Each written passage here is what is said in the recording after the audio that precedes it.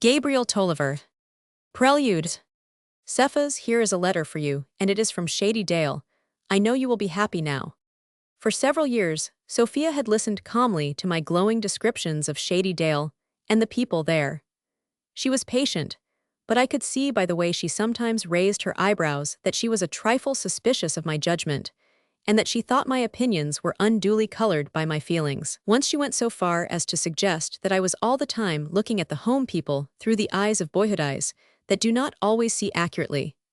She had said, moreover, that if I were to return to Shady Dale, I would find that the friends of my boyhood were in no way different from the people I meet every day. This was absurd, of course, it would have been absurd for anyone else to make the suggestion, for at that particular time, Sophia was a trifle jealous of Shady Dale and its people.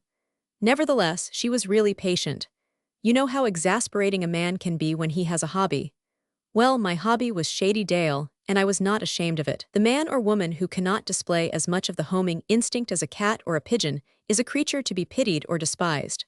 Sophia herself was a tramp, as she often said. She was born in a little suburban town in New York State, but never lived there long enough to know what home was. She went to Albany, then to Canada, and finally to Georgia, so that the only real home she ever knew is the one she made herself out of the raw material, as one might say. Well, she came running with the letter, for she is still active, though a little past the prime of her youth. I returned the missive to her with a faint show of dignity. The letter is for you, I said. She looked at the address more carefully and agreed with me. What in the world have I done, she remarked, to receive a letter from Shady Dale? Why, it is the simplest thing in the world, I replied. You have been fortunate enough to marry me. Oh, I see, she cried, dropping me a little curtsy, and I thank you kindly. The letter was from an old friend of many a schoolmate and it was an invitation to Sophia, begging her to take a day off, as the saying is, and spend it in Shady Dale. Your children, the letter said, will be glad to visit their father's old home, and I doubt not we can make it interesting for the wife. The letter closed with some prettily turned compliments which rather caught Sophia, but her suspicions were still in full play. I know the invitation is sent on your account, and not on mine, she said, holding the letter at arm's length. Well, why not? If my old friend loves me well enough to be anxious to give my wife and children pleasure, what is there wrong about that? Oh, nothing, replied Sophia. I have a great mind to go.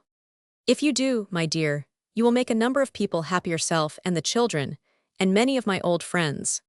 He declares, said Sophia, that he writes at the request of his wife. You know how much of that to believe. I certainly do. Imagine me, for instance, inviting to visit us a lady whom you had never met. Whereupon Sophia laughed. I believe you would endorse any proposition that came from Shady Dale, she declared.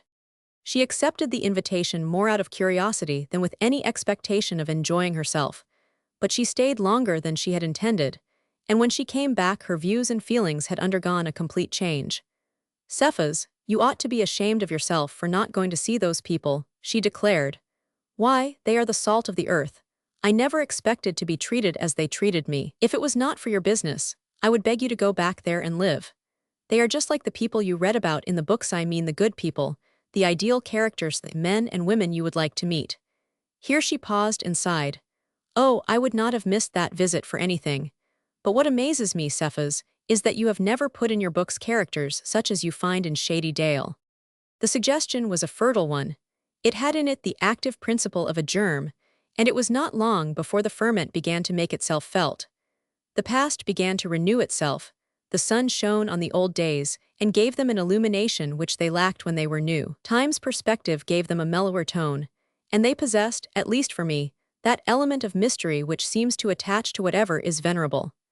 It was as if the place, the people, and the scenes had taken the shape of a huge picture, with just such a lack of harmony and unity as we find in real life. Let those who can do so continue to import harmony and unity into their fabrications and call it art.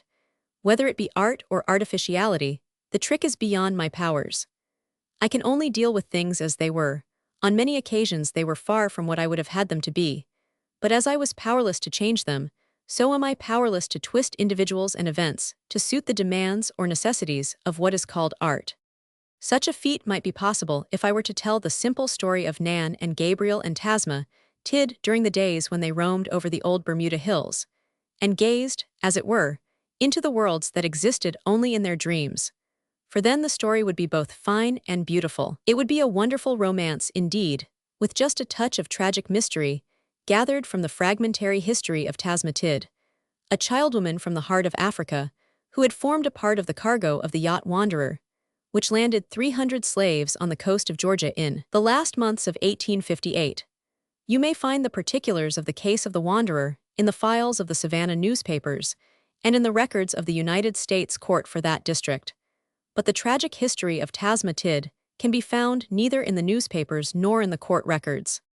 But for this one touch of mystery and tragedy, this chronicle, supposing it to deal only with the childhood and early youth of Nan and Gabriel, would resolve itself into a marvelous fairy tale, made up of the innocent dreams and hopes and beliefs, and all the extraordinary inventions and imaginings of childhood. And even mystery and tragedy have their own particular forms of simplicity, so that, with Tasmatid in the background, the tale would be artless enough to satisfy the most artful. For even if the reader, seated on the magic cloak of some competent storyteller, were transported to the heart of Africa, where the mountains, with their feet in the jungle, reach up and touch the moon, or to China or the islands of the sea, the hero of the tale would be the same. His name is Dilly Bal, and he carries on his operations wherever there are stars in the sky. He is a restless and a roving creature, flitting to and fro between all points of the compass. When King Sun crawls into his trundle bed and begins to snore, Dilly Bal creeps forth from somewhere, or maybe from nowhere, which is just on the other side, fetching with him a long broom, which he swishes about to such purpose that the katydids hear it and are frightened. They hide under the leaves and are heard no more that night. That is why you never hear them crying and disputing when you chance to be awake after midnight. But Dilly Bal knows nothing of the katydids. He has his own duties to perform and his own affairs to attend to, and these, as you will presently see, are very pressing. It is his business, as well as his pleasure, to be the housekeeper of the sky, which he dusts and tidies and puts in order. It is a part of his duty to see that the stars are safely bestowed against the moment when old King Sun shall emerge from his tent and begin his march over the world. And then, in the dusk of the evening, Dilly Bal must take each star from the bag in which he carries it, polish it bright, and put it in its proper place. Sometimes, as you may have observed, a star will fall while Dilly Bal is handling it. This happens when he is nervous for fear that King Sun, instead of going to bed in his tent, has crept back and is watching from behind the cloud mountains. Sometimes a star falls quite by accident, as when Lucindy or Patience drops a plate in the kitchen. You will be sure to know Dilly Bal when you see him, for, in handling the stars and dusting the sky, his clothes get full of yellow cobwebs, which he never bothers himself to brush off. But Dilly Bal's most difficult job is with the moon. Regularly, the moon blackens her face in a vain effort to hide from King Sun. If she used smut or soot, Dilly Bal's task would not be so difficult, but she has found a lake of pitch somewhere in Africa, and in this lake she smears her face till it is so black her best friends would not know her. The pitch is such sticky stuff that it is days and days before it can be rubbed off. The truth is, Dilly Bal never does succeed in getting all the pitch off. At her brightest, the moon shows signs of it. So said Tasmatid, and so we all firmly believed. Yes, indeed. If this chronicle could be confined to the childhood and youth of those children, Dilly Bal would be the hero first and last. He was so real to all of us that we used to wander out to the old Bermuda fields almost every fine afternoon, and sit there, until the light had faded from the sky, watching Dilly Bal hanging the stars on their pegs. The evening star was such a large and heavy one that Dilly Bal always replaced it before dark, so as to be sure not to drop it. Once when we stayed out in the Bermuda fields later than usual, a big star fell from its place and went flying across the sky, leaving a long and brilliant streamer behind it. At first, Nan thought that Dilly Bal had tried to hang the evening star on the wrong peg, but when she looked in the west, there was the big star winking at her, and at all of us as hard as it could. The pity of it was that Nan and Gabriel and all their young friends had finally to come in contact with the hard practical affairs of the world. As for Tasmatid, contact had no special influence on her. She was to all appearance as unchangeable as the pyramids and as mysterious as the Sphinx. But it was different with Nan and Gabriel, and indeed with all the rest. Their story soon ceased to be a simple one. In some directions, it appeared to be a hopeless tangle, catching a great many other persons in its loops and meshes, so that instead of a simple, entrancing story, all aglow with the glamour of romance, they had troubles that were grievous, and their full share of dullness and tediousness, which are the essential ingredients of everyday life. After all, it is perhaps fortunate that the marvelous dreams of Nan and Gabriel and the quaint imaginings of Tasmatid are not to be chronicled. The spinning of this glistening gossamer once begun would have no end, for Nan was an expert dreamer both night and day, and in the practice of this art, Gabriel was not far behind her, while Tasmatid, who was Nan's maid and bodyguard, could frame her face in her hands and tell you stories from sunrise to sundown and far into the night. Tasmatid, though she was only a child in stature and nature, was growner in years, as she said, than some of the grownest grown folks that they knew. She was a dwarf by race, and always denied bitterly, sometimes venomously, that she was a Negro, declaring that in her country the people were always at war with the blacks. Her color was dark brown, light enough for the blood tints to show in her face, and her hair was straight and glossy black. From the wanderer, she soon found herself in the slave market at Malvern, and there she fell under the eye of Dr. Randolph Dorrington, Nan's father, who bought her forthwith. He thought that a live doll would please his daughter. The dwarf said that her name was Tasmatid in her country, and she would answer to no other. It was a very fortunate bargain all around, especially for Nan, for in the African woman she found both a playmate and a protector. Tasmatid was far above the average Negro in intelligence, in courage, and in cunning. She was as obstinate as a mule, and no matter what obstacles were thrown in her way, her own desires always prevailed in the end, a fact that will explain her early appearance in the slave market. Those of her owners who failed to understand her were not willing to see her spoil on their hands, like a barrel of potatoes or a basket of shrimps. The African was uncanny when she chose to be outspoken, vicious, and tender-hearted, her nature being compounded of the same qualities and contradictions as those which belong to the great ladies of the earth, who, with opportunity always at their elbows, have contrived to create a great stir in the world. When Dr. Dorrington fetched Tasmatid home, he called out to Nan from his gig, "I have brought you a live doll, daughter. Come and see how you like it." Nan went running. She never learned how to walk until she was several years older and regarded Tasmatid with both surprise and sympathy. The African, seeing only the sympathy, leaped from the gig, seized Nan around the waist, lifted her from the ground, ran this way and that, and then released her with a loud and joyous laugh. "What do you mean by that?" cried Nan, somewhat taken aback. "She stand fur we howdy," the African answered. "Well, let's see you tell Popsy howdy," suggested Nan, indicating her father. "Yuha hiwibukra." From that hour, Tasmatid attached herself to Nan, following her everywhere with the unquestioning fidelity of a dog.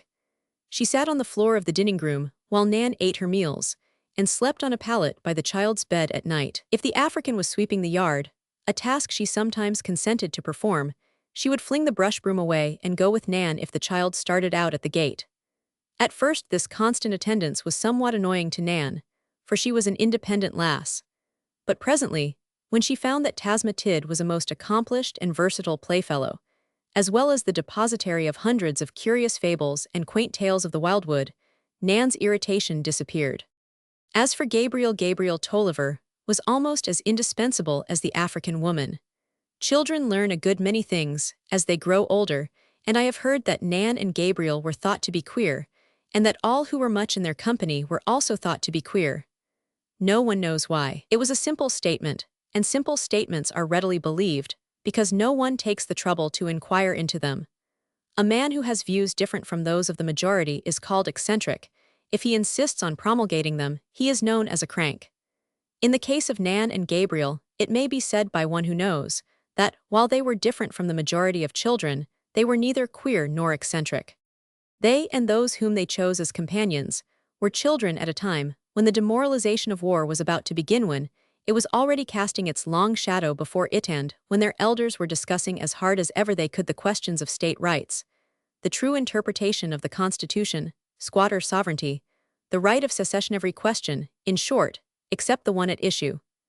In this way, and for this reason, the two children and their companions were thrown back upon themselves. Of those who formed this merry little company, not one went to the academies that had been established in the town early enough to be its most ancient institutions. Nan was taught by her father, Randolph Dorrington, and Gabriel, and I said our lessons to his grandmother, Mrs. Lucy Lumsden. Thus it happened that we were through with our school tasks before the children in the two academies had begun their morning recess. We would never have been such good friends, said Nan on one occasion, if I had not wanted to go to your house, Gabriel, to see how your grandmother wavies her hair. I saw Cephas, and asked him to go along with me. Child as she was, Nan had her little vanities. She desired above all things that her hair should fall away from her brow in little rippling waves, like those that shone in the silver-grey hair of Gabriel's grandmother. Why, my grandmother does not wavy her hair at all, protested Gabriel. Of course not, replied Nan with a toss of the hand. I found that out for myself. And I was very sorry. I want my hair to wavy like hers and yours. Well, if your hair was to wavy like mine, said Gabriel, you would have a mighty hard time combing it in the morning. Do not you remember, Nan went on in a reminiscent way, that she made you shake hands with me that day?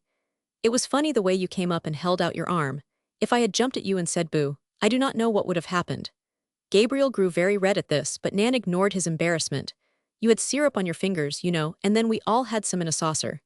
Yes, and we all sopped our bread in the same saucer, and Cephas here got the syrup on his face and in his hair.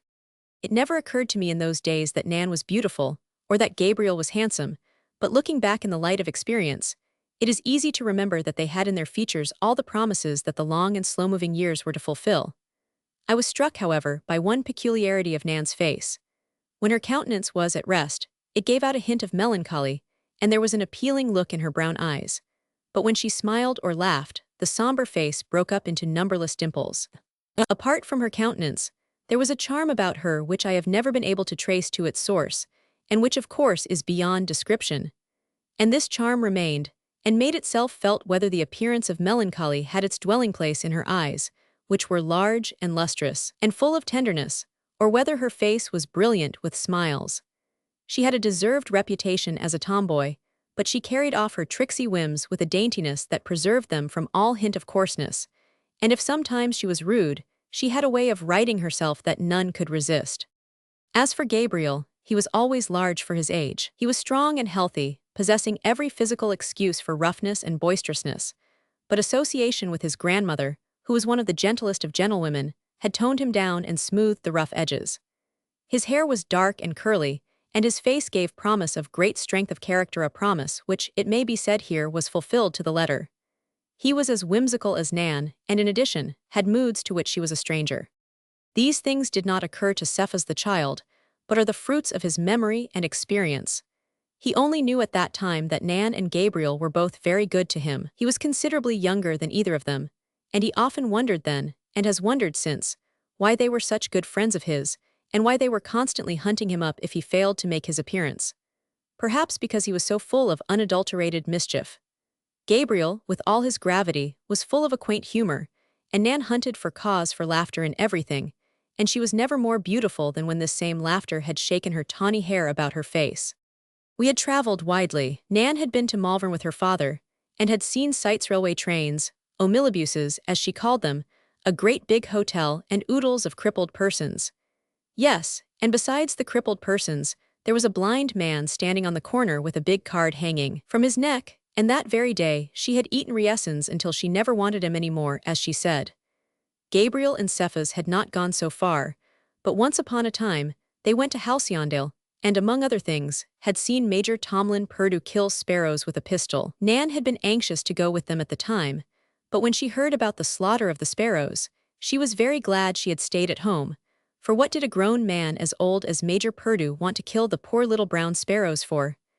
Nan's question was never answered. Gabriel and Cephas had only seen in the transaction the enviable skill of the Major, whereas Nan thought of nothing but the poor little birds that had been slain for a holiday show.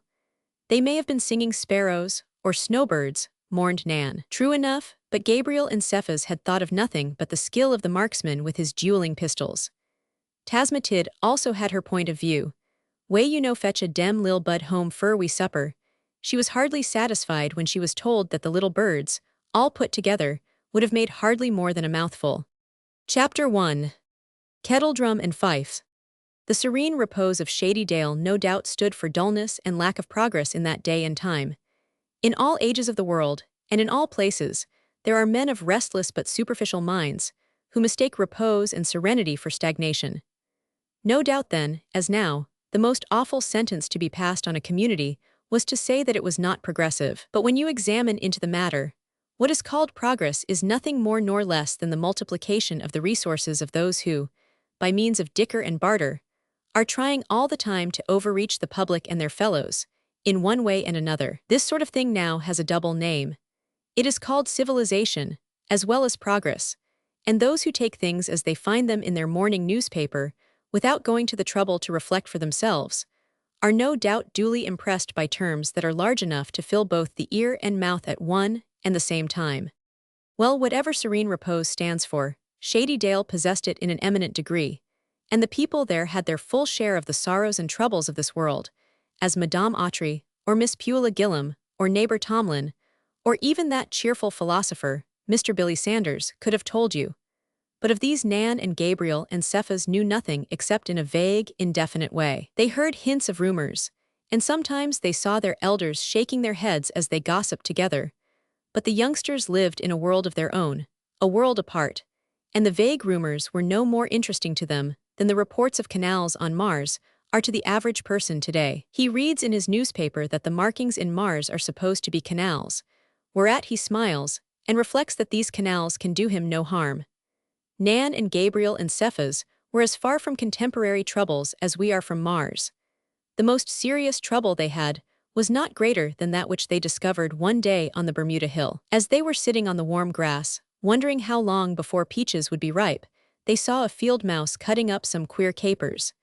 Nan was not very friendly with mice, and she instinctively gathered up her skirts, but she did not run. Her curiosity was ever greater than her fear. Presently we found that the troubles of Mother Mouse were very real. A tremendous black beetle had invaded her nest, and had seized one of her children, a little bit of a thing, naked and red and about the size of a half-ripe mulberry. We tried hard to rescue the mouse from the beetle, but soon found that it was quite dead. Cephas crushed the beetle, which was as venomous-looking a bug as they had ever seen. Was the beetle preparing to eat the mouse? Tasmatid said yes, but Gabriel thought not. His idea was that the mother mouse had attacked the beetle, which was blindly crawling about, and had fallen in the nest accidentally. The beetle, striving to defend itself, had seized the mouse between its pincers, and held it there until it was quite dead. But the Bermuda fields were not the only resource of the children. There were seasons when Uncle Plato, who was Meriwether Clopton's carriage driver, came to town with the big wagon to haul home the supplies necessary for the plantation, loads of bagging and rope, cases of brogan shoes, and hats for the Negroes, and bales on bales of Osnaburgs and blankets. The appearance of the Clopton wagon on the public square was hailed by these youngsters with delight. They always made a rush for it, and in riding back and forth with Uncle Plato, they spent some of the most delightful moments of their lives. And then in the fall season, there was the big gin running at the Clopton place, with Old Beck, the blind mule, going round and round, turning the cogged and pivoted post that set the machinery in motion. But the youngsters rarely grew tired of riding back and forth with Uncle Plato. He was the one person in the world who catered most completely to their whims, who was most responsive to their budding and eager fancies, and who entered most enthusiastically into the regions created and peopled by Nan's skittish and fantastic imagination. These children had their critics, as may well be supposed, especially Nan, who did not always conform to the rules and theories which have been set up for the guidance of girls. But Uncle Plato, along with Gabriel and Cephas, accepted her as she was, with all her faults, and took as much delight in her tricksy and capricious behavior, as if he were responsible for it all. She and her companions furnished Uncle Plato with what all storytellers have most desired, since Harry Man began to shave himself with pumice stone and squat around a common hearth of faithful and believing audience. Uncle Sop, it may be, cared less for his audience than for the opportunity of lugging in a dismal and perfunctory moral. Uncle Plato, like Uncle Remus, concealed his behind text and adventure, conveying it none the less completely on that account. Not one of his vagaries was too wild for the acceptance of his small audience, and the elusiveness of his methods was a perpetual delight to Nan, as hers was to Uncle Plato, though he sometimes shook his head and pretended to sigh over her innocent evasions. Once when we were all riding back and forth from the Clopton place to Shady Dale, Nan asked Uncle Plato if he could spell. "To be sho I kin, honey. What you reckon I been doin' all dese longcomeshorts ef I dunner how ter spell? How you spec I kin get long, haulin' and maulin', ef I dunner how ter spell? Why, I could spell long fo I knowed my own name." "Longcomeshorts, what are they?" asked Nan. Rainy days and windy nights, responded Uncle Plato, throwing his head back and closing his eyes. Let's hear you spell then, said Nan.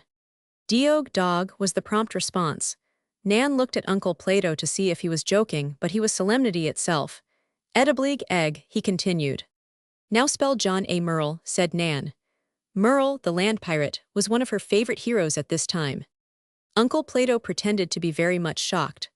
Why, honey, dat man was rank pison. And sposen he want, how you spec me ter spell somepin somebody which I ain't never laid eyes on. How I gwinter spell Johnny Merle, and him done dead dis many a long year ago. Well, spell goose then, said Nan, seeing a flock of geese marching stiffly in single file across a field near the road. Uncle Plato looked at them carefully enough to take their measure, and then shook his head solemnly. Dey're so many honey, dey'd be monstus hard fur ter spell. Well, just spell one of them then, Nan suggested. Which honey? Anyone you choose. Uncle Plato studied over the matter a moment, and again shook his head. Honey, dat ain't ni gwine ter do. Ef you spec me fur ter spell goose, you got ter pick out de one you want me ter spell. Well, spell the one behind all the rest. Again Uncle Plato shook his head. Dat ar goose got half-grown goslins, and I ain't never larnt how ter spell goose wid half-grown goslins. You ax too much, honey. Then spell the one next ahead. Nan was inexorable. Dat ar ain't no goose, replied Uncle Plato with an air of triumph. She's a gander. I do not believe you know how to spell goose, said Nan, with something like scorn. Do not you fool Yosef, honey, remarked Uncle Plato in a tone of confidence. You get me a great big fat not too all and not too young, and fill full stuffin', and bake brown in de big oven, and save all de drippins, and put on de table not fur from whar I mought be settin' at, and gimme a pone corn bread, and do not have no talkin' and laughin' in de gamian ef I do not spell dat goose. I will come mighty nigh it, I surely will. Ef I do not spell dey will not be nuff left fur de next man ter spell. You kin pen on dat, honey. Nan suddenly called Uncle Plato's attention to the carriage horses, which were hitched to the wagon. She said she knew their names well enough when they were pulling the carriage, but now. Have not you changed the horses, Uncle Plato? She asked. How I gwine change honey? I mean, have not you changed their places? No, ma'am, he answered with considerable emphasis. No, ma'am, ef I was ter put dat off hoss in de lead, you would see some mighty high kickin', you sho would. Oh, let's try it, cried Nan with real eagerness. Dem may try it what chosen ter try it, responded Uncle Plato dryly, but I will ax fur ter kindly, lemme git win what dayer gwine ter do. And den I will make my rangerments fur ter be summers out in sight and hearin'. Well, if you have not made the horses swap places, remarked Nan, I will bet you a thrip that the right-hand horse is named Waffles, and the left-hand one Battercakes. At once Uncle Plato became very dignified. Wellum, I am mighty glad fur ter hear you sesso, K's f days any one thing what I want mo dan anater, it's a thrips wuff manufacturbecker. As fur de off hoss, dat's his name Wafflesu show called it right, but when it comes ter de lead hoss, anybody on de plantation, offnit, I do not care whar dey live at, f day yever so much as hear dat lead hoss, will be glad fur ter tell you dat he goes by de name Muffins. He held out his hand for the thrip. Well, what is the difference? Said Nan, drawing back as if to prevent him from taking the thrip. De difference what? Inquired Uncle Plato.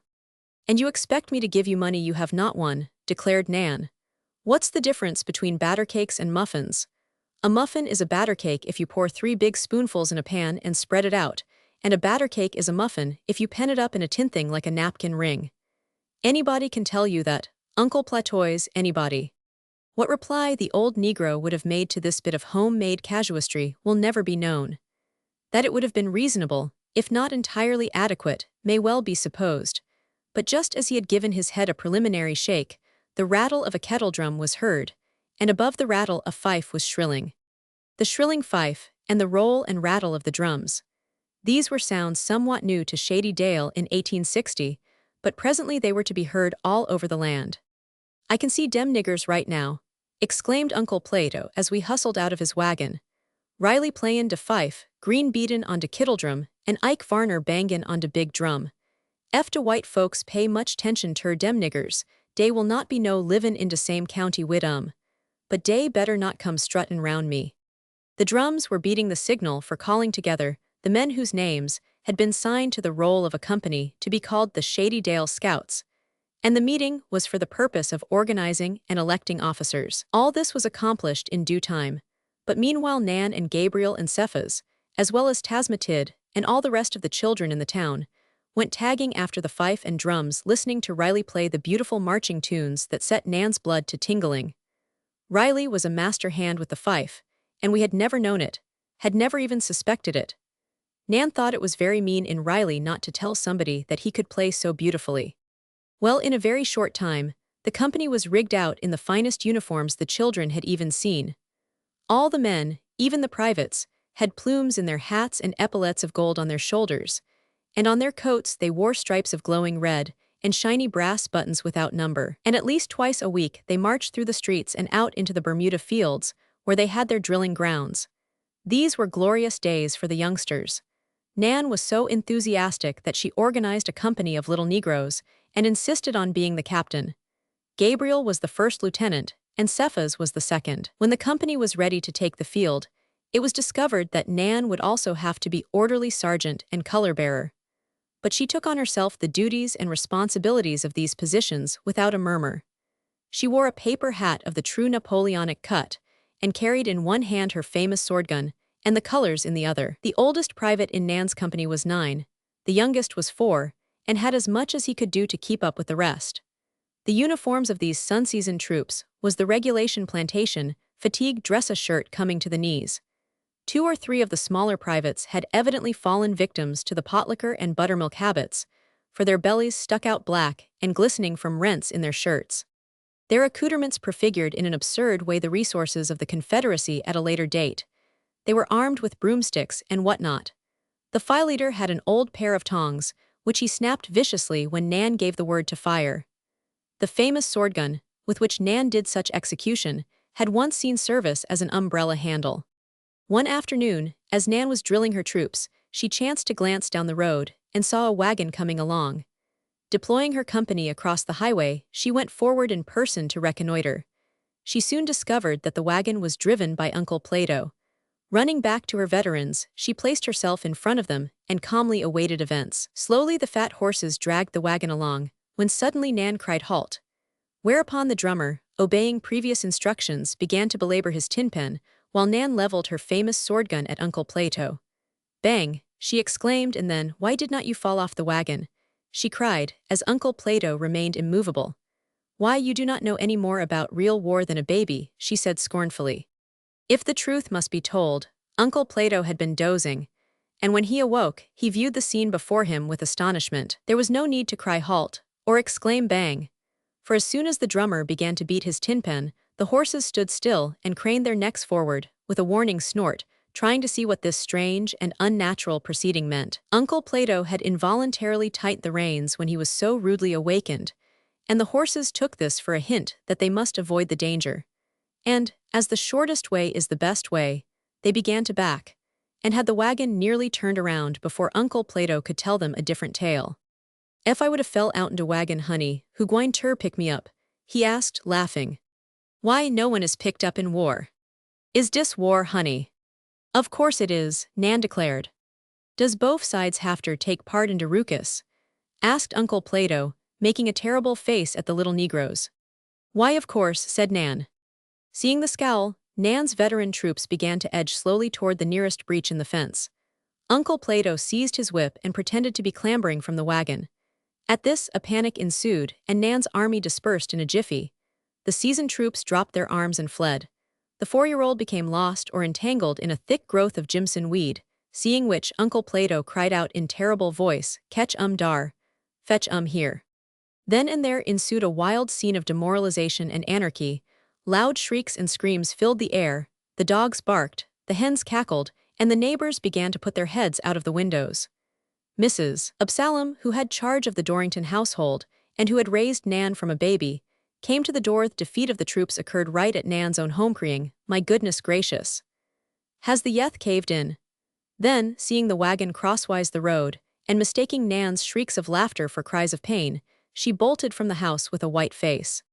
Mrs. Absalom's reactions from her daily alarms about Nan usually resulted in bringing her into open and direct war with everybody in sight or hearing, except the child. But on this occasion, her fright had been so serious that when Nan, somewhat sobered, ran to her the good woman was shaking. "Why, Nani," cried Nan, hugging her, "you are all trembling." "No wonder," said Mrs. Absalom in a subdued voice. "I saw you under them wagon wheels as plain as I ever saw anything in my life. I am gettin' old, I reckon." And yet there were some people who wondered how Nan could endure such a foster-mother as Mrs. Absalom. But the complete rout of Nan's army made no change in the general complexion of affairs. The Shady Dale Scouts continued to perfect themselves in the tactics of war, and after a while, when the great controversy began to warm up, the children paid no attention to the passage of Timothy Company went into camp. This was a great hour for the youngsters. Here at last was something real and tangible. The marching and the countermarching through the streets and in the old field were very well in their way, but Nan and Gabriel and the rest had grown used to these maneuvers, and they longed for something new. This was furnished by the camp with its white tents, and the grim sentinels pacing up and down with fixed bayonets. No one, not even an officer, could pass the sentinels without giving the password or calling for the officer of the guard. All this, from the children's point of view, was genuine war, but to the members of the company it was a veritable picnic. The citizens of the town, especially the ladies, sent out wagon loads of food every day: boiled ham, barbecued shote, chicken pies, and cake, yes, and pickles. Nan declared she did not know there were as many pickles in the world as she saw unloaded at the camp. Mr. Goodlet, who was Mrs. Absalom's husband, went out to the camp, looked it over with the eye of an expert, and turned away with a groan. This citizen had served both in the Mexican and the Florida wars, and he knew that these gallant young men would have a rude awakening when it came to the real tug of war. "Does not it look like war, Mr. Obb?" Nan asked, running after the veteran. Mr. Goodlet looked at the bright face lifted up to his, and frowned, though a smile of pity showed itself around his grizzled mouth. He was a very deliberate man, and he hesitated before he spoke. "You think that looks like war?" he asked. "Why, of course. Is not that the way they do when there's a war? What, gormandize and set in the shade? Why, it ain't no more like war than sparrowgrass is like Jimson weed not one iota." With that, he sighed and went on his way. But when did the precepts of age and experience ever succeed in chilling the enthusiasm of youth? With the children, it was to be a soldier boy. And Nan and her companions continued to linger around the edges of the spectacle, taking it all in and enjoying every moment. And the scouts themselves continued to live like lords, eating and drilling and dozing during the day, and at night dancing to the sweet music of Flavian Dion's violin. Nan and Gabriel thought it was fine, and as well as can be remembered, Cephas was of the same opinion. As for Tasmatid, she thought that the fife and drums and the general glare and glitter of the affair were simply grand, very much nicer than war in her country, where the Arab slavatrators crept up in the night and seized all who failed to escape in the forest, killing right and left for the mere love of killing. Compared with the jungle war, this pageant was something to be admired. And many of the older citizens held views not very different from those of the children, for enthusiasm ran high. The Shady Dale Scouts went away arrayed in their holiday uniforms. Many of them never returned to their homes again, but those that did were arrayed in rags and tatters. Their gallantry was such that the Shady Dale Scouts, disguised as Company B, were always at the head of their regiment when trouble was on hand. But all this is to anticipate. Chapter 2. A Town with a History. Before, during, and after the war, Shady Dale presented always the same aspect of serene repose. It was, as you may say, a town with a history. Then as now, there were towns all about that had no such fortunate appendage behind them to explain their origin. No one could tell what they were begun for. No one could say whether they had for their nucleus an old field or a crossroads grocery, or whether a party of immigrants pitched their tents there because the grass was fine and the water abundant. There is one city in Georgia, and it is the most prosperous of all, that was built on the idea that the cattle paths and the old government roads afford the most convenient and picturesque contours for the streets. And to this day, the thoroughfares of that city afford a most interesting study to those who are interested in either topography or human nature. For it is possible to go to that city, and with half an eye, discover the places where the wagons and other vehicles turned aside nearly 100 years ago to avoid the mudholes, the fallen trees, and other temporary obstructions. They have been preserved in the conformation of the streets. Shady Dale is no city, and it may be that its public-spirited citizens stretch the meaning of the term when they call it a town. Nevertheless, the community has a well-defined history. When Raleigh Clopton, shortly after the signing of the Treaty of Peace between the United States and Great Britain, crossed the Oconee and settled on the lands of the hostile Creeks, his friends declared that he was tempting Providence. And so it seemed. But the event proved that from first to last, his adventure was under the direct guidance of Providence. He demonstrated anew the truth of two ancient maxims: he who risks nothing gains nothing. Heaven helps those who help themselves. Raleigh Clopton risked everything and gained the most beautiful domain in all the land. He had indeed one stormy interview with General McGillivray, the great Creek chief and statesman, but after that all was peace and prosperity. General McGillivray was one of the most remarkable men of his time, and his time was during an era of remarkable men. He possessed a genius that enabled him to cope successfully with the ablest statesmen of his day. He drew Washington into a secret treaty with the Creek nation, and when McGillivray died, the father of his country referred to him as my friend, and deplored his taking off. Courageous and adventurous himself, McGillivray was no doubt attracted by the attitude and personality of the fearless Virginian. He became the warm friend of Raleigh Clopton, and marked that friendship by deeding to the first white settler 2,000 acres of land, lying between the Little River Hills on one side, and the meadows of Murder Creek on the other. Moreover, he named the estate Shady Dale, and aided Raleigh Clopton to establish a trading post where the courthouse of the town now stands. And on a pine nearby, he caused to be made the semblance of a broken arrow, a token that between the Creeks and the master of Shady Dale, a lasting peace had been established. This was the beginning. When the multifarious and long-disputed treaties between the United States and the Creek nation had been signed, and a general peace was assured, Raleigh Clopton communicated with his friends in Wilkes, Burke, Columbia, and Richmond, Countess, choice spirits who had fought by his side in the bloodiest battles of the war for independence. He informed them of his good fortune and invited them to share it. The response was all that he could have desired. His old friends and comrades lost no time in joining him: the Dorringtons, the Tomlins, the Gaithers, the Autreys, the Terrells, the Odoms, the Lumsdens, and later, the friends and relatives of these. For the most part they were men of substance and character. Well, perhaps not all. There are black sheep in every flock, and wherever the nature of Adam survives, there we may behold wisdom and folly dancing to the same tune, and sin and repentance occupying the same couch. So it has been from the first, and so it will be to the end. But take them all in all, making due allowance for the tendencies of human nature, the men and women who responded to the invitation of Raleigh Clopton may be described as the salt of the earth. They had all, women and men, been subjected to the trials and hardships of a war in which no quarter was asked or given, and their experiences had given them a strength of character and a versatility in dealing with unexpected events that could hardly be matched elsewhere. To each of those who responded to his invitation, Raleigh Clopton gave a part of his domain and laid out their settlement for them. This was the origin of Shady Dale. But to set forth its origin is not to describe its beauty, which is of a character that refuses to submit to description. You go down to the old town from the city, and you say to yourself and your friends that you are enjoying the delights of the country. You visit it from the plantations, and you feel that you are breathing the kind of atmosphere that should be found in the social life of a large, refined, and perfectly homogeneous community. But whether you go there from the city or from the plantations, you are inevitably impressed with a sense of the attractiveness of the place.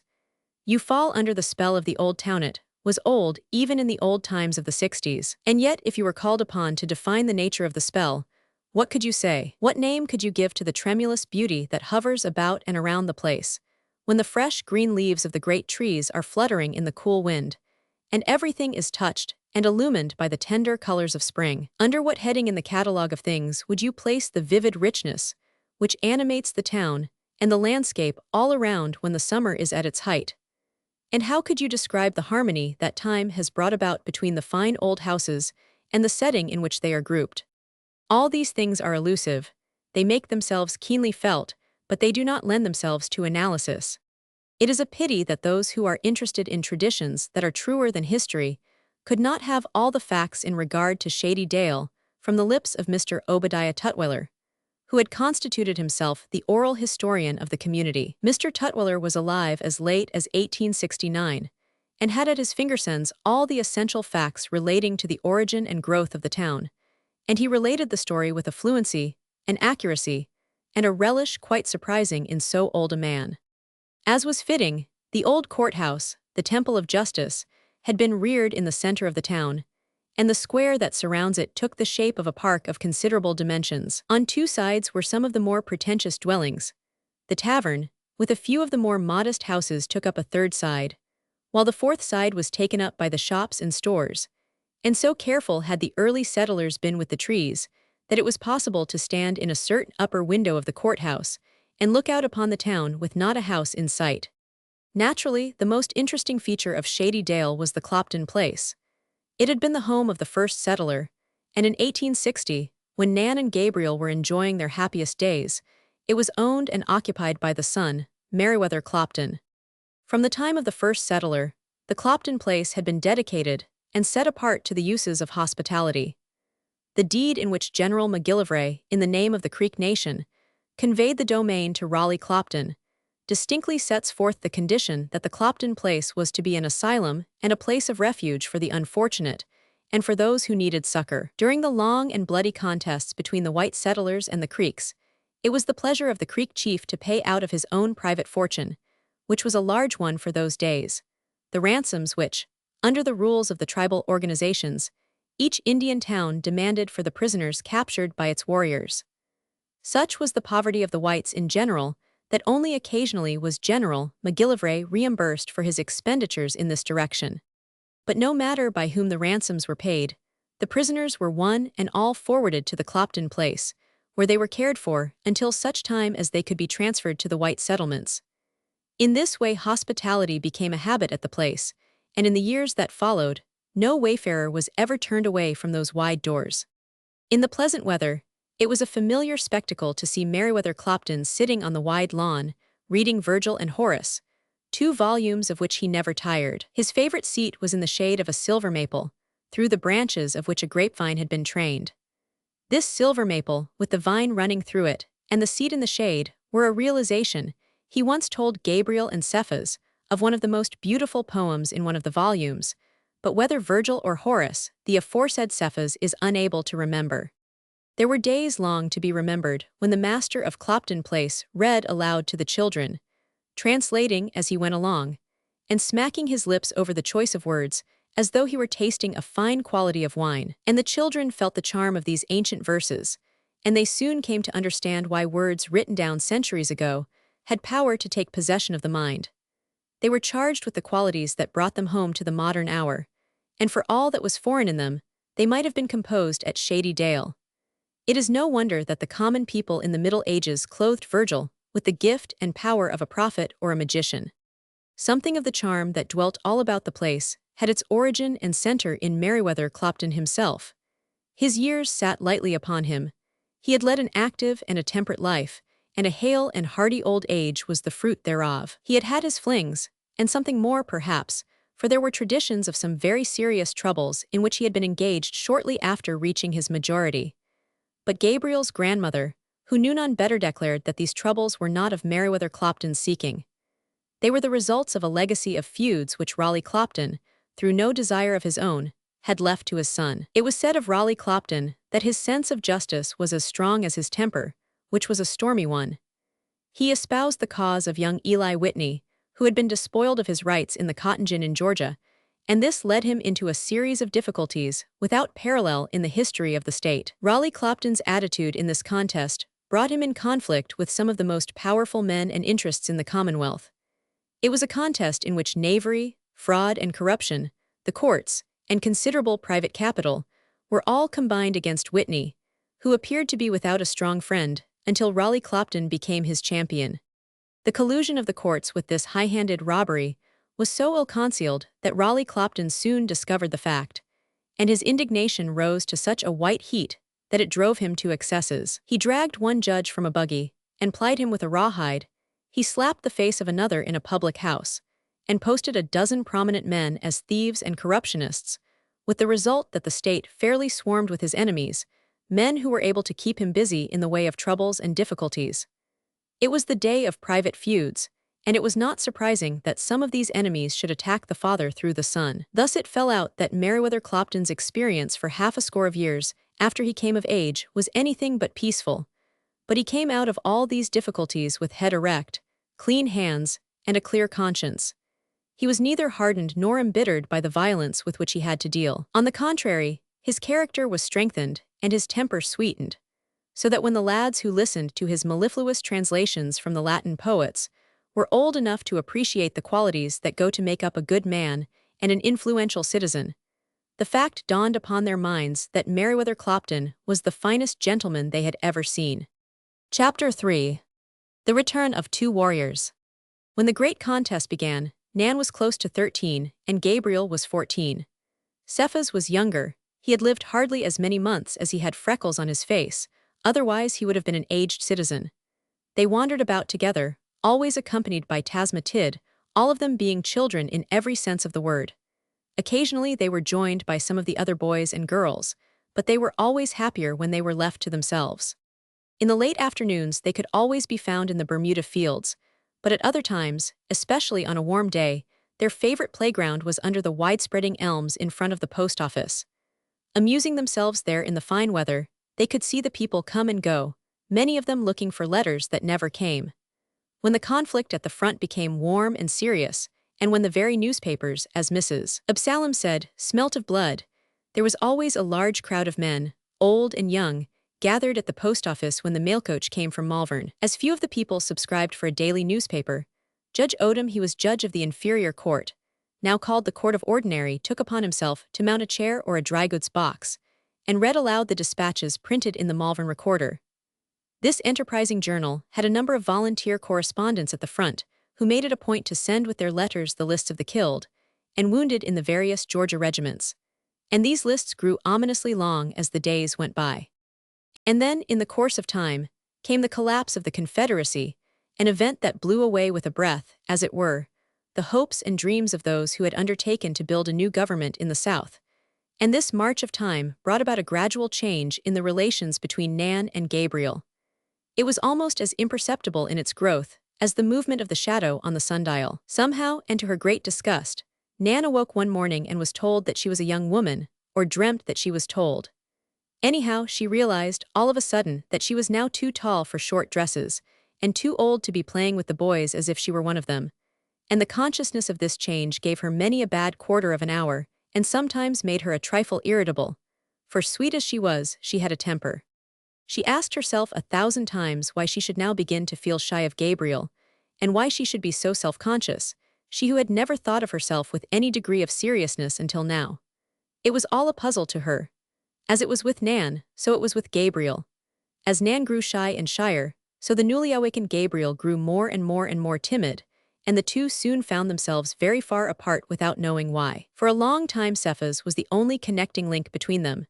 He was a sly little rascal, this same Cephas, and he found in the situation food for both curiosity and amusement. He had not the least notion why the two friends and comrades were inclined to avoid each other.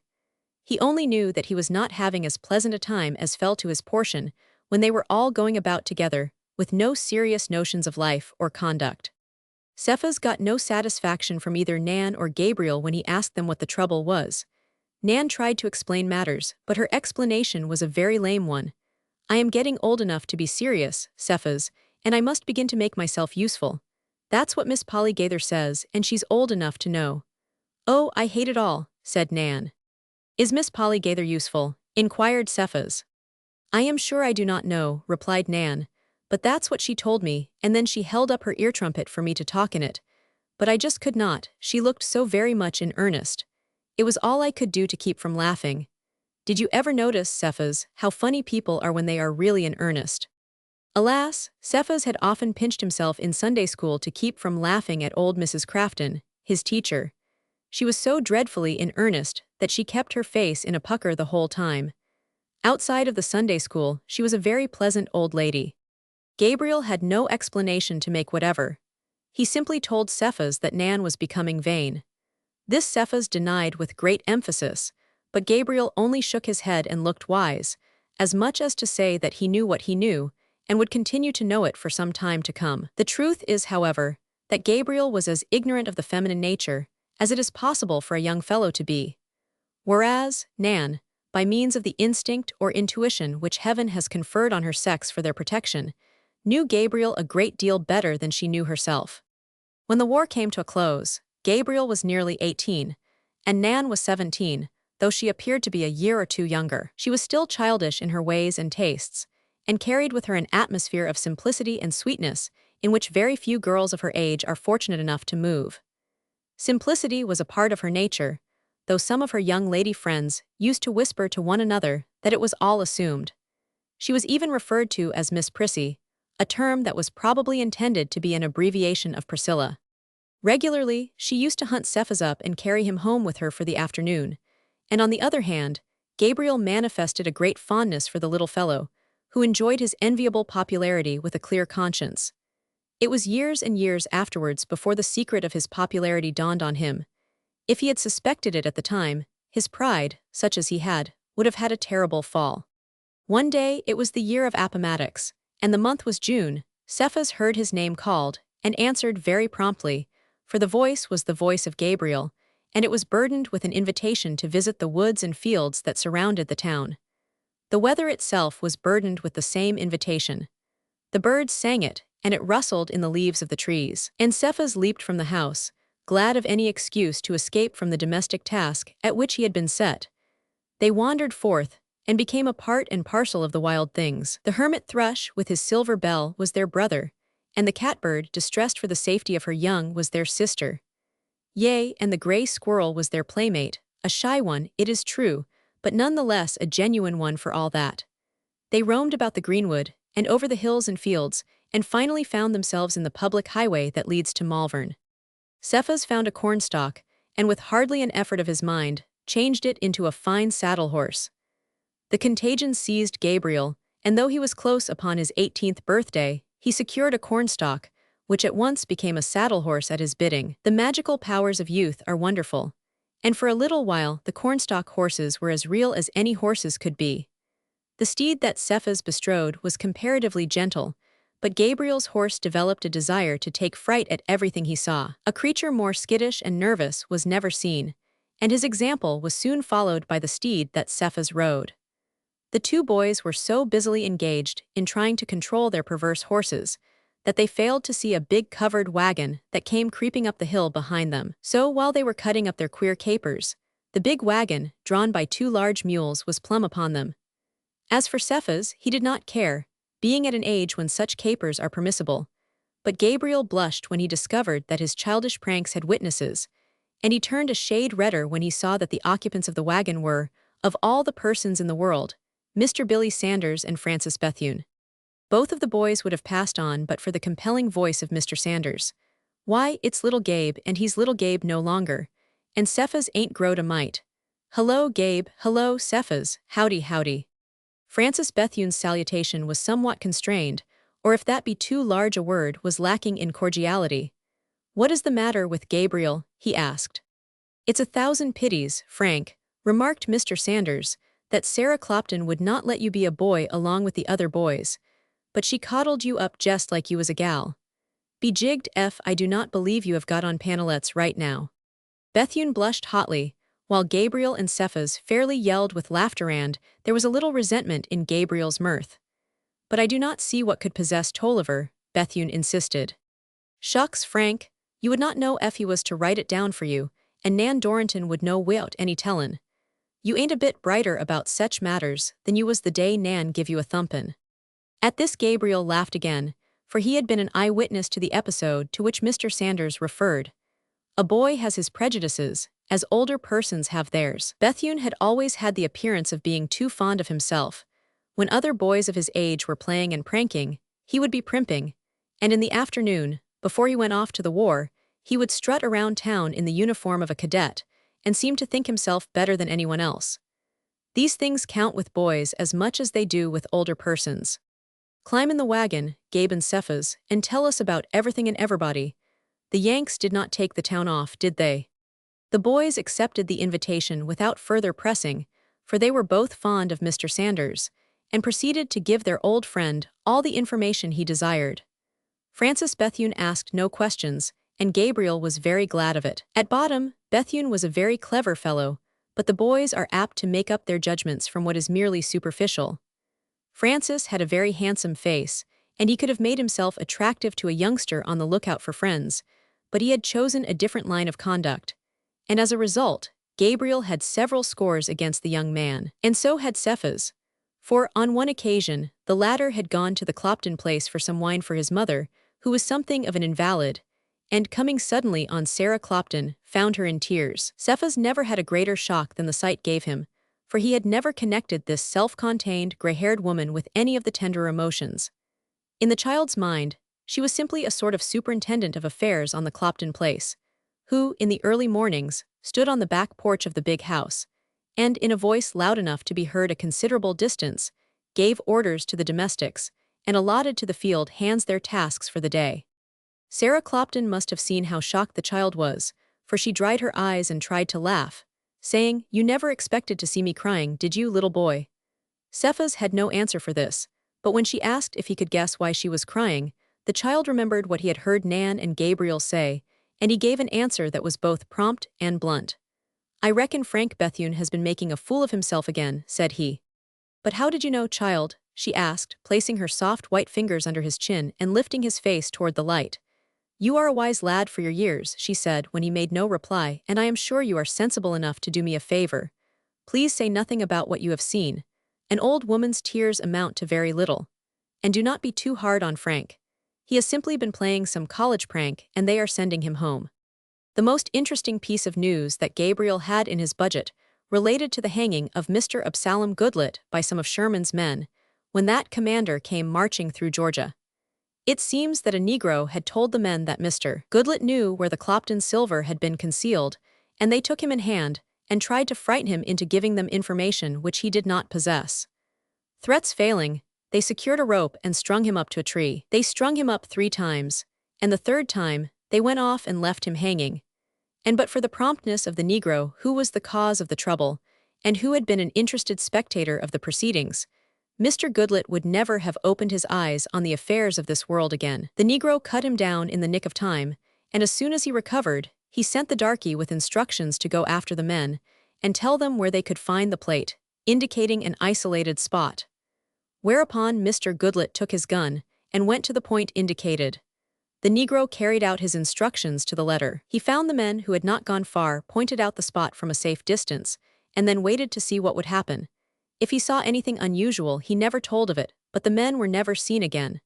Some of their companions returned to search for them, but the search was a futile one.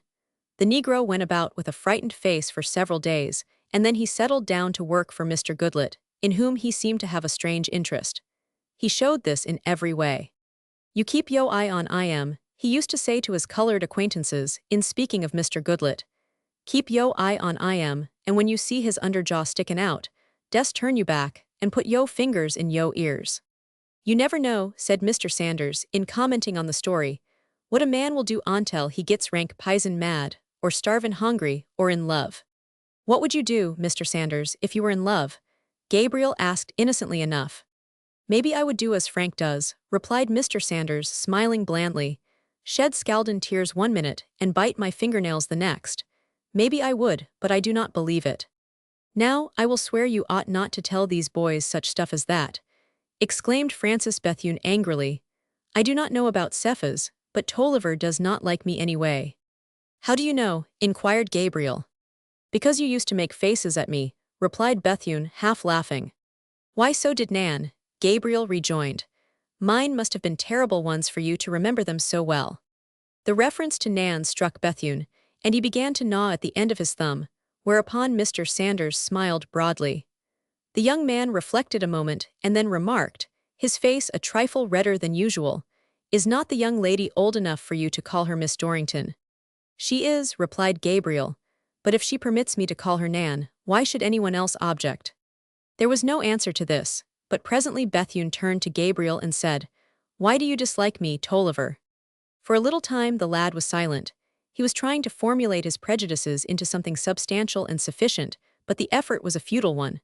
While he was silent, Bethune regarded him with a curious stare. "Honestly," said Gabriel, "I can give no reason, and I am not sure I dislike you. But you always held your head so high that I kept away from you. I had an idea that you felt yourself above me because my grandmother is not as rich as the Cloptons." The statement seemed to amaze Bethune. "You could not have been more than 10 or 12 when I left here for the war," he remarked. "Yes, I was more than 13, Gabriel replied. "Well, I never thought that a boy so young could have such thoughts," Bethune declared. "Pooh," exclaimed Mr. Sanders. "A 14-year-old boy can have some mighty deep thoughts, especially if he been brung up in a house full of books as Gabriel was. I hope, Gabriel," he went on, "that you will stick to your cornstalk hoss as long as you want to. You will live longer for it, and your friends will love you just the same. Frank here has never been a boy. Out of bib and hippin', he jumped into long breeches and a stand-in collar, and the only fun he ever had in his life he got kicked out of college for, and served him right, too. I will bet you a thrip to a pint of pot liquor that Nan'll ride a stick hoss tomorrow ef she takes a notion and she's 17. Do not you forget, Gabriel, that you will never be a boy but once, and you better make the most on it whilst you can." The wagon came just then to the brow of the hill that overlooked Shady Dale, and here Mr. Sanders brought his team to a standstill.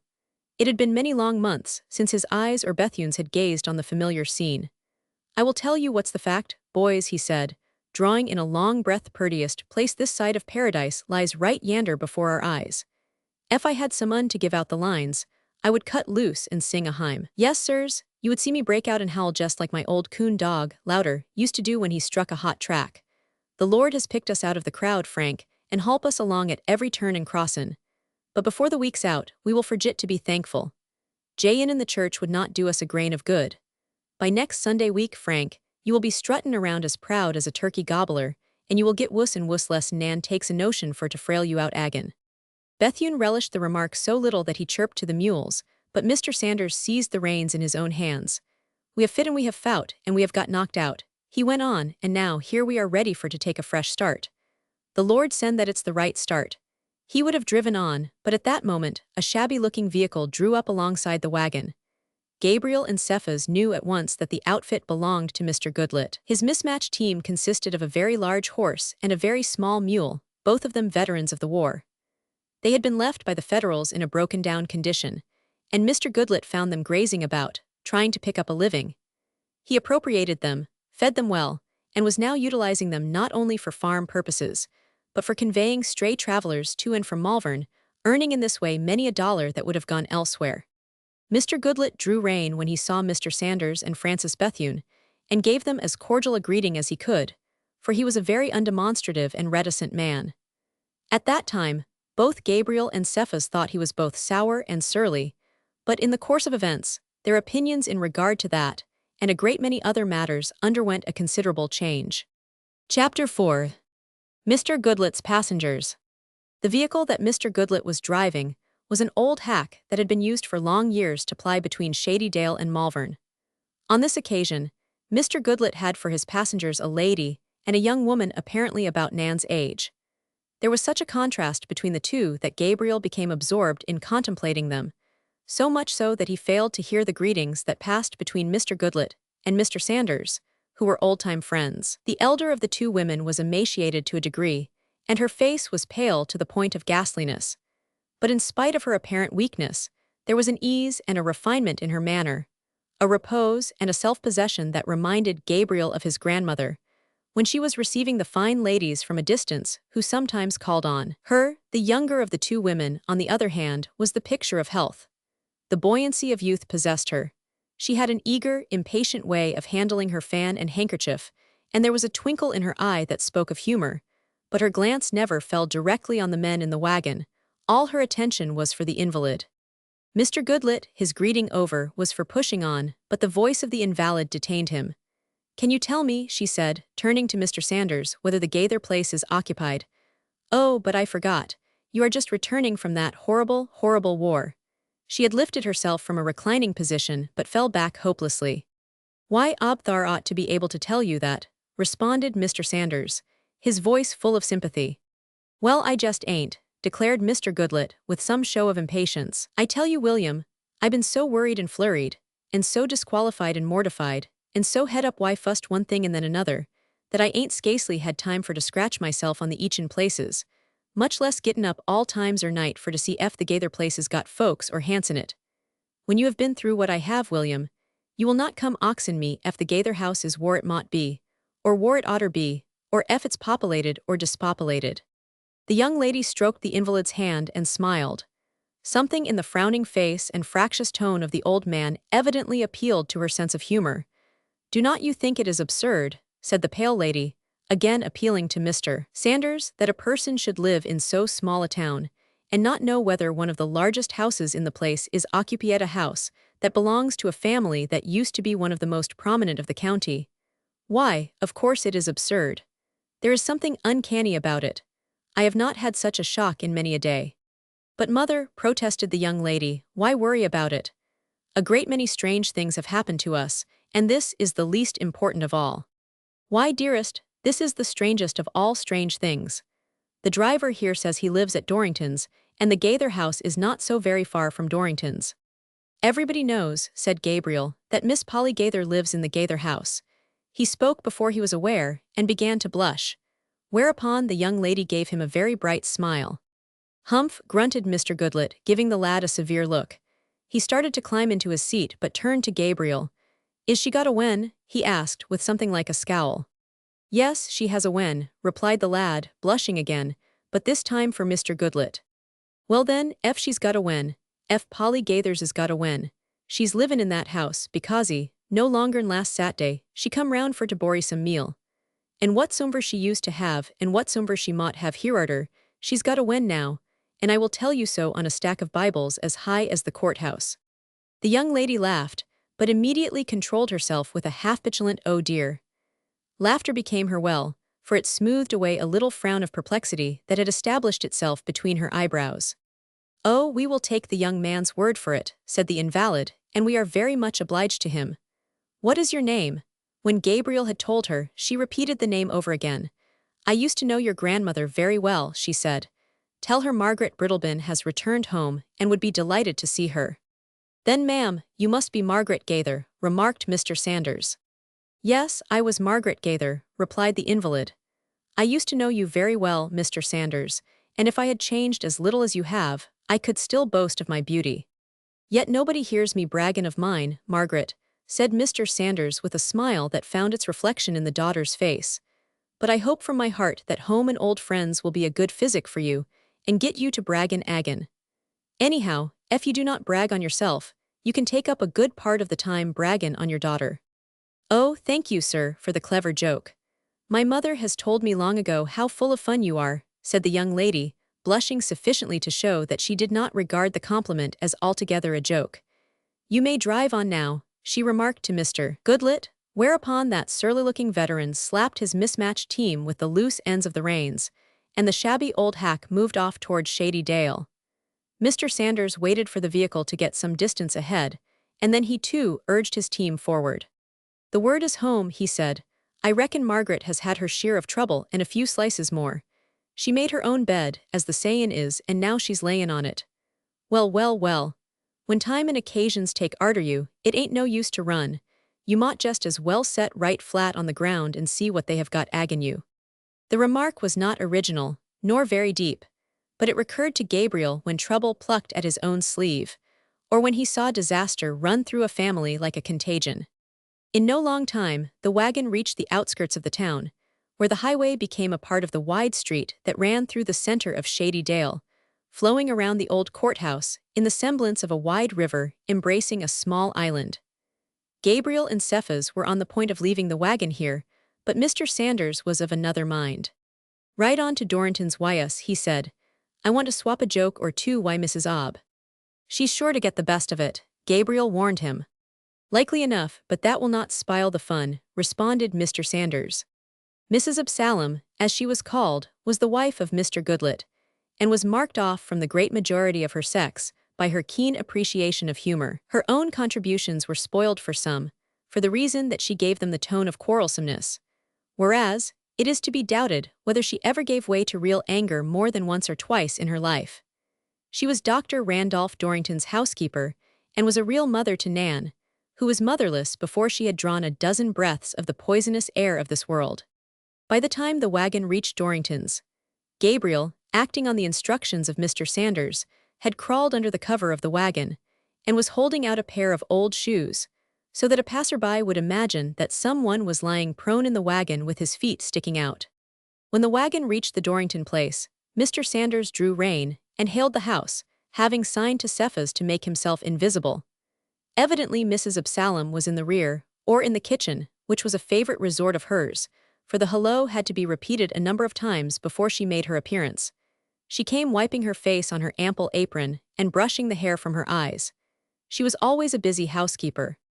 "We are huntin', ma'am, for a place called Clopton's," said Mr. Sanders in a falsetto voice, his hat pulled down over his eyes, "and we would thank you mightily ef you would put us on the right road. About 4 mile back, we picked up a old snoozer who calls himself William H. Sanders, and he keeps on talkin' about the Clopton place. Why, the Clopton place is right down the road a piece. What in the world is the matter? Why, old Billy?" she inquired with real solicitude. "Was he wounded in the war, or is he just up to some of his old-time devilment?" "Well, ma'am, from the looks of the jimmagen we found by his side, he must 'a' shot hisself in the neck. He complains of cold feet, and he's got M's stuck out from under the kiver." "Do not you worry about that," said Mrs. Absalom. "The climate will never strike in on old Billy's feet till he gets better acquainted why soap and water. And he talks in his sleep about a Mrs. Absalom," Mr. Sanders went on, "and he cries, and says she used to be his sweetheart, but he had to jilt her because she cannot cook a decent biscuit." "The old villain!" exclaimed Mrs. Absalom with well-simulated indignation. "He cannot tell the truth even when he's drunk. If he ever sobers up in this world, I will give him a long piece of my mind. Just drive on the way you have started, and if you can keep in the middle of the road, why, that drunken old slink in the wagon, you will come to Clopton's in a mighty few minutes." At this juncture Mr. Sanders was obliged to laugh, whereupon Mrs. Absalom, looking narrowly at the travelers, had no difficulty in recognizing them. "Well, my life," she exclaimed, raising her hands above her head in a gesture of amazement. "Why, that's old Billy, and him sober, and Frankie Bethune, and him not a primpin'. Well, well, I would 'a never believed it ef I had not 'a seed it. I vow I am beginnin' to believe that war's a real good thing. It's like a revival meetin' for some folks. I am sorry Ob did not take his gun and jine in, maybe he would 'a shed his stinginess. But I declare to gracious, I am glad to see you all. The sight of you is good for the sore eyes. And Frank tryin' to raise a beard. Well, honey, I will send you a bottle of bergamot grease to rub on it." Mrs. Absalom came out to the wagon and shook hands with the returned warriors very heartily, and sharp as her tongue was, there were tears in her eyes as she greeted them. For in that region, nearly all had feelings of kinship for their neighbors and friends, and in that day and time, people were not ashamed of their emotions. "Margaret Gaither has come back," remarked Mr. Sanders. "Ob fetched her in his hack." "Well, the poor creetur," exclaimed Mrs. Absalom, "they say she's had trouble piled on her house high."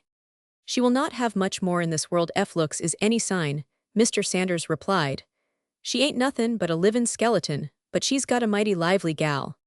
The wagon moved on and left Mrs. Absalom leaning on the gate, a position that she kept for some little time. Farther down the road, Gabriel, whose example was followed by Cephas, bade Mr. Sanders goodbye, nodded lightly to Francis Bethune, and jumped from the wagon. "Wait a moment, Tolliver," said Bethune. "I want you to come to see me and bring Cephas with you. I am going to make you like me if I can. The home folks have been writing great things about you." "Oh, you must come," he insisted, seeing that Gabriel was hesitating. "I want to show you what a good fellow I can be when I try right hard." "Yes, you boys must come," said Mr. Sanders. "And F. Frank is off courtin', that new gal I catched him cuttin' his eye at her you can hunt me up. And I will tell you some old-time tales that will make your hair stand on end." Chapter 5. The Story of Margaret Gaither. Gabriel and Cephas started toward their homes, which lay in the same direction. Instead of going around by road or street, they cut across the fields and woods. Before they had gone very far, they heard a rustling, swishing sound in the pine thicket through which they were passing, but gave it little attention, both being used to the noises common to the forest. In their minds it was either a rabbit or a gray fox scuttling away, or a porry scratching in the bushes, or a ground squirrel running in the underbrush. But a moment later, Nan Dorrington, followed by Tasmatid, burst from the pine thicket, crying, "Oh, you walk so fast, you two." She was panting and laughing, and as she stood before the lads, one little hand at her throat and the other vainly trying to control her flying hair, a delicious rosiness illuminating her face, Gabriel knew that he had just been doing her a gross injustice. As he walked along the path, followed by his faithful Cephas, he had been mentally comparing her to a young woman he had just seen in Mr. Goodlet's hack, and had been saying to himself that the newcomer was, if possible, more beautiful than Nan. But now here was Nan herself in person, and Gabriel's comparisons appeared to be shabby indeed. With Nan before his eyes, he could see what a foolish thing it was to compare her with anyone in this world except herself. There was a flavor of wildness in her beauty that gave it infinite charm and variety. It was a wildness that is wedded to grace and vivacity, such as we see embodied in the form and gestures of the wood dove, or the partridge, or the flying squirrel, when it is unawed by the presence of man. The flash of her dark brown eyes, her tawny hair blowing free, and her lithe figure, with the dark green pines for a background, completed the most charming picture it is possible for the mind to conceive. All that Gabriel was conscious of, beyond a dim surprise that Nan should be Harith old Nan, that he used to know as a sort of dawning thrill of ecstasy as he contemplated her. He stood staring at her with his mouth open. "Why do you look at me like that, Gabriel?" she cried. "I am no ghost. And why do you walk so fast? I have been running after you as hard as I can. And was not that Francis Bethune in the wagon with Mr. Sanders? Did you run hard just to ask me that? Mrs. Absalom could have saved you all this trouble." The mention of Bethune's name had brought Gabriel to earth and to commonplace thoughts again. Yes, that was Master Bethune, and he has grown to be a very handsome young man. "Oh, he was always good-looking," said Nan lightly. "Where are you and Cephas going?" "Straight home," replied Gabriel. "Well, I am going there too. I heard Nani, this was Mrs. Absalom, say that Margaret Gaither has come home again, and then I remembered that your grandmother promised to tell me a story about her some day. I am going to tease her today until she tells it." "And did not Mrs. Absalom tell you that Bethune was in the wagon with Mr. Sanders?" Gabriel inquired, in some astonishment. "Oh, Gabriel, you are so." Nan paused as if hunting for the right term or word. Evidently she did not find it, for she turned to Gabriel with a winning smile, and asked what Mr. Sanders had had to say. "I am so glad he's come, I do not know what to do. I would not live in a town that did not have its Mr. Sanders," she declared. "Well, about the first thing he said was to remind Bethune of the time when you whacked him over the head with a cudgel." "And what did Master Francis say to that?" inquired Nan with a laugh. "Why, what could he say? He simply turned red. Now if it had been me, I—" The path was so narrow that Nan, the two lads, and Tasmatid were walking in Indian file. Nan stopped so suddenly and unexpectedly that Gabriel fell against her. As he did so, she turned and seized him by the arm and emphasized her words by shaking him gently as each was uttered. Now Gabriel don't say disagreeable things. What she meant, he had not the least idea, and it was not the first nor the last time that his wit lacked the nimbleness to follow and catch her meaning. "Disagreeable," he exclaimed. "Why, I was simply going to say that if I had been in Bethune's shoes today, I should have declared that you did the proper thing." Nan dropped a low curtsy, saying, "Oh, thank you, sir." "What was the gentleman's name?" "Cephas, the gentleman who was such a cavalier." "Was he a Frenchman?" asked Cephas. "Oh, Cephas, you should be ashamed. You have as little learning as one."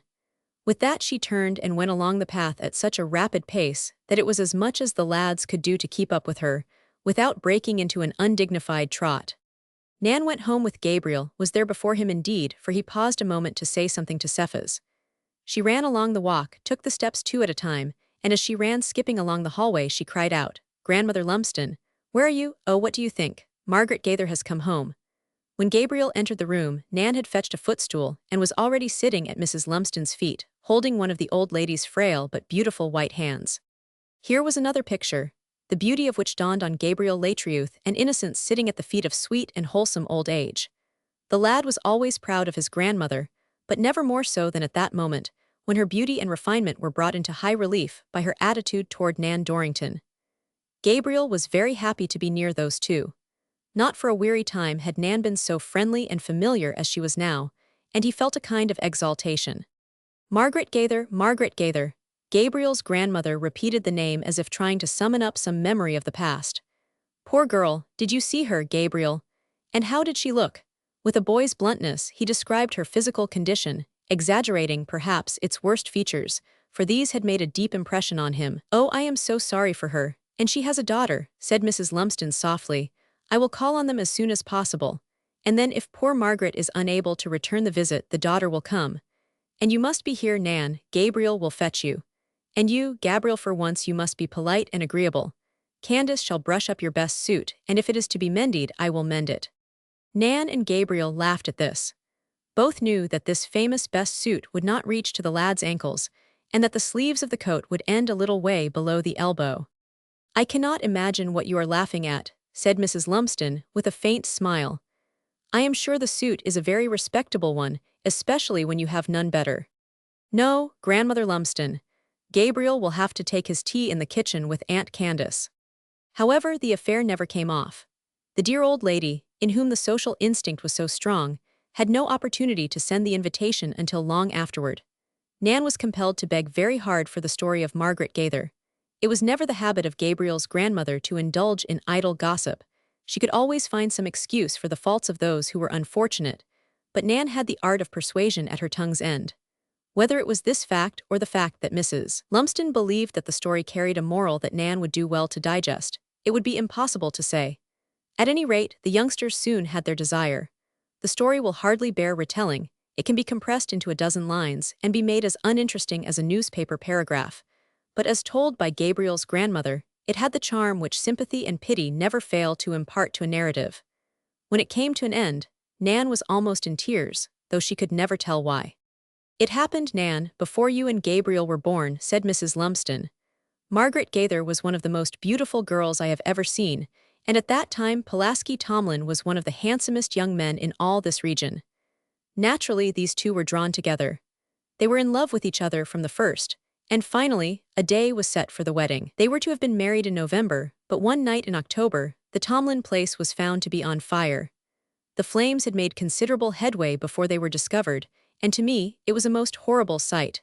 Yet, horrible as it was, there was a fascination about it. The sweeping roar of the flames attracted me and held me spellbound, but I hope I shall never be under such a spell again. Well, it was impossible to save the house, and no one attempted such a preposterous feat. It was all that the neighbors could do to prevent the spread of the flames to the nearby houses. Some of the furniture was saved, but the house was left to burn. All of a sudden, Fanny Tomlin. You mean Aunt Fanny, interrupted Nan. Yes, my dear. All of a sudden Fanny Tomlin remembered that her mother's portrait had been left hanging on the wall. Without a word to anyone she ran into the house. How she ever passed through the door safely, I never could understand. For every instant, it seemed to me, great tongues and sheets of flame were darting across it and lapping and licking inward, as if trying to force an entrance. You may be sure that we who were looking on, helpless, held our breaths when Fanny Tomlin disappeared through the doorway. Pulaski Tomlin was not a witness to this performance, but he was quickly informed of it, and then he ran this way and that, like one distraught. Twice he called her name, and his voice must have been heard above the roar of the flames, for presently she appeared at an upper window and cried out, "What is it, brother?" "Come down, come out," he shouted.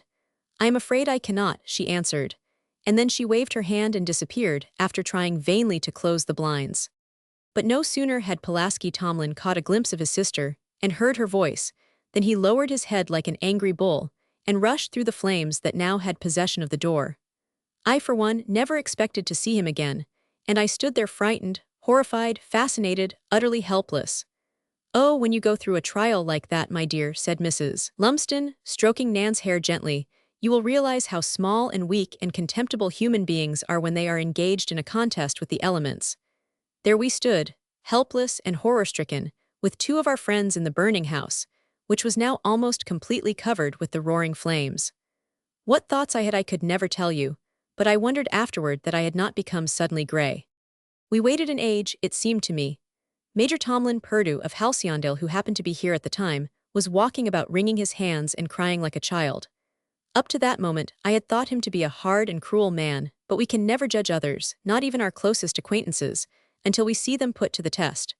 Suddenly, I heard Major Purdue cry, "Ah," and saw him leap forward as a wild animal leaps. Through the doorway, which was now entirely covered with a roaring flame, a blurred and smoking figure had rushed at a bulky, shapeless figure. It seemed then it collapsed and fell, and lay in the midst of the smoke, almost within reach of the flames. But Major Purdue was there in an instant, and he dragged the shapeless mass away from the withering heat and stifling smoke. After this, he had more assistance than was necessary or desirable. "Stand back," he cried, and his voice had in it the note that men never fail to obey. "Stand back there. Where is Dorrington? Why is not he here? Your father, my dear, had gone into the country to see a patient. He was on his way home when he saw the red reflection of the flames in the sky, and he hastened as rapidly as his horse could go. He arrived just in the nick of time.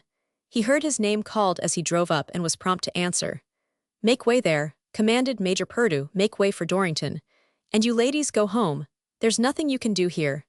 Then I heard Fanny Tomlin call my name, and Major Purdue repeated in a ringing voice, "Lucy Lumsden is wanted here." I do not know how it was, but every command given by Major Purdue was obeyed promptly. The crowd dispersed at once, with the exception of 2 or 3, who were detailed to watch the few valuables that had been saved, and a few men who lingered to see if they could be of any service. Pulaski Tomlin had been kinder to his sister than to himself. Only the hem of her dress was scorched. It may be absurd to say so, but that was the first thing I noticed, and in fact, that was all the injury she had suffered. Her brother had found her unconscious on a bed, and he simply rolled her in the quilts and blankets, and brought her downstairs, and out through the smoke and flame to the point where he fell. Fanny has not so much as a scar to show, but you can look at her brother's face and see what he suffered. When they lifted him into your father's buggy, his outer garments literally crumbled beneath the touch, and one whole side of his face was raw and bleeding. But he never thought of himself, though the agony he endured must have been awful. His first word was about his sister. "Is Fanny hurt?" And when he was told that she was unharmed, he closed his eyes, saying, "Do not worry about me." We brought him here. It was Fanny's wish, and by the time he had been placed in bed, the muscles of his mouth were drawn as you see them now. There was nothing to do but to apply cold water, and this was done for the most part by Major Purdue, though both Fanny and I were anxious to relieve him. I never saw a man so devoted in his attentions. He was absolutely tireless, and I was so struck with his tender solicitude that I felt obliged to make to him what was at once a confession and an apology. "I once thought, Major Purdue, that you were a hard and cruel man," said I, "but I will never think so again." "But why did you think so in the first place?" he asked. "Well, I had heard of several of your shooting scrapes," I replied. He regarded me with a smile. "There are 2 sides to everything, especially a row," he said. "I made up my mind when a boy that turnabout is fair play. When I insult a man, I am prepared to take the consequences, yet I never insulted a man in my life. The man that insults me must pay for it. Women may wipe their feet on me, and children may spit on me, but no man shall insult me, not by so much as the lift of an eyelash or the twitch of an upper lip. Pulaski here has done me many a favor, some that he tried to hide, and I would never get through paying him if I were to nurse him night and day for the rest of my natural life. In some things, ma'am, you will find me almost as good as a dog."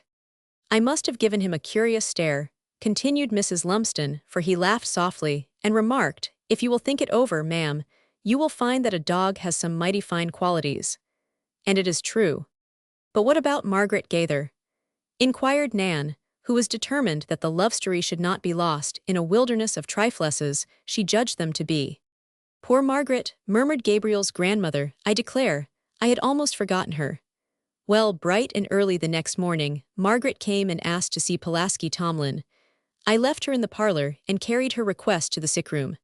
"Brother," said Fanny, "Margaret is here and wants to see you. Shall she come in?" I saw Pulaski clench his hands, his bosom heaved and his lips quivered. "Not for the world," he exclaimed. "Oh, not for the world." "I cannot tell her that," said one. "Nor I," sobbed Fanny, covering her face with her hands. "Oh, it will kill her." Major Purdue turned to me, his eyes wet. "Do you know why he does not want her to see him?" I could only give an affirmative nod. "Do you know, Fanny?" She could only say yes, yes, between her sobs. "It is for her sake alone, we all see that," declared Major Purdue. "Now then," he went on, touching me on the arm, "I want you to see how hard a hard man can be. Show me where the poor child is." I led him to the parlor door. He stood aside for me to enter first, but I shook my head and leaned against the door for support. "This is Miss Gaither," he said as he entered alone. "My name is Purdue Tomlin Purdue. We are very sorry, but no one is permitted to see Pulaski except those who are nursing him."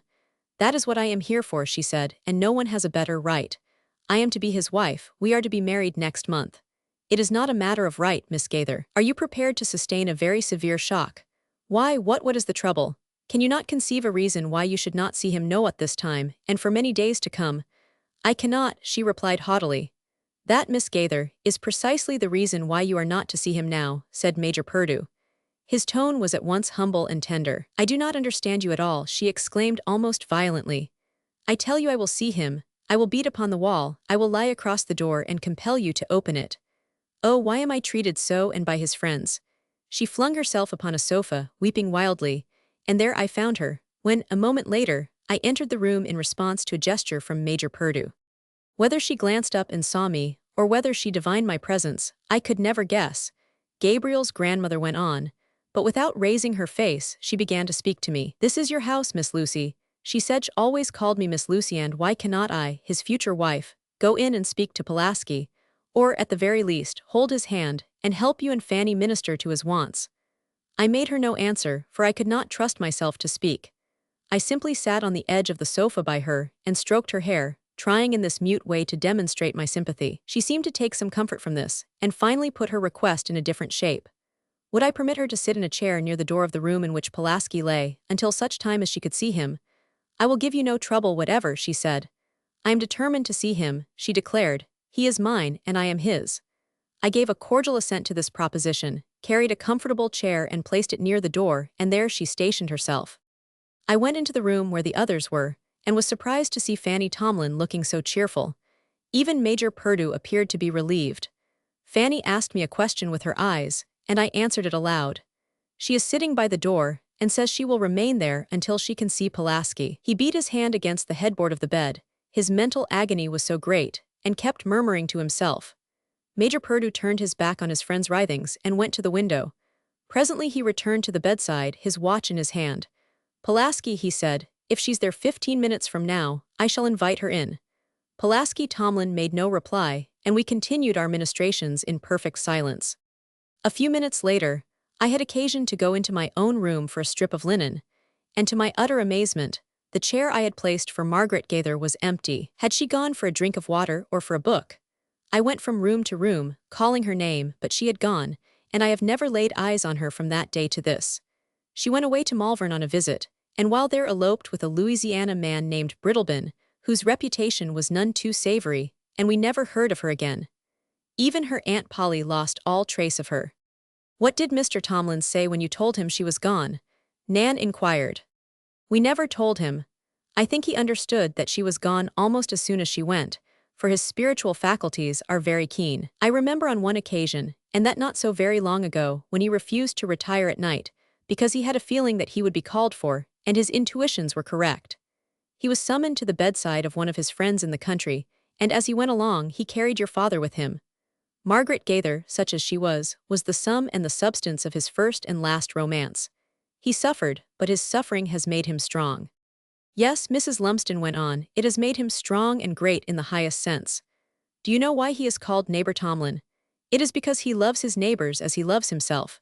There is no sacrifice that he will not make for them. The poorest and meanest person in the world, black or white, can knock at Neighbor Tomlin's door any hour of the day or night, and obtain food, money, or advice, as the case may be. If his wife or his children are ill, Neighbor Tomlin will get out of bed and go in the cold and rain, and give them the necessary attention. To me, there never was a more beautiful countenance in the world than Neighbor Tomlin's poor scarred face. But for that misfortune, we should probably never have known what manner of man he is. The providence that urged Margaret Gaither to fly from this house was arranging for the succor of many hundreds of unfortunates, and Pulaski Tomlin was its instrument. "If I had been Margaret Gaither," said Nan, clenching her hands together, "I never would have left that door. Never, they could not have dragged me away. I have never been in love, I hope, but I have feelings that tell me what it is, and I never would have gone away." "Well, we must not judge others," said Gabriel's grandmother gently. "Poor Margaret acted according to her nature. She was vain and lacked stability, but I really believe that Providence had a hand in the whole matter." "I know I am pretty," remarked Nan solemnly, "but I am not vain." "Why, Nan," exclaimed Mrs. Lumsden, laughing, "what put in your head the idea that you are pretty?" "I do not mean my own self," explained Nan, "but the other self that I see in the glass. She and I are very good friends, but sometimes we quarrel. She is not the one that would have stayed at the door, but my own self." Mrs. Lumsden looked at the girl closely to see if she was joking, but Nan was very serious indeed. "I am sure I do not understand you," said Gabriel's grandmother. Gabriel does, replied Nan complacently. Gabriel understood well enough, but he never could have explained it satisfactorily to anyone who was unfamiliar with Nan's way of putting things.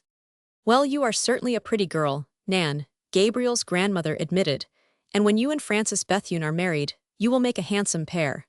When Francis Bethune and I are married, exclaimed Nan, giving a swift side glance at Gabriel, who pretended to be reading. Why, what put such an idea in your head, Grandmother Lumsden? Why, it is on the cards, my dear.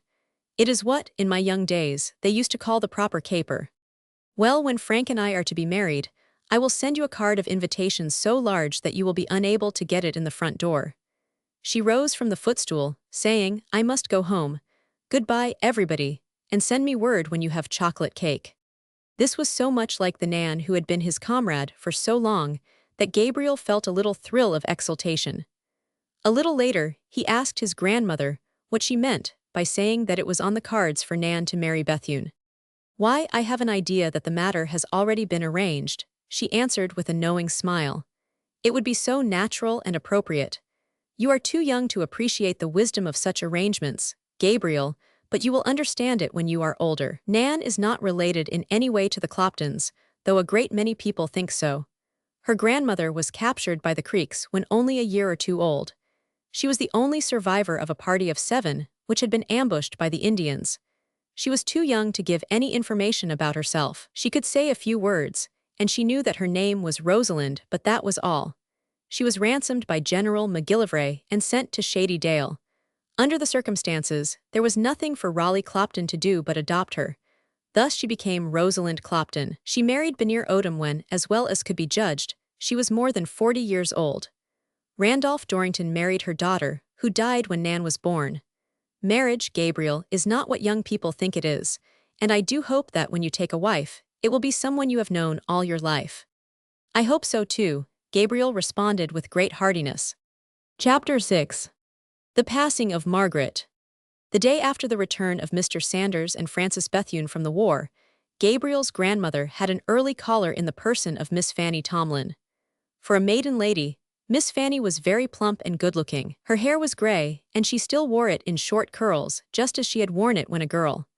The style became her well. The short curls gave her an air of jauntiness, which was in perfect keeping with her disposition, and they made a very pretty frame for her rosy, smiling face.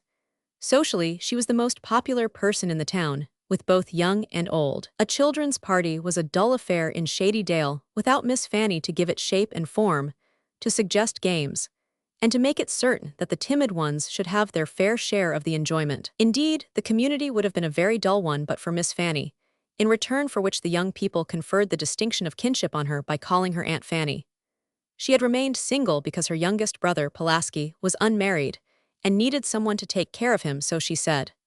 But she had another brother, Silas Tomlin, who was twice a widower, and who seemed to need someone to take care of him, for he presented a very mean and miserable appearance. It chanced that when Miss Fanny called, Gabriel was studying his lessons, using the dining-room table as a desk, and he was able to hear the conversation that ensued. Miss Fanny stood on no ceremony in entering. The front door was open, and she entered without knocking, saying, "If there's nobody at home, I will carry the house away." "Where are you, Lucy?" "In my room, Fanny. Come right in." "How are you, and how is the high and mighty Gabriel?" Having received satisfactory answers to her friendly inquiries, Miss Fanny plunged at once into the business that had brought her out so early. "What do you think, Lucy? Margaret Gaither and her daughter have returned. They are at the Gaither place, and Miss Polly has just told me that there is not a mouthful to eat in the house, and there is Margaret at the point of death. Why, it is dreadful. Something must be done at once, that's certain. I would not have bothered you, but you know what the circumstances are. I do not know what Margaret's feelings are with respect to me. You know we never were bosom friends. Yet I never really disliked her, and now, after all that has happened, I could not bear to think that she was suffering for anything. Likely enough she would be embarrassed if I called and offered assistance. What is to be done? Would not it be best for someone to call someone who was her friend?" The cool, level voice of Gabriel's grandmother seemed to clear the atmosphere. "Whatever is to be done should be done sympathetically. If I could see Polly, there would be no difficulty."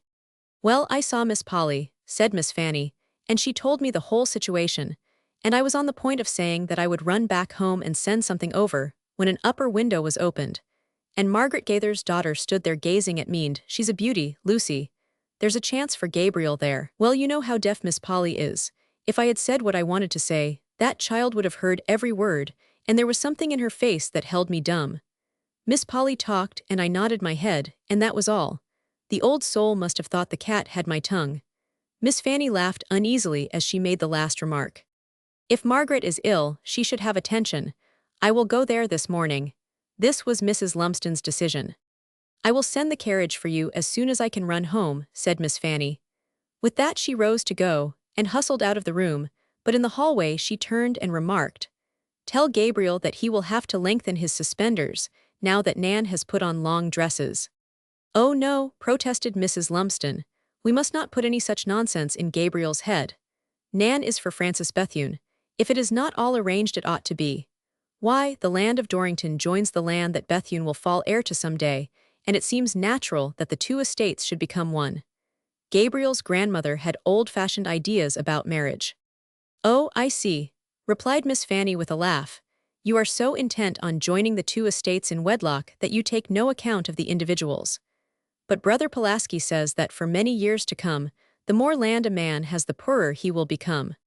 "Upon my word, I do not see how that can be," responded Mrs. Lumsden. This was the first faint whiff of the new order that had come to the nostrils of the dear old lady. Miss Fanny went home, and in no long time neighbor Tomlin's carriage came to the door. At the last moment, Mrs. Lumsden decided that Gabriel should go with her. "It may be necessary for you to go on an errand. I presume there are servants there, but I do not know whether they are to be depended on." So Gabriel helped his grandmother into the carriage, climbed in after her, and in a very short time they were at the Gaither place. The young woman whom Gabriel had seen in Mr. Goodlet's hack was standing in the door, and the little frown on her forehead was more pronounced than ever. She was evidently troubled. "Good morning," said Mrs. Lumsden. "I have come to see Margaret. Does she receive visitors?" "My name is Margaret, too," said the young woman, after returning Mrs. Lumsden's salutation and bowing to Gabriel. "But of course you came to see my mother. She is upstairs, would be carried there, though I begged her to take one of the lower rooms. She is in the room in which she was born." "I know the way very well," said Mrs. Lumsden. She was for starting up the stairway, but the young woman detained her by a gesture and turned to Gabriel. "Will not you come in?" she inquired. "We are old acquaintances, you know. Your name is Gabriel Tolliver. Do not you see how well I know you? Come, we will help your grandmother up the stairs." This they did, the girl with the firm and practiced hand of an expert, and Gabriel with the awkwardness common to young fellows of his age. The young woman led Mrs. Lumsden to her mother's bedside, and presently came back to Gabriel. "We will go down now, if you please," she said. "My mother is very ill, worse than she has ever been, and you cannot imagine how lonely I am. Mother is at home here, while my home, if I have any, is in Louisiana. I suppose you never had any trouble." "My mother is dead," he said simply. Margaret reached out her hand and touched him gently on the arm. It was a gesture of impulsive sympathy. "What is it?" Gabriel asked, thinking she was calling his attention to something she saw or heard. "Nothing," she said softly. Gabriel understood then, and he could have kicked himself for his stupidity. "Your grandmother is a very beautiful old lady," she remarked after a period of silence. "She is very good to me," Gabriel replied, at a loss what to say, for he always shrank from praising those near and dear to him. As he sat there, he marveled at the self-possession of this young woman in the midst of strangers, and with her mother critically 99. In a little while he heard his grandmother calling him from the head of the stairs. "Gabriel, jump in the carriage and fetch Dr. Dorrington at once. He's at home at this hour." He did as he was bid, and Nan, who was coming uptown on business of her own, so she said, must needs get in the carriage with her father. The combination was more than Gabriel had bargained for. There was a twinkle in Dr. Dorrington's eye, as he glanced good-humoredly from one to the other, that Gabriel did not like at all. For some reason or other, which he was unable to fathom, the young man was inclined to fight shy of Nan's father, and there was nothing he liked less than to find himself in Dr. Dorrington's company, more especially when Nan was present too. Noting the quizzical glances of the physician, Gabriel, like a great booby, began to blush, and in another moment Nan was blushing too.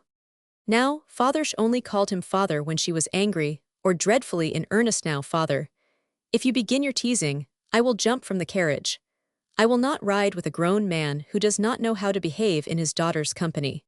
Her father laughed gaily. Teasing? Why, I was not thinking of teasing. I was just going to remark that the weather is very warm for the season, and then I intended to suggest to Gabriel that, as I proposed to get you a blue parasol, he would do well to get him a red one. And why should Gabriel get a parasol? Nan inquired with a show of indignation. Why, simply to be in the fashion, her father replied. I remember the time when you cried for a hat because Gabriel had one. I also remember that once when you were wearing a sunbonnet, Gabriel borrowed one and wore it and a pretty figure he cut in it. I do not see how you can remember it, said Gabriel laughing and blushing. Well, I do not see how in the world I could forget it. Dr. Dorrington responded in tone so solemn that Nan laughed in spite of her uncomfortable feelings. You say Margaret Gaither has a daughter, Gabriel, said Dr. Dorrington, suddenly growing serious, much to the relief of the others. And about Nan's age. Well, you will have to go in with me, daughter, and see her. If her mother is seriously ill, it will be a great comfort to her to have near her someone of her own age.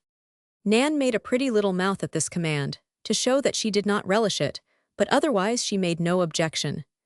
Indeed, as matters fell out, it became almost her duty to go in to Margaret Brittlebin, for when the carriage reached the house, the young girl was standing at the gate. Is this Dr. Dorrington? Well, you are to go up at once. They are constantly calling to know if you have come. I do not know how, my dearest, is I dread to know. Oh, I am sure you will do what you can. There was an appeal in the girl's voice that went straight to the heart of the physician. You may make your mind easy on that score, my dear, said Dr. Dorrington, laying his hand lightly on her shoulder. There was something helpful and hopeful in the very tone of his voice. This is my daughter Nan, he added. Margaret turned to Nan, who was lagging behind somewhat shyly. Will you please come in, you and Gabriel Tolliver? It is very lonely here and everything is so still and quiet. My name is Margaret Brittlebin, she said. She took Nan's hand and looked into her eyes as if searching for sympathy. And she must have found it there, for she drew Nan toward her and kissed her. That settled it for Nan. My name is Nan Dorrington, she said, swallowing a lump in her throat, and I hope we shall be very good friends. We are sure to be, replied the other with emphasis. I always know at once. They went into the dim parlor, and Nan and Margaret sat with their arms entwined around each other. Gabriel told me yesterday that you were a young girl, Nan remarked. I am 17, replied the other. Only 17. Why, I am 17, and yet I seem to be a mere child by the side of you. You talk and act just as a grown woman does. That is because I have never associated with children of my own age. I have always been thrown with older persons. And then my mother has been ill a long, long time, and I have been compelled to do a great deal of thinking. I know of nothing more disagreeable than to have to think. Do you dislike poor folks? No, I do not, replied Nan, snuggling up to Margaret. Some of my very bestest friends are poor. Margaret smiled at the childish adjective and placed her cheek against Nan's for a moment. I am glad you do not dislike poverty, she said, for we are very poor. When it comes to that, Nan responded, everybody around here is poor, everybody except Grandfather Clopton and Mr. Tomlin. They have money, but I do not know where they get it. Nani says that some folks have only to dream of money, and when they wake in the morning they find it under their pillows. Dr. Dorrington came downstairs at this moment. Your mother is very much better than she was a while ago, he said to Margaret. She never should have made so long a journey. She has wasted in that way strength enough to have kept her alive for 6 months. I begged and implored her not to undertake it, the daughter explained, but nothing would move her. Even when she needed nourishing food, she refused to buy it. She was saving it to bring her home. Well, she is here now, and we will do the best we can. Gabriel, will you run over and ask Fanny Tomlin to come? And if neighbor Tomlin is there, tell him I want to see him on some important business. It was very clear to Gabriel from all this that there was small hope for the poor lady above. She might be better than she was when the doctor arrived, but there was no ray of hope to be gathered from Dr. Dorrington's countenance. Pulaski Tomlin and his sister responded to the summons at once, and with Gabriel's grandmother holding her hand, the poor lady had an interview with Pulaski Tomlin. But she never saw his face nor he hers.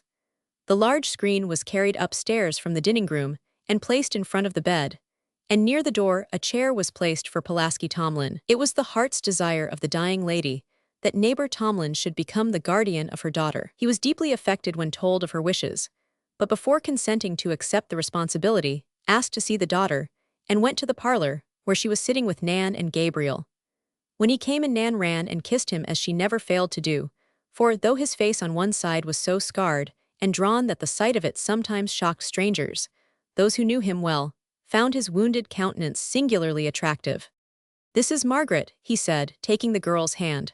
"Come into the light, my dear, where you may see me as I am. Your mother has expressed a wish that I should become your guardian.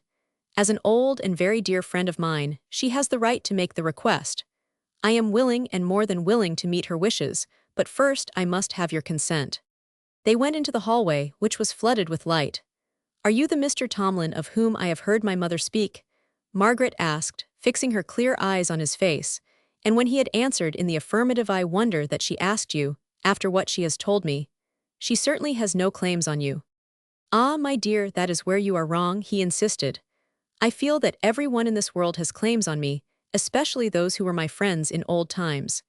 It is I who made a mistake, and not your mother, and I should be glad to rectify that mistake now as far as I can by carrying out her wishes. You know, of course, that she is very ill. Will you go up and speak with her?" "No, not now. Not when there are so many strangers there," Margaret replied, and stood looking at him with almost childish wonder. At this moment, Nan, who knew by heart all the little tricks of friendship and affection, left Margaret and took her stand by neighbor Tomlin's side. It was an endorsement that the other could not withstand. She followed Nan and said very firmly and earnestly, "It shall be as my mother wishes." "I hope you will never have cause to regret it," remarked Pulaski Tomlin solemnly. "She never will," Nan declared emphatically, as Pulaski Tomlin turned to go upstairs. He went up very slowly, as if lost in thought. He went to the room and stood leaning against the framework of the door. "Pulaski is here," said Miss Fanny, who had been waiting to announce his return. "You remember, Pulaski," the invalid began, "that once when you were ill you would not permit me to see you. I was so ignorant that I was angry, yes, and bitter. My vanity was wounded. And I was ignorant and bitter for many years. I never knew until 18 months ago why I was not permitted to see you. I knew it one day, after I had been ill a long time. I looked in the mirror and saw my wasted face and hollow eyes. I knew then, and if I had known at first, Pulaski, everything would have been so different. I have come all this terrible journey to ask you to take my daughter and care for her. It is my last wish that you should be her guardian and protector. Is she in the room? Can she hear what I am about to say?" "No, Margaret," replied Pulaski Tomlin, in a voice that was tremulous and husky. "She is downstairs. I have just seen her." "Well, she has no father according to my way of thinking," Margaret Brittlebin went on. "Her father is a deserter from the Confederate Army. She does not know that. I tried to tell her, but my heart failed me. Neither does she know that I have been divorced from him. These things you can tell her when the occasion arises. If I had told her, it would have been like accusing myself. I was responsible, I felt it and feel it, and I simply could not tell her." "I shall try to carry out your wishes, Margaret," said Pulaski Tomlin. "I have seen your daughter, as Fanny suggested, and she has no objection to the arrangement. I shall do all that you desire.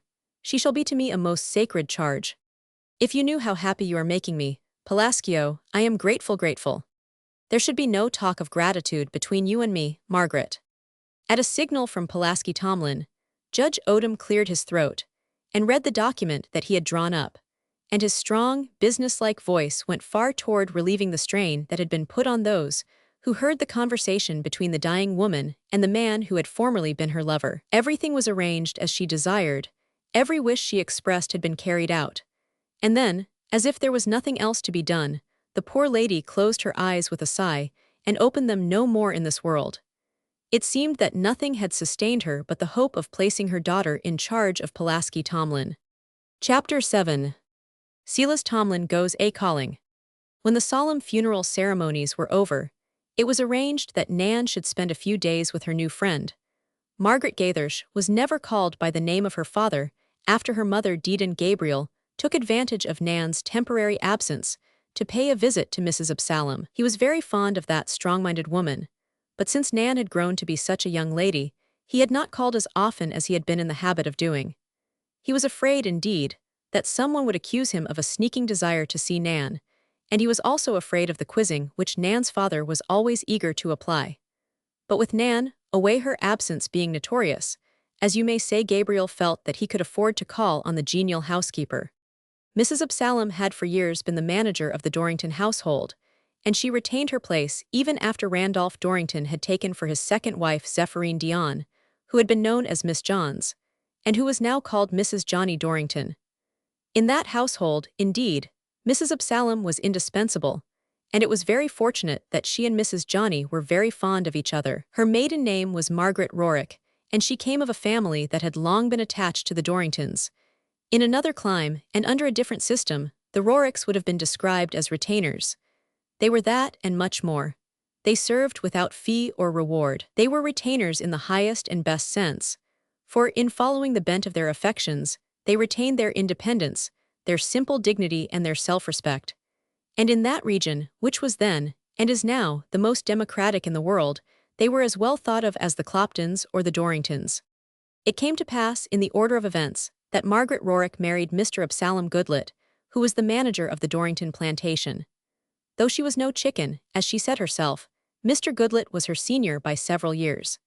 She was also, in a sense, the victim of the humor that used to run riot in Middle Georgia, for in spite of her individuality, which was vigorous and aggressive, she lost her own name and her husband's too. At Margaret Rorick's wedding, or rather at the infare which was the feast after the wedding, Mr. Uriah Lazenby, whose memory is kept green by his feats at tippling, and who combined fiddling with farming, furnished the music for the occasion. Being something of a privileged character, and having taken a thimbleful too much dram, as fiddlers will do, the world over, Mr. Lazenby rose in his place, when the company had been summoned to the feast, and remarked, "Margaret Rorick, now that the thing's been gone and done, and cannot be holp, I nominate you Mrs. Absalom, and Mrs. Absalom it shall be herearter.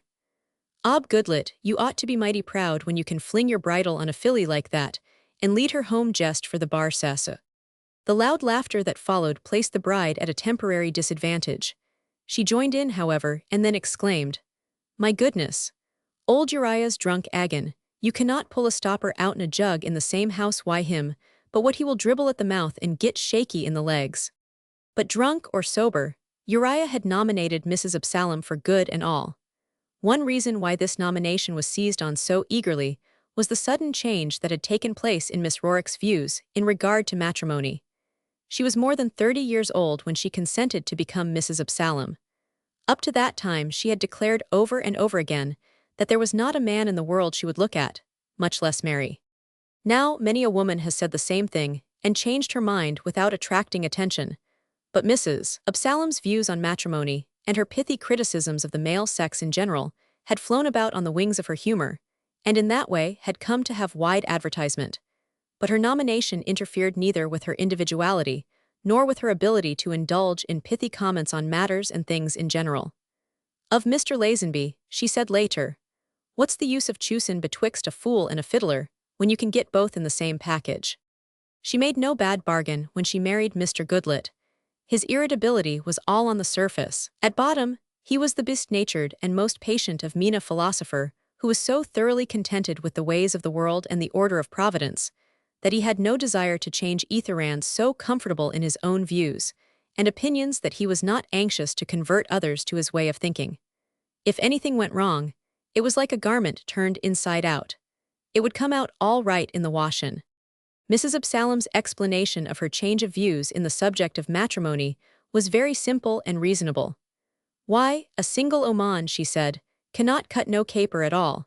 She cannot hardly turn around wit bane plum tore to pieces by folks's tongues. But no you see Ob over there. Well, he ain't purty enough for a centerpiece, nor light enough for to be set on the mantelshelf, but it's a comfort to see him in that cheer there, knowin' all the time that you can do as you please, and nobody dastin' to say anything out of the way. Why, I could put on Ob's old boots and take his old buggy umbrel and go and jine the muster. The men might snicker behind their hands, but all they could say would be, well, ef that kind of a dido suits Ob Goodlet, it ain't nobody else's business." It happened that Mr. Sanders was the person to whom Mrs. Absalom was addressing her remarks, and he inquired if such an unheard-of proceeding would be likely to suit Mr. Goodlet. "To a T," she exclaimed. "Why, he would not bat his eye. He mought grunt and groan a little jest to let you know that he's alive, but that would be all. And that's the trouble.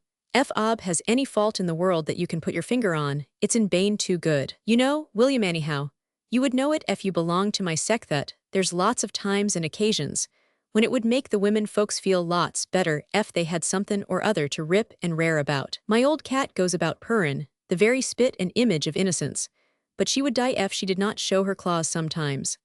Once in a while, I try my level best for to pick a quarrel why ob, but before I say a dozen words, I look at him and have to laugh. Why the way that man sets there and says nothin' is enough to make a saint ashamed of hisself. It was the general opinion that Mr. Goodlet, who was shrewd and far-seeing beyond the average, had an eye to strengthening his relations with Dr. Dorrington, when he popped the question to Margaret Rorick. But such was not the case. His relations needed no strengthening. He managed Dorrington's agricultural interests with uncommon ability and brought rare prosperity to the plantation. Unlettered, and to all appearances, taking no interest in public affairs, he not only foresaw the end of the Civil War, but looked forward to the time when the Confederate government, pressed for supplies, would urge upon the states the necessity of limiting the raising of cotton. He gave both Meriwether Clopton and neighbor Tomlin the benefit of these views. And then, when the rumors of Sherman's march through Georgia grew rifer, he made a shrewd guess as to the route, and succeeded in hiding out and saving not only all the cotton the 3 plantations had grown, but also all the livestock. Having an ingrained suspicion of the Negroes, and entertaining against them the prejudices of his class, Mr. Goodlet employed a number of white boys from the country districts to aid him with his refugee train.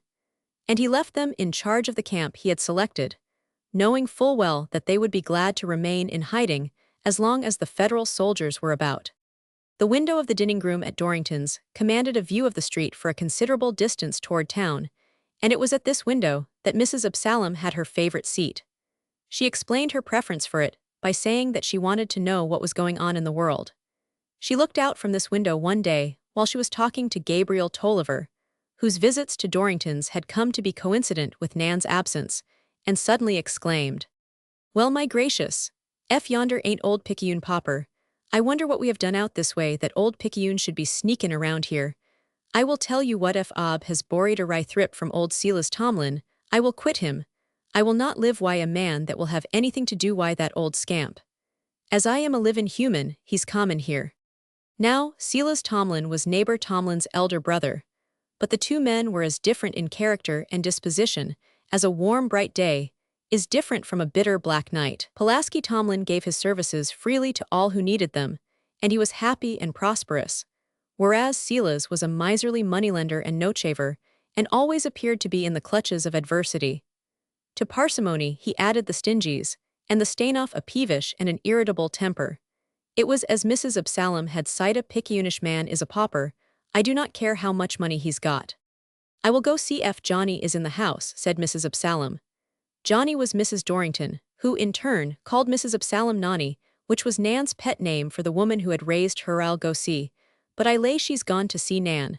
I never before seed a stepmammy so wrapped up in her husband's daughter."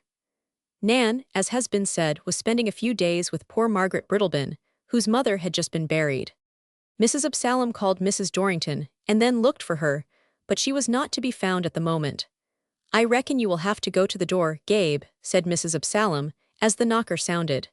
"Sense freedom, we ain't got as many niggers lazyin' around and doin' nothin' as we used to have." "Is Mr. Goodlet in?" asked Silas Tomlin when Gabriel opened the door. "I think he's in Malvern," Gabriel answered as politely as he could. "No, no, no," exclaimed Silas Tomlin with a terrible frown. "You do not know a thing about it, not a thing in the world. He got back right after dinner." "Well, ef he did," said Mrs. Absalom, coming forward, "he did not come here. He ain't cast a shadow in this house since day before yistiddy, when he went to Malvern." "How are you, Mrs. Absalom? How are you?" said Silas with a tremendous effort at politeness. "I hope you are well. You are certainly looking well. You say your husband is not in. Well, I am sorry. I wanted to see him on business. I wanted to get some information." "Ob do not owe you anything, I hope," remarked Mrs. Absalom, ignoring the salutation. Not a thing in the world. But why do you ask? Many people have the idea that I am rolling in money. That's what I hear, and they think that I go about loaning it to Tom, Dick, and Harry. But it is not so. It is not so. I have no money." Mrs. Absalom laughed ironically, saying, "I reckon if your son Paul was to scratch about under the house, he would find small change about in places."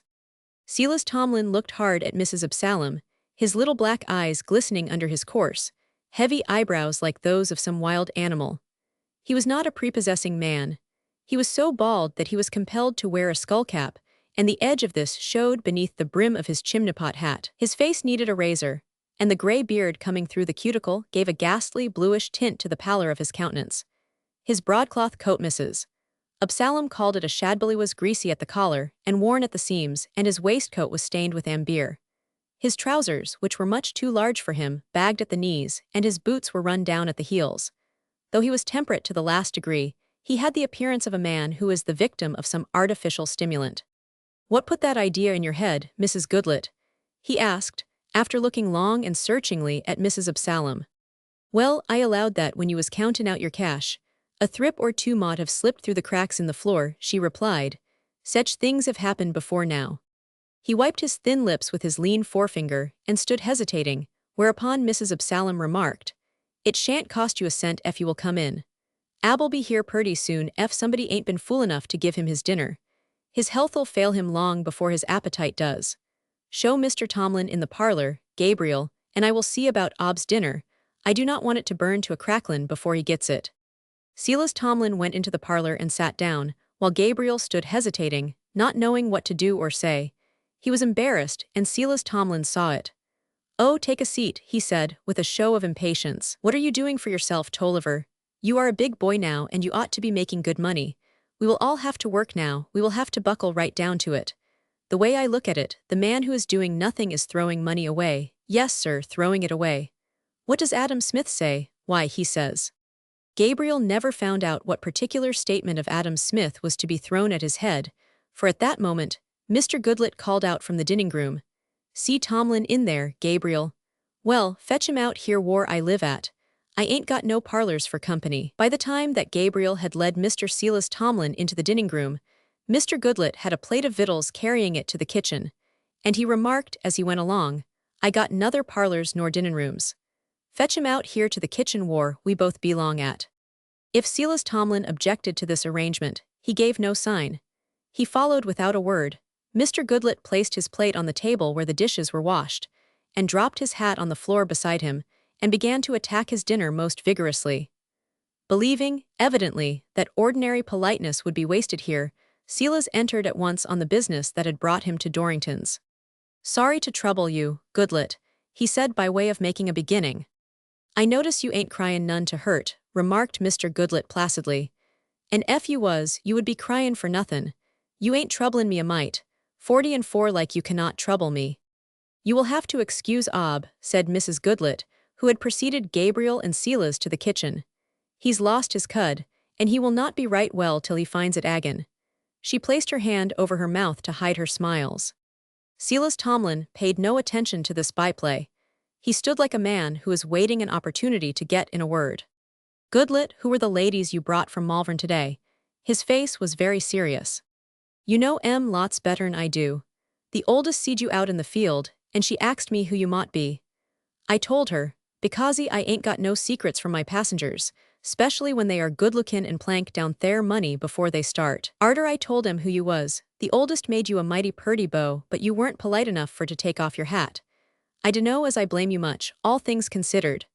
Then the youngest, she's the daughter, she says she, 'Is that really him, ma?' And t'other one, says she, 'Ef it's him, honey, he's swunk turrible.' She said them very words." "I wonder who in the world they can be," said Silas Tomlin, as if talking to himself. "You will think of their names arter a while," Mr. Goodlet remarked by way of consolation. But his tone was so suspicious that Silas turned on his heel, had started out and asked Mr. Goodlet what he meant. "Exactly what I said, nother more nor less." Mrs. Absalom was so curious to find out something more that Silas was hardly out of the house before she began to ply her husband with questions. But they were all futile.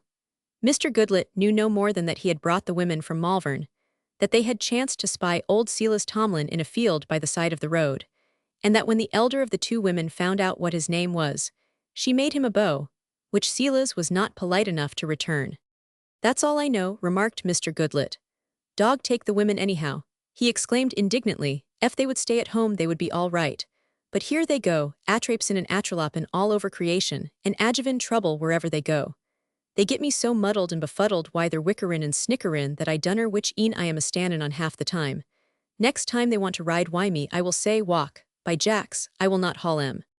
This episode, if it may be called such, made small impression on Gabriel's mind, but it tickled Mrs. Goodlet's mind into activity, and the lad heard more of Silas Tomlin during the next hour than he had ever known before. In a manner, Silas was a very important factor in the community, as moneylenders always are, but according to Gabriel's idea, he was always one of the poorest creatures in the world.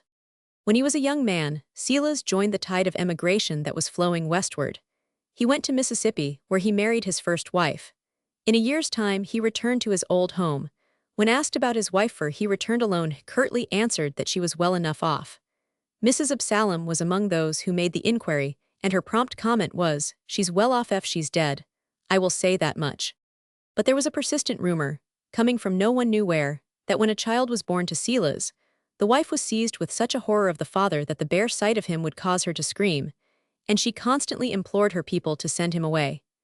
It is curious how rumors will travel far and wide, from state to state, creeping through swamps, flying over deserts and waste places, and coming home at last as the carrier pigeon does, especially if there happens to be a grain of truth in them. It turned out that the lady, in regard to whom Silas Tomlin expressed such curiosity, was a Mrs. Claiborne of Kentucky, who, with her daughter, had refugeed from point to point in advance of the Federal Army. Finally, when peace came, the lady concluded to make her home in Georgia, where she had relatives, and she selected Shady Dale as her place of abode on account of its beauty. These facts became known later. Evidently, the newcomers had resources, for they arranged to occupy the Gaither house, taking it as it stood, with Miss Polly Gaither, furniture and all. This arrangement must have been satisfactory to Miss Polly in the first place, or it would never have been made, and it certainly relieved her of the necessity of living on the charity of her neighbors, under pretense of borrowing from them. But so strange a bundle of contradictions is human nature, that no sooner had Miss Polly begun to enjoy the abundance that was now showered upon her in the shape of victuals and drink, than she took her ear-trumpet in one hand and her work-bag in the other, and went abroad, gossiping about her tenants, telling what she thought they said, and commenting on their actions not maliciously, but simply with a desire to feed the curiosity of the neighbors. In order to do this more effectually, Miss Polly returned visits that had been made to her before the war. There was nothing in her talk to discredit the Claibornes or to injure their characters. They were strangers to the community, and there was a natural and perfectly legitimate curiosity on the part of the town to learn something of their history. Miss Polly could not satisfy this curiosity, but she could whet it by leaving at each one's door choice selections from her catalogue of the sayings and doings of the newcomer, swearing all the time address that Miss Eugenia, the daughter, had made over for her. Miss Polly was a dumpy little woman, and with her ear-trumpet and her work-bag, she cut a queer figure as she waddled along. There was one piece of information she gave out that puzzled the community no little. According to Miss Polly, the Claibornes had hardly settled themselves in their new home before Silas Tomlin called on them. "I cannot hear as well as I used to," said Miss Polish was deaf as a doorpost, "but I can see as well as anybody.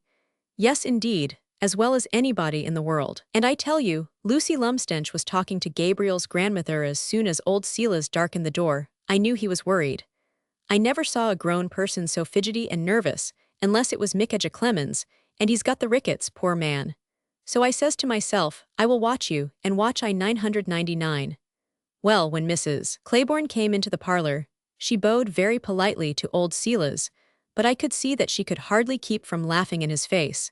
And I do not blame her, for the way old Silas went on was perfectly ridiculous. He spit and he spluttered, and sawed the air with his arms, and buttoned and unbuttoned his coat, and jerked at the bottom of his waistcoat till I really thought he would pull the front out. I wish you could have seen him, Lucy Lumsden, I do indeed. And when the door was shut on him, Mrs. Claiborne flung herself down on a sofa, and laughed until she frightened her daughter. I do not complain about my afflictions as a general thing, Lucy, but I would have given anything that day if my hearing had been as good as it used to be. And though Gabriel's grandmother was a woman of the highest principles, holding eavesdropping in the greatest contempt, it is possible that she would have owned to a mild regret that Miss Polly Gaither was too deaf to hear what Silas Tomlin's troubles were. This was natural, too, for, on account of the persistent rumors that had followed Silas home from Mississippi, There was always something of a mystery in regard to his first matrimonial venture. There was none about his second. A year or two after he returned home, he married Susan Pritchard, whose father was a prosperous farmer, living several miles from town. Susan bore Silas a son and died. She was a pious woman, and with her last breath named the child Paul, on account of the conjunction of the names of Paul and Silas in the New Testament. Paul grew up to be one of the most popular young men in the community. Chapter 8. The political machine begins its work. All that has been set down thus far, you will say, is trifling, unimportant, and wearisome. Your decision is not to be disputed, but if, by an effort of the mind, you could throw yourself back to those dread days, you would understand what a diversion these trifling events and episodes created for the heart-stricken and soul-weary people of that region. The death of Margaret Brittlebin moved them to pity, and awoke in their minds pleasing memories of happier days, when peace and prosperity held undisputed sway in all directions. The arrival of the Claibornes had much the same effect. It gave the community something to talk about, and in a small measure took them out of themselves. Moreover, the Claibornes, mother and daughter, proved to be very attractive additions to the town's society. They were both bright and good-humored, and the daughter was very beautiful. To a people overwhelmed with despair, the most trifling episode becomes curiously magnified. The case of Mr. Goodlet is very much to the point. He was merely an individual, it is true, but in some respects an individual represents the mass. When Sherman's men hanged him to a limb, under the mistaken notion that he was the custodian of the Clopton plate, the last thing he remembered as he lost consciousness was the ticking of his watch. It sounded in his ears, he said, as loud as the blows of a sledgehammer falling on an anvil. From that day until he died, he never could bear to hear the ticking of a watch. He gave his timepiece to his wife, who put it away with her other relics and treasures. How it was with other communities it is not for this chronicler to say, but the collapse of the Confederacy, coming when it did, was an event that Shady Dale least expected. The last trump will cause no greater surprise and consternation the world over than the news of Lee's surrender caused in that region. The public mind had not been prepared for such an event, especially in those districts remote from the centers of information. Almost every piece of news printed in the journals of the day was colored with the prospect of ultimate victory.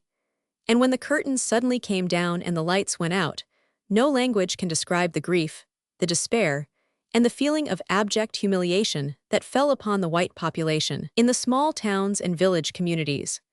How it was in the cities has not been recorded, but it is to be presumed that then, as now, the demands and necessities of trade and business were powerful enough to overcome and destroy the worst effects of a calamity that attacked the sentiments and emotions. It has been demonstrated recently on some very wide fields of action that the atmosphere of commercialism is unfavorable to the growth of sentiments of an ideal character. That is why wise men who believe in the finer issues of life are inclined to be suspicious of what is loosely called civilization and progress, and doubtful of the theories of those who clothe themselves in the mantle of science. Whatever the feeling in the cities may have been when news of the surrender came, it caused the most poignant grief and despair in the country places. And there, as elsewhere in this world, whenever suffering is to be borne, the most of the burden falls on the shoulders of the women. It is at once the strength and weakness of the sex that woman suffers more than man, and is more capable of enduring the pangs of suffering. As for the men, they soon recovered from the shock. They were startled and stunned, but when they opened their eyes to the situation, they found themselves confronted by conditions that had no precedent or parallel in the history of the world. It is small fault if their minds failed at first to grasp the significance and the import of these conditions, so new were they and so amazing. A few years later, Gabriel Tolliver, who, when the surrender came, was a lad just beyond 17, took himself severely to task before a public assemblage for his blindness in 1865, and the years immediately following, and his criticisms must have gone home to others, for the older men who sat in the audience rose to their feet and shook the house with their applause. They, too, had been as blind as the boy. It was perhaps well for Shady Dale that Mr. Sanders came home when he 999. He had been in the field, if not on the forum. He had mingled with public men, and, as he himself contended, had been closeted with one of the greatest men the country ever produced, reference being to Mr. Lincoln. Mr. Sanders had to tell over and over again the story of how he and Frank Bethune did not kidnap the president, and he brought home hundreds of rich, and racy anecdotes that he had picked up in the camp. In those awful days when there was little ready money to be had, and business was at a standstill, and the courts demoralized, and the whole social fabric threatening to fall to pieces, it was Mr. Billy Sanders who went around scattering cheerfulness and good humor as carelessly as the children scatter the flowers they have gathered in the fields. Mr. Sanders and Frances Bethune had formed a part of the escort that went with Mr. Davis as far as Washington in Wilkes County. On this account, Mr. Sanders boasted that at the last meeting of the Confederate cabinet held in that town, he had elected himself a member and was duly installed. It was the same, he used to say, as J.N. and the Freemasons. The doorkeeper gave me the grip and the password, the head man of the War Department knocked me on the forward and the thing was done. When Mr. Davis was ready to go, he took me by the hand and says, "William," says he, "keep house for the boys till I get back, and be sure that you cheer 'em up." This sort of nonsense served its purpose, as Mr. Sanders intended that it should. Wherever he appeared on the streets, a crowd gathered around him, as large a crowd as the town could furnish. To a spectator standing a little distance away and out of hearing, the attitude and movements of these groups presented a singular appearance. The individuals would move about and swap places, trying to get closer to Mr. Sanders. There would be a period of silence, and then, suddenly, loud shouts of laughter would rend the air. Such a spectator, if a stranger, might easily have imagined that these men and boys, standing close together and shouting with laughter at intervals, were engaged in practicing a part to be presented in a rural comedier, that they were a parcel of simpletons. One peculiarity of Mr. Sanders's humor was that it could not be imitated with any degree of success. His raciest anecdote lost a large part of its flavor when repeated by someone else. It was the way he told it: a cut of the eye, a lift of the eyebrow, a movement of the hand, a sudden air of solemnities were the accessories that gave point and charm to the humor. Mr. Sanders had cut out a very large piece of work for himself. He kept it up for some time, but he gradually allowed himself longer and longer intervals of seriousness. The multitude of problems growing out of the new and strange conditions were of a thought-compelling nature, and they grew larger and more ominous as the days went by. Gabriel Tolliver might take to the woods, as the saying is, and so escape from the prevailing depression. But Mr. Sanders and the rest of the men had no such resource.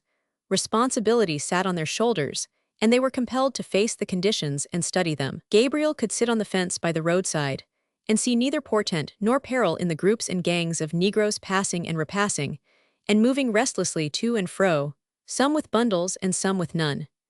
He watched them, as he afterward complained, with a curiosity as idle as that which moves a little child to watch a swarm of ants. He noticed, however, that the Negroes were no longer cheerful. Their childlike gaiety had vanished. In place of their loud laughter, their boisterous play, and their songs welling forth and filling the twilight places with sweet melodies, there was silence. Gabriel had no reason to regard this silence as ominous, but it was so regarded by his elders. He thought that the restless and uneasy movements of the Negroes were perfectly natural. They had suddenly come to the knowledge that they were free, and they were testing the nature and limits of their freedom. They desired to find out its length and its breadth. So much was clear to Gabriel, but it was not clear to his elders. And what a pity that it was not! How many mistakes would have been avoided? What a dreadful tangle and turmoil would have been prevented if these grown children could have been judged from Gabriel's point of view? For the boy's interpretation of the restlessness and uneasiness of the blacks was the correct one. Your historians will tell you that the situation was extraordinary and full of peril. Well, extraordinary, if you will, but not perilous. Gabriel could never be brought to believe that there was anything to be dreaded in the attitude of the blacks. What he scored himself for in the days to come was that his interest in the matter never rose above the idle curiosity of a boy.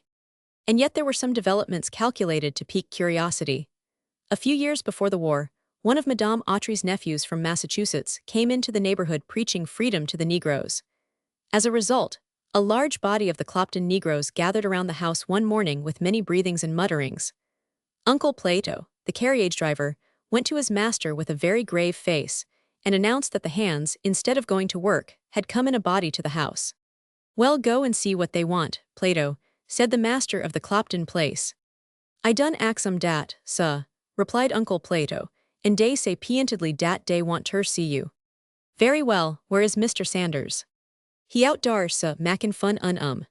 When Meriwether Clopton went out, He was told by old man Isaiah, the foreman of the field hands, that the boys did not want to be bledsored. It was some time before the master could understand what the old man meant, but Mr. Sanders finally made it clear, and Meriwether Clopton sent the Negroes about their business with a promise that none of them should ever be bledsored by his consent. A year or two before this rising occurred, General Jesse Bledsoe had died leaving a will, by the terms of which all his Negroes were given their freedom, and provision was made for their transportation to a free state. But the general had relatives who put in their claims and succeeded in breaking the will, with the result that many of the Negroes were carried to the west and southwest, bringing about a wholesale separation of families, the first that had ever occurred in that section. The impression it made on both whites and Negroes was a lasting one. In the minds of the blacks, freedom was only another name for bledsorin. Nevertheless, when after the collapse of the Confederacy and the advent of Sherman's army, the Clopton Negroes were told that they were free, a large number of them joined the restless, migratory throng that passed to and fro along the public highway. Some coming, some going, but all moved by the same irresistible impulse to test their freedom to see if they really could come hither and go yonder without let or hindrance. Uncle Plato and his family, with a dozen others who were sagacious enough to follow the old man's example, remained in their places and fared better than the rest. For a time Shady Dale rested peacefully in its seclusion, watching the course of events with apparent tranquility. But behind this appearance of repose, there was a good deal of restlessness and uneasiness. Sometimes its bosom, so to speak, was inflamed with anger, and sometimes it would be sunk in despair. One of the events that brought Shady Dale closer to the troubles that the newspapers were full of was a circular letter issued by Major Tomlin Purdue of Halcyondale. Major Purdue had returned home thoroughly reconstructed. He was full of admiration for General Grant's attitude toward General Lee, and he endorsed with all his heart the tone and spirit of Lee's address to his old soldiers. But when he saw the unexpected turn that the politicians had been able to give to events, he found it hard to hold his peace. Finally, when he could restrain himself no longer, he incited his friends to hold a meeting and propose his name as a candidate for Congress. This was done, and the major seized the opportunity to issue a circular letter declining the nomination and giving his reasons therefor. This letter remains to this day the most scathing arraignment of carpetbaggery, bayonet rule, and the Republican Party generally that has ever been put in print. It contains some decidedly picturesque references to the personality of the commander of the Georgia district, who happened to be General Pope, the famous soldier who had his headquarters in the saddle at a very interesting period of the Civil War. Major Purdue did not intend it so, but his letter was a piece of pure recklessness. The effect of this scorching document was to bring a company of federal troops to Halcyondale, and in the course of a few weeks a detachment was stationed at Shady Dale. In each case, they brought their tents with them and went into camp. This was taken as a signal by the carpetbaggers that the region roundabout was to be cultivated for political purposes, and forthwith they began operations, receiving occasional accessions in the person of a number of scalawags, the most respectable and conscientious of these being Mr. Mahlon Butts, who had been a vigorous and consistent Union man all through the war. He could be neither convinced nor intimidated, and his consistency won for him the respect of his neighbors. But when the carpetbaggers made their appearance, and Mahlon Butts began to fraternize with them, he was ostracized along with the rest. It soon became necessary for the whites to take counsel together, and Shady Dale became, as it had been before the war, the mecca of the various leaders. Before the war, the politicians of both parties were in the habit of meeting at Shady Dale, enjoying the barbecues for which the town was famous, and taking advantage of the occasion to lay out the program of the campaign. And now, when it was necessary to organize a white man's party, the leaders turned their eyes and their steps to Shady Dale. Then it was that Gabriel had an opportunity to see Toombs, and Stevens, and Hill, and Herschel 5. Johnson, who was on the national ticket with Douglas in 1860, and other men who were to become prominent later. There were some differences of opinion to be settled. A few of the leaders had advised the white voters to take no part in the political farce which Congress had arranged, but to leave it all to the Negroes and the aliens, especially as so many of the white voters had been disfranchised or were laboring under political disabilities. Others, on the contrary, advised the white voters to qualify as rapidly as possible. It was this difference of opinion that remained to be settled, so far as Georgia was concerned. It was Gabriel's acquaintance with Mr. Stevens that first fired his ambition. Here was a frail, weak man, hardly able to stand alone, who had been an invalid all his life, and yet had won renown, and by his wisdom and conservatism had gained the confidence and esteem of men of all parties and of all shades of opinion. His willpower and his energy lifted him above his bodily weakness and ills, and carried him through some of the most arduous campaigns that ever occurred in Georgia, where heated canvases were the rule and not the exception. Watching him closely, and noting his wonderful vivacity and cheerfulness, Gabriel Tolliver came to the conclusion that if an invalid could win fame, a strong, healthy lad should be able to make his mark. It fell out that Gabriel attracted the attention of Mr. Stevens, who was always partial to young men. He made the lad sit near him, drew him out, and gave him some sound advice in regard to his studies. At the suggestion of Mr. Stevens, the lad was permitted to attend the conferences, which were all informal, and the kindly statesman took pains to introduce the awkward, blushing youngster to all the prominent men who came. It was curious, Gabriel thought, how easily and naturally the invalid led the conversation into the channel he desired. He was smoking a clay pipe, which his faithful body-servant replenished from time to time. "Mr. Sanders," he began, "I have heard a good deal about your attempt to kidnap Lincoln. What did you think of Lincoln anyhow?" "Well, sir, I thought, and still think that he was the best all-round man I ever laid eyes on." "He certainly was a very great man," remarked Mr. Stevens. "I knew him well before the war. We were in Congress together.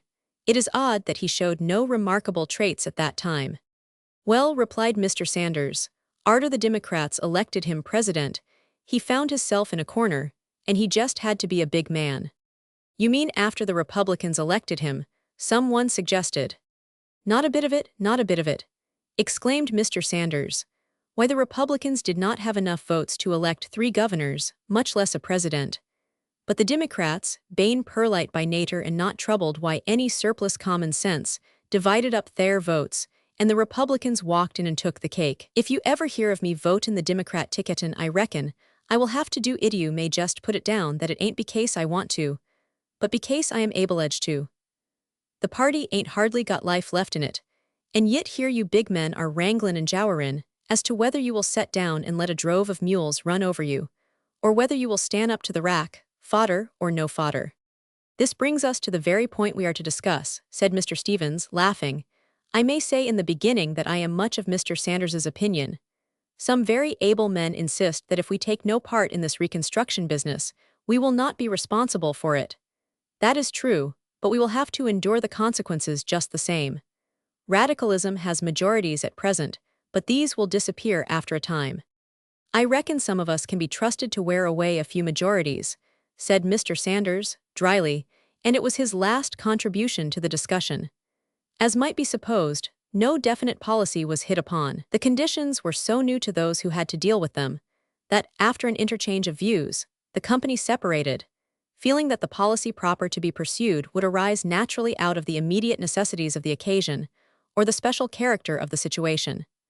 This was the view of Mr. Stevens, who, as he was still suffering from his confinement in prison, accepted the invitation of Meriwether Clopton to remain at Shady Dale for a week or more.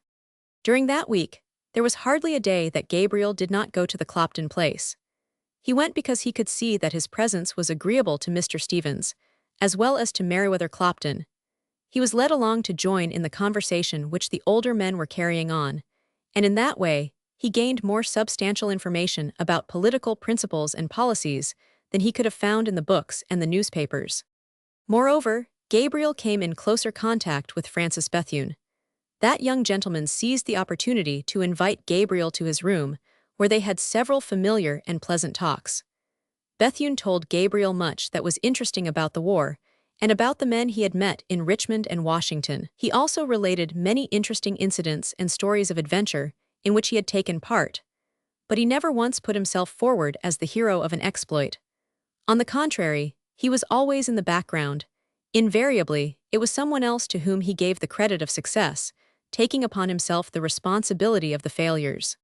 Gabriel had never suspected this proud-looking young man of modesty, and he at once began to admire and like Bethune, who was not only genial but congenial.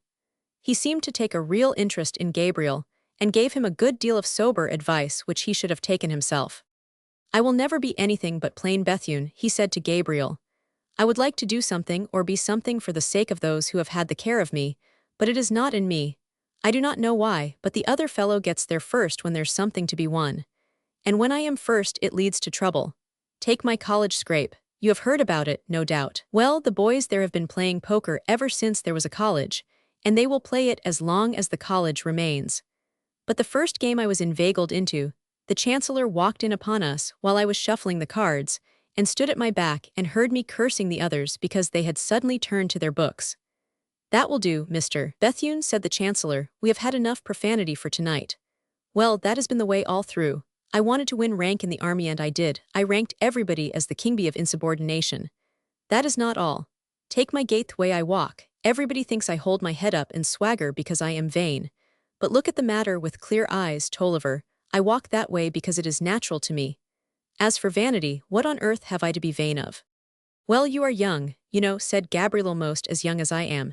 And though you have been unlucky, that is no sign that it will always be so. No, Tolliver, I am several years older than you. All your opportunities are still to come, and if I can do nothing myself, I should like to see you succeed. I have heard my grandfather say some fine things about you. Now, such talk as that, when it carries the evidence of sincerity along with it, is bound to win a young fellow over. Youth cannot resist it. Bethune won Gabriel and won him completely. It was so pleasing to Gabriel to be able to have a cordial liking for Bethune that he had the feelings of those who gain a moral victory over themselves in the matter of some evil habit or passion. His grandmother smiled fondly on his enthusiasm, remarking, Yes, Gabriel, he is certainly a fine young gentleman, and I am glad of it for Nan's sake. He will be sure to make her happy, and she deserves happiness as much as any human being I ever knew. Gabriel also thought that Nan deserved to be very happy, but he could imagine several forms of happiness that did not include marriage with Bethune, however much he might admire his friend. And his enthusiastic praises of Bethune ceased so suddenly that his grandmother looked at him curiously. The truth is, her remarks about Nan and Bethune always gave Gabriel a cold chill. His grandmother was to him the fountainhead of wisdom, the embodiment of experience. When he was a bit of a lad, she used to untie all the hard knots and untangle all the tangles that persisted in invading his large collection of string, cords, and twines, and the ease with which she did this, for the knots seemed to come untied of their own accord, and the tangles to vanish as soon as her fingers touched them, gave Gabriel an impression of her ability that he never lost. Her word was law with him, though he had frequently broken the law, and her judgment was infallible. Chapter 9. Nan and Gabriel. Gabriel renewed his enthusiasm for Bethune as soon as he had an opportunity to see Nan. These opportunities became rarer and rarer as the days went by. Sometimes she was friendly and familiar, as on the day when she went home with him to hear the story of poor Margaret Gaither, but oftener she was cool and dignified, and appeared to be inclined to patronize her old friend and comrade. This was certainly her attitude when Gabriel began to sing the praises of Frances Bethune when, on one occasion, he met her on the street. I am sure it is very good of you, Gabriel, to speak so kindly of Mr. Bethune, she said. No doubt he deserves it all. He also says some very nice things about you, so I have heard. Nani says there's some sort of an agreement between you tickle me and I will tickle you. Oh, there's nothing for you to blush about, Gabriel, she went on very seriously. Nani may laugh at it, but I think it speaks well for both you and Mr. Bethune. Gabriel made no reply, and as he stood there looking at Nan, and realizing for the first time what he had only dimly suspected before, that they could no longer be comrades and chums, he presented a very uncomfortable spectacle. He was the picture of awkwardness. His hands and his feet were all in his way, and for the first time in his life he felt cheap. Nan had suddenly loomed up as a woman grown. It is true that she resolutely refused to follow the prevailing fashion and wear hoop skirts, but this fact and her long dress simply gave emphasis to the fact that she was grown. Well, Nan, I am very sorry, said Gabriel by way of saying something. He spoke the truth without knowing why. Sorry? Why should you be sorry? Cried Nan. I think you have everything to make you glad. You have your Mr. Bethune, and no longer than yesterday I heard Eugenia Claiborne say that you are the handsomest man she ever saw. She called you a man. She declared that she never knew before that curly hair could be so becoming to a man. And Margaret says that you and Eugenia would just suit each other, she a blonde and you a brunette. Gabriel blushed again in spite of himself, and laughed, two left at the incongruity of the situation. This Nan, with her long gingham frock and her serious ways, was no more like the Nan he had known than if she had come from another world. It was laughable, of course, and pathetic too, for Gabriel could laugh and feel sorry at the same moment. "You have not told me why you are sorry," said Nan, when the lad's silence had become embarrassing to her. "Well, I am just sorry," Gabriel replied. "You are angry," she declared. "No," he insisted, "I am just sorry. I do not know why, unless it's because you are not the same. You have been changing all the time, I reckon, but I never noticed it so much until today." His tone was one of complaint. As Nan stood there regarding Gabriel with an expression of perplexity in her countenance, and tapping the ground impatiently with one foot, the two young people got their first whiff of the troubles that had been slowly gathering over that region. Around the corner near which they stood, two men had paused to finish an earnest conversation. Evidently they had been walking along, but their talk had become so interesting, apparently, that they paused involuntarily. They were hid from Nan and Gabriel by the high brick wall that enclosed Madame Autry's backyard. "As president of this league," said a voice which neither Nan nor Gabriel could recognize, "you will have great responsibility. I hope you realize it." "I am in hopes I does, sir," replied the other, whose voice there was no difficulty in recognizing as that of the Rev. Jeremiah Tomlin. "As you so aptly put it last night at your church, the bottom rail is now on top, and it will stay there if the colored people know their own interests. Every dollar that has been made in the South during the past 200 years was made by the Negeros and belongs to them. Dat is so, sir, dat is de Lord's truth. I realize dat, sir, and I will try fur ter make my people realize it," responded the Rev. Jeremiah. "What you lack in experience," continued the first speaker, "you make up in numbers. It is important to remember that. Organize your race, get them together, impress upon them the necessity of acting as one man. Once organized, you will find leaders. All the arrangements have been made for that." "I hears you, sir, and believes you," replied the Rev. Jeremiah with great ceremony. "You have seen white men from a distance coming and going. Where did they go?" "Dey went ter Cloptons, sir, right dar and nowheres else. I seed sir, wid my own eyes." "You do not know what they came for. Well, I will tell you. They came here to devise some plan by which they can deprive the Negeros of the right to vote. Now, what do you suppose would be the simplest way to do this?" The Rev. Jeremiah made no reply. He was evidently waiting in awe to hear what the plan was. "You do not know," the first speaker went on to say. "Well, I will tell you. They propose to re-enslave the colored people. They propose to take the ballots out of their hands and put in their place the hoe and the plow handles. They propose to deprive you of the freedom bestowed upon you by the martyr president." "You do not tell me, sir. Well, well. Yes, that is their object, and they will undoubtedly succeed if your people do not organize and stand together and give their support to the Republican Party. I has belonged ter de Republican Party, sir, since fust I heard de name. We meet tonight in the schoolhouse. Bring only a few men whom you can trust, and the older they are the better. I ain't so right down Sutton and show bout dat, sir. Some de all ones is mighty sot in dare ways. Dey ain't got de elarnin, sir, and dey dunner what's good fur 1,000. But I will pick out some, sir. I will try fur ter fetch de ones what will do us de most good." "Very well, Mr. Tomerlin, the old schoolhouse is the place, and there will be no lights that can be seen from the outside. Rap 3 times slowly and twice quicklisso. The password is—" He must have whispered it, for no sound came to the ears of Nan and Gabriel. The latter motioned his head to Nan, and the two walked around the corner. As they turned, Nan was saying, "You must go with me some day and call on Eugenia Claiborne. She will be delighted to see you, and she's just lovely." What answer Gabriel made he never knew, so intently was he engaged in trying to digest what he had heard. The Rev. Jeremiah took off his hat and smiled broadly as he gave Nan and Gabriel a ceremonious bow. They responded to his salute and passed on. The white man who had been talking to the Negro was a stranger to both of them, though both came to know him very well, too well, in fact a few months later. He had about him the air of a preacher, his coat being of the cut and color of the garments worn by clergymen. His countenance was pale, but all his features, except his eyes, stood for energy and determination. The eyes were restless and shifty, giving him an appearance of uneasiness. "What does he mean?" inquired Nan when they were out of hearing. "He means a good deal," replied Gabriel, who, as an interested listener at the conferences of the white leaders, had heard several prominent men express fears that just such statements would be made to the Negroes by the carpetbag element. And now here was a man pouring the most alarming and exciting tidings into the ears of a Negro on the public streets. True, he had no idea that anyone but the Rev. Jeremiah was in hearing, but the tone of his voice was not moderated.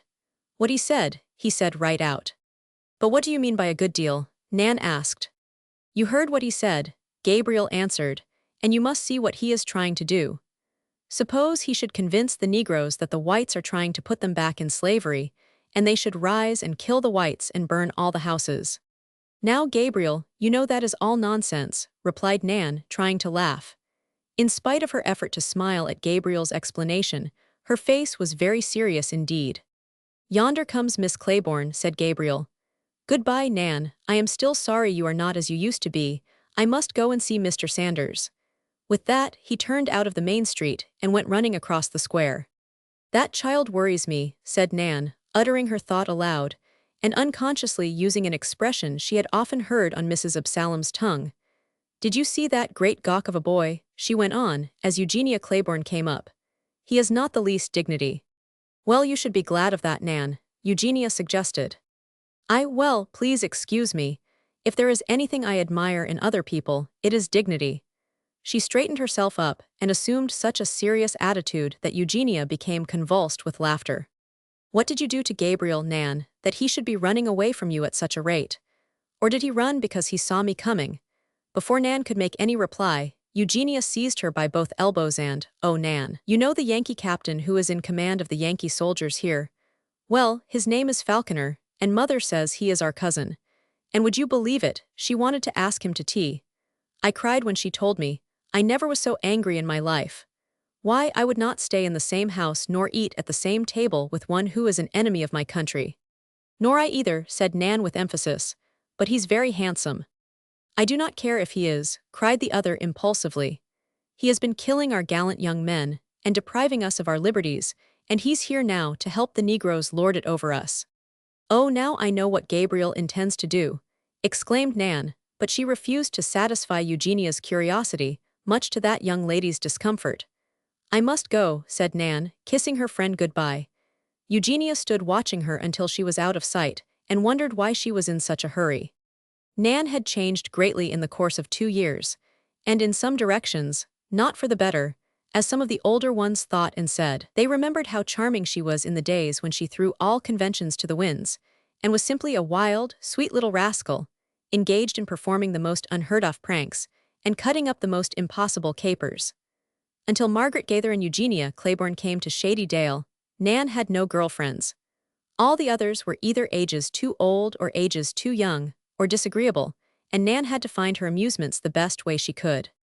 Margaret Gaither and Eugenia Claiborne had a very subduing effect upon Nan.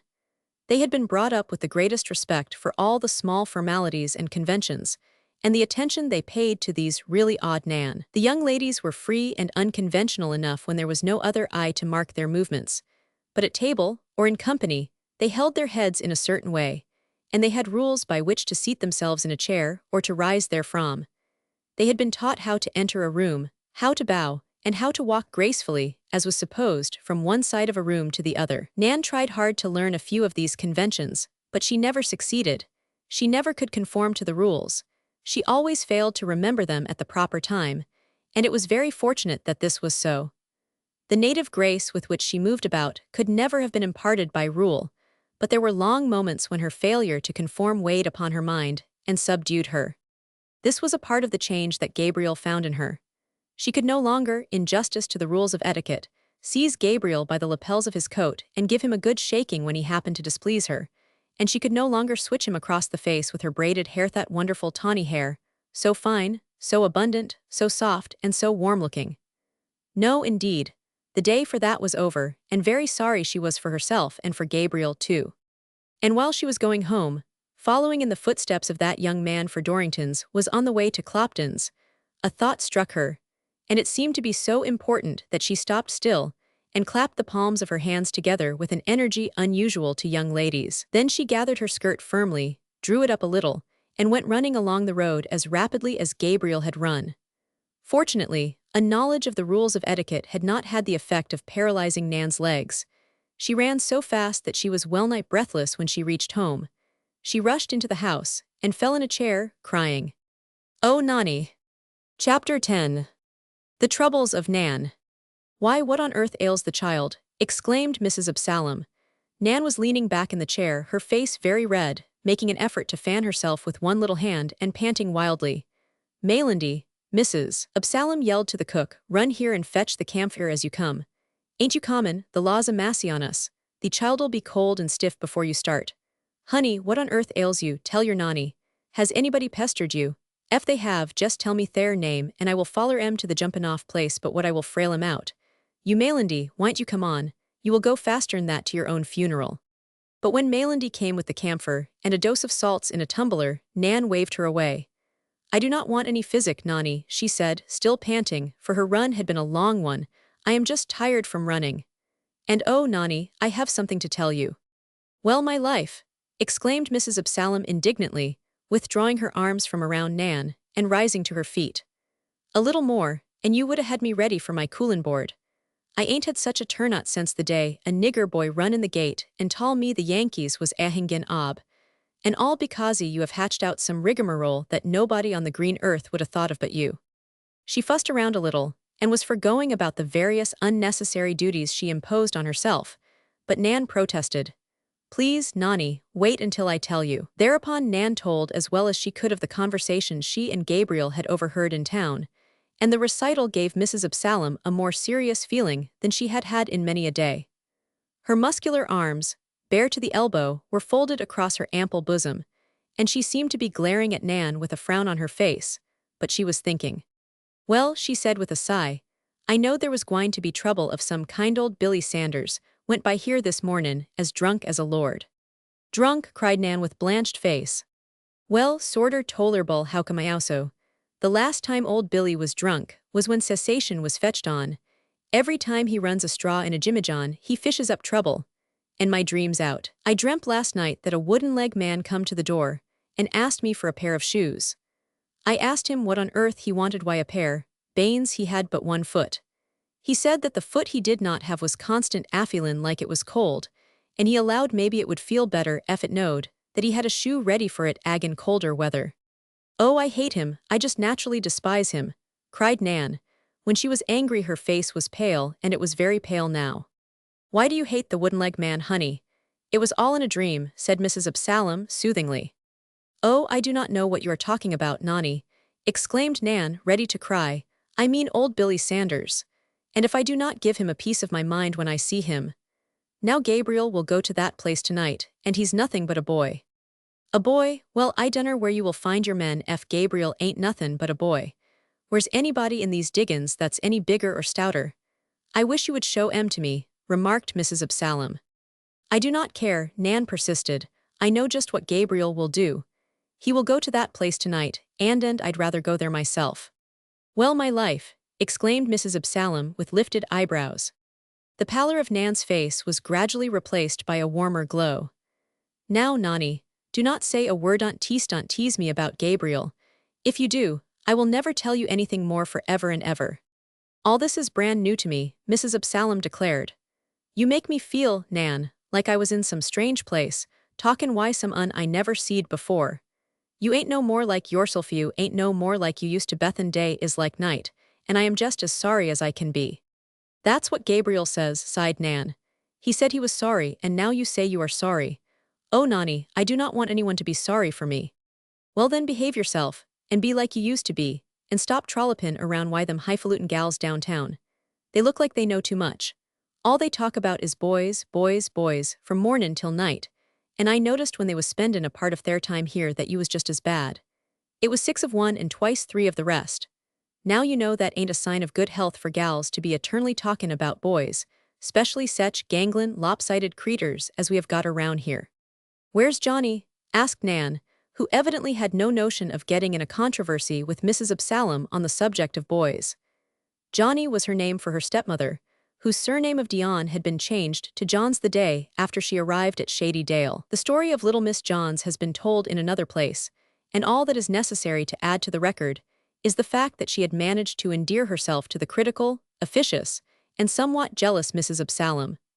Mrs. Dorrington had the tact and the charm of the best of her race.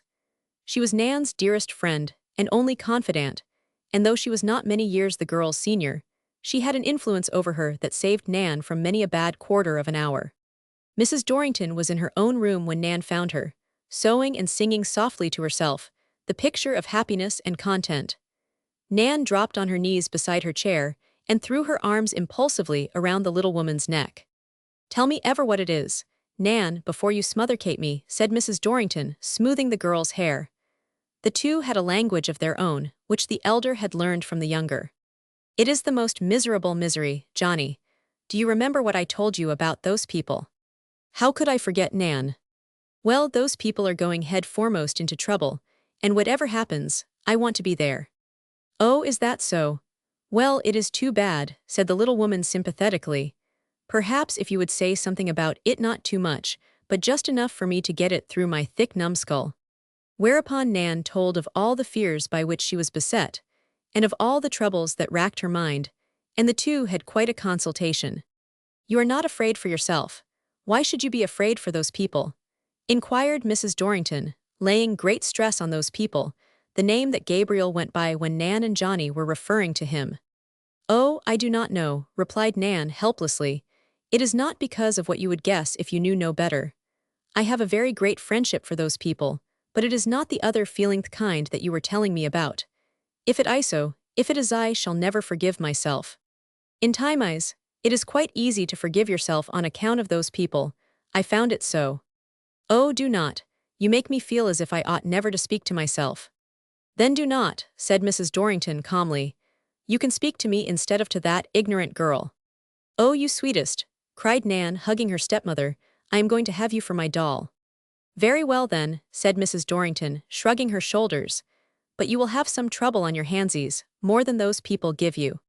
Johnny, you are my little mother, and you never gave me any trouble in your life. I am the one that is troublesome. I am troubling you now." "Silly thing, will you be good?" cried Mrs. Dorrington, tapping Nan lightly on the cheek. "How can you trouble me when I do not know what you mean? You have not told me." "I thought you could guess as well as I can," replied Nan. "About some things, but not about this terrible danger that is to overcome those people." Whereupon, Nan told Mrs. Dorrington of the conversation she and Gabriel had overheard. To this information, she added her suspicions that Gabriel intended to do something desperate. And then she gave a very vivid description of the strange white man, of his pale and eager countenance, his glittering, shifty eyes, and his thin, cruel lips. Instead of shuddering, as she should have done, Mrs. Dorrington laughed. "But I do not see what the trouble is," she declared. "That boy is ever so large, he can take care of himself. But if you think not, then ask him to tea." Nan frowned heavily. "But Johnny, tea is so tame. Think of rescuing a friend from danger by means of a cup of tea. Does not it seem ridiculous?"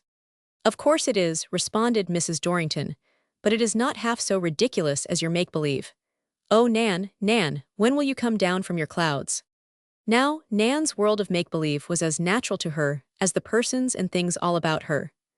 No sooner had she guessed that it was Gabriel's intention to find out what the Union League was for, and, in a way, expose himself to some possible danger of discovery, than she carried the whole matter into her land of make-believe as naturally as a mockingbird carries a flake of thistledown to its nest. Once there, nothing could be more reasonable or more logical than the terrible danger to which Gabriel would be exposed. While it lasted, Nan's feeling of anxiety and alarm was both real and sincere. Mrs. Absalom could never enter into this world of Nan's. She was too practical and downright. And yet she had a ready sympathy for the girl's troubles and humored her without stint, though she sometimes declared that Nan was queer and flighty. Mrs. Dorrington, on the other hand, inheriting the sensitive and artistic temperament of Flavian Dion, her father, was able to enter heartily into the most of Nan's vagaries. Sometimes she humored them, but more frequently she laughed at them as the girl grew older. Occasionally, in her twilight conversations with her father, whose gentleness and shyness kept him in the background, Mrs. Dorrington would deplore Nan's tendency to exploit her imagination. "But she was born thus, my dear," Flavian Dion would reply, speaking the picturesque patois of New France. "It will either be her great misery or her great happiness. How was it with me? Once it was my great misery, but now you see how it is. Come, we will have some music, if Mademoiselle the Dreamer is willing. And then they would go into the parlor, where, with Mrs. Dorrington at the piano, Flavian Dion with his violin, and Nan with her voice, which was rich and strong, they would render the beautiful folk songs of France. Moreover, Flavian Dion had caught many of the plantation melodies, of which Nan knew the words, and when the French songs were exhausted, they would fall back on these. It frequently happened that Mademoiselle the Dreamer would add feet as well as voice to the Negro melodies, especially if Tasmatid were there to incite her, and the way that Nan reproduced steps and poses was both wonderful and inimitable. The reader who takes the trouble to make inferences as he goes along will perceive that Nan's solicitude for Gabriel was no compliment to him. It was not flattering to the heroism of a young man who was threatening to grow a mustache, for a young lady to believe, or even pretend to believe, that he needed to be rescued from some imaginary danger. Gabriel was strong enough to take a man's place at a log-rolling, and he would have had small relish for the information if he had been told that Nan Dorrington was planning to rescue him. Let the simple truth be told. Gabriel was no hero in Nan's eyes. He was merely a friend and former comrade, who now was in sad need of someone to take care of him. That was her belief, and she would have shrunk from the idea that Gabriel would one day be her lover. She had quite other views. Yes, indeed, her lover must be a man who had passed through some desperate experiences. He must be a hero with sword and plume, a cutter and slasher, a man who had a relish for bloodshed, such as she had read about in the romances she had appropriated from her father's library. Nan had brought over from her childhood many queer dreams and fancies. Once upon a time, she had heard her elders talking of John A. Murrell, the notorious land pirate and highwayman. The man was one of the coarsest and cruelest of modern ruffians, but about his name, the common people had placed a halo of romance. It was said of him that he rescued beautiful maidens from their abductors and restored them to their friends, and that he robbed the rich only to give to the poor. Sad to say, this ruffian was Nan's ideal hero. And now, when she was racking her brains to invent some bold and simple plan for the rescue of Gabriel, her mind reverted to this ideal hero of her childhood. "If you insist, Johnny, I will ask Gabriel to tea," Nan remarked for the second time. "But, as you say, it is perfectly ridiculous. Whoever heard of rescuing persons by inviting them to supper?" She paused a moment, and then went on with a sigh that would have sounded very real in Mrs. Absalom's ears, but which simply brought a smile to Mrs. Dorrington's face. "Hey-ho. What a pity John A. Murrell is not alive today." "And who is this Mr. Murrell?" Mrs. Dorrington asked. "He was a fierce robber chief," replied Nan placidly. "He wore a big black beard and a hat with a red feather in it. Over his left shoulder was a red sash, and he rode a big white horse. He carried 2 big pistols and a bowie knife. Nani can tell you all about him." Whereupon Mrs. Dorrington jumped from her chair and made an effort to catch the young romancer, and in a moment, the laughter of the pursuer and the shrieks of the pursued, when she thought she was in danger of being caught, roused the echoes in the old house. Mrs. Absalom, who was in the kitchen, laughed and shook her head. "I believe them 2 scamps will be children when they are 60-year-old. But after a while, when their romp was over, Nan suddenly discovered that she had been in very high spirits, and this, according to the constitution and bylaws of the land of make-believe, was an unpardonable offense, especially when, as now, a very dear friend was in danger. So she went out upon the veranda, and halfway down the steps, where she seated herself in an attitude of extreme dejection. While sitting there, Nan suddenly remembered that she did have a grievance, and a very real one. Tasmatid was in a state of insurrection. She had not been permitted to accompany her young mistress when the latter visited her girlfriends, and for a long time she had been sulking and pouting. An effort had been made to induce Tasmatid to make herself useful, but even the strong will of Mrs. Absalom collapsed when it found itself in conflict with the bright-eyed African. Tasmatid had been wounded in her tenderest parlor affections. Her sentiments and emotions, being primitive, were genuine. Her grief, when separated from Nan, was very keen. She refused to eat, and for the most part kept herself in seclusion, and no one was able to find her hiding place. Now, when Nan threw herself upon the steps in an attitude of dejection, with her head on her arm, it happened that Tasmatid was prowling about with the hope of catching a glimpse of her. The African, slipping around the house, suddenly came plump upon the object of her search. She stood still and drew a long breath. Here was Honey Nan apparently in deep trouble. Tasmatid crept up the steps as silently as a ghost and sat beside the prostrate form. If Nan knew, she made no sign, nor did she move when the African laid a caressing hand on her hair. It was only when Tasmatid leaned over and kissed Nan on the hand that she stirred. She raised her head, saying, "You should not do that, Tasmatid, I am too mean." "How come you dis away, honey Nan?" inquired the African in a low tone. "Who beena hut you?" "No one," replied Nan, "I am just mean." "Tease ain't so, no how, somebody beena hut you. You show dem tur Tasmatiddy ain't hut you no mo." "Where have you been? Why did you go away and leave me?" "Nobody want we first stay. You go off and den we go off. We go off and walk into graveyard walk into graveyard, and den we go home way off yander into woods." "Home, why this is your home. It shall always be your home," cried Nan, touched by the forlorn look in Tasmatid's eyes and the despairing expression in her voice. "No, no, honey Nan, Tisa no home fur we when you drive we way from foller you, when you shaka yo hate if we come trot hind you. We no want home lack dat. No, no, honey Nan, we make home into woods." "Where's your home?" Nan inquired, full of curiosity. "We take you day when dem sun go way." "Well, you must stay here," said Nan emphatically. "You shall follow me wherever I go." "You talk so dis time, honey Nan." Next time Tasmatid ran down the steps and went along the walk mimicking Nan's movements, shaking her frock first on one side and then on the other. Then she looked over her shoulder, turned around with a frown, stamped her foot and made menacing gestures with her hands. "Dat how 'twill be next time, honey Nan." Hearing Mrs. Absalom laughing, Nan conjectured that she had witnessed Tasmatid's performance. "Nani," she cried, "do I really walk that way and finger my skirt so?" "To a T," said Mrs. Absalom, laughing louder. "Ef she was a foot and a half higher, I would 'a' made sure it was you practicin' agin the time when you will mince by the store where old Silas Tomlin's yearlin is clerkin', or by the tavern Peaser, where Frank Bethune and the rest of the loafers set at. It's among the miracles that Gabe Tolliver do not mix wy that crowd. I reckon maybe it's because he just naturally too wuthless." "Now, Nani, I do not think you ought to make fun of me," protested Nan. "I am perfectly certain that I do not mince when I walk, and you are always complaining that I do not care how my clothes look." "Go round to the kitchen, you black slink," exclaimed Mrs. Absalom, addressing Tasmatid, "and get your dinner. You have traipsed and trolloped until I bet you can gulp down all the victuals on the place. And when you have finished your dinner, come to my room," said Nan. It was not often that Nan was to be found in her own room during the day, but now she remembered that she had promised to spend the night with Eugenia Claiborne, and how was she to invite Gabriel to tea, as Mrs. Dorrington had suggested? There was but one thing to do, and that was to break her engagement with Eugenia. She was of half a dozen minds what to say to her friend. She wrote note after note, only to destroy each one. She pulled her nose, stuck out her tongue, looked at the ceiling, and bit her thumb, but all to no purpose.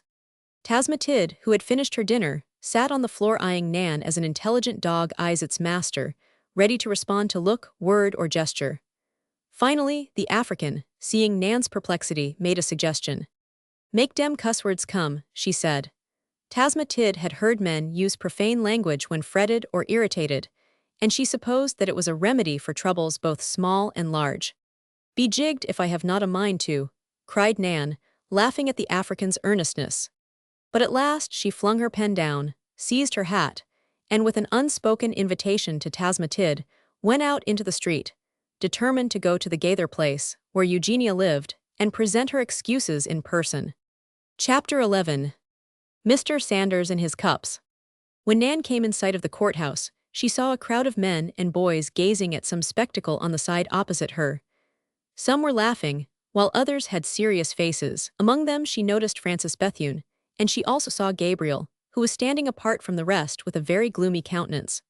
Arriving near the crowd, she paused to discover what had excited their curiosity, and there before her eyes, seated on the courthouse steps, was Mr. Billy Sanders, relating to an imaginary audience some choice incidents in his family history. His hat was off, and his face was very red. As Nan listened, he was telling how his pa and ma had married in South Carolina and had subsequently moved to Jasper County in Georgia.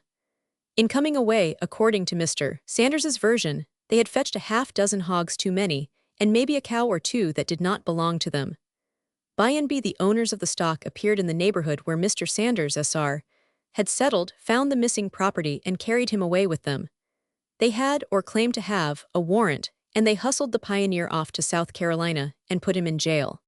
Now, Sally Hart was Nancy's own gal, said Mr. Sanders, pausing to take a nip from a bottle he carried in his pocket. She was a chip off the old block if they ever was a block that had a chip. So Sally that was ma she went pallin' off to Sioux Calony. The night she got to war she was agwine, she tore a hole in the side of the jail that you could a driv a buggy through.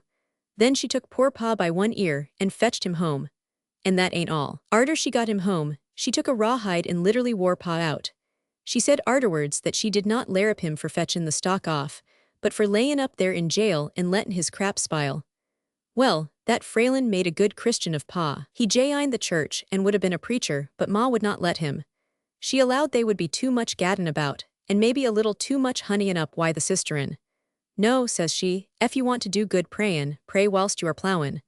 I will look arter the hoein' myself, says she. Mr. Sanders was not regarded as a dangerous man in his cups, but on one well-remembered occasion, he had fired into a crowd of men who were inclined to be too familiar, and since that day, he had been given a wide berth when he took a seat on the courthouse steps and began to recite his family history. While Nan stood there, Mr. Sanders drew a pistol from his pocket and, smiling blandly, began to flourish it around. As he did so, Gabriel Tolliver sprang into the street and ran rapidly toward him. Someone in the crowd uttered a cry of warning.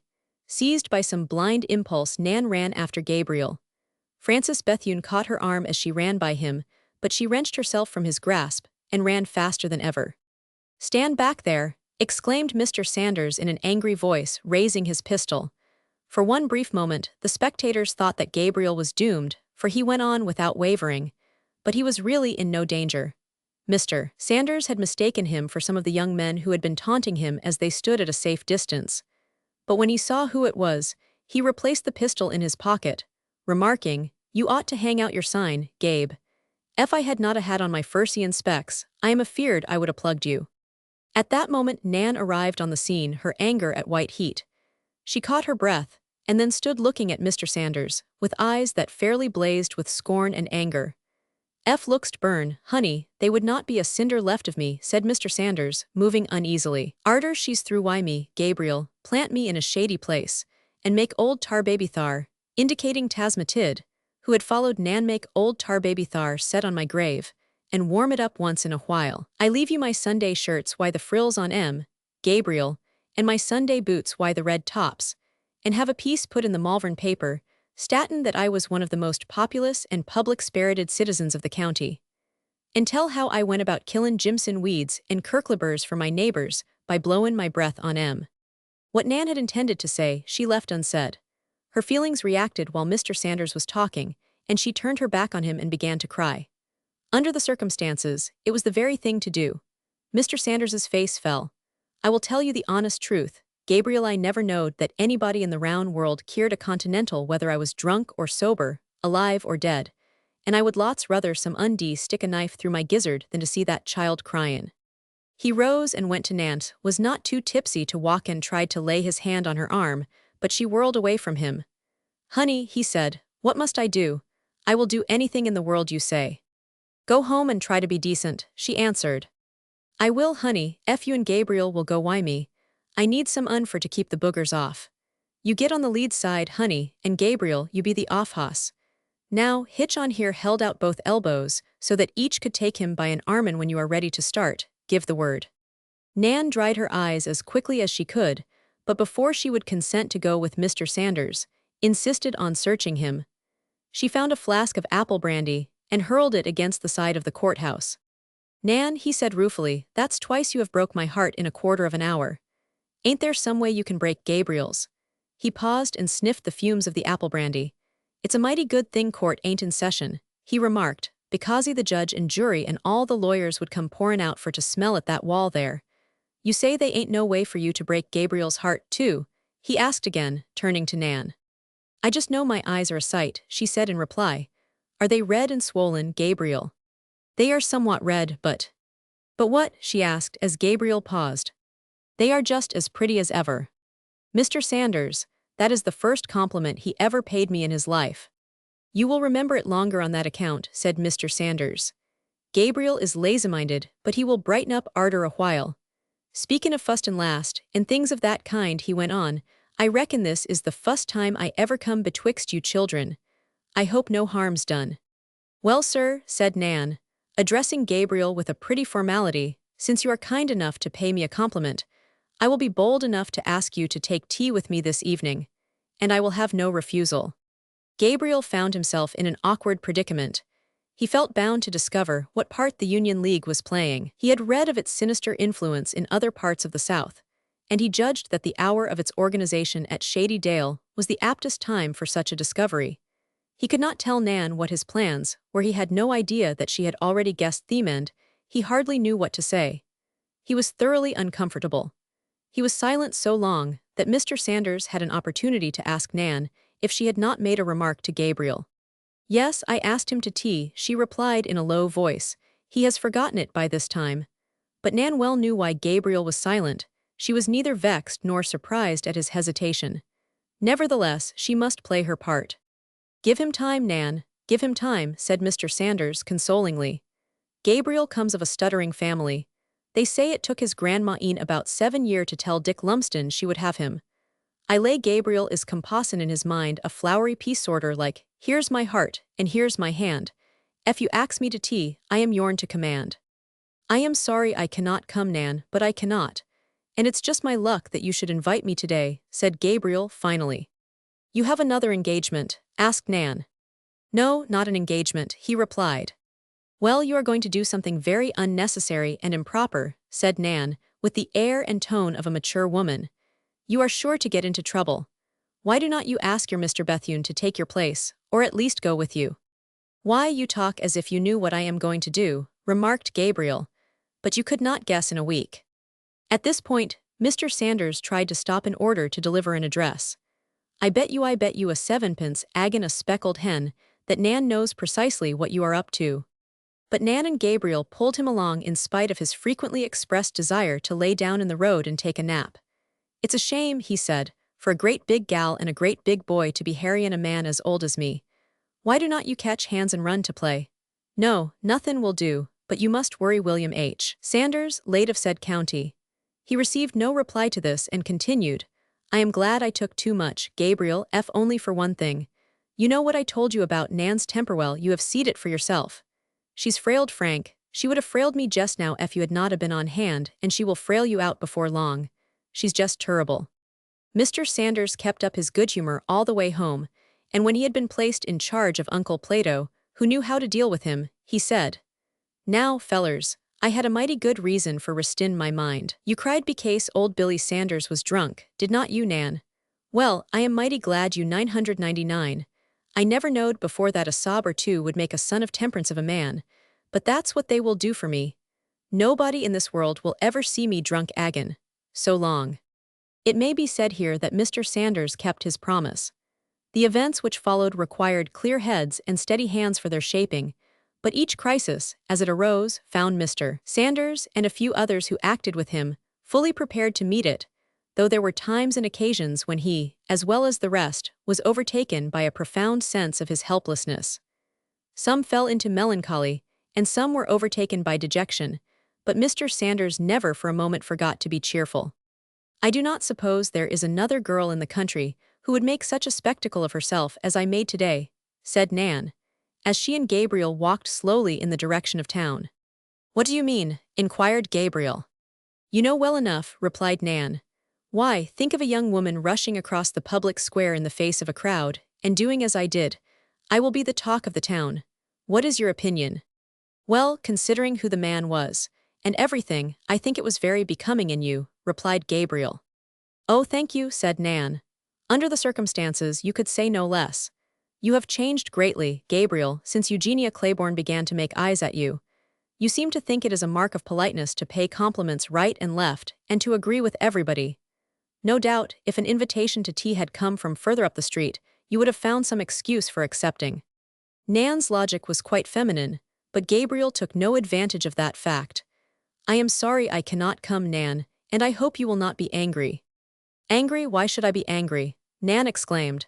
An invitation to tea is not so important. But this one is important to me, said Gabriel. It is the first time you have asked me, and I hope it will not be the last. Nan said nothing more until she bade Gabriel goodbye at her father's gate.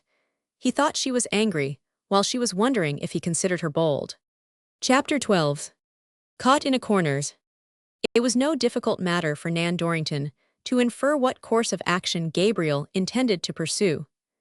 The Union Leagues established in the South, under the auspices of the political department of the Freedmen's Bureau, had already excited the suspicion of the whites. The reputation they instantly achieved was extremely sinister, and they had become the source of much uneasiness. There was an air of mystery about them, which, however pleasing it might be to the Negroes, was not at all relished by those who had been made the victims of radical legislation. There were wild rumors to the effect that the object of these leagues was to organize the Negroes and prepare them for an armed attack on the whites. These rumors were to be seen spread out in the newspapers, and were to be heard wherever people gathered together. Nan was familiar with them, and while both she and Gabriel were possibly too young to harbor all the anxieties entertained by their elders, they nevertheless took a very keen interest in the situation, and it was not less keen because it had curiosity for its basis. Gabriel had no sooner digested the purport of the conversation to which he had listened than he made up his mind to unravel, if he could, the mystery of the Union League, and to discover what part the newcomer, the companion of the Rev. Jeremiah Tomlin, proposed to play.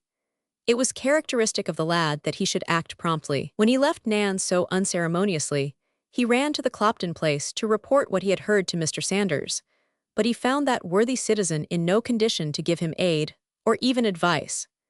Meriwether Clopton chanced to be in consultation with some gentleman from Atlanta, and could not be seen, while Francis Bethune was said to be in town somewhere. It was then that Gabriel made up his mind that he would act alone. He knew the old schoolhouse in which the league was to be organized, as well as he knew his own home. It had formerly been called the Shady Dale Male Academy, and its reputation, before the war, had gone far and wide. Gabriel had spent many a happy hour there, and some that were memorably unpleasant, especially during the term that a schoolmaster by the name of McManus wielded the rod. Among the things that Gabriel remembered was the fact that the space under the stairway building had 2 stories boarded up so as to form a large closet, where the pupils deposited their extra coats and wraps, as well as their lunches. The closet had also been used as a reformatory for refractory pupils, and this was one reason why Gabriel remembered it so well. He had spent numerous uncomfortable hours there at a time when darkness and isolation had real terrors for him. The building had been abandoned by the whites during the war, and was for a time used as a hospital. At the close of the war, it was turned over to the Negroes, who established there a flourishing school, which was presided over by a native Southerner, an old gentleman whom the war had stripped of this world's goods. Gabriel thought it best to begin operations before the sun went down. He made a detour wide enough to place the schoolhouse between him and Shady Dale, so that if by any chance his movements should attract attention, he would have the appearance of approaching the building quite by accident. Under the circumstances, it was perhaps fortunate that he took this precaution, for when he drew near the schoolhouse, the Rev. Jeremiah Tomlin was standing in the back door flourishing a broom. "Hello, Jeremiah," said Gabriel by way of salutation. "What's up now?" "Good evenin', Mr. Gabe," responded the Rev. Jeremiah.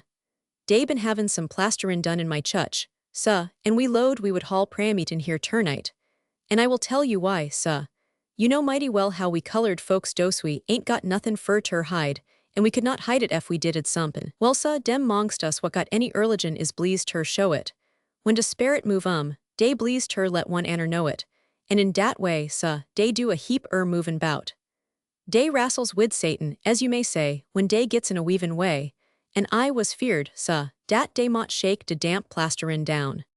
"But you have no pulpit here," suggested Gabriel, who associated a pulpit with all religious gatherings. "So much de better, suh," replied the Rev. Jeremiah. "Ef you was ter come ter my chutch, you would allers see me come down when I gets warmed up. Dey ain't no pulpit big 'nuff for me long about dat time. No, suh, I am bleased ter have elbow room, and I am mighty glad dey ain't no pulpit in here. But where you been, Mr. Gabe?" inquired the Rev. Jeremiah, craftily changing the subject. "Just walking about in the woods and fields," answered Gabriel. "'Twant no use fur ter ax you, suh, you been doin' dat sense you was big 'nuff ter climb a fence. Ef you went wid Miss Nan, you was by yossef. I uv seed you many a day, suh, when you did not see me. You was wid Miss Nan dis vay day. The Rev Jeremiah dropped his head to one side and smiled a knowing smile. "Oh, you needn't be shame on it," so the Negro went on as the color slowly mounted to Gabriel's face. "You've said it befo and I will say it again, and I do not care who hears me. Miss Nan is bound ter make de finest oman in de lan. And dat ain't all, suh. When I hear folks hintin' dat she's gwine ter make a match wid Mr. Frank Bethune, says I, des keep yo' eye on Mr. Gabe. Dat 'zactly what I says." "Oh, the Dickens and Tom Walker!" exclaimed Gabriel impatiently, "who's been talking of the affairs of Miss Dorrington in that way?" "Why, purty naive body, suh," remarked the Rev Jeremiah, smacking his lips. "What white folks say in de parlor, you kin allers hear in de kitchen." After firing this homely truth at Gabriel, the Rev Jeremiah went to work with his broom and made a great pretense of sweeping and moving the benches about. The lad followed him in and looked about him with interest. It was the first time he had revisited the old schoolhouse since he was a boy of 10, and he was pleased to find that there had been few changes. The desk at which he had sat was intact. His initials, rudely carved, stared him in the face, and there, too, was the hole he had cut in the seat. He remembered that this was a dungeon in which he had imprisoned many a fly. These mute evidences of his idleness seemed to be as solid as the hills. Between those times and the present, the wild and furious perspective of war lay spread out, and Gabriel could imagine that the idler who had hacked the desk belonged to another generation altogether. He went to the blackboard, found a piece of chalk, and wrote in a large, bold hand, "Rev Jeremiah Tomlin will lecture here tonight, beginning at early candlelight." The Rev Jeremiah, witnessing the performance, had his curiosity aroused. "What is de word you've writ, suh?" he inquired, and when Gabriel had read it off, the Negro exclaimed, "Well, suh, you put all dat down, and it did not take you no time." "No, suh, not no time. But I might you've spected it, becase I hear lots talk about how smart you is on all sides de all sessa." "Does Tasmatid belong to your church?" Gabriel inquired with a most innocent air. "Do which, suh?" exclaimed Rev Jeremiah, pausing with his broom suspended in the air. When Gabriel repeated his inquiry, the Rev Jeremiah drew a deep breath, his nostrils dilated, and he seemed to grow several inches taller. "No, suh, she do not. No, suh, she do not belong ter my chutch. You can look at her, suh, and see de mark de all boy on her. She got de hoodoo eye, suh, and de blue gums dat go long wid it, and ef she was ter jine my chutch, she would be de only member." It was very clear to Gabriel that nothing was to be gained by remaining, so he bade the Rev Jeremiah goodbye and went towards Shady Dale. When he was well out of sight, the Negro approached the blackboard, and with the most patient curiosity, examined the inscription or announcement that Gabriel had written. With his forefinger, he traced over the lines, as if in that way he might absorb the knowledge that was behind the writing. Then, stepping back a few paces, he viewed the writing critically. Finally, he shook his head doubtfully, exclaiming aloud, "Dat's war day'll get us eyes, suh, dat's war day show will get us." After which, he carefully closed the doors of the schoolhouse and followed the path leading to Shady Daleth path that Gabriel had taken. The Rev Jeremiah mumbled as he walked along, giving oral utterance to his thoughts, but in a tone too low to reveal their import. He had taken a step which it was now too late to retrace. He was not a vicious Negro, in common with the great majority of his race in common. Perhaps with the men of all race was eaten up by a desire to become prominent, to make himself conspicuous. Generations of civilization, as it is called, have gone far to tone down this desire in the whites, and they manage to control it to some extent, though now and then we see it crop out in individuals. But there had been no toning down of the Rev Jeremiah's egotism. On the contrary, it had been fed by the flattery of his congregation until it was gross and rank. It was natural, therefore, under all the circumstances, that the Rev Jeremiah should become the willing tool of the politicians and adventurers who had accepted the implied invitation of the radical leaders of the Republican Party to assist in the spoliation of the South. The Rev. Jeremiah, once he had been patted on the back and addressed as Mr. Tomlin by a white man, and that man a representative of the government, was quite ready to believe anything he was told by his new friends, and quite as ready to aid them in carrying out any scheme that their hatred of the South and their natural rapacity could suggest or invent. Therefore, let it not be supposed that the Rev Jeremiah, as he went along the path, mumbling out his thoughts, was expressing any doubt of the wisdom or expediency of the part he was expected to play in arraying the Negroes against the whites. No, he was simply putting together as many sonorous phrases as he could remember, and storing them away in view of the contingency that he would be called on to address those of his race who might be present at the organization of the Union League. He had been very busy since his conference with the agent of the Freedman's Bureau, and, in one way and another, had managed to convey information of the proposed meeting to quite a number of the Negroes. And in performing this service, he was careful that a majority of those notified should be members of his church Negroes with whom his influence was all-powerful. But he had also invited Uncle Plato, Clopton's carriage driver, Wiley Millerins, and Walthal's Jake, three of the worthiest and most sensible Negroes to be found anywhere. While the Rev. Jeremiah, full of his own importance and swelling with childish vanity, was making his way toward neighbor Tomlin's, on whose lot he had a house, rent-free, there were other plotters at work. In addition to Gabriel Tolliver, Nan Dorrington was a plotter to be reckoned with, especially when she had as her co-partner Tasmatid, who was as cunning as some wild thing. When the day was far spent, or, as Mrs. Absalom would say, along tods the shank of the evening, Nan and Tasmatid went wandering out of town in the direction of the schoolhouse. The excuse Nan had given at home was that she wanted to see Tasmatid's hitting place. As they passed Tomlin's, they saw the Rev. Jeremiah splitting wood for his wife, who was the cook. At sight of Jeremiah, Tasmatid began to laugh, and she laughed so long and so loud that the parson paused in his labors and looked at her. He took off his hat and bowed to Nan, whereupon Tasmatid raised her hand above her head and indulged in a series of wild gesticulations, which, to the Rev. Jeremiah, were very mysterious and puzzling. He shook his head dubiously and mopped his face with a large red handkerchief. "What are you trying to do to Jeremiah?" inquired Nan as they went along. "Him fool nigger. We make him dream bad dream," responded Tasmatid curtly. The two were in no hurry. They sauntered along leisurely, and although the sun had not set, by the time they had entered the woods in which the schoolhouse stood, the deep shadows of the trees gave the effect of twilight to the scene. Tasmatid led Nan to the old building and told her to wait a moment. The African crawled under the house, and then suddenly reappeared at the back door, near which Nan stood waiting. Tasmatid had crawled under the house and lifted a loose plank in the floor of the closet, making her entrance in that way. The front door was locked and the key was safe in the pocket of the Rev. Jeremiah, but the back door was fastened on the inside, and Tasmatid had no trouble in getting it open. It is fair to say that Nan hesitated before entering. Some instinct or presentiment held her a moment. She was not afraid. Her sense of fear had never developed itself. It was one of the attributes of human nature that was foreign to her experience.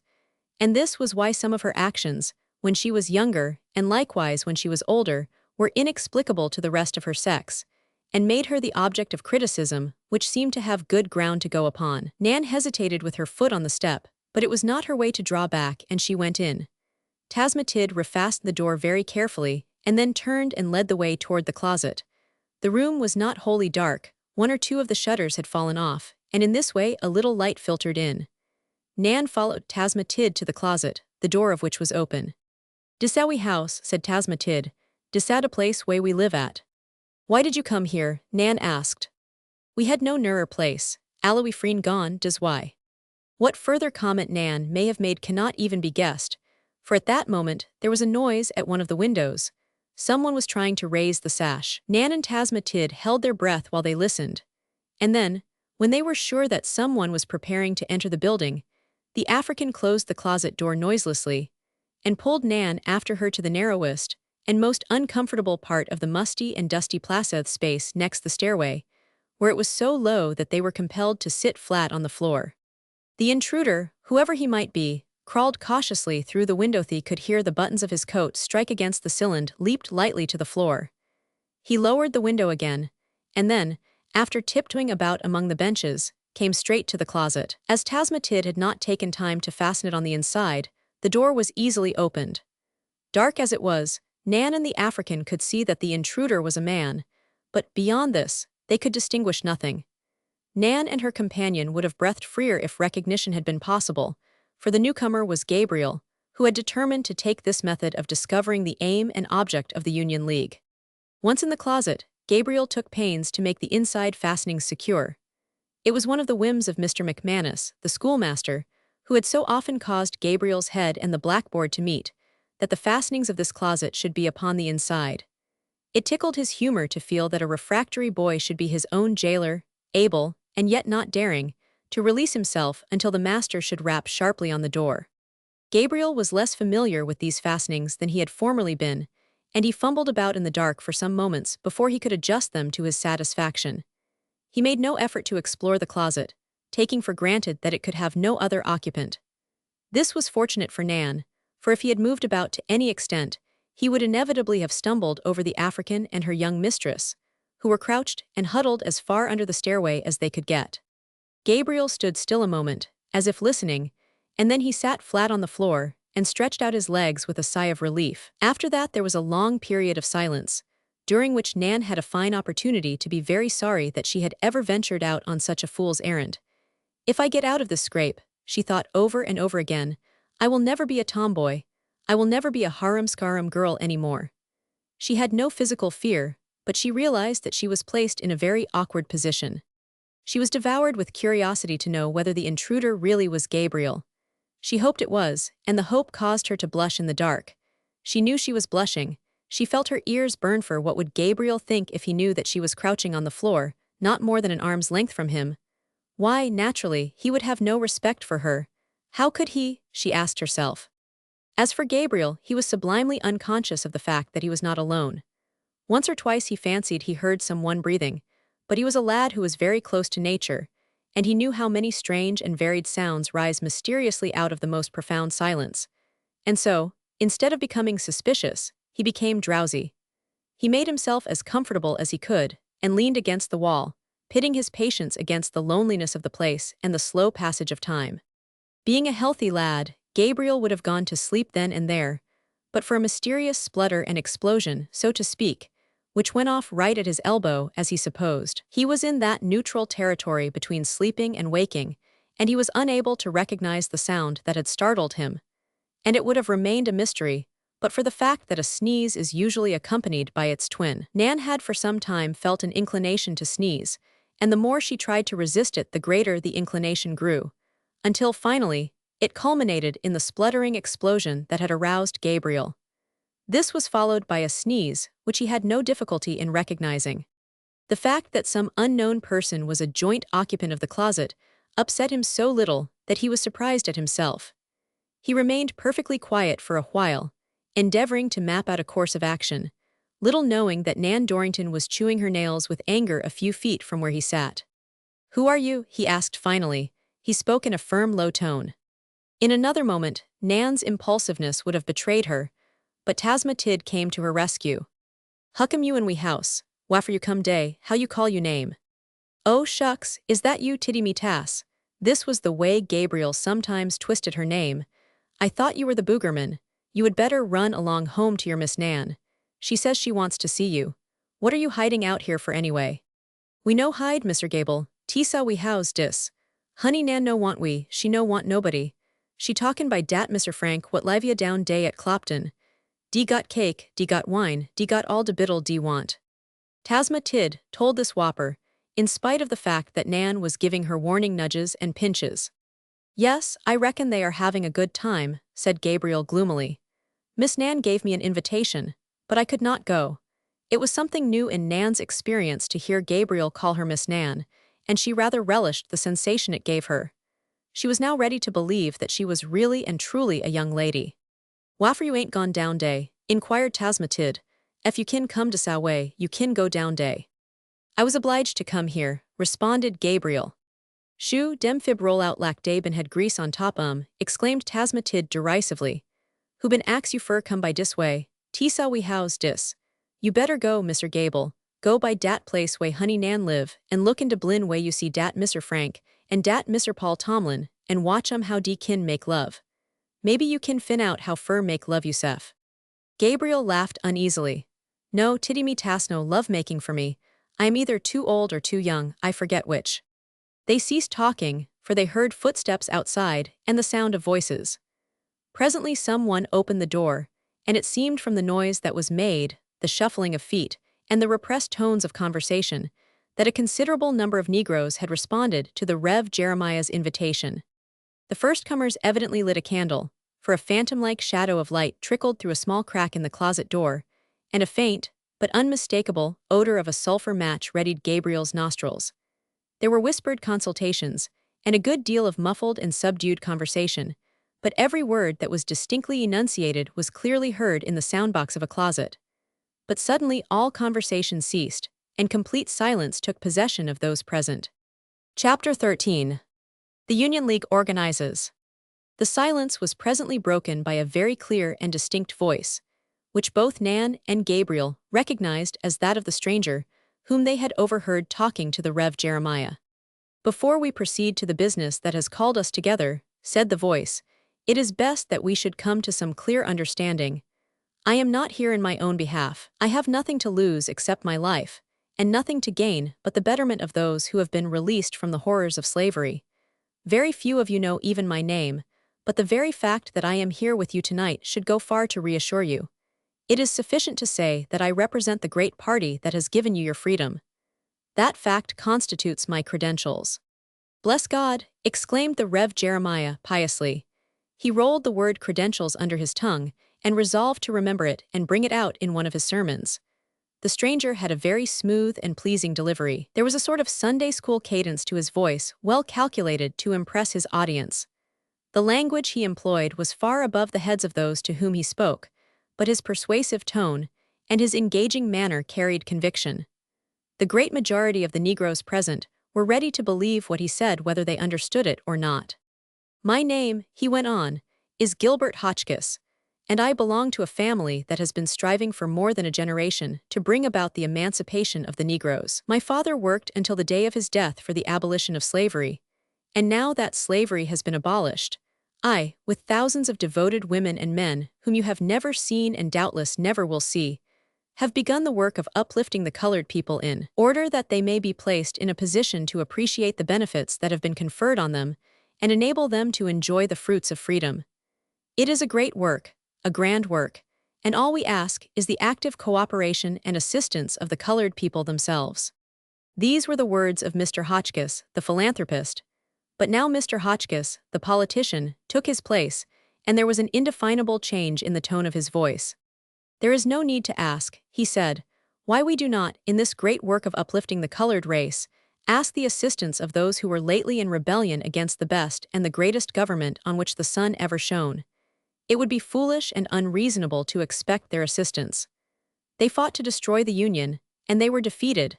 They fought to perpetuate slavery, and they failed. More than that, there is every reason to believe that they will refuse to abide by the results of the war. They are very quiet now, but they are merely waiting their opportunity. With our troops withdrawn, and with the Republican Party weakened by opposition, what is to prevent your late masters from placing you back in slavery? Could we expect anything less from those who have been brought up to believe that slavery is a divine institution?" "You hear dat, people," cried the Rev. Jeremiah. "You cannot help believing," continued Mr. Hotchkiss, "that your former masters would force the chains of slavery on you if they could. All they lack is the opportunity, and if you are not careful, they will find an opportunity or make one. Slavery was profitable to them once, and it would be profitable again. There is one fact you should never forget," said the speaker, warming up a little. "It is a most stupendous fact, namely, that every dollar's worth of property in all the southern land has been earned by the labor of your hands and by the sweat of your brows. It has been earned by you, not once but many times over. You have earned every dollar that has ever circulated here. The lands, the houses, the stock, and all the farm improvements are a part of the fruits of Negro labor, and when right and justice prevail, this property, or a very large part of it, will be yours." This statement was received with demonstrations of approval, one of the audience exclaiming, "You show is talkin' now, boss." But how are right and justice to prevail? Only by the constant and continued success of the party of which the martyred Lincoln was the leader. The mission of that party has not yet been fulfilled. First, it made you freemen. Then it went a step further and made you citizens and voters. Should you sustain it by your votes, it will take still another step and give you an opportunity to reap some of the fruits of your toil, as well as the toil of the unfortunates who pined away and died or who were starved under the infamous system of slavery. "Ain't it de truth?" exclaimed the Rev. Jeremiah fervently. "We have met here tonight to organize a Union League," continued Mr. Hotchkiss. "The object of this league is to bring about a unity of purpose and action among its members, to give them opportunities to confer together, and to secure a clear understanding. No one knows what will happen. Your former masters are jealous of your rights. They will try by every means in their power to take these rights away from you. They will employ both force and fraud, and the only way for you to meet and overcome this danger is to organize. 10 men who understand one another and act together are more powerful than 100 who act as individuals. You must be as wise as serpents, but not as harmless as doves. Your rights have been bought for you by the blood of thousands of martyrs, and you must defend them. If necessary, arm yourselves. Yea, if necessary, apply the torch. There was a certain air of plausibility about this harangue, a degree of earnestness, that impressed Gabriel, and he does not know to this day whether this ill-informed emissary of race hatred and sectional prejudice really believed all that he said. Who shall judge? Certainly not those who remember the temper of those times, the revengeful attitude of the radical leaders at the North, and the distorted fears of those who suddenly found themselves surrounded by a horde of ignorant voters, pliant tools in the hands of unscrupulous carpetbaggers. Hotchkiss brought his remarks to a close, and then proceeded to read the Constitution and bylaws of the proposed Union League, under which, he explained, hundreds of leagues had been organized. Each one who desired to become a member was to make oath separately and individually that he would not betray the secrets of the league, nor disclose the signs and passwords, nor tolerate any opposition to the Republican Party, nor have any unnecessary dealings with rebels and former slaveholders.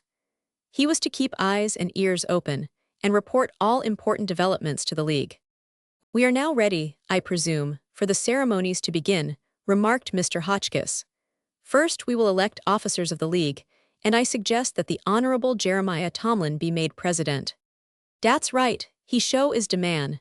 No needs fur ter put dat ter to question," were some of the endorsements that came from various parts of the room.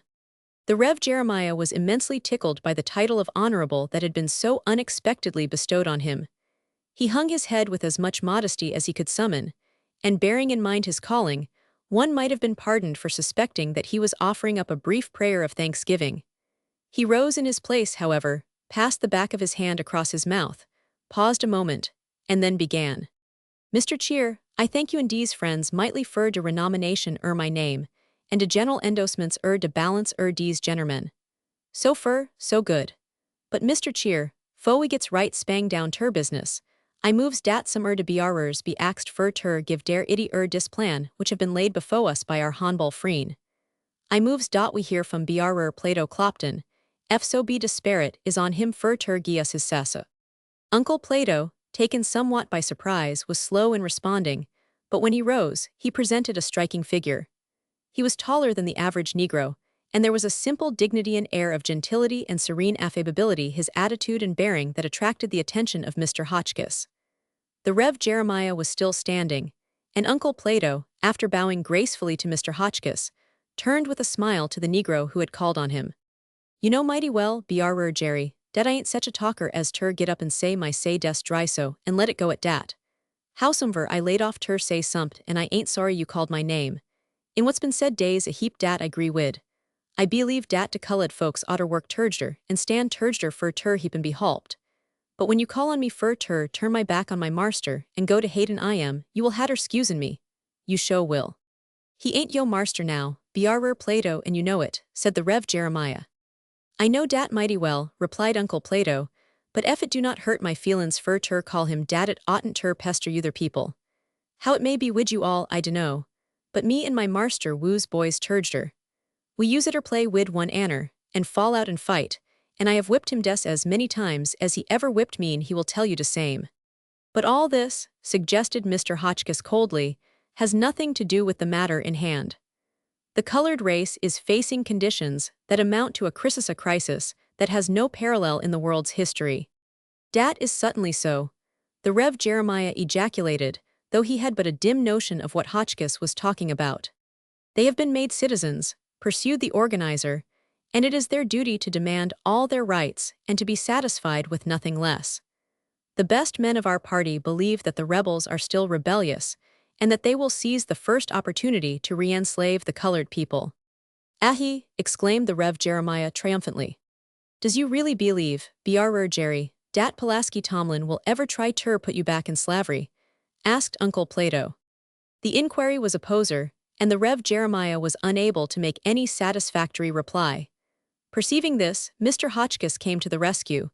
"You must bear in mind, he blandly remarked that this is not a question of one person here and another person there.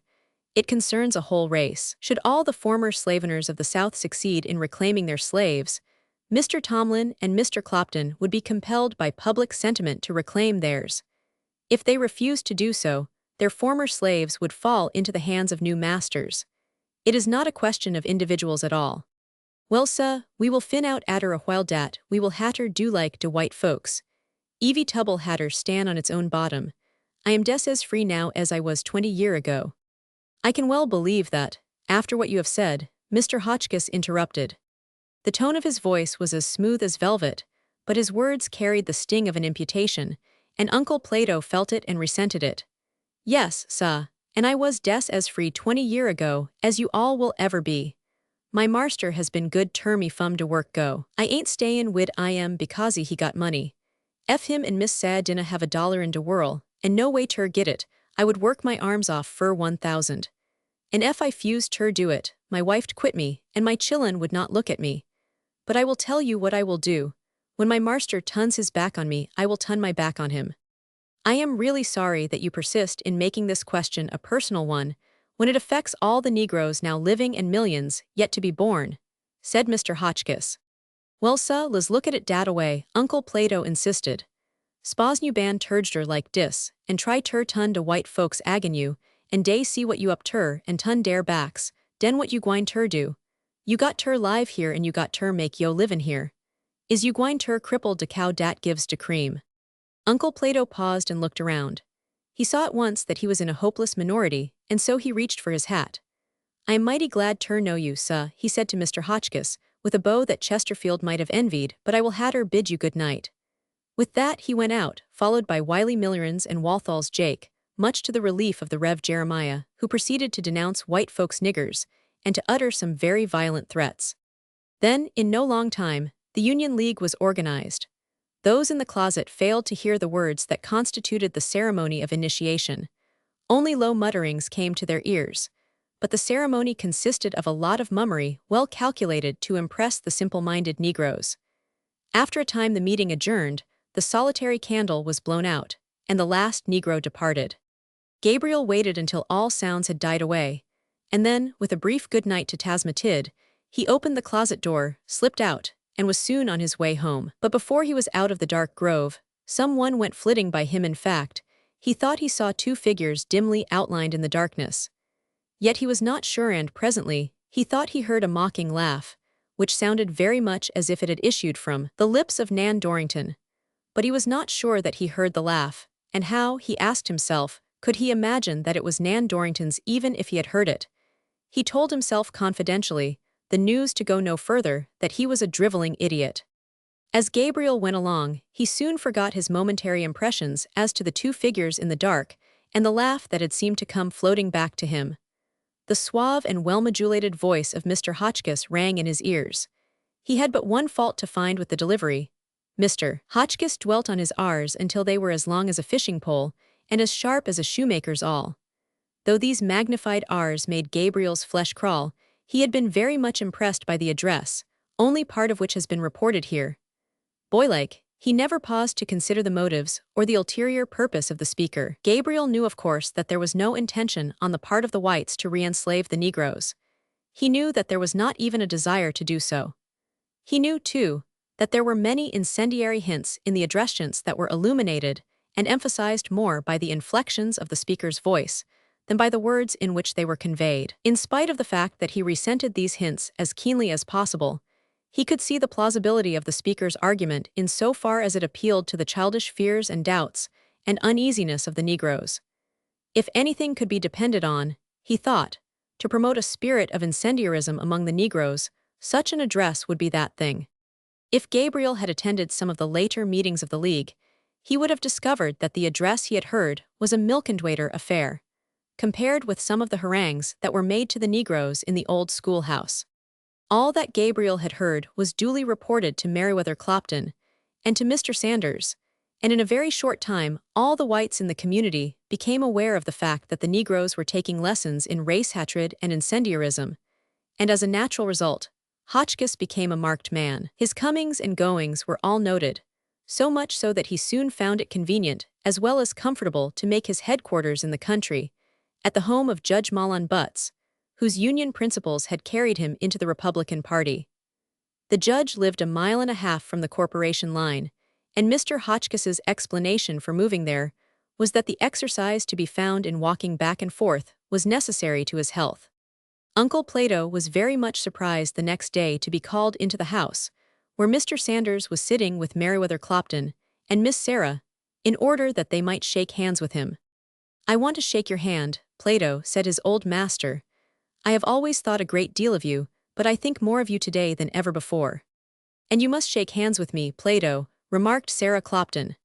"Well, since shakin' hands is common more into fashion these days, I reckon you will have to shake me," declared Mr. Sanders. "I declare ter gracious I dunner whether you all is mackin' fun me or not," exclaimed Uncle Plato. "But somethin' sho'ly must 'a' happened, 'case des now when I was downtown Mr. Ulford call me in his stow and lo, Plato, when you want ter buy anything, des come right in, money or no money, 'case yo credit des as good in here as de best man in town. I dunner what done come over everybody." He went away laughing. Nevertheless, Uncle Plato was more seriously affected by the schemes of Mr. Hotchkiss than any other inhabitant of Shady Dale.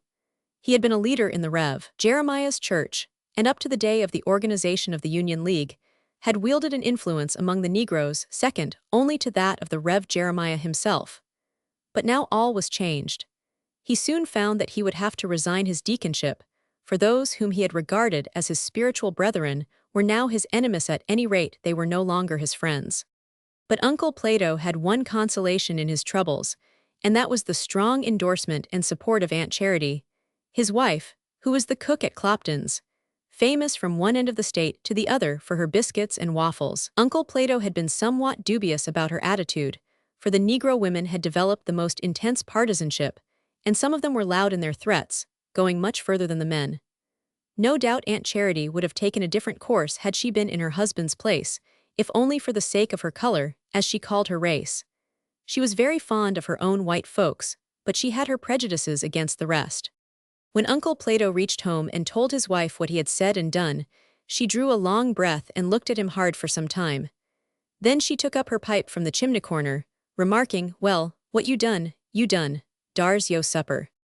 Uncle Plato had a remarkably good appetite, and while he ate, Aunt Charity sat near a window and looked out at the stars.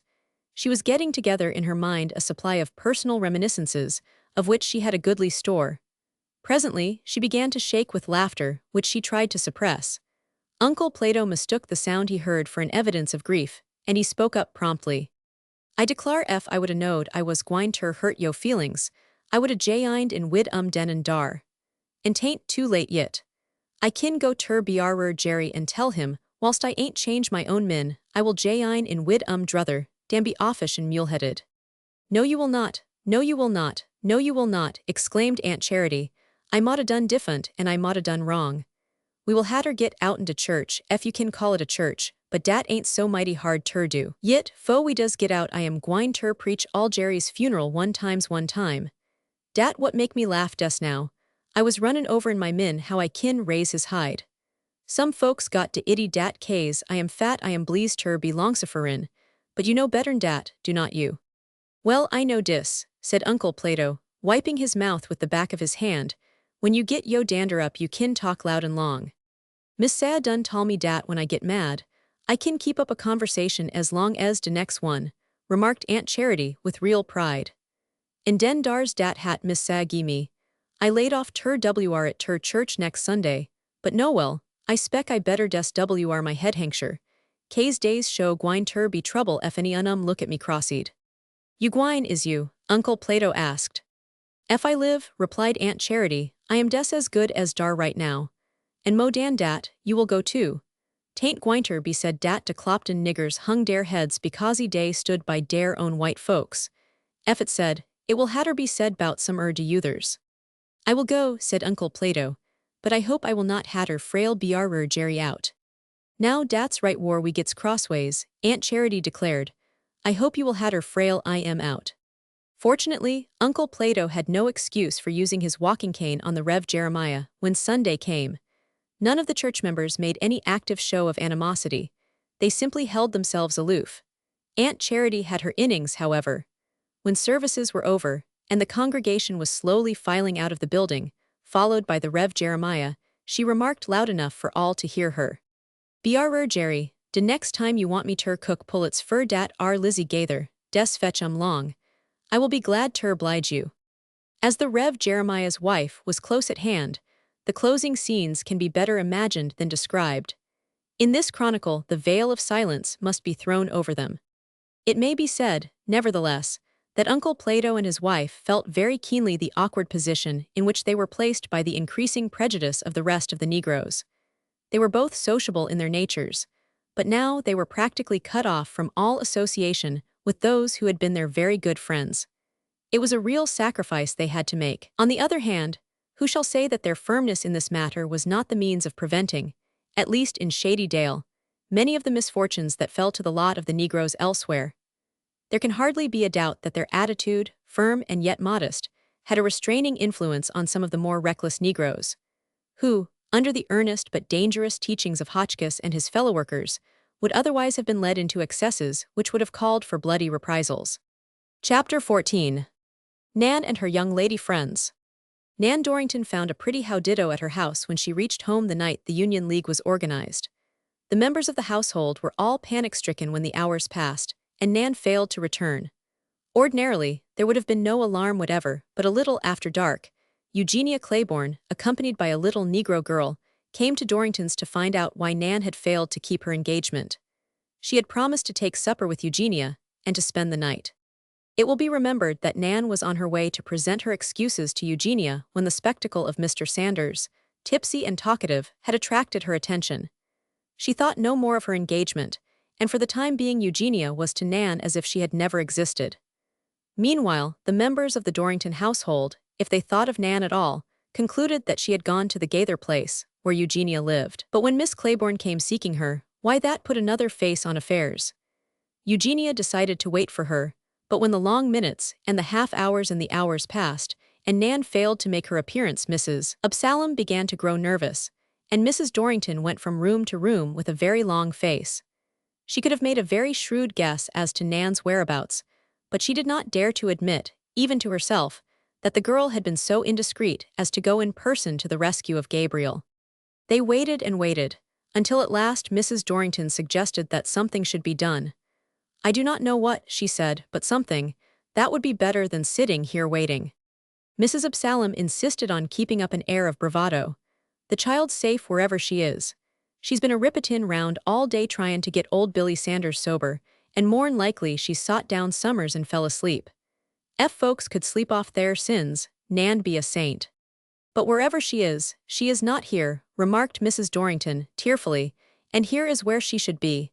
I wonder what her father will say when he comes." Dr. Dorrington had gone to visit a patient in the country. "Perhaps she went with him," Eugenia suggested. "No fear of that," said Mrs. Absalom. "Ridin' in a gig is too much like work for Nan to be fond of it. No, she's summers she's got no business, and ef I could lay my hand on her, I would jerk her home so quick, her head would swim worse than old Billy Sanders's does when he's full up to the chin." After a while, Eugenia said she had waited long enough, but Mrs. Dorrington looked at her with such imploring eyes that she hesitated. "If you go," said the lady, "I will feel that Nan is not coming, but as long as you stay, I have hope that she will run in any moment. She is with that Tasma Tid, and I think it is terrible that we cannot get rid of that Negro. I have never been able to like Negroes." "Well, you needn't be too hard on the niggers," declared Mrs. Absalom. "Everything they know, everything they do, everything they say, everything they have learnt from the white folks. Study a nigger right close, and you will catch a glimpse of how white folks would look and do without their trimmins." "Oh, perhaps so," assented Mrs. Dorrington, with a little shrug of the shoulders which said a good deal plainer than words. "You could not make me believe that." Just as Dr. Dorrington drove up, and just as Mrs. Absalom was about to get her bonnet, for the purpose, as she said, of scouring the town, Nan came running in out of breath. "Oh, such a time as I have had," she exclaimed. "You will not be angry with me, Eugenia, when you hear all talk of adventures. Well, I have had one at last, after waiting all these years. Do not scold me, Nonny, until you know where I have been and what I have done. And poor Johnny has been crying and having all sorts of wild thoughts about poor me. Do not go, Eugenia. I am going with you in a moment just as soon as I can gather my wits about me. I am perfectly wild. Tell us something new, said Mrs. Absalom dryly. Here we have been on pins and needles, thinkin' maybe some of your John A. Merles had rushed into town and kidnapped you, and all the time you and that slink of a nigger have been gallivantin' over the face of the yeth. I declare F. Randolph, do not do somethin' why you they ain't no tellin' what will become of you. But Dr. Dorrington was not in the humor for scolding. He rarely ever was, but on that particular night less so than ever. For one brief moment, Nan thought he was too angry to scold, and this she dreaded worse than any outbreak.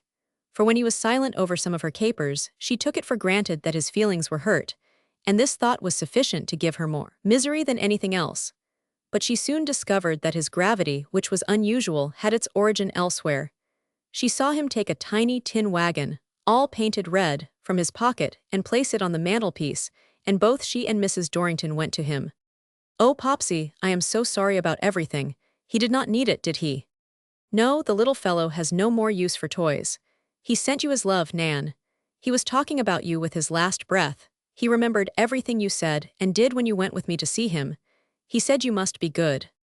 Now, if Nan was a heroine, or anything like one, it would never do to say that she hid her face in her hands, and wept a little when she heard of the death of the little boy who had been her father's patient for many months. In the present state of literary criticism, one must be very careful not to permit women and children to display their sensitive and tender natures. Only the other day, a very good book was damned because one of the female characters had wept 393 times during the course of the story. Out upon tears and human nature.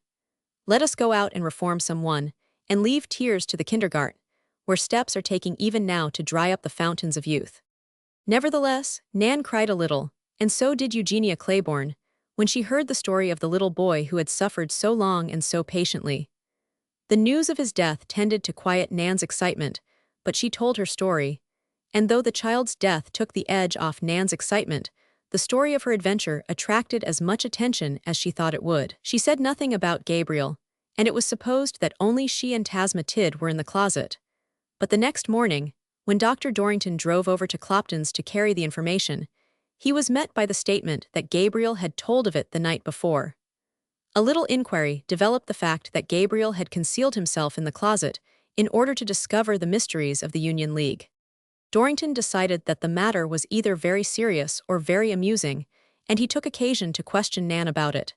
"You did not tell us that Gabriel was in the closet with you," he said to Nan. "Well, Popsy, so far as I was concerned, he was not there. He certainly has no idea that I was there, and if he ever finds it out, I will never speak to him again. He never will find it out unless he is told by someone who dislikes me. Outside of this family," Nan went on with dignity, "not a soul knows that I was there except Eugenia Claiborne, and I am perfectly certain she will never tell anyone." Dorrington thought his daughter should have a little lecture, and he gave her one, but not of the conventional kind. He simply drew her to him and kissed her, saying, "My precious child, you must never forget the message the little boy sent you." About the last thing he said was, "Tell my Miss Nan to be dude. And you know, my dear, that it is neither proper nor good for my little girl to be wandering about at night. She is now a young lady, and she must begin to act like one, not too much, you know, but just enough to be good. Now you may depend upon it." This kind of talk, accompanied by a smile of affection, went a good deal farther with Nan than the most tremendous scolding would have gone. It touched her where she was weakester, if you please, strongest in her affections, and she vowed to herself that she would put off her hoyden ways, and become a demure young lady, or at least play the part to the best of her ability. Eugenia Claiborne declared that Nan had acted more demurely in the closet than she could have done, if instead of Gabriel, Paul Tomlin had come spying on the radicals where she was. "I do not see how you could help saying something. If I had been in your place, and Paul had come in there, I should certainly have said something to him, if only to let him know that I was as patriotic as he was." Miss Eugenia had grand ideas about patriotism. "Oh, if it had been Paul instead of Gabriel, I would have made myself known," said Nan. "But Gabriel. I do not see what the difference is when it comes to making yourself known to anyone in the dark, especially to a friend," remarked Eugenia. "For my part, horses could not have dragged me in that awful place. I am sure you must be very brave to make up your mind to go there. Were not you frightened to death?" "Why, there was nothing to frighten anyone," said Nan, "not even rats." "Ooh," cried Eugenia with a shiver. Why, of course there were rats in that dark, still place. I would not go in there in broad daylight. This conversation occurred while Nan was visiting Eugenia, and in the course thereof, Nan was given to understand that her friend thought a good deal of Paul Tomlin. As soon as Nan grasped the idea that Eugenia was trying to convither, never was a girl more obtuse in love matters, became profuse in her praises of Paul, who was really a very clever young man. As Mrs. Absalom had said, it was not likely that he would ever be brilliant enough to set the creek on fire, but he was a very agreeable lad, entirely unlike Silas Tomlin, his father. If Eugenia thought that Nan would exchange confidences with her, she was sadly mistaken. Nan had a horror of falling in love, and when the name of Gabriel was mentioned by her friend, she made many scornful allusions to that youngster. "But you know, Nan, that you think more of Gabriel than you do of any other young man," said Eugenia. "You may deceive yourself and him, but you cannot deceive me. I knew the moment I saw you together the first time that you were fond of him, and when I was told by someone that you were to marry Mr. Bethune, I laughed at them." "I am glad you did," replied Nan. "I care no more for Frank Bethune than for Gabriel. I will tell you the truth, if I thought I was in love with a man, I would hate him, I would not submit to it." "Well, you have been acting as if you hate Gabriel," suggested Eugenia. "Oh, I do not like him half as well as I did when we were playfellows. I think he's changed a great deal. His grandmother says he's timid, but to me it looks more like conceit." "No, child," Nan went on with an affectation of great gravity, "the man that I marry must be somebody. He must be able to attract the attention of everybody." "Then I am afraid you will have to move away from this town, or remain an old maid," said the other. "Or it may be that Gabriel will make a great man. He and Paul belong to a debating society here in town, and Paul says that Gabriel can make as good a speech as anyone he ever heard. They invited some of the older men not long ago, and Mother heard Mr. Tomlin say that Gabriel would make a great orator some day. Paul thinks there is nobody in the world like Gabriel, so you see he is already getting to be famous." "But will he ever wear a red feather in his hat, and a red sash over his shoulder?" inquired Nan gravely. She was reverting now to the ideal hero of her girlish dreams. "Why, I should hope not," replied Eugenia. "You do not want him to be the laughingstock of the people, do you?" "Oh, I am not anxious for him to be anything," said Nan. "But you know I have always said that I never would marry a man unless he wore a red feather in his hat, and a red sash over his shoulder. When I was a child," remarked Eugenia, "I always said I would like to marry a Paradia man with a long black beard, a handkerchief tied around his head to keep his hair out of his eyes, and a shining sword in one hand and a pistol in the other." "Oh, did you?" cried Nan, snuggling closer to her friend. "Let's talk about it. I am beginning to be very old, and I want to talk about things that make me feel young again." But they were not to talk about their childish ideals that day, for a knock came on the door, and Margaret Gaither was announced. Margaret, who seemed to have no ideals, and who had confessed that she never had had any childhood. She came in dignified and sad. Her face was pale, and there was a weary look in her eyes, a wistful expression, as if she desired very much to be able to be happy along with the rest of the people around her. The two girls greeted her very cordially. Both were fond of her, and though they could not understand her troubles, she had traits that appealed to both. She could be lively enough on occasion, and there was a certain refinement of manner about her that they both tried to emulate whenever they could remember to do so. "I heard Nan was here," she said, with a beautiful smile, "and I thought I would run over and see you both together." "That is a fine compliment for me," Eugenia declared. "Miss Jealousy," retorted Margaret, "you know I am over here 2 or 3 times a week every time I can catch you at home. But I wish you were jealous," she added with a sigh. "I think I should be perfectly happy if someone loved me well enough to be jealous." "You ought to be very happy without all that," said Nan. "Yes, I know I should be. But suppose you were in my shoes, would you be happy?" She turned to the girls with the gravity of fate itself. As neither one made any reply, she went on. "See what I am absolutely dependent on those who, not so very long ago, were entire strangers. I have no claims on them whatever. Oh, do not think I am ungrateful," she cried in answer to a gesture of protest from Nan. "I would make any sacrifice for them. I would do anything, but you see how it is. I can do nothing. I am perfectly helpless. But really, I ought not to talk so before you 2 children." "Children, well, I thank you," exclaimed Eugenia, rising and making a mock curtsy. "Nan is nearly as old as you are, and I am 2 days older." No matter, I have no business to be bringing my troubles into this giddy company, but as I was coming across the street, I happened to think of the difference in our positions. Talk about jealousy, I am jealous and envious. Yes, and mean, I have terrible thoughts sometimes. I would not dare to tell you what they are. I know better, said Nan. You never had a mean thought in your life. Aunt Fanny says you are the sweetest creature in the world. Do not tell me such things as that, Nan. You will run me wild. There never was another woman like Aunt Fanny. And oh, I love her. But if I could get away and become independent, and in some way pay them back for all they have done for me, and for all they hope to do, I would be the happiest girl in the world. I think I know how you feel, said Nan, with a quick apprehension of the situation. But if I were in your place and could not help myself, I would not let it trouble me much. Very well said, Mrs. Claiborne remarked as she entered the room. Nan, you are becoming quite a philosopher. And how is Margaret? She inquired, kissing that blushing maiden on the cheek. I am quite well, I thank you, but I would be a great deal better if I thought you had not heard my foolish talk. I heard a part of it, and it was not foolish at all. The feeling does you credit, provided you do not carry it too far. You are alone too much, you take your feelings too seriously. You must remember that you are nothing but a child, you are just beginning life. You should cultivate bright thoughts. My dear, let me tell you one thing: if Pulaski Tomlin had any idea that you had such feelings as you have expressed here, he would be miserable. He would be miserable, and you would never know it. You said something about gratitude.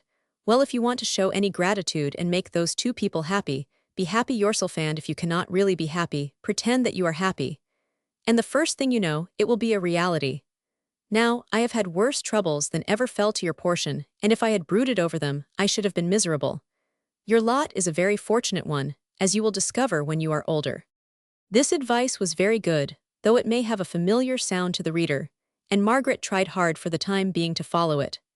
She succeeded so well that her laughter became as loud and as joyous as that of her companions, and when she returned home, her countenance was so free from care and worry that both neighbor Tomlin and his sister remarked it, and they were the happier for it.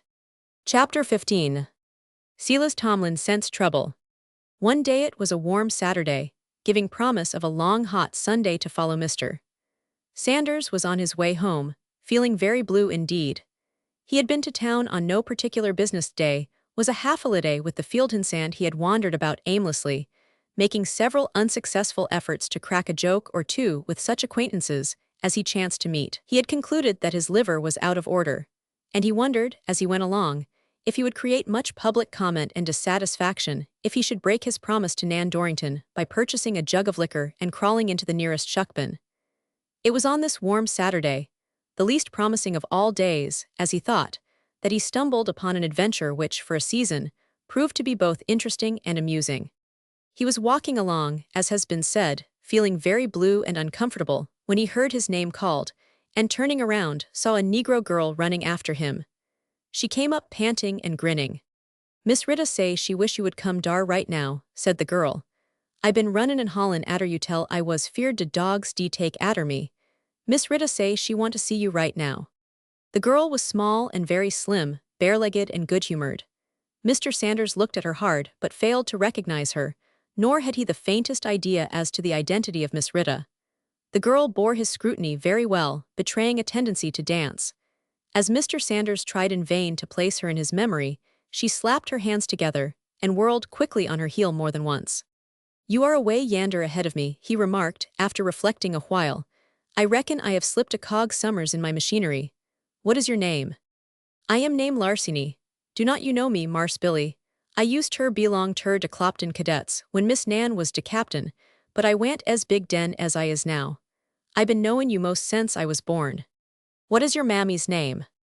"My mammy name Creasy," replied the girl, grinning broadly. "She cookin' fur Miss Rita." Mr. Sanders remembered Creasy very well.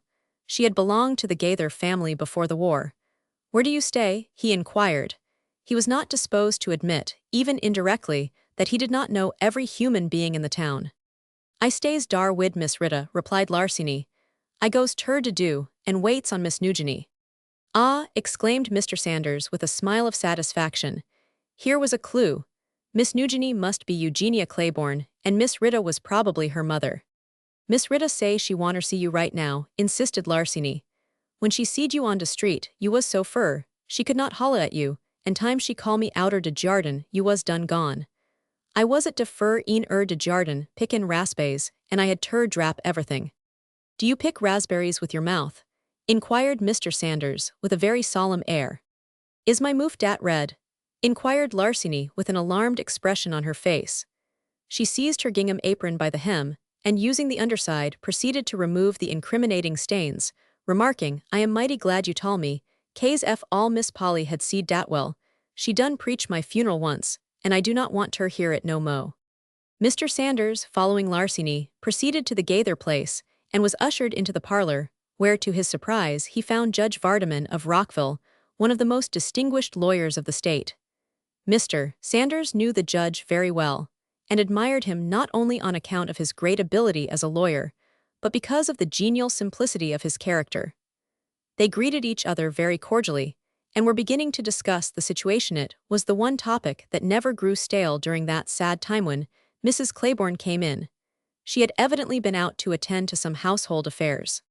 I am very glad to see you, Mr. Sanders, she said. I have sent for you at the suggestion of Judge Vardaman, who is a kinsman of mine by marriage.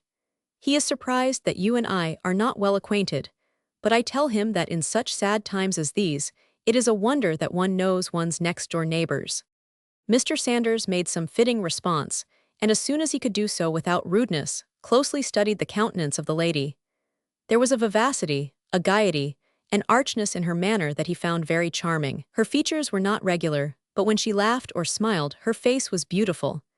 If she had ever experienced any serious trouble, Mr. Sanders thought, she had been able to bear it bravely, for no marks of it were left on her speaking countenance. Give me a firm faith and a light heart, says an ancient writer, and the world may have everything else. I have sent for you, Mr. Sanders, said the lady, laughing lightly, to ask if you will undertake to be my drummer. Your drummer, exclaimed Mr. Sanders.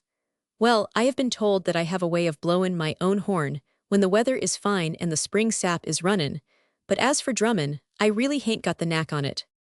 Oh, I only want you to do a little talking here and there, and give out various hints and intimations so you know what I mean. I am anxious to even up matters with a friend of yours, who, I am afraid, is not any better than he should be. While the lady was talking, Mr. Sanders was staring at a couple of crayon portraits on the wall. He rose from his seat, walked across the room, and attentively studied one of the portraits. It depicted a man between 25 and 35. Well, I will be jigged, he exclaimed as he resumed his seat. If that ain't Silas Tomlin, I am a Dutchman. Why, I should not think you would recognize him after all these years, the lady said, smiling brightly. Do not you think the portrait flatters him? Quite a considerable, replied Mr. Sanders. But Silas has got pience about his countenance that a coat of tar would not hide.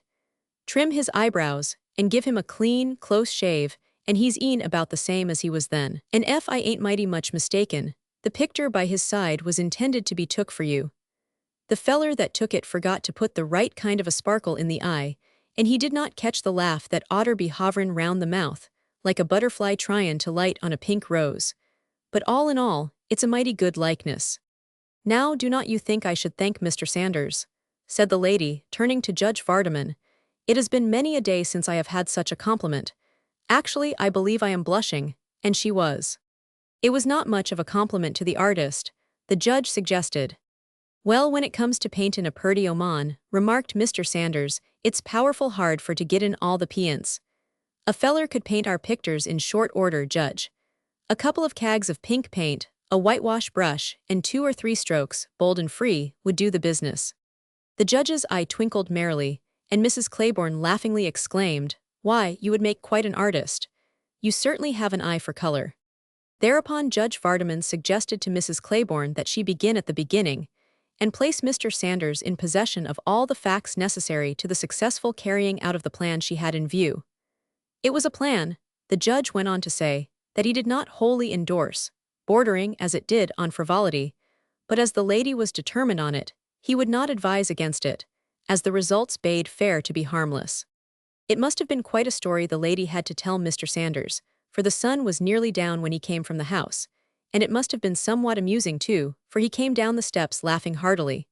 When he reached the sidewalk, he paused, looked back at the closed door, shook his head, and threw up his hands, exclaiming to himself, "Bless Katie. I am powerful glad I ain't got no oman on my trail. Specially one like her. Be jigged if she do not shake this old town up." He heard voices behind him, and turned to see Eugenia Claiborne and Paul Tomlin walking slowly along, engaged in a very engrossing conversation. Mr. Sanders looked at the couple long enough to make sure that he was not mistaken as to their identity, and then he went on his way. He had intended to go straight home, but yielding to a sudden whim or impulse, he went to the tavern instead. This old tavern, at a certain hour of the day, was the resort of all the men, old and young, who desired to indulge in idle gossip, or hear the latest news that might be brought by some stray traveler or commercial agent or cotton buyer from Malvern. For years, Mr. Woodruff, the proprietor, had come from Vermont in the 40s. As a schoolteacher complained that the hospitality of the citizens was enough to ruin any public house that had no gold mine to draw upon. But after the war, the tide, such as it was, turned in his favor, and by the early part of 1868, he was beginning to profit by what he called a pretty good line of custom, and there were days in the busy season when he was hard put to it to accommodate his guests in the way he desired. During the spring and summer months, there was no pleasanter place than the long, low veranda of Mr. Woodruff's tavern, and it was very popular with those who had an idle hour at their disposal. This veranda was much patronized by Mr. Silas Tomlin, who, after the death of his wife, had no home life worthy of the name. Silas was not socially inclined. He took no part in the gossip and tittle-tattle that flowed up and down the veranda. The most interesting bit of news never caused him to turn his head, and the raciest anecdote failed to bring a smile to his face. Nevertheless, nothing seemed to please him better than to draw a chair some distance away from the group of loungers, yet not out of earshot, lean back against one of the supporting pillars, close his eyes and listen to all that was said, or dream his own dreams, such as they might be. Mr. Sanders was well aware of Silas Tomlin's tavern habits, and this was what induced him to turn his feet in that direction. He expected to find Silas there at this particular hour, and he was not disappointed. Silas was sitting aloof from the crowd, his chair leaning against one of the columns, his legs crossed, his eyes closed, and his hands folded in his lap. But for an occasional nervous movement of his thin lips and the twitching of his thumbs, he might have served as a model for a statue of repose. As a matter of fact, all his faculties were alert. The crowd of loungers was somewhat larger than usual, having been augmented during the day by 3 commercial agents and a couple of cotton buyers. Lawyer Tidwell was taking advantage of the occasion to expound and explain several very delicate and intricate constitutional problems. Mr. Tidwell was a very able man in some respects, and he was a very good talker, although he wanted to do all the talking himself. He lowered his voice slightly as he saw Mr. Sanders, but kept on with his exposition of our organic law. "Hello, Mr. Sanders," said one of the cotton buyers, taking advantage of a momentary pause in Mr. Tidwell's monologue. "How are you getting on these days?" "Well, I was gettin' on right pert tell today, but this mornin' I struck a job that's made me weak in WRE. You are looking mighty well, anyhow. What has been the trouble today?" "Why, I will tell you," responded Mr. Sanders, with a show of animation. "I have been gwine round all day tryin' to get up subscriptions for to build a platform for Gus Tidwell. Gus needs a place where he can stand and explorate on the Constitution all day, and not be in nobody's way." "Well, of course you succeeded," remarked Mr. Tidwell good-naturedly. "Midlin' well. A colored lady flung a dime in the box, and I put in a quarter. In all, I reckon I have raised $1.50, but I really believe I could have raised $100 if I would have told where the platform was to be built." "Where is that?" someone inquired. "In the pine thicket behind the graveyard," responded Mr. Sanders, so earnestly and promptly that the crowd shouted with laughter. Even Mr. Tidwell, who was case-hardened, as Mrs. Absalom would say, to Mr. Sanders's jokes, joined in with the rest. "Gus is a purty good lawyer," said Mr. Sanders, lifting his voice a little to make sure that Silas Tomlin would hear every syllable of what he intended to say. "But he will never be at his best till he finds out that the Constitution, like the Bible, can be translated to suit the iddies of any party or any crank. But I allers brag on Gus because I believe in paternizin' home industries. Howsomever, between us boys and gals, and not aimin' for it to go any furder, There's a lawyer in town, Tadyan maybe, he will be here tomorrow who knows more about the law in 1 minute than Gus could tell you in a day and a half. And when it comes to explorations on pience of constitutional law, Gus would not be in it. Is that so? What is the gentleman's name? Asked Mr. Tidwell. Judge Albert Vardaman, replied Mr. Sanders. Now, when you come to talk about lawyers, you will be doing yourself injustice if you leave out the name of Albert Vardaman. He ain't got much of a figure shaped something like a gourd full of water, but I tell you he's got a head on him. Is the judge really here? Mr. Tidwell asked. I would like very much to have a talk with him. I do not blame you, Gus, remarked Mr. Sanders. You can get more straight pience from Albert Vardaman than you will find in the books. He's been at Mrs. Claiborne's all day. I reckon she's gettin' him to tend to some law business for her. They's some kinder kinnery betwixt 'em. His mammy's cat catched a rat in her grandmammy's smokehouse, I reckon. We have got more kinfolks in these diggins than they has been since the first generation arter Adam. At the mention of Mrs. Claiborne's name, Silas Tomlin opened his eyes and uncrossed his legs. This movement caused him to lose his balance, and his chair fell from a leaning position with a sharp bang. What sort of a dream did you have, Silas? Mr. Sanders inquired with affected solicitude. You would better watch out. Doc Dorrington says that when a man gets bald-headed, it's a sign that his bones is as brittle as glass. He found that out on one of his foreign trips. Do not worry about me, Sanders, replied Silas. He tried to smile. Well, I do not reckon you could call it worry, Silas, becausie when I catch a case of the worries, it allers sends me to bed why the jimmagen.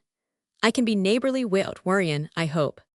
For a woman with a grown daughter, remarked Mr. Tidwell, speaking his thoughts aloud, as was his habit, Mrs. Claiborne is very well preserved. Mr. Tidwell was a widower of several years' standing. Why, she's not only preserved, she's the preserves and the preserver, Mr. Sanders declared. To look in her eye and watch her thoughts sparklin' like fire, to watch her movements and hear her laugh, not only makes a feller young again, but makes him glad he's alivin'. And that gal of Hernwell, she's a thoroughbred. Did you ever notice the way she holds her head?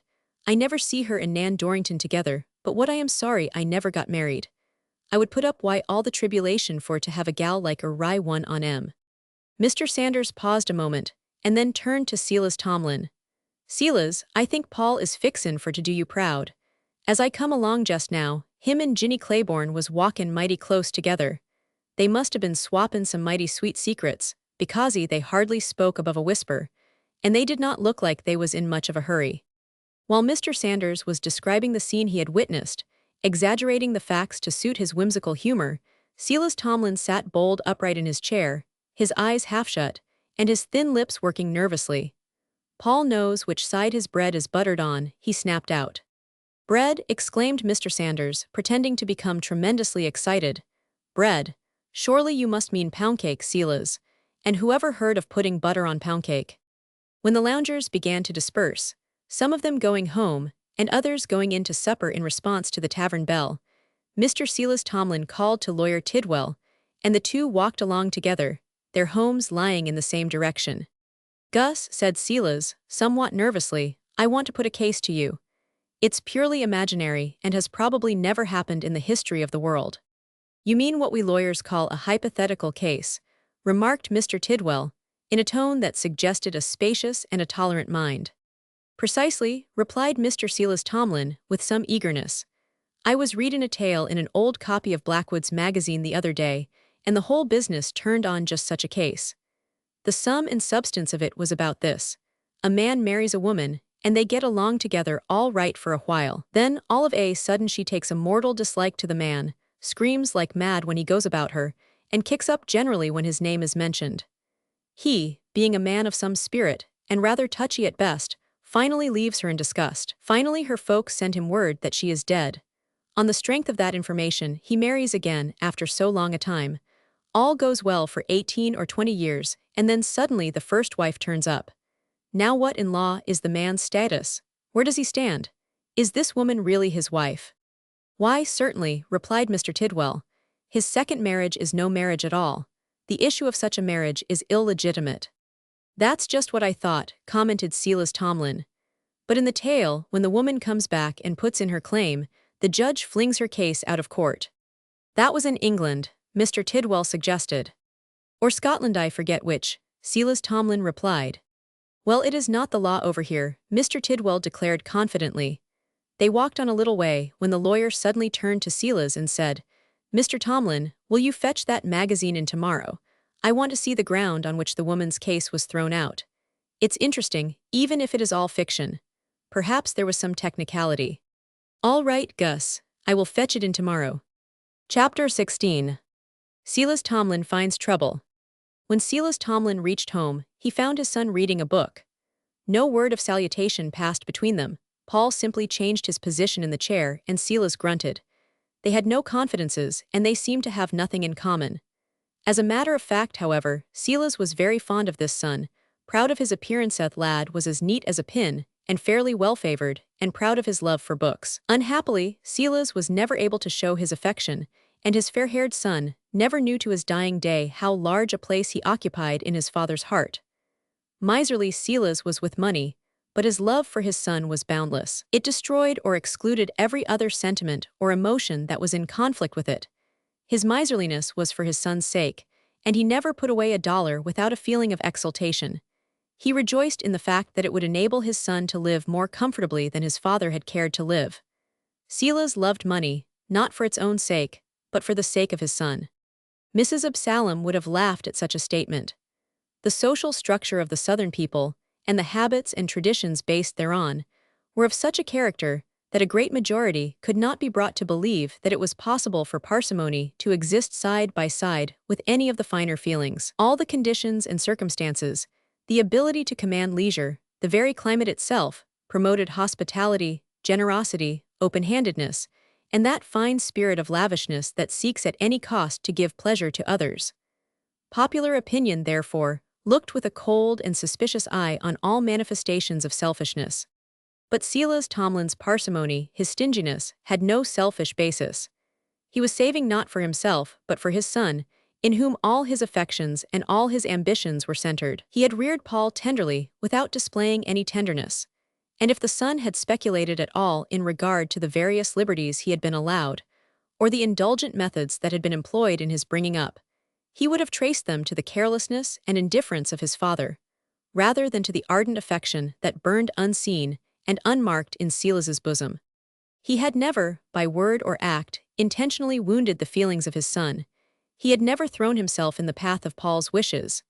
There was a feeling in Shady Dale that Silas was permitting his son to go to the dogs, whereas, as a matter of fact, no detective was ever more alert. Without seeming to do so, he had kept an eye on all Paul's comings and goings. When the lad's desires were reasonable, they were promptly gratified. When they were unreasonable, their gratification was postponed until they were forgotten. Books Paul had in abundance. Half of the large library of Meredith Tomlin had fallen to Silas, and the other half to Pulaski Tomlin, and the lad had free access to all. Paul was very fond of his uncle Pulaski and his Aunt Fanny, and he was far more familiar with these two than he was with his father. His association with his uncle and aunt was in the nature of a liberal education. It was Pulaski Tomlin who really formed Paul's character, who gathered together all the elements of good that are native to the mind of a sensitive lad, and molded them until they were strong enough to outweigh and overwhelm the impulses of evil that are also native to the growing mind. Thus it fell out that Paul was a young man to be admired and loved by all who find modest merit pleasing. When his father arrived at home on that particular evening, as has been noted, Paul was reading a book. He changed his position but said nothing. After a while, however, he felt something was wrong. His father, instead of seating himself at the table and consulting his notebook, walked up and down the floor. "What is wrong? Are you ill?" Paul asked after a while. "No, son, I am as well in body as ever I was, but I am greatly troubled. I wish to heaven I could go back to the beginning and tell you all about it, but I can't, I just cannot." Paul also had his troubles, and he regarded his father gloomily enough. "Why cannot you tell me?" he asked, somewhat impatiently. "But I needn't ask you that, you never tell me anything. I heard something today that made me ashamed." "Ashamed, Paul?" gasped his father. "Yes, ashamed. And if it is true, I am going away from here and never show my face again." Silas fell rather than leaned against the mantelpiece, his face ghastly white. He tried to say, "What did you hear, Paul?" His lips moved but no sound issued from his throat. "2 or 3 persons told me today," Paul went on, that they had heard of your intention to join the radicals and run for the legislature. I told each and every one of them that it was an infernal lie, but I do not know whether it is a lie or not. If it is not, I will leave here." Silas Tomlin's heart had been in his throat, as the saying is, but he gulped it down again and smiled faintly. If this was all Paul had heard, well and good. Compared with some other things, it was a mere matter of moonshine. Paul took up his book again, but he turned the leaves rapidly, and it was plain that he was impatiently waiting for further information. At last Silas spoke. "All the truth in that report, Paul, is this: it has been suggested to me that it would be better for the whites here if someone who sympathizes with their plans and understands their interests should pretend to become a Republican and make the race for the legislature. This is what some of our best men think." "What do you mean by our best men, father?" "Why, I do not know that I am at liberty to mention names even to you, Paul," said Silas, who had no notion of being driven into a corner. "And then, on the other hand, the white Republicans are not as fond of the Negroes as they pretend to be. And if they cannot get some native-born white man to run, who do you reckon they will have to put up as a candidate? Why, old Jerry, Pulaski's man of all work." "Well, what of it?" Paul asked with rising indignation. "Jerry is a great deal better than any white man who puts himself on an equality with him." "Have you met Mr. Hotchkiss?" asked Silas. "He seems to be a very clever man." "No, I have not met him, and I do not want to meet him." Paul rose from his seat and stood facing his father.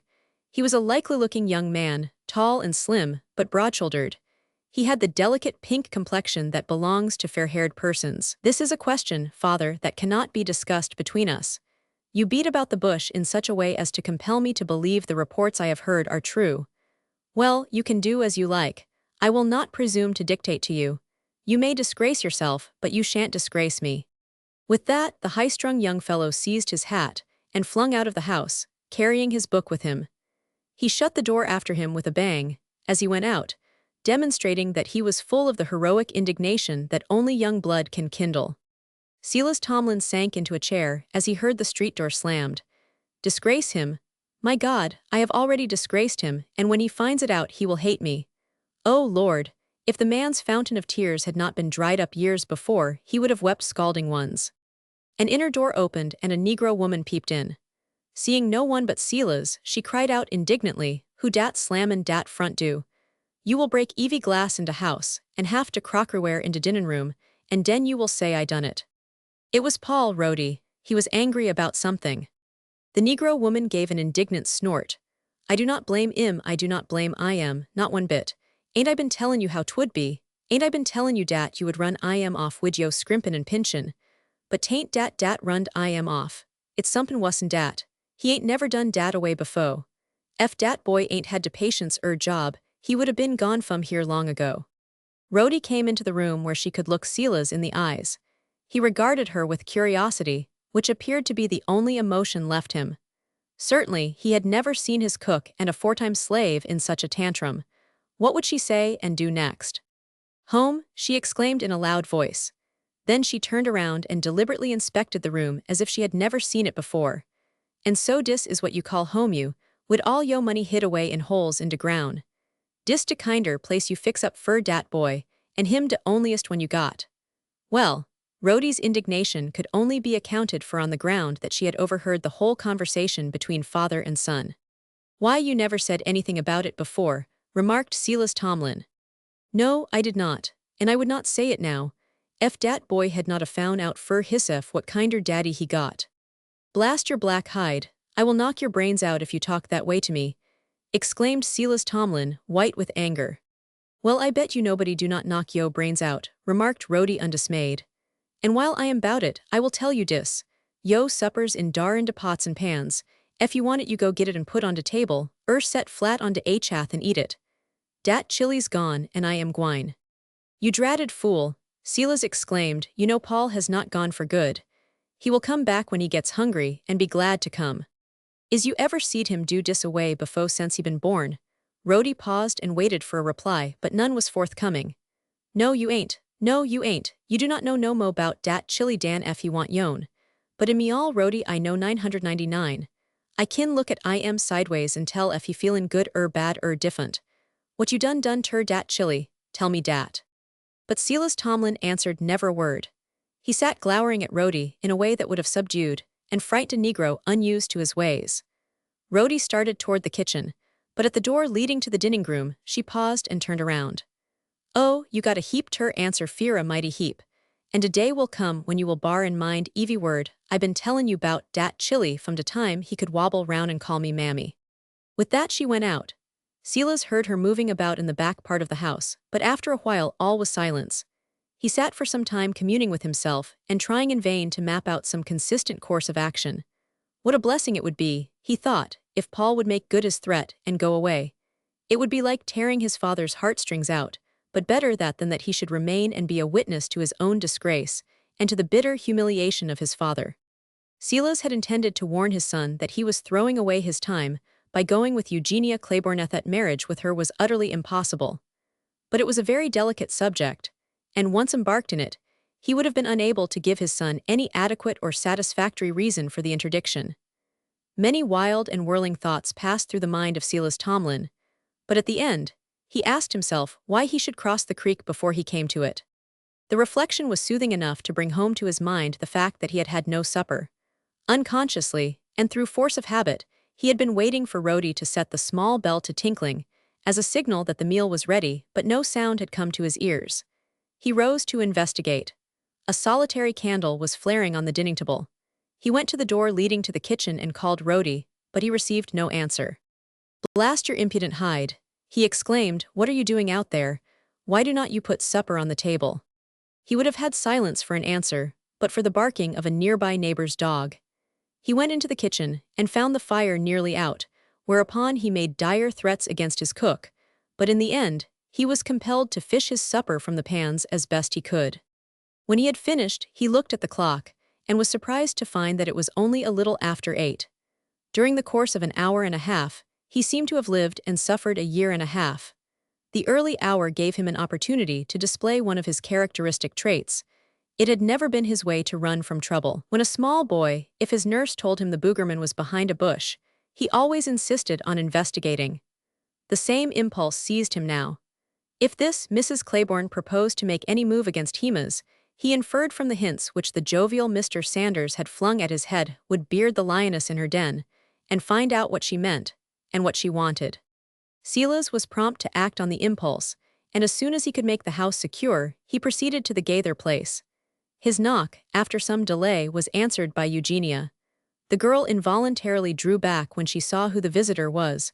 "What is it you wish?" she inquired. "If your mother is at home, please ask her if she will see Silas Tomlin on a matter of business." Eugenia left the door open, and in a moment, from one of the rear rooms came the sound of merry, unrestrained laughter, which only ceased when someone uttered a warning shh. Eugenia returned almost immediately and invited the visitor into the parlor, saying, "It is rather late for business, Mama says, but she will see you." Silas seated himself on a sofa and had time to look about him before the lady of the house came in. It was his second visit to Mrs. Claiborne, and he observed many changes had taken place in the disposition of the furniture and the draperies. He noted, too, with a feeling of helpless exasperation, that his own portrait hung on the wall in close proximity to that of Rita Claiborne. He clenched his hands with inward rage. What does this chef-d'oeuvre mean? He asked himself, and at that moment the object of his anger swept into the room. There was something gracious, as well as graceful, in her movements. She had the air of a victor who is willing to be magnanimous. "What is your business with me?" she asked with lifted eyebrows. There was just the shadow of a smile hovering around her mouth. Silas caught it, and looking into a swinging mirror opposite, he saw how impossible it was for a man with a weazened face and a skullcap to cope with such a woman as this. However, he had his indignation, his sense of persecution, to fall back upon. "I want to know what you intend to do," said Silas. There was a note of weakness and helplessness in his voice. "I want to know what to expect. I am tired of leading a dog's life. I hear you have been colloguing with lawyers." "Do you remember your first visit here?" inquired Mrs. Claiborne very sweetly. If she was an enemy, she certainly knew how to conceal her feelings. "Do you remember how wildly you talked, how insulting you were?" "I declare to you on my honor that I never intended to insult you," Silas exclaimed. "Why, all your insinuations were insulting. You gave me to understand that my coming here was an outrageous if you had anything to do with my movements. But you insisted that my coming here was an attack on you and your son. When and where and how did I ever do you a wrong? Why did not Yaudidant Silas tried hard to formulate his wrongs, but they were either so many or so few that words failed him. Did I desert you when you were ill and delirious? Did I put faith in an anonymous letter and believe you to be dead? The lady spoke with a calmness that seemed to be unnatural and unreal. For a little while, Silas made no reply but sat like one dazed, his eyes fixed on the crayon portrait of himself. Did you hang that thing up there for Paul to see it and ask questions about it? He asked, after a while. I hung it there because I chose to, she replied. Judge Vardaman thinks it is a very good likeness of you, but I do not agree with him. Do you think it does you justice? She asked. And then there's Paul, said Silas, ignoring her question. Do you propose to let him go ahead and fall in love with the girl? Paul is not my son, the lady calmly answered. But the girl is your daughter, Silas insisted. I shall look after her welfare, never fear, said the lady. But suppose they should take a notion to marry, what would you do to stop em? Oh well, that is a question for the future, replied the lady, serenely. It will be time enough to discuss that matter when the necessity arises. Her composure, her indifference, caused Silas to writhe and squirm in his chair. And she, seeing the torture she was inflicting, appeared to be very well content. I did not come to argue, said Silas presently. I came for information. I want to know what you intend to do. I do not ask any favors and I do not want any. I am getting my deserts, I reckon. What I sowed that I am reaping. Ah, the lady exclaimed softly and with an air of satisfaction. Do you really feel so? She leaned forward a little, and there was that in her eyes that denoted something else besides satisfaction. Compassion shone there. Her mood had not been a serious one up to this point, but she was serious now, and Silas could but observe how beautiful she was. Do you really feel that I would be justified if I confirmed the suspicions you have expressed? So far as I am concerned, you would be doing exactly right, said Silas bluntly. But what about Paul? Well, what about Paul? Mrs. Claiborne asked. Well, for one thing, he's never done you any harm. And there's another thing, said Silas, rising from his seat. I would be willing to have my body pulled to pieces, inch by inch, and my bones broken, piece by piece, to save that boy one single pang. He stood towering over the lady. For once he had been taken clean out of himself, and he seemed to be transfigured. Mrs. Claiborne rose also. Paul is a very good young man, she said. Yes, he is, exclaimed Silas. He never had a mean thought, and he has never been guilty of a mean action. But that would make no difference in my feelings. It would be all the same to me if he was a thief and a scoundrel, or if he was deformed, or if he was everything that he is not. No matter what he was or might be, I would be willing to live in eternal torment if I could know that he is happy. His face was not weazened now. It was illuminated with his love for his son, the one passion of his life, and he was no longer a contemptible figure. The lady refixed her eyes upon him, and wondered how he could have changed himself right before her eyes, for certainly, as it seemed to her, this was not the mean and shabby figure she had found in the parlor when she first came in. She sighed as she turned her eyes away. Do you remember what I told you on the occasion of your first visit? She inquired very seriously. You were both rude and disagreeable, but I said that I would not trouble you again, so long as you left me alone. Well, have not I left you alone? Asked Silas. What do you call this? There was just the shadow of a smile on her face. That's a fact, said Silas after a pause, but I just could not help myself. Honestly, I am sorry I came. I am no match for you. I must bid you good night. I hardly know what's come over me. If I have worried you, I am truly sorry. One of these days, she said very kindly, as she accompanied him to the door, I will send for you. At the proper time, I will give you some interesting news. Well, I hope it will be good news. If so, it will be the first I have heard in many a long day. Good night. The lady closed the door and returned to the parlor and sat down. Why, I thought he was a cold-blooded, heartless creature, she said to herself. Then, after some reflection, she uttered an exclamation and clasped her hands together. Suppose he were to make way with himself. The bare thought was enough to keep the smiles away from the face of this merry-hearted lady for many long minutes. Finally, she caught a glimpse of herself in the swinging mirror. She snapped her fingers at her reflection, saying, Pooh, I would not give that for your firmness of purpose. Chapter 17. Rhodey has something to say. Now, all this time, while the mother was engaged with Silas, Eugenia, the daughter, was having an experience of her own. When Rhodey, Silas Tomlin's cook and housekeeper, discovered that Paul had left the house in a fit of anger, she knew at once that something unusual had occurred, and her indignation against Silas Tomlin rose high. She was familiar with every peculiarity of Paul's character, and she was well aware of the fact that behind his calm and cool bearing, which nothing ever seemed to ruffle, was a heart as sensitive and as tender as that of a woman, and a temper hot, obstinate and unreasonable when aroused. So without taking time to serve Silas's supper, she went in search of Paul. She went to the store where he was the chief clerk, but the doors were closed. She went to the tavern, but he was not to be seen, and she walked along the principal streets where sometimes the young men strolled after tea. There she met a Negro woman who suggested that he might be at the Gaither place. "Humph," snorted Rhodey, "how come dat ain't cross my mind? But ef he's dar dis night, ef he run ter dat gal when he in trouble, I better be layin' off ter cook some weddin' doin's."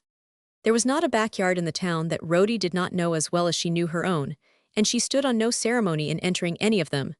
She went to the Gaither place, swung back the gate, shutting it after her with a bang, and stalked into the kitchen as though it belonged to her. At the moment, there was no one in sight but Mandy, the housegirl, a bright and good-looking mulatto. "Why, howdy, Miss Rhodey," she exclaimed in a voice that sounded like a flute. "What wind blowed you in here?" "Put down dem dishes and wipe yo' hands," said Rhodey, by way of reply. The girl silently complied, expressing no surprise and betraying no curiosity. "Now den, go into house, and ax ef Paul Tomlin is in dar," commanded Rhodey. "Ef he is des tell I am dat Mammy Rhodey want ter see 999. "I hope dey ain't nobody dead," suggested Mandy with a musical laugh. "I am lookin' out for all sorts trouble because I have had mighty funny dreams for 3 nights hanrin'. Look like I can see blood. I wake up, I do, cryin' and feelin' tired out like de witches been ridin' me. Then I drop off to sleep, and there's the blood, plain as my han." She went on in the house and Rhodey followed close at her heels.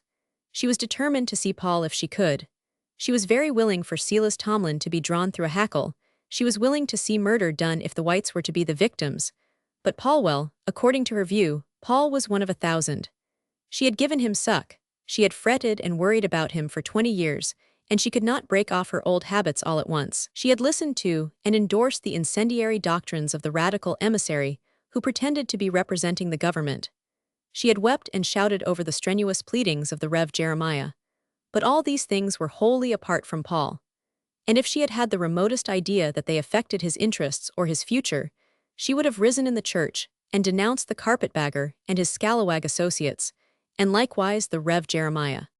When Mandy, closely followed by Rhodey, went into the house, she heard voices in the parlor, but Eugenia was in the sitting room reading by the light of a lamp. "Miss Genia," said the girl, "is Mr. Paul here?" "Why do you ask?" inquired Eugenia. "They all cook wanter speak with him." At this moment, Eugenia saw the somewhat grim face of Rhodey peering over the girl's shoulder. "Paul is not here," said the young lady, rising with a vague feeling of alarm. "What is the matter?" And then, feeling that if there was any trouble, Rhodey would feel freer to speak when they were alone together, Eugenia dismissed Mandy, and followed to see that the girl went out. "Now, what is the trouble, Rhodey? Mr. Silas Tomlin is in the parlor talking to mother." Rhodey opened her eyes wide at this. "He and Dar, what de name goodness he doin' here?" Eugenia did not know, of course, and said so. "Well, he ain't at her no good," Rhodey went on. "You kin put dat down in black and white. Dat man is show ter leave a smutty track wharsomever he walk at. You better watch I am, you better keep yo eye on 999. Is he yever loant yo ma any money?" "Why no," replied Eugenia, laughing at the absurdity of the question. "What put that idea in your head?" "Because he dat's his business loanin' out a little dab money here and a little dab dar, and gettin' back double de dab he loant," said Rhodey. "Dayer folks in dis county, which he loant money, and now he got all de propty dey yever had. And dayer folks right here in dis town, which he loant dat Confederate money when it want wuff much mo dan shavins, and now dey got ter pay I back show nuff. Money, I hear I sesso. Oh, dat's him. Dat's Silas Tomlin up and down. You kin take a thrip and squeeze it in yo and tell it leave a print, and haul it up whar folks kin see it, and dar you got his picter, all it will need will be a frame. He done druv Paul way fum home." She spoke with some heat, and really went further than she intended, but she was swept away by her indignation. She was certain, knowing Paul as well as she did, that he had left the house in a fit of anger at something his father had said or done, and she was equally as certain that he would have to be coaxed back. "Surely you are mistaken," said Eugenia. "It is too ridiculous. Why, Paul, mister, Paul," as she paused and stood there blushing. "Go on, Chilly, say it out. Do not be me. Nobody cannot say nothin' good 'bout dat boy, but what I kin put a lots mo on what dey tellin'. Silas Tomlin done tall me out'n his own moof dat Paul went fum de house vowin' he would never come back." Eugenia was so sure that Rhodey, after her kind and color, was exaggerating, that she refused to be disturbed by the statement.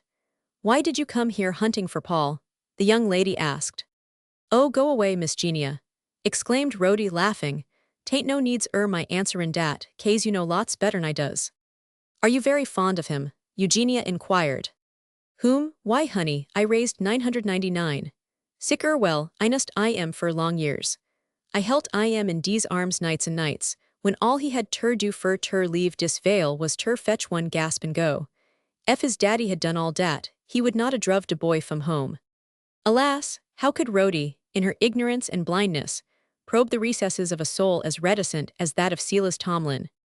"Oh, do not say he was driven from home," cried Eugenia, rising and placing a hand on Rhodey's arm. "If you talk that way, other people will take it up, and it will not be pleasant for Paul." "Dat show is a mighty purty han," exclaimed Rhodey enthusiastically, ignoring the grave advice of the young woman. "I am gwine ter show somebody de place whar you laid it, and I bet you he will wanter cut de cloth out and put it in his album." Eugenia made a pretense of pushing Rhodey out of the room, but she was blushing and smiling. "Wellm, he ain't here, show, and here's whar he oughter be. But I will fin I am dis night, and ef he ain't gwine back home, I ain't gwine back, you kin put dat down." With that, she bade the young lady good night and went out. As Rhodey passed through the back gate, she chanced to glance toward Pulaski Tomlin's house, and saw a light shining from the library window. "Ahi," she exclaimed, "he's dar, and dey ain't no better place fur 999. Dey's mo home fur I am right dar den day yever woos yever will be war he live at."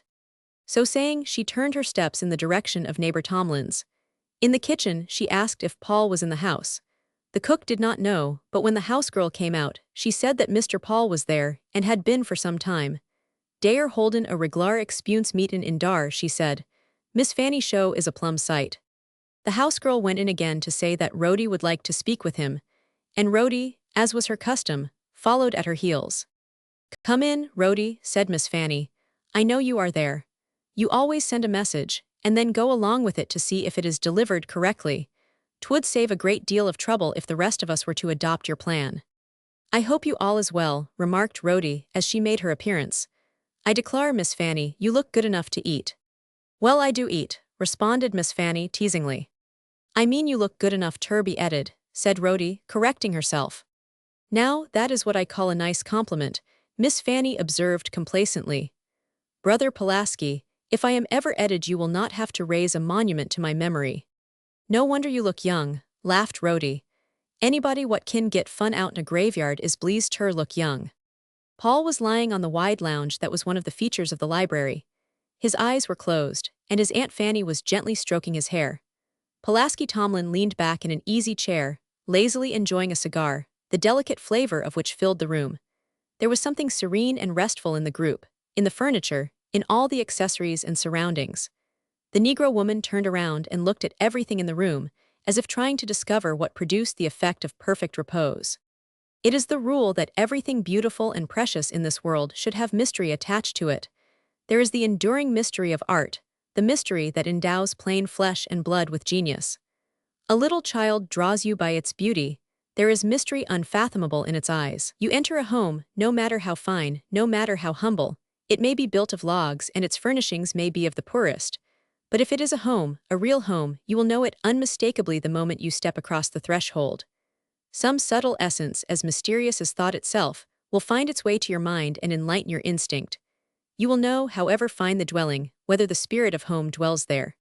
Rhodey, as she looked around in the vain effort to get a clue to the secret, wondered why she always felt so comfortable in this house. She sighed as she seated herself on the floor at the foot of the lounge on which Paul lay. This was her privilege. If Miss Fanny could sit at his head, Rhodey could sit at his feet. "You wanted to speak to Paul," suggested Miss Fanny. He left a house in a huff, and I wanter know if he gwine back cauzy if he ain't, I am gwinter move way fum dar. He ain't take time fur ter get his supper.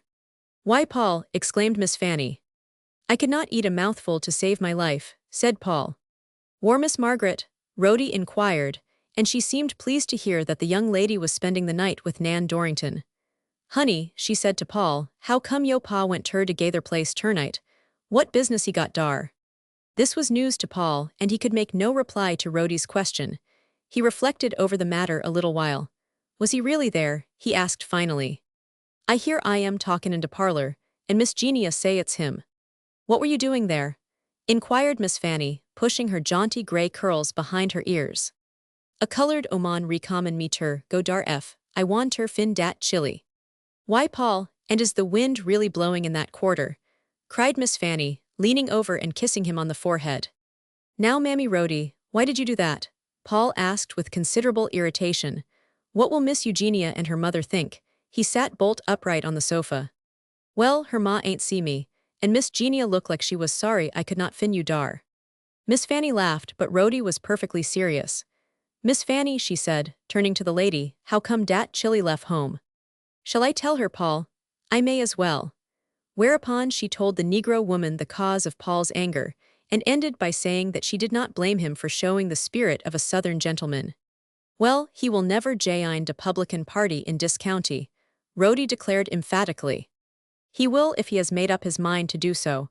You do not know Silas, said Miss Fanny. Whom, me not know dat man. Huh, I know I am better'n he know hissef, and I know some other folks too. I tell you right now, he will never join, and if you do not believe me, you wait and see. Time I get through wid his character, de publicans will not tetch I am wid a 10-foot pole. I hope you are right, said Pulaski Tomlin, speaking for the first time. There's enough trouble in the land without having a scalawag in the Tomlin family. Well, you needn't worry 'bout dat, case I will show put a stop ter dem kinder doin's. Honey, Rhodey went on, addressing Paul, you come on home when you get sleepy. I am gwinter set up fur you, and if you do not come, yo Paul hatter cook his own vittles termorra mornin'. Good night, Rhodey, and pleasant dreams, said Miss Fanny, as the Negro woman started out. I dunner how anybody kin have pleasin' drams f day sleep in de same lot wid Marcela's, replied Rhodey. Good night all. Now the cook at the Tomlin place was the wife of the Rev. Jeremiah. She was a tall, thin woman, some years older than her husband, and she ruled him with a rod of iron. The new conditions, combined with the insidious flattery of the white radicals, had made her vicious against the whites. Rhodey knew this, and from the big house, she went into the kitchen, where Mrs. Jeremiah was cleaning up for the night. Her name was Patsy. You get in mighty thick wid de white folks, Sis Rhodey, said Patsy, pausing in her work as the other entered the door. For answer, Rhodey fell into a chair, held both hands high above her head, and then let them drop in her lap. The gesture was effective for a dozen interpretations. Well, she exclaimed, and then paused, Patsy watching her narrowly the while. I dunner how tease wid you, Sis Patsy, but wid me, it's live in Elarn. And I am a larnin, moan, spite de fact dat de white folks think niggers ain't got no sense. Dey does, exclaimed Patsy. Dey got de itty dat, we all ain't got no mo sense dan a passel free-and-sized chickens. But dey'll fin out better, and den This last exclamation was a hoarse guttural cry of triumph. You show is talkin' now, cried Rhodey with an admiring smile. I knows it ternite, ef I never is knowed it befo. Patsy knew that some disclosure was coming, and she invited it by putting Rhodey on the defensive. It's de truth, she declared. Dat what make me feel so queer, Sis Rhodey, when I see you so ready fur ter collogue wid de white folks. I was talkin' wid Jerry 'bout it no longer'n last night. Yes'm I was. I say, Jerry, what de matter wid Sis Rhodey? He say which away, pigeon, dis so. He allers call me pigeon, explained Patsy with a smile of pride. I say, by de way she colloguin wid de white folks. What be Jerry say ter dat? Inquired Rhodey. He des shook his head and groaned, was the reply. Rhodey leaned forward with a frown that was almost tragic in its heaviness, and spoke in a deep, unnatural tone that added immensely to the emphasis of her words. Oman, lemme tell you, I done it, and I am glad I done it, and you will be glad I done it, and he will be glad I done it. Patsy was drying the dishpan with a towel, but suspended operations the better to hear what Rhodey had to say. Dey done got it fixed up fur all Silas ter jayin in wid de Publican Party. He gwinter jain so he kin fin out all der doins, and all der commons and der gwines, so he kin tell de youthers. Oh yes eyes yes. Oh yes we fools we ain't got no sense, cackled Patsy viciously. He des gwinter make out he's a publican, Rhodey went on, dey got it all planned. He gwinter jain de Union League and git all de names. Dey talk bout it, sis Patsy, right befo my face and eyes. Dey muse take me fur a startnatural fool. Dey does, cried Patsy, dey takes us all fur fools, but will not dey be a whackin' up when de time come. Then and there was given the death blow to Silas Tomlin's ambition to become a Republican politician. The Rev. Jeremiah was apprised of the plan, which so far as Rhodey was concerned, was a pure invention. Word went round, and when Silas put in his application to become a member of the Union League, he was informed that orders had come from Atlanta that no more members were to be enrolled. When Rhodey went out into the street, after her talk with Patsy, a passerby would have said that her actions were very queer. She leaned against the fence and went into convulsions of silent laughter. Oh, I wish I was Summers War I could holler, she said aloud between gasps. He calls her Pigeon. Pigeon, F she's a pigeon, I would like ter know what gone wid de cranes. She recurred to this name some weeks afterward, when the Rev. Jeremiah informed her confidentially that his wife had discovered Silas Tomlin's plan to unearth the secrets of the Union League. Rhodey's comment somewhat surprised the Rev. Jeremiah. I allers thought, she said with a laugh, dat pigeon had somethin' else in her cross-sides corn. Rhodey waited in the kitchen that night until Paul returned, and then she went to bed. Silas and his son were up earlier than usual the next morning, but they found breakfast ready and waiting. The attitude of father and son toward each other was constrained and reserved. Silas felt that he must certainly say something to Paul about Eugenia Claiborne. He hardly knew how to begin, but at last, he plunged into the subject with the same shivering sense of fear displayed by a small boy who is about to jump into a pond of cold water dreading it, and yet determined to take a header. I hear, Paul, he began, that you are very attentive to Eugenia Claiborne. I call on her occasionally, said Paul. She's a very agreeable young lady. He spoke coolly, but the blood mounted to his face. So I hear, remarked Silas in a businesslike way. Still, I hope you will not carry matters too far. What do you mean? Paul inquired. I wish I could go into particulars. I wish I could tell you exactly what I mean, but I cannot, said Silas. All I can say is that it would be impossible for you to marry the young woman. My lord, he exclaimed, as he saw Paul close his jaws together. Ain't there no other woman in the world? Do you know anything against the young lady's character? The son asked. Nothing, absolutely nothing, was the response. Well, said Paul, I had not considered the question of marriage at all, but since you have brought the subject up, we may as well discuss it. You say it will be impossible for me to marry this young lady, and you refuse to tell me why. Do not you think I am old enough to be trusted? Why, certainly, Paul, of course, but there are some things. Silas paused and caught his breath and then went on. Honestly, Paul, if I could tell you, I would be glad to tell you, but this is a matter in which you will have to depend on my judgment. Cannot you trust me? Just as far as you can trust me, but no farther, was the reply. I am not a child. In a few months I will be of age. But if I were only 10 years old, and knew the young lady as well as I know her now, you could not turn me against her by insinuations. He rose, shook himself, walked the length of the room and back again, and stood close to his father. You have already settled the question of marriage. I asked you last night about the report that you intended to act with the radicals, and you refused to give me a direct answer. That means that the report is true. Do you suppose that Eugenia Claiborne, or any other decent woman, would marry the son of a scalawag? He asked with a voice full of passion. Why, she would spit in his face, and I would not blame her. The young man went out, leaving Silas sitting at the table. Lord, I hate to hurt him, but he would better be dead than to marry that girl. Rhodey, who was standing in the entryway leading from the dining room to the kitchen, and who had overheard every word that passed between father and son, entered the room at this moment, exclaiming, Well, you des as well call I am dead den, K's marry her he will, and I do not blame I am, and mon dat I will heap I am all I can. You do not know what you are talking about, said Silas, wiping his lips, which were as dry as a bone. Maybe I does and maybe I do not, replied Rhodey. But what I does know, I knows des as good as anybody. You say dat boy shan't marry de gal, but how come you courtin' de mammy?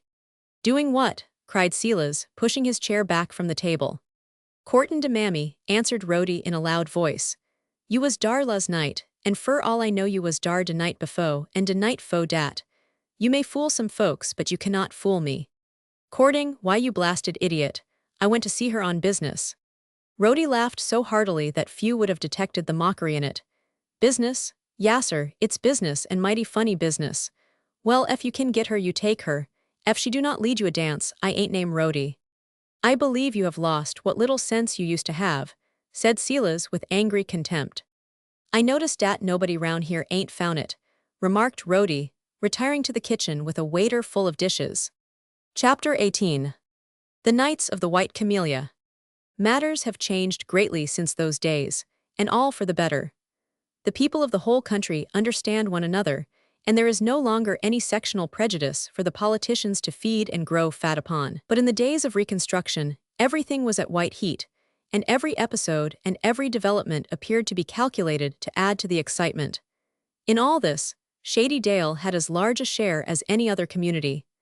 The whites had witnessed many political outrages that seemed to have for their object the renewal of armed resistance. And it is impossible, even at this late day, for any impartial person to read the debates in the federal Congress during the years of 186,768 without realizing the awful fact that the prime movers in the Reconstruction scheme, if not the men who acted as their instruments and tools, were intent on stirring up a new revolution in the hope that the Negroes might be prevailed upon to sack cities and towns and destroy the white population.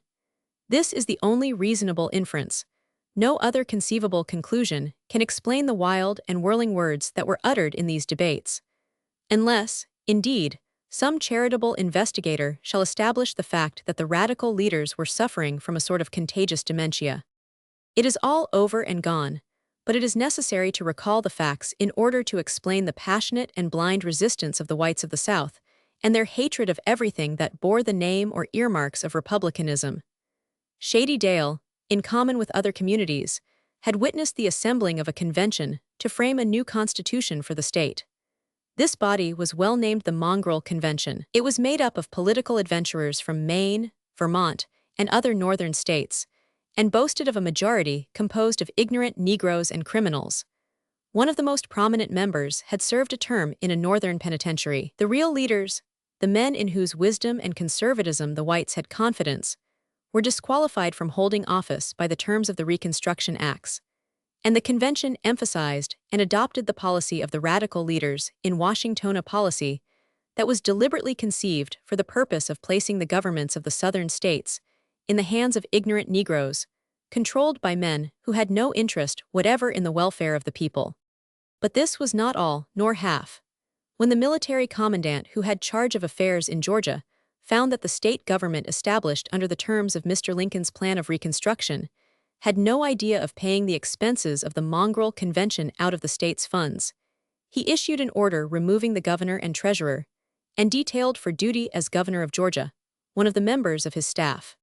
The Mongrel Convention, which would have been run out of any northern state in 24 hours, had provided for an election to be held in April 1868 for the ratification or rejection of the new constitution that had been framed, and for the election of governor and members of the General Assembly. Beginning on the 20th, the election was to continue for 3 days, a provision that was intended to enable the Negroes to vote at as many precincts as they could conveniently reach in 83 hours. No safeguard whatever was thrown around the ballot box, and it was the remembrance of this initial and overwhelming combination of fraud and corruption that induced the whites, at a later day, to stuff the ballot boxes and suppress the votes of the ignorant.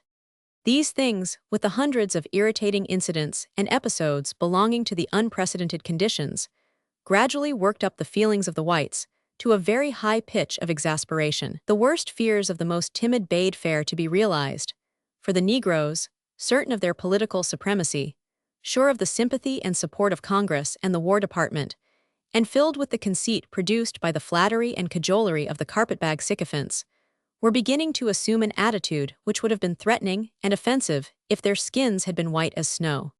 Gabriel was now old enough to appreciate the situation as it existed, though he never could bring himself to believe that there were elements of danger in it. He knew the Negroes too well. He was too familiar with their habits of thought and with their various methods of accomplishing a desired end. But he was familiar with the apprehensions of the community and made no effort to put forward his own views, except in occasional conversations with Meriwether Clopton. After a time, however, it became clear, even to Gabriel, that something must be done to convince the misguided Negroes that the whites were not asleep. He conformed himself to all the new conditions with the ready versatility of youth. He studied hard both night and day, but he spent the greater part of his time in the open air. It was perhaps fortunate for him at this time that there was a lack of formality in his methods of acquiring knowledge.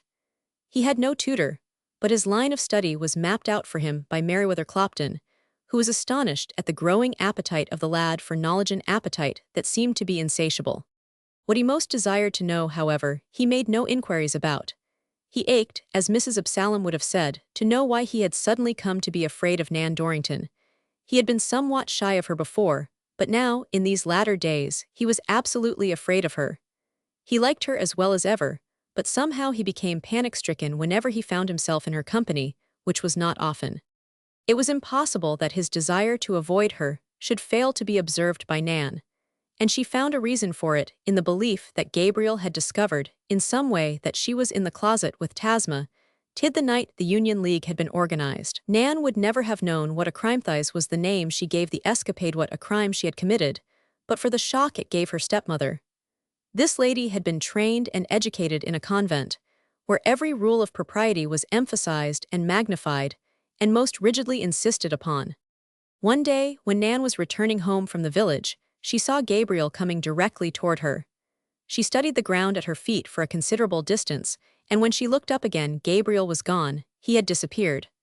This episode, insignificant though it was the cause of considerable worry to Nan. She gave Mrs. Dorrington the particulars, and then asked her what it all meant. "Why should it mean anything?" that lady asked with a laugh. "Oh, but it must mean something, Johnny. Gabriel has avoided me before, and I have avoided him, but we have each had some sort of an excuse for it. But this time it is too plain." "What silly children!" exclaimed Mrs. Dorrington with her cute French accent. Nan went to a window and looked out, drumming on a pane. Outside everything seemed to be in disorder. The flowers were weeds, and the trees were not beautiful anymore. Even the few birds in sight were all dressed in drab. What a small thing can change the world for us. "I know why he hid himself," Nan declared from the window. "He has found out that I was in the closet with Tasma Tid." How sad it was to be compelled to realize the awful responsibilities that rest as a burden upon girls who are grown. "Well, you were there," replied Mrs. Dorrington, "and since that is so, why not make a joke of it? Gabriel has no squeamishness about such things." "Then why should he act as he does?" Nan was about to break down. "Well, he has his own reasons, perhaps, but they are not what you think." "Oh, far from it. Gabriel knows as well as I do that it would be impossible for you to do anything very wrong." "Oh, but it is not impossible," Nan insisted. "I feel wicked, and I know I am wicked. If Gabriel Tolliver ever dares to find out that I was in that closet, I will tell him what I think of him, and then I will." Her threat was never completed. Mrs. Dorrington rose from her chair just in time to place her hand over Nan's mouth. "If you were to tell Gabriel what you really think of him," said the lady, "he would have great astonishment." "Oh no, he would not, Johnny. You do not know how conceited Gabriel is. I am just ready to hate him." "Well, it may be good for your health to dislike him a little occasionally," remarked Mrs. Dorrington, with a smile. "Now, what do you mean by that, Johnny?" cried Nan. But the only reply she received was an eloquent shrug of the shoulders. Gabriel was as much mystified by his own dread of meeting Nan as he was by her coolness toward him. He could not recall any incident which she had resented, but still she was angry with him. Well, if it was so, so be it. And though he thought it was cruel in his old comrade to harbor hard thoughts against him, he never sought for an explanation. He had his own world to fall back upon, a world of books, the woods and the fields. And he was far from unhappiness, for no human being who loves nature well enough to understand and interpret its meaning and its myriad messages to his own satisfaction can be unhappy for any length of time. Whatever his losses or his disappointments, he can make them all good by going into the woods and fields and taking nature, the great comforter, by the hand. So Gabriel confined his communications for the most part to his old and ever-faithful friends, the woods, and the velvety Bermuda fields. He walked about among these old friends with a lively sense of their vitality and their fruitfulness. He was certain that the fields knew him as well as he knew Themend. As for the trees, he had a feeling that they knew his name as well as he knew theirs. He was so familiar with some of them, and they with him, that the katydids in the branches continued their cries even while he was leaning against the trunks of the friends of his childhood. Whereas, if a stranger or an alien to the woods had so much as laid the tip of his little finger on the rugged bark of one of them, a shuddering signal would have been sent aloft, and the cries would have ceased instantly. Gabriel's grandmother went to bed early and rose early, a habit that belongs to old age.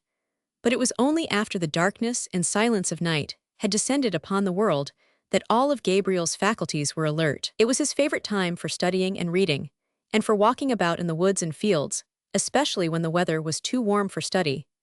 Every Sunday night found him in the Bermuda fields, long since deserted by Nan and Tasma Tid.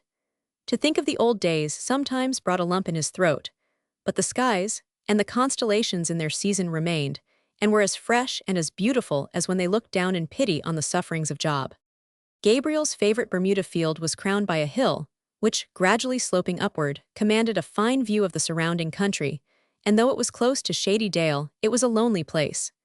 Here the kildees ran and bobbed their heads and uttered their plaintive cries unmolested. Here the partridge could raise her brood in peace, and here the whippoorwill was free to play upon his flute.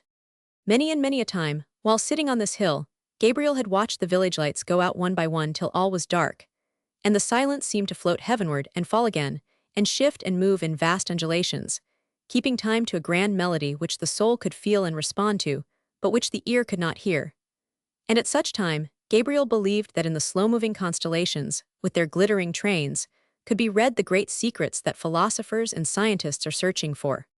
Beyond the valley, still farther away from the town, was the Negro church, of which the Rev. Jeremiah Tomlin was the admired pastor. Ordinarily, there were services in this church 3 times a week, unless one of the constantly recurring revivals was in progress, and then there were services every night in the week, and sometimes all night long. The Rev. Jeremiah was a preacher who had lung power to spare, and his voice was well calculated to shatter our old friend the welkin, so dear to poets and romancers. But if there was no revival in progress, the nights devoted to prayer meetings were mainly musical, and the songs, subdued by the distance, floated across the valley to Gabriel with entrancing sweetness. One Wednesday night, when the political conditions were at their worst, Gabriel observed that while the lights were lit in the church, there was less singing than usual. This attracted his attention and then excited his curiosity. Listening more intently, he failed to hear the sound of a single voice lifted in prayer, in song, or in preaching. The time was after 9 o'clock, and this silence was so unusual that Gabriel concluded to investigate. He made his way across the valley, and was soon within earshot of the church. The pulpit was unoccupied, but Gabriel could see that a white man was standing in front of it. The inference to be drawn from his movements and gestures was that he was delivering an address to the Negroes. Hotchkiss was standing near the speaker, leaning in a familiar way on one of the side projections of the pulpit. Gabriel knew Hotchkiss, but the man who was speaking was a stranger. He was flushed as with wine, and appeared to have no control of his hands, for he flung them about wildly. Gabriel crept closer and climbed a small tree, in the hope that he might hear what the stranger was saying, but listen as he might, no sound of the stranger's voice came to Gabriel. The church was full of Negroes, and a strange silence had fallen on them. He marveled somewhat at this, for the night was pleasant, and every window was open. The impression made upon the young fellow was very peculiar. Here was a man flinging his arms about in the heat and ardor of argument or exhortation, and yet not a sound came through the windows. Suddenly, while Gabriel was leaning forward trying in vain to hear the words of the speaker, a tall, white figure, mounted on a tall white horse, emerged from the copse at the rear of the church. At the first glance, Gabriel found it difficult to discover what the figures were, but as horse and rider swerved in the direction of the church, he saw that both were clad in white and flowing raiment. While he was gazing with all his eyes, another figure emerged from the copse, then another, and another, until 13 white riders, including the leader, had come into view.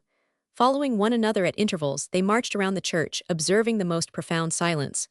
The hoofs of their horses made no sound. 3 times this ghostly procession marched around the church. Finally they paused, each horseman at a window, save the leader, who, being taller than the rest, had stationed himself at the door. He was the first to break the silence. "Brothers, is all well with you?" His voice was strong and sonorous. "All is not well," replied 12 voices in chorus.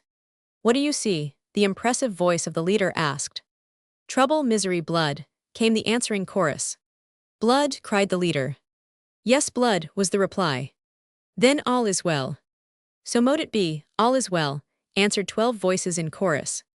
Once more the ghostly procession rode round and round the church, and then suddenly disappeared in the darkness. Gabriel rubbed his eyes. For an instant he believed that he had been dreaming. If ever there were goblins, these were they.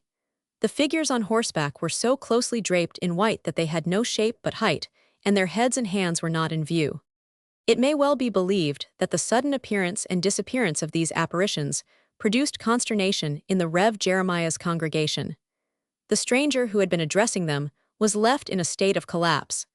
The only person in the building who appeared to be cool and sane was the man Hotchkiss. The Negroes sat paralyzed for an instant after the white riders had disappeared, but only for an instant. For, before you could breathe twice, those in the rear seats made a rush for the door. This movement precipitated a panic, and the entire congregation joined in a mad effort to escape from the building. The Rev. Jeremiah forgot the dignity of his position, and umbrella in hand, emerged from a window, bringing the upper sash with him. Benches were overturned, and wild shrieks came from the women. The climax came when 5 pistol shots rang out on the air. Gabriel in his tree could hear the Negroes running, their feet sounding on the hard clay like the furious scamper of a drove of wild horses. Years afterward, he could afford to laugh at the events of that night, but at the moment, the terror of the Negroes was contagious, and he had a mild attack of it. The pistol shots occurred as the Rev. Jeremiah emerged from the window, and were evidently in the nature of a signal, for before the echoes of the reports had died away, the white horsemen came into view again, and rode after the fleeing Negroes. Gabriel did not witness the effect of this movement, but it came near driving the fleeing Negroes into a frenzy. The white riders paid little attention to the mob itself, but selected the Rev. Jeremiah as the object of their solicitude. He had bethought him of his dignity when he had gone a few hundred steps, and found he was not pursued, and instead of taking to the woods, as most of his congregation did, he kept to the public road. Before he knew it, or at least before he could leave the road, he found himself escorted by the entire band. 6 rode on each side, and the leader rode behind him. Once he started to run, but the white riders easily kept pace with him, their horses going in a comfortable canter. When he found that escape was impossible, he ceased to run. He would have stopped, but when he tried to do so, he felt the hot breath of the leader's horse on the back of his neck, and the sensation was so unexpected and so peculiar that the frightened Negro actually thought that a chunk of fire, as he described it afterward, had been applied to his head. So vivid was the impression made on his mind that he declared that he had actually seen the flame as it circled around his head, and he maintained that the back of his head would have been burned off if to fear had been our kind fear. Finding that he could not escape by running, he began to walk, and as he was a man of great fluency of speech, he made an effort to open a conversation with his ghostly escort. He was perspiring at every pore, and this fact called for a frequent use of his red pocket handkerchief. "Blood," cried the leader, and 12 voices repeated the word. "Bosses marsters, what has I ever done to you?" To this there was no reply. "I ain't never hurted none you all, I ain't never had to itty harmin' you. All I been doin' for dis long time is try fetch sinners de mercy sat. Dat's all I been doin', and dat's all I wanter do I tell you dat right now." Still there was no response, and the Rev. Jeremiah made bold to take a closer look at the riders who were within range of his vision. He nearly sunk in his tracks when he saw that each one appeared to be carrying his head under his arm. "Name de Lord," he cried, "who is you all anyhow, and what you gwinter do wid me?" Silence was the only answer he received, and the silence of the riders was more terrifying than their talk would have been. "Ef you wanter know who been tryin' fur ter 'casion trouble, I kin tell you, and dat mighty quick." But apparently the white riders were not seeking for information. They asked no questions, and the perspiration flowed more freely than ever from the Rev. Jeremiah's pores. Again, his red handkerchief came out of his pocket, and again the rider behind him cried out "blood," and the others repeated the word. The Rev. Jeremiah, in despair, caught at what he thought was the last straw. "Ef you all think dey's blood on dat hankcher, you mighty much mistooken. 'Twas red in de stow, long fo I bought it, and ef dey's any blood on it, I ain't put it dar I'll tell you dat right now." But there was no answer to his protest, and the ghostly cortege continued to escort him along the road. The white riders went with him through town and to the Tomlin place. Once there, each one filed between him and the gate he was about to enter, and the last word of each was beware. Chapter 19. Major Tomlin Purdue arrives. Gabriel was struck by the fact that Hotchkiss seemed to be undisturbed by the events that had startled and stampeded the Negroes and the white stranger. He remained in the church for some time after the others were gone, and he showed no uneasiness whatever. He had seated himself on one of the deacon's chairs near the pulpit, and with his head leaning on his hand, appeared to be lost in thought. After a while it seemed to be a very long time to Gabriel rose, put on his hat, blew out one by one the lamps that rested in sconces along the wall, and went out into the darkness. Gabriel had remained in the tree, and with good reason. He knew that whoever fired the pistol, the reports of which added so largely to the panic among the Negroes, was very close to the tree where he had hid himself, and so he waited, not patiently perhaps but with a very good grace. When Hotchkiss was out of sight, and presumably out of hearing, Gabriel heard someone calling his name. He made no answer at first, but the call was repeated in a tone sufficiently loud to leave no room for mistake. "Tolliver, where are you? If you are asleep, wake up and show me a near cut to town." "Who are you?" Gabriel asked. "One," replied the other. "I do not know your voice," said Gabriel. "How did you know me?" "That is a secret that belongs to the Knights of the White Camellia," answered the unknown. "If you do not come down, I am afraid I will have to shake you out of that tree. Cannot you slide down without hurting your feelings?" Gabriel slid down the trunk of the small tree as quickly as he could, and found that the owner of the voice was no other than Major Tomlin Purdue, of Halcyondale. "You did not expect to find me roosting around out here, did you?" the irrepressible Major asked, as he shook Gabriel warmly by the hand. "Well, I fully expected to find you. Your grandmother told me an hour ago that I would find you mooning about on the hills back there. I did not find you because I did not care to go about bawling your name, so I came around by the road. I was loafing around here when you came up, and I knew it was you as soon as I heard you slipping up that tree. But that hill business and the mooning, how about them? You are in love, I reckon. Well, I do not blame you. She's a fine gal, ain't she?" "Who?" inquired Gabriel. "Who?" cried Major Purdue mockingly. "Why, there's but one gal in the dale. You know that as well as I do. She never has had her match and she will never have one. And it's funny, too, no matter which way you spell her first name, backwards or forwards it spells the same. Did you ever think of that, Tolliver? But for Valis you know my daughter, do not you? I never would have found it out in the world."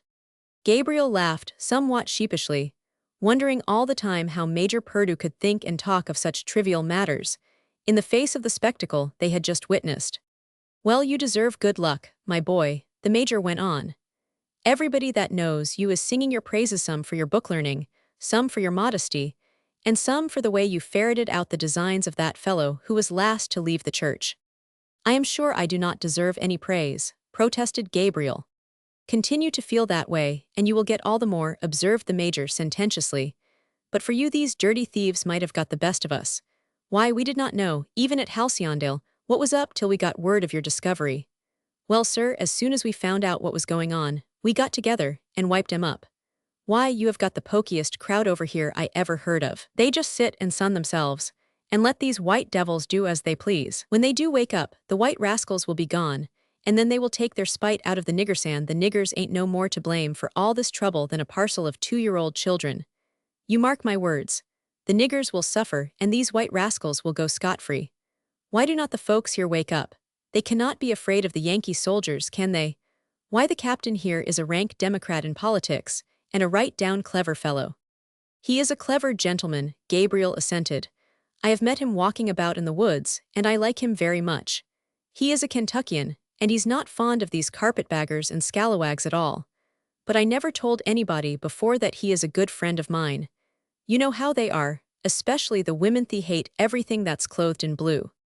Well, by George, you are the only person in the place that keeps his eyes open and finds out things. You saw that rascal talking to the niggers a while ago, did not you? Well, he's the worst of the lot. He has been preaching his social equality doctrine over in our town, but I happened to run across him t'other day, and I laid the law down to him. I told him I would give him 24 hours to get out of town. He stayed the limit, but when he saw me walk downtown with my shotgun, he took a notion that I really meant business and he lit out. Minervy Ann found out where he was headed for, and I have followed him over here. He's the worst of the lot, and they are all rank poison. Major Purdue paused a moment in his talk, as if reflecting. Can you keep a secret, Tolliver? He asked after a while. Well, I have not had much practice, Major, but if it is important, I will do my best to keep it. Oh, it is not so important. That fellow you saw talking to the Negroes a while ago is named Brittlebin. Brittlebin, exclaimed Gabriel. Yes, he goes by some other name, I have forgotten what. He used to hang around Malvern some years before the war, and a friend of mine who lived there knew him the minute he saw him. He's the fellow that married Margaret Gaither, you remember her. She came home to die not so very long ago.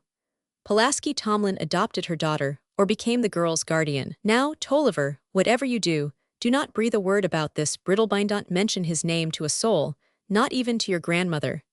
There's no need of worrying that poor girl. She has already had trouble enough in this world. I am telling you about him because I want you to keep your eye on him. He's up to some kind of devilment besides exciting the niggers. Gabriel promptly gave his word that he would never mention anything about Brittlebin's name, and then he said, but this parade hat does it mean? The Major laughed. Oh, that was just some of the boys from our settlement. They are simply out for practice. They want to get their hands in, as the saying is. They heard I was coming over, and so they followed along. They do not belong to the Kuklux that you have read so much about. A chap from North Carolina came along t'other day and told about the Knights of the White Camellia, and the boys thought it would be a good idea to have a bouquet of their own. They have no signs or passwords, but simply a general agreement. You will have to organize something of that kind here, Tolliver. Oh, you all are so infernally slow out here in the country. Why, even in Atlanta, they have a young men's democratic club. You have got to get a move on you. There's no way out of it. The only way to fight the devil is to use his own weapons. The trouble is that some of the hot-headed youngsters want to hold the poor niggers responsible, as I said just now, and the niggers are no more to blame than the chicken in a new-laid egg. Do not forget that, Tolliver. I would not give my old Minervy Ann for 175,000 of these white thieves and rascals. And Jerry Tomlin, fool as he is more of a gentleman than any of the men who have misled him. They walked back to the village the way Gabriel had come. On top of the Bermuda Hill, Major Purdue paused and looked towards Shady Dale. Lights were still twinkling in some of the houses, but for the most part the town was in darkness. The Major waved his hand in that direction, remarking, "That's what makes the situation so dangerous, Tolliver, the women and the children. Here and in hundreds of communities, and in the country places all about, the women and children are in bed asleep, or they are laughing and talking, with only dim ideas of what is going on. It looks to me, my son, as if we were between the devil and the deep blue sea. I, for one, do not believe that there's any danger of a niggerizing. But look at the other side. I may be wrong.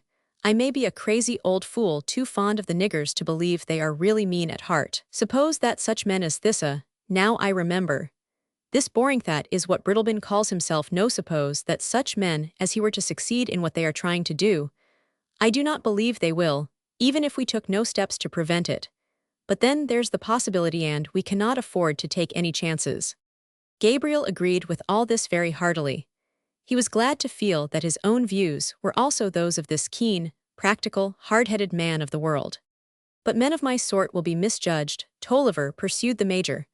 "Violent men will get in the saddle, and outrages will be committed, and injustice will be done. Public opinion to the north of us will say that the old fire-eaters, who will not permit even a respectable white man to insult them with impunity, the old slave-drivers are trying to destroy the colored race. But you will live, my son, to see some of these same radicals admit that all the injustice and all the wrong is due to the radical policy." This prophecy came true. Time has abundantly vindicated the Major and those who acted with him. Yes, yes, Major Purdue went on musingly, injustice will be done. The fact is, it has already begun in some quarters. Be switched if it does not look like you cannot do right without doing wrong somewhere on the road. Gabriel turned this paradox over in his mind as they walked along, but it was not until he was a man grown that it straightened itself out in his mind, something after this fashion. When a wrong is done, the innocent suffer along with the guilty, and the innocent also suffer in its undoing. Shady Dale woke up the next morning to find the walls and the fences in all public places plastered with placards or handbills printed in red ink. The most prominent feature of the typography, however, was not its color, but the image of a grinning skull and crossbones. The handbill was in the nature of a proclamation. It was dated Den No. 10, second moon, year 21,000 of the dynasty. It read as follows. To all lovers of peace and good order greeting. Whereas, it has come to the knowledge of the grand Cyclops that evil-minded white men and deluded freedmen are engaged in stirring up strife, and whereas it is known that corruption is conspiring with ignorance. Therefore, this is to warn all and singular the persons who have made, or are now making incendiary propositions and threats, and all who are banded together in secret political associations to forthwith cease their activity. And let this warning be regarded as an order, the violation of which will be followed by vengeance swift and sure. The White Riders are abroad. Thrice endorsed by the venerable, the Grand Cyclops, in behalf of the all-powerful clan, KKK. Now, if this document had been in writing, it might have passed for a joke, but it was printed, and this fact, together with its grave and formal style, gave it the dignity and importance of a genuine proclamation from a real but an unseen and unknown authority. It had the advantage of mystery, and there are few minds on which the mysterious fails to have a real influence. In addition to this, the spectacular performance at the Rev. Jeremiah's church the night before gave substance to the proclamation. That event was well calculated to awe the superstitious and frighten the timid. The White Riders had disappeared as mysteriously as they came. Only one person was known to have seen them after they had left the church. It was several days before the Rev. Jeremiah could be induced to relate his experiencing. That person was Mr. Sanders. What he claimed to have witnessed was even more alarming than the brief episode that occurred at the Rev. Jeremiah's church. Mr. Sanders was called on to repeat the story many times during the next few weeks, but it was observed by a few of the more thoughtful that he described what he had seen with greater freedom and vividness when there was a Negro within hearing. His narrative was something like this. Gus Tidwell sent arter me to go look at his sick hoss, and I went and doctored him the best I knowed how, and then started home agin. I had but one thought on my mind.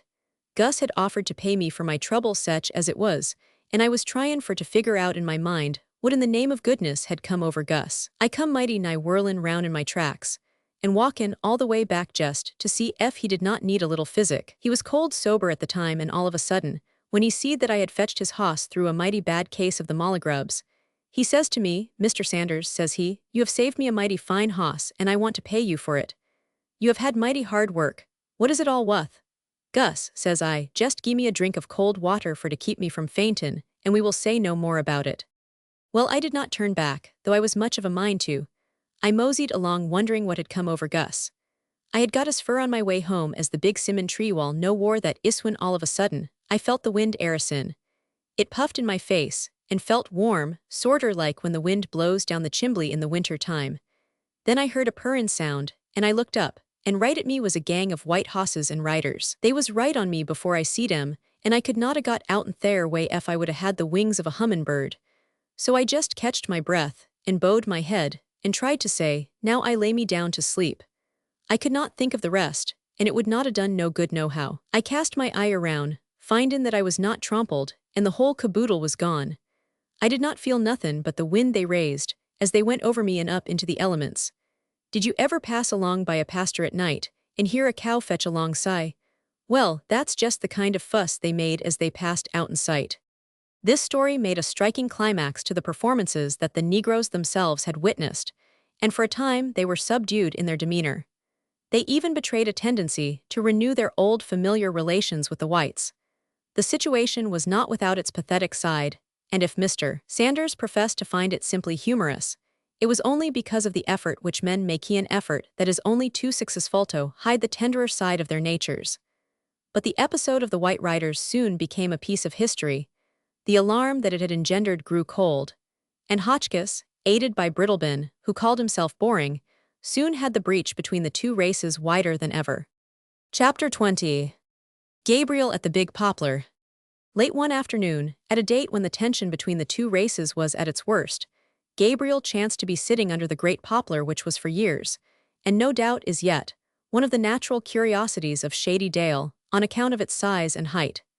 He had been reading, but the light had grown dim as the sun dipped behind the hills, and he now sat with his eyes closed. His seat at the foot of the tree was not far from the public highway, though that fact did not add to its attractions from Gabriel's point of view.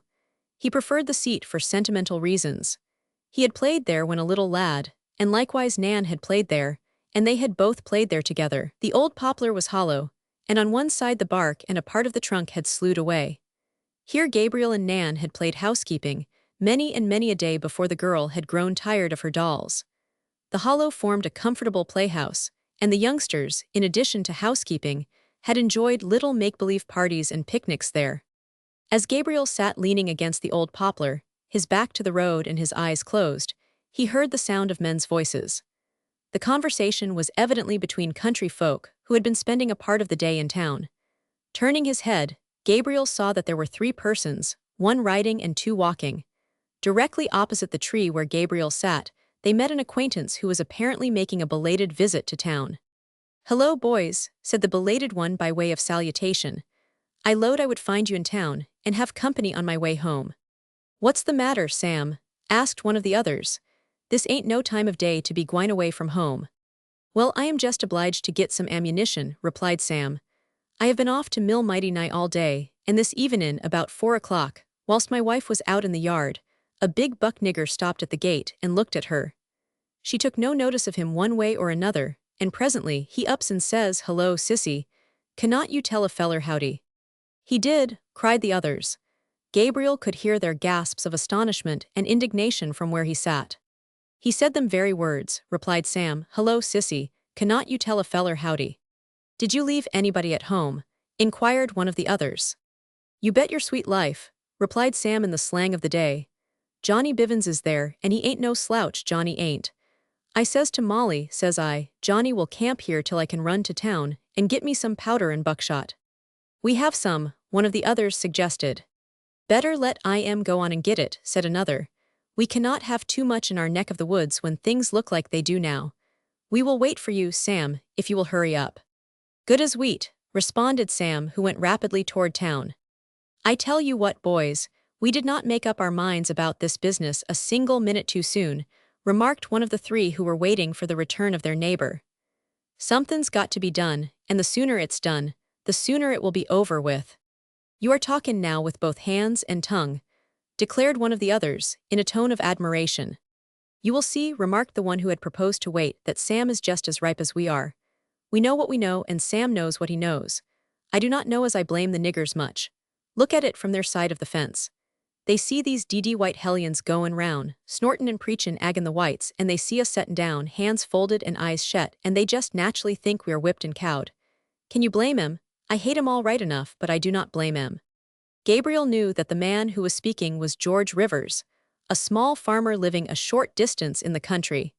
His companions were Tom Ford and Britt Hanson, and the man who had gone to town for the ammunition was Sam Hathaway. "Are you right certain and sure that this man Hotchkiss is stayin' Mullen Butts?" George Rivers inquired. "He lopes out from there every mornin'," replied Tom Ford. "Mullen allers was the biggest skunk in the woods," remarked Hanson. "He's runnin' for ordinary. I happened to hear him talkin' to a lot of niggers t'other day, and I went up and cussed him out. I wanted the niggers to see how chicken-hearted he is. Well, sirs, he never turned a feather. I never seed a more lamb-like man in my life. I started to spit in his face, and then I happened to think about his wife. Yes, sirs, it seemed to me for about the space of a second or two that I was lookin' right spang in Becky's big eyes, and I could not 'a' said a word or done a thing to save my life. I just whirled in my tracks and went on about my business. You all know Becky Butswell. There's a woman that comes mighty nigh bane a saint. Why she married such a rapscallion as Mahlon, I will never tell you, and I do not believe she knows herself. But she's all that saved Mahlon." "That's the Lord's truth," responded Tom Ford. "Why, when he first jined the stinkin' radicals," continued Britt Hanson, "a passel of the boys, me among 'em, laid off to pay him a party call and string him up. Well, the very day we would fixed on, here comes Becky over to my house, and she fetched the baby, too. I knowed, time I laid eyes on her, that she had done got wind of what we was up to. Says she to me, 'Britt, I hear it whispered around that you are fixin' up to do me next to the worst harm a man can do to a woman.' 'Why, Becky,' says I would not harm you for the world, and I would not let anybody else do it.' 'Oh yes, you would, Britt,' says she. She laughed as she said it, but when I looked in her big eyes, I could see trouble and pain in 'em. I says to her, says I, what put that idea in your head, Becky? And says she, no matter how it got there, Brit, so long as it's there. You are fixin' up to hurt me and my baby. Well, sirs, you can see where she had me. I says I, Becky, what's to hinder you from talkin' supper here tonight? This kinder took her by surprise.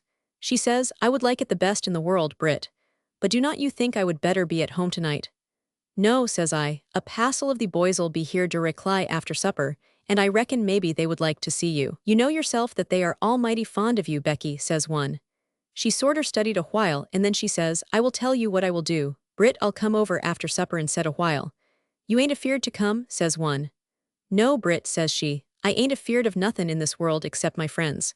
She was laughin', but they ain't much difference betwixt that kind of laughin' and cryin'. About that time, mother come in, says she, and be sure and fetch the baby, Becky. The minute mother said that, I knowed that she was the one that told Becky what we had laid off to do. You all know what happened after that. We do that away, said George Rivers. When I walked in on you and seen Becky and the baby, I knowed purty well that the jig was up, but I thought I would set it out and see what would happen. I never seen a baby do like that and done that night, remarked Tom Ford.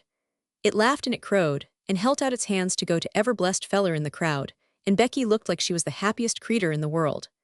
I was the fust feller to cave, and I did not feel a bit sheepish about it, neither. I rose, I did, and says, well, boys, it's about my bedtime, and I reckon I will toddle along, and so I handed the baby to the next feller and moseyed off home.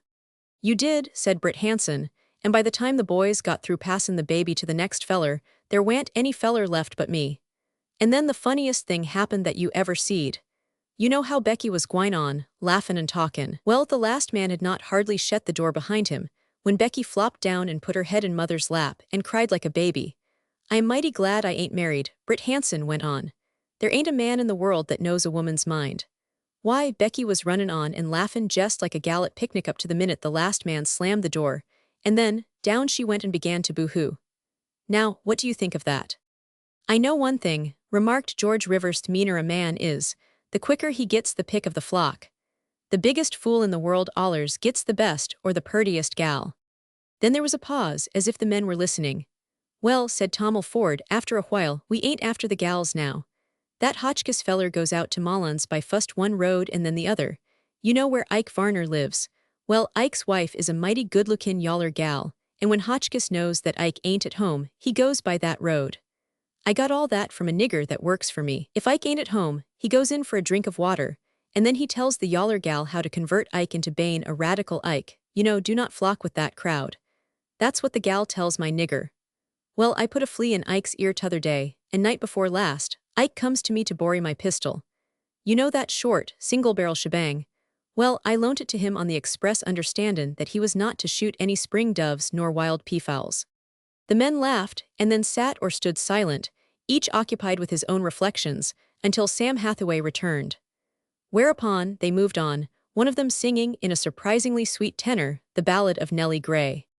It was now dark, and ordinarily Gabriel would have gone to supper. But instead of doing that, he went on toward town and met Hotchkiss and Boring on the outskirts. They were engaged in a close discussion when Gabriel met them.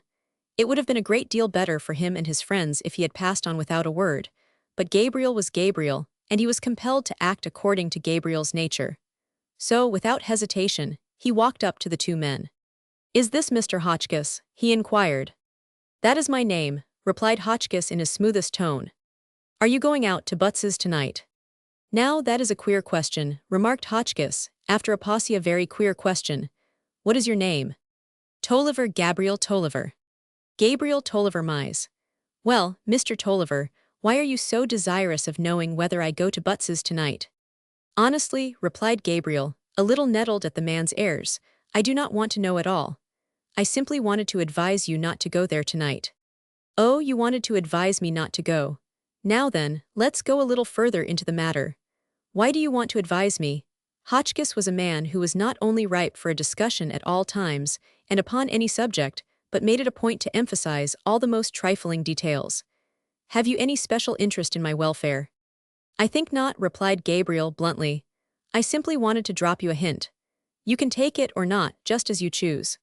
With that, he turned on his heel, and went home to supper, little dreaming that his kindness of heart, and his sincere efforts to do a stranger a favor would involve him in a tangled web of circumstances, from which he would find it almost impossible to escape.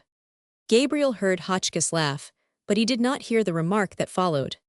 Why, even the children and the young men think I am a coward. They have the idea that courage exists nowhere but among themselves. It is the most peculiar mental delusion I ever heard, and it persists in the face of facts. The probability is that the young man who has just delivered this awful warning has laid a wager with some of his companions that he can fill me full of fright and prevent my going to Butz's. Now I do not think that, replied Boring or Brittlebin, I know these people to the core. I had their ideas and thought their thoughts until I found that sentiment does not pay. That young man has probably heard some threat made against you, and he thinks he is doing the chivalrous thing to give you a warning. Chivalry? Why, I reckon that word has done more harm to this section, first and last, than the war itself. Or more probable still, suggested Hotchkiss, his voice as smooth and as flexible as a snake, he was simply trying to find out whether I proposed to go to Butz's tonight. If I had someone to keep an eye on him, we might be able to procure some important information, disclosing a conspiracy against the officers of the government. A few arrests in this neighborhood might have a wholesome and subduing effect. Do not you believe it, said Brittlebin. I know these people a great deal better than you do. I know them a great deal better than I care to, remarked Hotchkiss dryly. I have not a doubt that this young Tolliver was one of that marauding band of conspirators that surrounded the church recently, and endeavored to intimidate our colored fellow citizens. Nor do I doubt that these same conspirators will make an effort to frighten me. I have no doubt that they will make a strong effort to run me away. But they cannot do it, my friend. I feel that I have a mission here, and here I propose to stay until there is no work for me to do.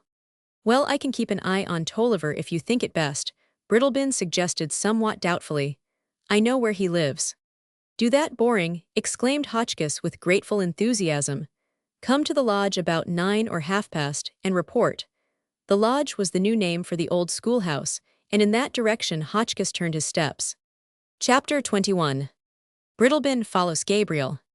Boring, or Brittlebin, one ever discovered why he changed his name. For he changed neither his nature, nor his associations followed along after Gabriel, and was in time to see him enter the door and close it behind him. The Lumsden place was somewhat in the open, but the trees, where Brittlebin took up his position of watcher, made such dense and heavy shadows that it was almost impossible to distinguish objects more than a few feet away. In these heavy shadows Brittlebin stood, while Gabriel was supposed to be eating his supper. A dog trotting along the walk shied and growled when he saw the motionless figure, but after that, there was a long period of silence, which was finally broken by voices on a veranda not far away. The owners of the voices had evidently come out for a breath of fresh air, and were carrying on a conversation which had begun inside. Brittlebin could see neither the house nor the occupants of the veranda, but he could hear every word that was said. One of the voices was soft and clear, while the other was hard, almost harsh, yet it was the voice of a woman. If Brittlebin had been at all familiar with Shady Dale, he would have known that one of the speakers was Madame Autry and the other Miss Beulah Gillam. It was only a few weeks ago that they told the poor child about her father, said Miss Beulah. Neighbor Tomlin could not muster up the courage to do it, and so it became Fanny's duty.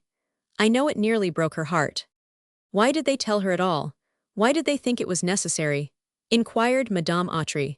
Her voice had in it the quality that attracts attention and compels obedience. Well, you know Margaret is of age now, and neighbor Tomlin, who is made up of heart and conscience, felt that it would be wrong to keep her in ignorance, but he could not make up his mind to be the bearer of bad news. So it fell to Fanny's lot. But it seems that Margaret already knew, and on that occasion Fanny had to do all the crying that was done. Margaret had known it all along and had only feigned ignorance in order not to worry her mother. I have known it from the first, she said. Please do not tell Nan. But Nan had known it all along and Fanny told Margaret so. It is a pity about her father. If he was what he should be, he would be very proud of Margaret. His name was Brittlebin, or something of that kind, was it not? Madame Autry asked. Something like that, replied Miss Beulah. The world is full of trouble, she said after a while, and her voice was as gentle as the cooing of a dove, so very full of trouble. I sometimes think that we should have as much pity for those who are the cause of it as for those who are the victims. Alas, Miss Beulah was thinking of Waldron Autry, whose stormy spirit had passed away. That is the Christian spirit, certainly, said Waldron's mother in her firm, clear tones. Let those live up to it who can. The girl is in good hands, remarked Miss Pula after a pause, and she should be happy.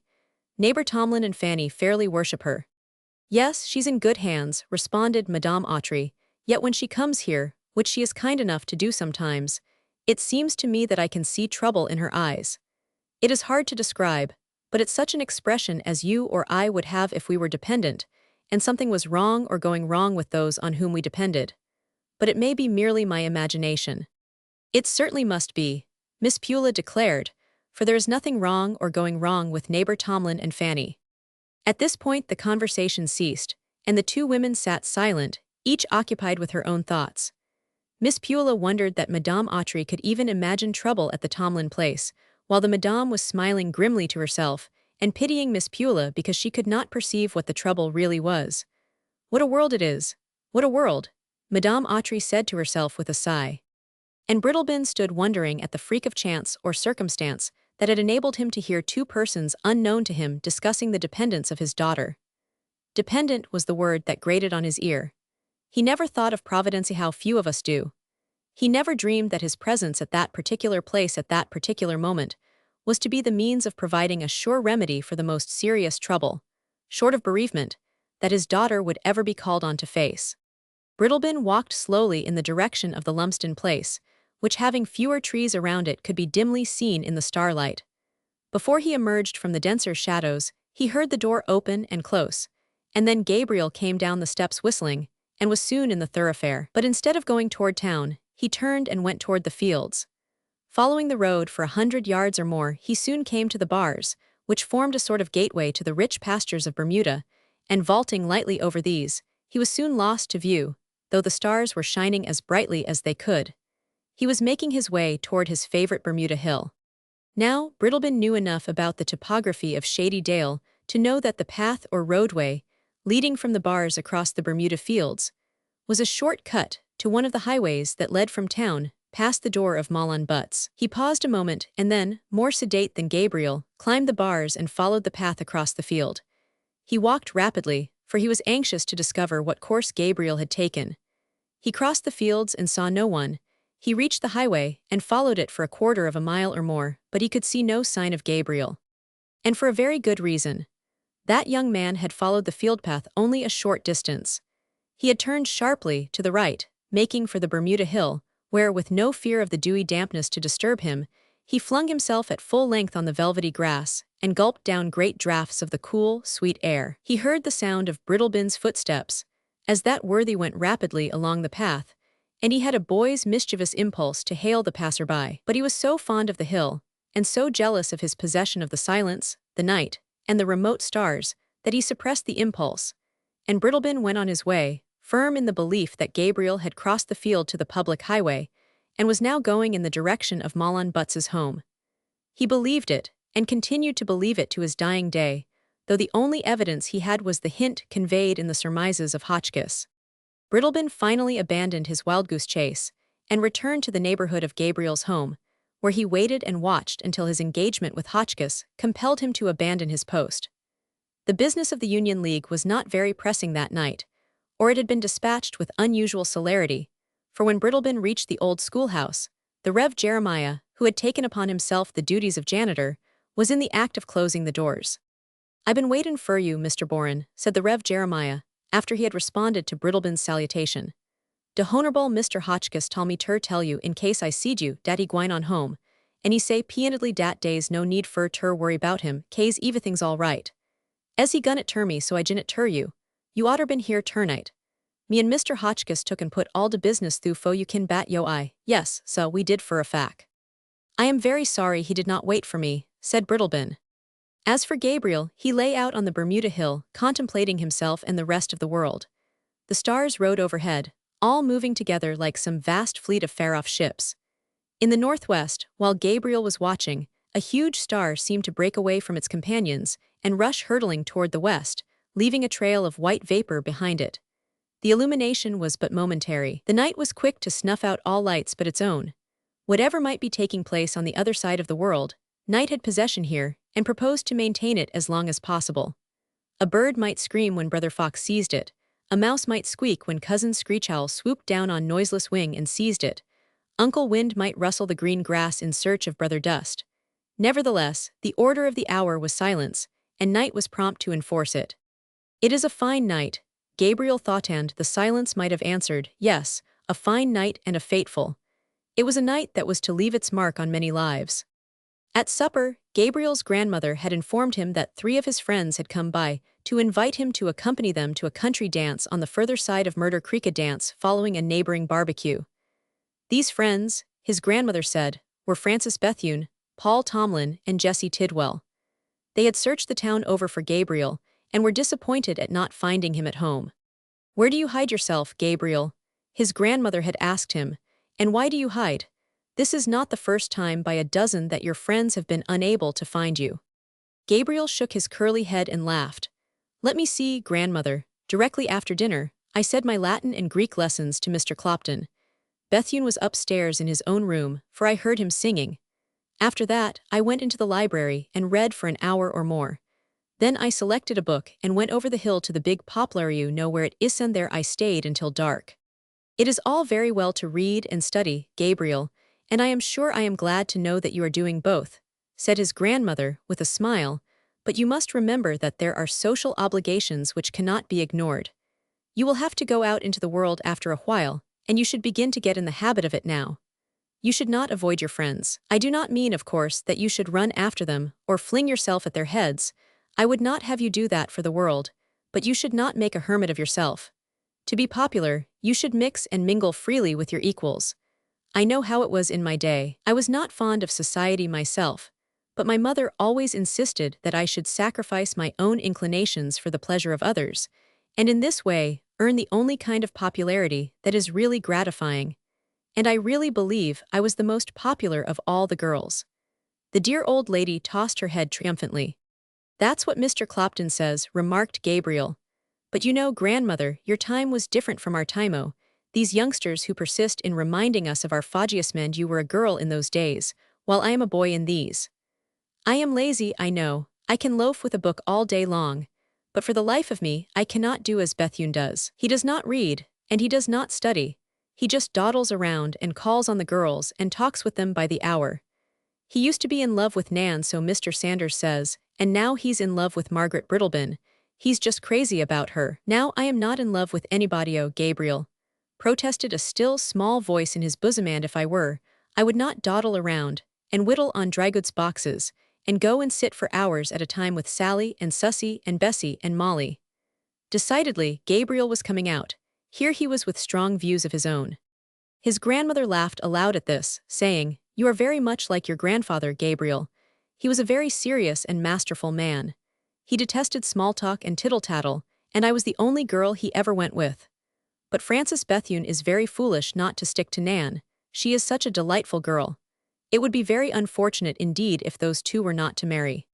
If the dear old lady had not been so loyal to her sex, she would have told Gabriel that Nan had visited her that very day, and had asked 1,001 questions about her old-time comrade.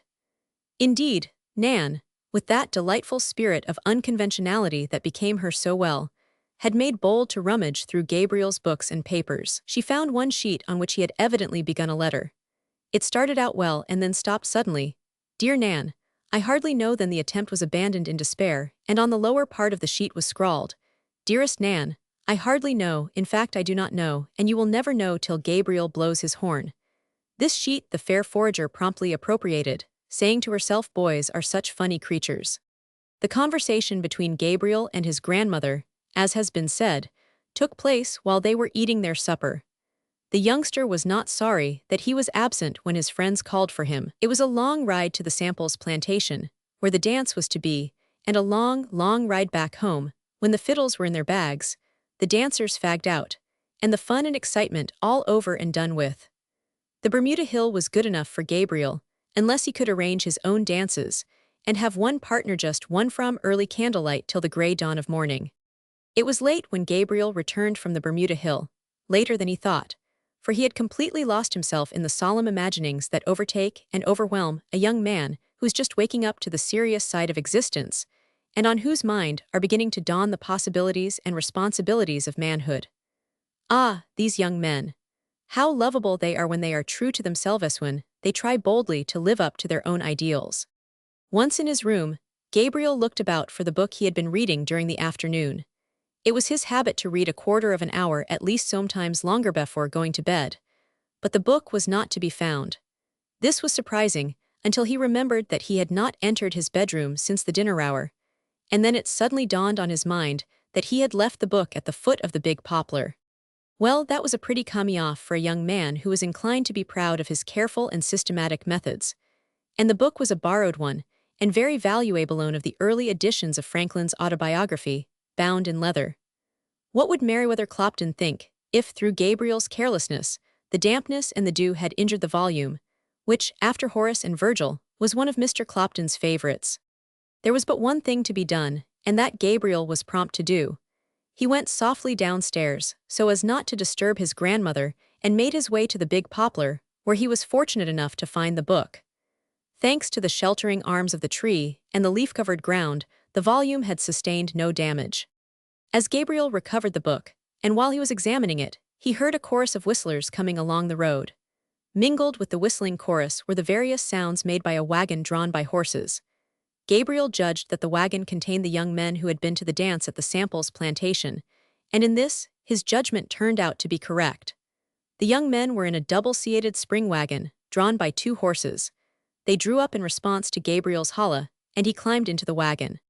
"Well, what in the name of the 7 stars are you doing out here in the woods at this time of night?" cried Jesse Tidwell, and he laughed with humorous scorn when Gabriel told him. "But the book belongs to Bethune's grandfather," explained Gabriel. "It might have been ruined by rain, or by the damp night air, if left out until morning. If it had been my own book, perhaps I would have trusted to luck." "You missed it tonight, Tolliver," said Francis Bethune.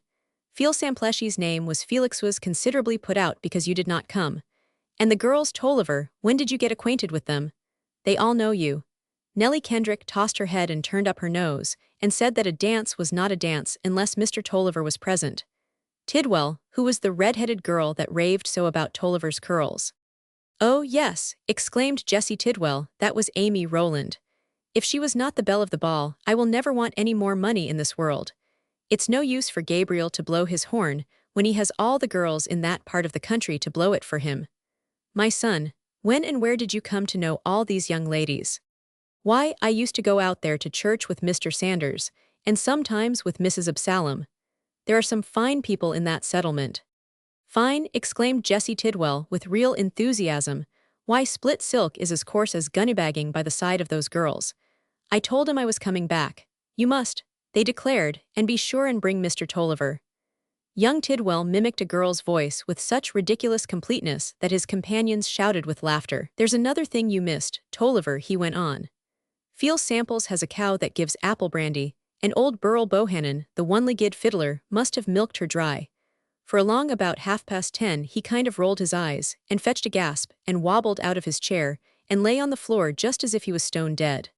In a short time the young men had reached the tavern, where the team and vehicle belonged. As they drew up in front of the door, Jessie Tidwell, continuing and completing his description of the condition of Burl Bohannon, exclaimed, "Yes, sir, he fell and lay there. He may have kicked a time or two, and I think he mumbled something, but he was as good as dead." Brittlebin, restless and uneasy, had been wandering about the town, and he came up just in time to hear this last remark. At that moment, a Negro issued from the tavern with a lantern, and Brittlebin was not at all surprised to see Gabriel Tolliver with the rest, and he wondered what mischief the young men had been engaged in. Someone had been badly hurt or killed. That much he could gather from Tidwell's declaration. But who? He went to his lodging, and to bed in a very uncomfortable frame of mind. Chapter 22. The Fate of Mr. Hotchkiss. Mr. Hotchkiss, after leaving the Union League, had decided not to wait for his coworker, whom he knew as boring. So far as he was concerned, he had no fears. He knew, of course, that he was playing with fire, but what of that? He had the government behind him, and he had 2 companies of troops within call. What more could any man ask? More than that, he was doing what he conceived to be his duty. He belonged to that large and pestiferous tribe of reformers who go through the world without fixed principles. He had been an abolitionist, but he was not of the Garrison type. On the contrary, He thought that Garrison was a time server and a laggard who needed to be spurred and driven. He was one of the men who urged John Brown to stir up an insurrection in which innocent women and children would have been the chief sufferers, and he would have rejoiced sincerely if John Brown had been successful. He mistook his opinions for first principles and went on the theory that what he thought right could not by any possibility be wrong. He belonged to the Peace Society, and yet nothing would have pleased him better than an uprising of the blacks, followed by the shedding of innocent blood. In short, there were never two sides to any question that interested Hotchkiss. He held the Southern people responsible for American slavery and would have refused to listen to any statement of facts calculated to upset his belief. He was narrow-minded, bigoted, and intensely in earnest. Some writer, Newman perhaps, has said that a man will not become a martyr for the sake of an opinion. But Newman probably never came in contact with the whippersnappers of Exeter Hall, or their prototypes in this countryth men who believe that philanthropy and reform and progress generally are worthless unless it be accompanied by strife and hate, and if possible, by bloodshed. You find the type everywhere. It clings like a leech to the skirts of every great movement. The Hotchkisses swarm wherever there is an opening for them, and they always present the same general aspect. They are as productive of isms as a fly is of maggots, and they live and die in the belief that they are promoting the progress of the world. But if their success is to be measured by their operations in the South during the Reconstruction period, the world would be much better off without them. They succeeded in dedicating millions of human beings to misery and injustice, and warped the minds of the whites to such an extent that they thought it necessary to bring about peace and good order by means of various acute forms of injustice and lawlessness.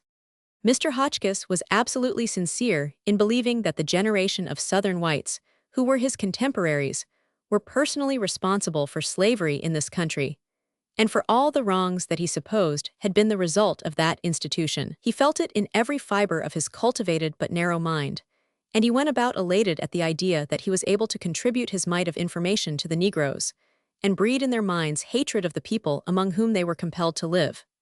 If there had been a Booker Washington in that day, he would have been denounced by the Hotchkisses as a traitor to his race, and an enemy of the government, just as they denounced and despised such Negroes as Uncle Plato. Hotchkiss went along the road in high spirits. He had delivered a blistering address to the Negroes at the meeting of the League, and he was feeling happy. His work, he thought, was succeeding. Before he delivered his address, he had initiated Ike Varner, who was by all odds the most notorious Negro in all that region. Ike was a poet in his way. If he had lived a few centuries earlier, he would have been called a minstrel. He could stand up before a crowd of white men and spin out rhymes by the yard, embodying in this form of biography the weak points of every citizen.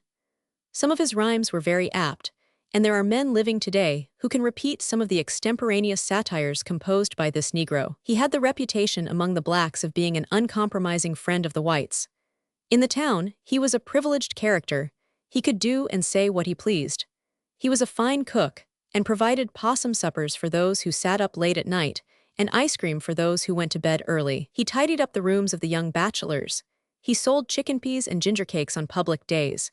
And Cephas, whose name was mentioned at the beginning of this chronicle, is willing to pay $5 to the man or woman who can bake a ginger cake that will taste as well as those that Ike Varner made.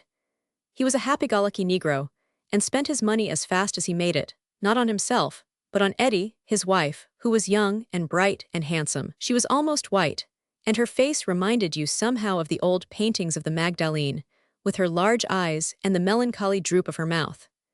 Eddie was the one creature in the world that Ike really cared for, and he had sense enough to know that she cared for him only when he could supply her with money. Yet he watched her like a hawk, madly jealous of every glance she gave another man, and she gave many in all directions. Ike's jealousy was the talk of the town among the male population, and was the subject for many a jest at his expense. His nature was such that he could jest about it too, but far below the jests, as anyone could see, there was desperation. In spite of all this, Ike was the most popular Negro in the town. His wit and his good humor commended him to the whole community. He had moved his wife and his belongings into the country, 2 or 3 miles from town, on the ground that the country is more conducive to health. Ike's white friends laughed at him, but the Negro could not see the joke. Why should a Negro be laughed at for taking precautions of this sort, when there is a whole nation of whites that keeps its women hid, or compels them to cover their faces when they go out for a breath of fresh air. The fact is that Ike did not know what else to do, and so he sent his handsome wife into exile and went along to keep her company. Nevertheless, all his interests were within the corporate limits of Shady Dale, and he was compelled by circumstances to leave Eddie to pine alone, sometimes till late at night. Whether Eddie pined or not, or whether she was lonely, is a question that this chronicler is not called on to discuss. Now, the fact of Ike's popularity with the whites had struck Mr. Hotchkiss as a very unfavorable sign, and he set himself to work to bring about a change. He sent some of the Negro leaders to talk with Ike, who sent them about their business in short order. Then Mr. Hotchkiss took the case in hand and called on Ike at his house. The two had an argument over the matter, Ike interspersing his remarks with random rhymes which Hotchkiss thought very coarse and crude. At the conclusion of the argument, Hotchkiss saw that the Negro had been laughing at him all the way through, and he resented this attitude more than another would. He went away in a huff, resolved to leave the Negro with his idols. This would have been very well if the matter had stopped there, but Eddie put her finger in the pie. One day when Ike was away, she called to Hotchkiss as he was passing on his way to town and invited him into the house. There was something about the man that had attracted the wild and untamed passions of the woman. He was not a very handsome man, but his refinement of manner and speech stood for something, and Eddie had resolved to cultivate his acquaintance. He went in response to her invitation, and found that she desired to ask his advice as to the best and easiest method of converting Ike into a Union Leaguer. Hotchkiss gave her such advice as he could in the most matter-of-fact way, and went on about his business. Otherwise, he paid no more attention to her than if she had been a sign in front of a cigar store. Eddie was not accustomed to this sort of thing, and it puzzled her. She went to her looking-glass and studied her features, thinking that perhaps something was wrong, but her beauty had not even begun to fade. A melancholy tenderness shone in her lustrous eyes, her rosy lips curved archly, and the glow of the peach bloom was in her cheeks. "I did not know the man was a preacher," she said, laughing at herself in the glass. Time and again, she called Mr. Hotchkiss in as he went by, and on some occasions they held long consultations at the little gate in front of her door. Ike was not at all blind to these things. If he had been, there was more than one friendly white man to call his attention to them. The Negro was compelled to measure Hotchkiss by the standard of the most of the white men he knew. He was well aware of Eddie's purposes, and he judged that Hotchkiss would presently find them agreeable. Ike listened to Eddie's arguments in behalf of the Union League with a great deal of patience. Prompted by Hotchkiss, she urged that membership in that body would give him an opportunity to serve his race politically. He might be able to go to the legislature, and in that event, Eddie could go to Atlanta with him, where she said to herself she would be able to cut a considerable shine. Moreover, membership in the League, with his aptitude for making a speech, would give him standing among the Negro leaders all over the state. Ike argued a little but not much, considering his feelings. He pointed out that all his customers, the people who ate his cakes and his cream, and so forth and so on, were white, and felt strongly about the situation. Should they cease their patronage, what would he and Eddie do for victuals to eat and clothes to wear? "Oh, we will get along somehow. Do not you fret about that," said Eddie with a toss of her head. "Maybe you will, but not me," replied Ike. At last, however, he had consented to join the League, and appeared to be very enthusiastic over the matter.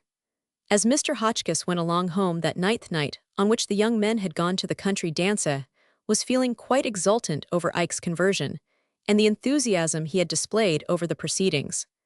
After he had decided to go home rather than wait for Brittlebin, he hunted about in the crowd for Ike, but the Negro was not to be found. As their roads lay in the same direction, Hotchkiss would have been glad of the Negro's company along the way, and he was somewhat disappointed when he was told that Ike had started for home as soon as the meeting adjourned. Mr. Hotchkiss thereupon took the road and went on his way, walking a little more rapidly than usual, in the hope of overtaking Ike. At last, however, he came to the conclusion that the Negro had remained in town. He was sorry, for there was nothing he liked better than to drop gall and venom into the mind of a fairly intelligent Negro. As for Ike, he had his own plans.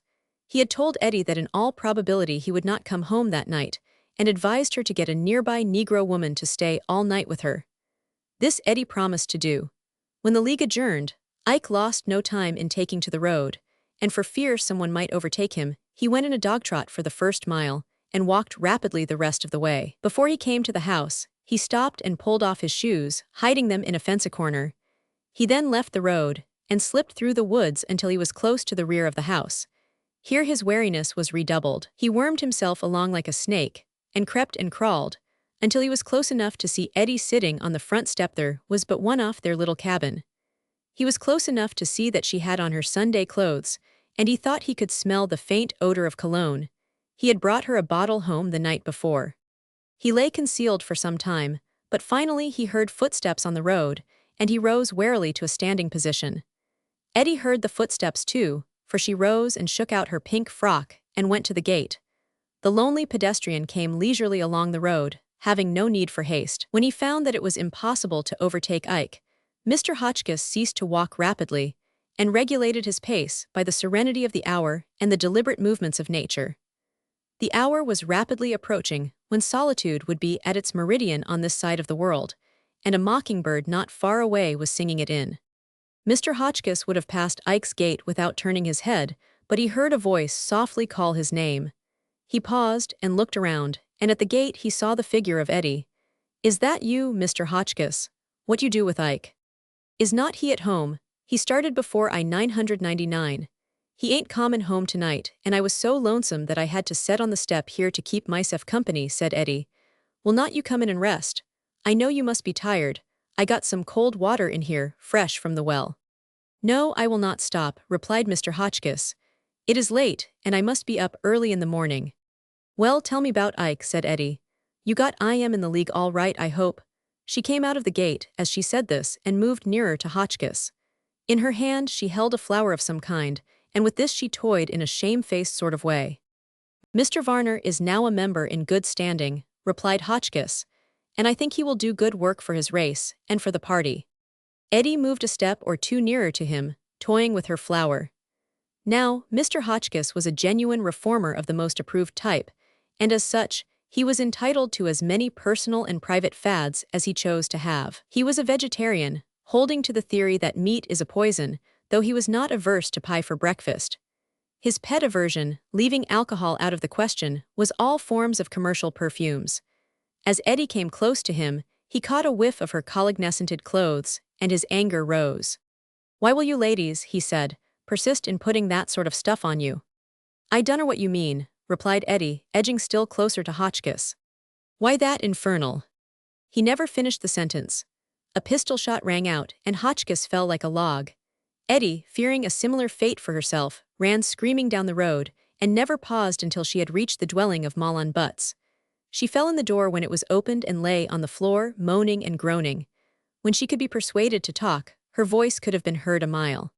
"They have killed him," she screamed, "they have killed him. And he was such a good man. Oh, he was such a good man." Chapter 23. Mr. Sanders searches for evidence. The news of the shooting of Hotchkiss spread like wildfire and startled the community, giving rise to various emotions. It created consternation among the Negroes, who ran to and fro and hither and yonder like wild creatures. Many of the whites, especially the thoughtless and the irresponsible, contemplated the tragedy with a certain degree of satisfaction, feeling that a very dangerous man had been providentially removed. On the other hand, the older and more conservative citizens deplored it, knowing well that it would involve the whole community in trouble, and give it a conspicuous place in the annals which radical rage was daily preparing, in order still further to inflame the public mind of the North. Brittlebin promptly disappeared from Shady Dale, but returned in a few days, accompanied by a squad of soldiers. It was the opinion of the community, when these fresh troops made their appearance, that they were to be added to the detachment stationed in the town, but this proved to be a mistake. 2 nights after their arrival, when the officer in charge, who was a member of the military commander's staff, had investigated the killing, he gave orders for the arrest of Gabriel Tolliver, Francis Bethune, Paul Tomlin, and Jesse Tidwell. The arrests were made at night, and so quietly that when the town awoke to the facts, and was ready to display its rage at such a high-handed proceeding, the soldiers and their prisoners were well on their way to Malvern. The people felt that something must be done, but what? One by one the citizens instinctively assembled at the courthouse. No call was issued, the meeting was not preconcerted, there was no common understanding, but all felt that there must be a conference, a consultation, and there was no place more convenient than the old courthouse, where for long years justice had been simply and honestly administered. It was, indeed, a trying hour. Meriwether Clopton and his daughter Sarah were the first to make their appearance at the courthouse, and it was perhaps owing to their initiative that a large part of the community shortly assembled there. At first, there was some talk of a rescue, and this would have been feasible, no doubt. But while Lawyer Tidwell was violently advocating this course, Mr. Sanders mounted the judge's bench and rapped loudly for order. When this had been secured, he moved that Meriwether Clopton be called to the chair. The motion had as many seconds as there were men in the room, for the son of the first settler was as well-beloved and as influential as his father had been. "My friends," he said, after thanking the meeting for the honor conferred upon him, "I feel as if we were all in the midst of a dream, and therefore I am at a loss what to say to you. As it is all very real, and far removed from the regions of dreams, the best that I can do is to counsel moderation and calmness. The blow that has fallen on a few of us strikes it all, for what has happened to some of our young men may easily happen to the rest, especially if we meet this usurpation of civil justice with measures that are violent and retaliatory. We can only hope that the hand that has led us into the sea of troubles, by which we have been overwhelmed of late, will lead us safely out again. For myself, I am fully persuaded that what now seems to be a calamity will, in some shape or other, make us all stronger and better. I am an old man, and this has been my experience. You need have no fears for the welfare of the young men. They may be deprived for a time of the comforts to which they are accustomed, but their safety is assured. They will probably be tried before a military court, but if there is a spark of justice in such a tribunal, our young men will shortly be restored to us.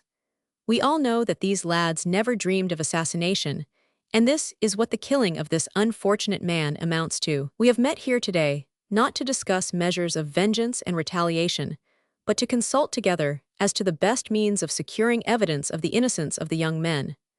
Speaking for myself, I think it would be well to place the whole matter in the hands of Mr. Sanders, leaving him to act as he thinks best." This was agreed to by the meeting, more than one of the audience declaring loudly that Mr. Sanders was the very man for the occasion. By unanimous agreement, it was decided that one of the most distinguished lawyers in the state should be retained to defend the young men, and that he should be authorized to employ such assistant counsel as he might deem necessary. It was the personality of Meriwether Clopton, rather than his remarks, that soothed and subdued the crowd which had assembled at the courthouse. He was serenity itself.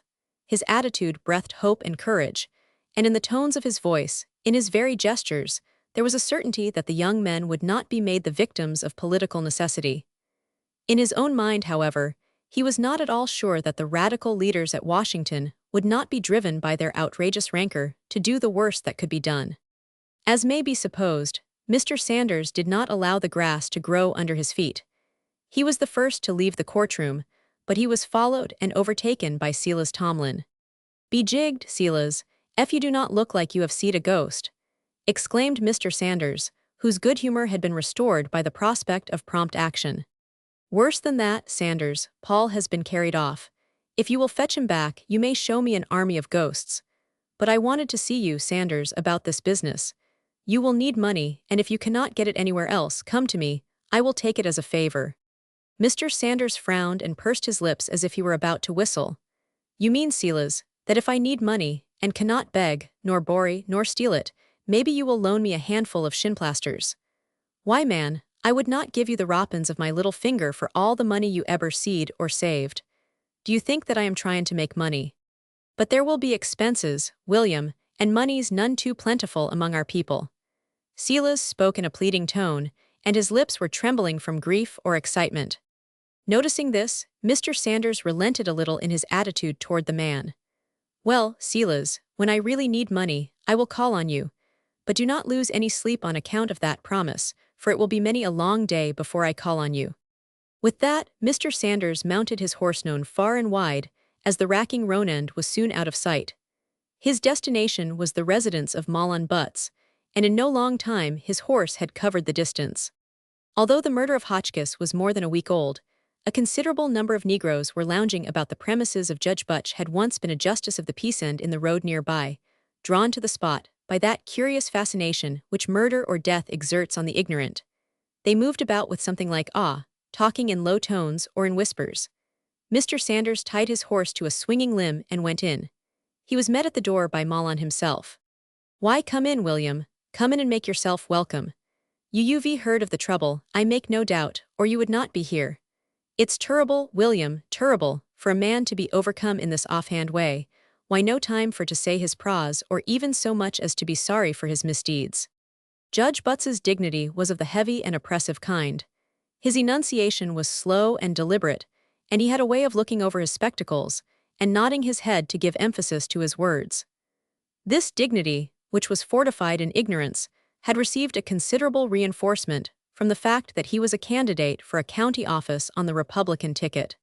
Before Mr. Sanders could make any reply to Mahlon's opening remark, Mrs. Becky Butts came into the room. She was not in a very good humor, and at first she failed to see Mr. Sanders. "Mahlon, if you do not go and run that gang of niggers off, I will take the shotgun to 'em. They have been hanging around we, howdy, Mr. Sanders. I certainly am glad to see you. I hope you will stay to dinner. It looks like old times to see you in the house." There was something about Mrs. Becky Butts that was eminently satisfying to the eye. She was younger than her husband, who, at 50, appeared to be an old man. Her sympathies were so keen and persistent that they played boldly in her face, running about over her features as the sunshine ripples on a pond of clear water. "Set down, Becky," said Mr. Sanders, after he had responded to her salutation. "I have come to find out about the killing of that feller Hotchkiss." "You may well call it killin', William, because he friend Hotchkiss was stone dead a few hours arter the fatal shot was fired," declared Judge Butts. "Where was the killin' done?" inquired Mr. Sanders. He addressed himself to Mrs. Butts, but Mahlon made reply. "We found him, William, right spang in front of Ike Varner's cabin right thar, and nowhere else. He war doin' his level best for to get on his feet, and he tried to talk, but not more than 2 or 3 words did he say." "Well, what did he say?" inquired Mr. Sanders. "It was the same thing every time. Why, Tollivertham was his very words." "Are you right certain about that, Mahlon?" asked Mr. Sanders. "As certain and sure, William, as I am that I am settin' here. If he said it once, he said it a dozen times." "I reckon maybe he had been talking with young Tolliver before he came from town," remarked Mrs. Butts, noting Mr. Sanders's serious countenance. "Where was he wounded, Becky?" asked Mr. Sanders. "Between the left ear and the temple." "Becky's right, William," was the solemn comment of Mahlon. "Yes, sir, he was hit betwixt the ear and the temple." "Did you have a doctor?" "We sent for one, but if he come, we never saw him," Mrs. Butts replied. "Would you've believed it, William? And yet it's the plain truth," said Mahlon. "What time was Hotchkiss killed?" "'Bout 10:30, maybe a little sooner." This was all the information Mr. Sanders could get, and it was a great deal more than he wanted in one particular. He knew that Gabriel Tolliver was innocent of the killing, but the fact that his name was called by the dying man was almost as damaging as an antemortem accusation would have been. Mr. Sanders rode to Ike Varner's cabin, a few hundred yards away. Tying his horse to the fence on the opposite side of the road, he entered the house without ceremony. "Who is that? La, Mr. Sanders, you show did skeer me," exclaimed Eddie. "Why, when did you come? I would as soon have expected to see a ghost." "You will see 'em here before you are much older," replied Mr. Sanders grimly. "They ain't fur off." "Where's Ike?" "La, if you know anything about Ike you know more than I does. I ain't laid eyes on that nigger man, not since." She paused, and looked at Mr. Sanders with a smile.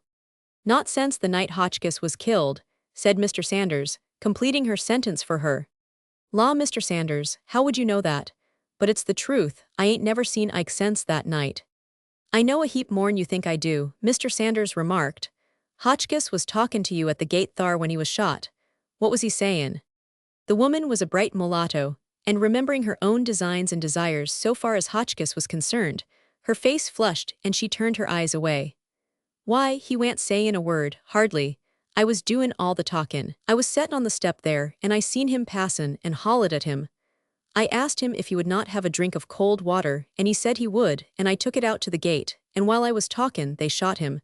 They certainly 999. Did you ask Ike about it?" Mr. Sanders inquired. "La, I ain't seen Ike since that night," exclaimed Eddie, flirting her apron with a coquettish air that was by no means unbecoming.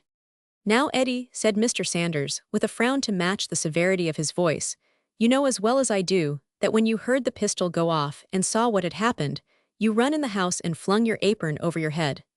It was a wild guess, but it was close to the truth. La, Mr. Sanders, you talk like you was watchin' me. Twant my apron, 'twas my hands. I did not have on no apron that night, I had on my Sunday frock. And you know just as well as I do that Ike come in here and stood over you, and said somethin' to you. No, sir, he did not stand over me. I was Harish illustrated his position by her movementsin when Ike come in, he stood over there. What did he say? He said, replied Eddie, smiling to show her pretty teeth, if you want him, go out there and get him. Yes, sir, he said that. La, I never heard of a nigger killin' a white man on that account. Did you, Mr. Sanders? I do not know as I ever did, replied Mr. Sanders, regarding her with an expression akin to pity. But times has changed. They certainly has, said Eddie. I tell you what, Mr. Sanders, I do not believe Mr. Hotchkiss was a man. She looked up at Mr. Sanders as she made the remark. Catching his eye, she exclaimed, I do not. I declare I do not. I never will believe it. She gave a chirruping laugh as she made the remark. It is to be doubted if, in the history of the world, a man ever had a higher compliment paid to his devotion and his singleness of purpose.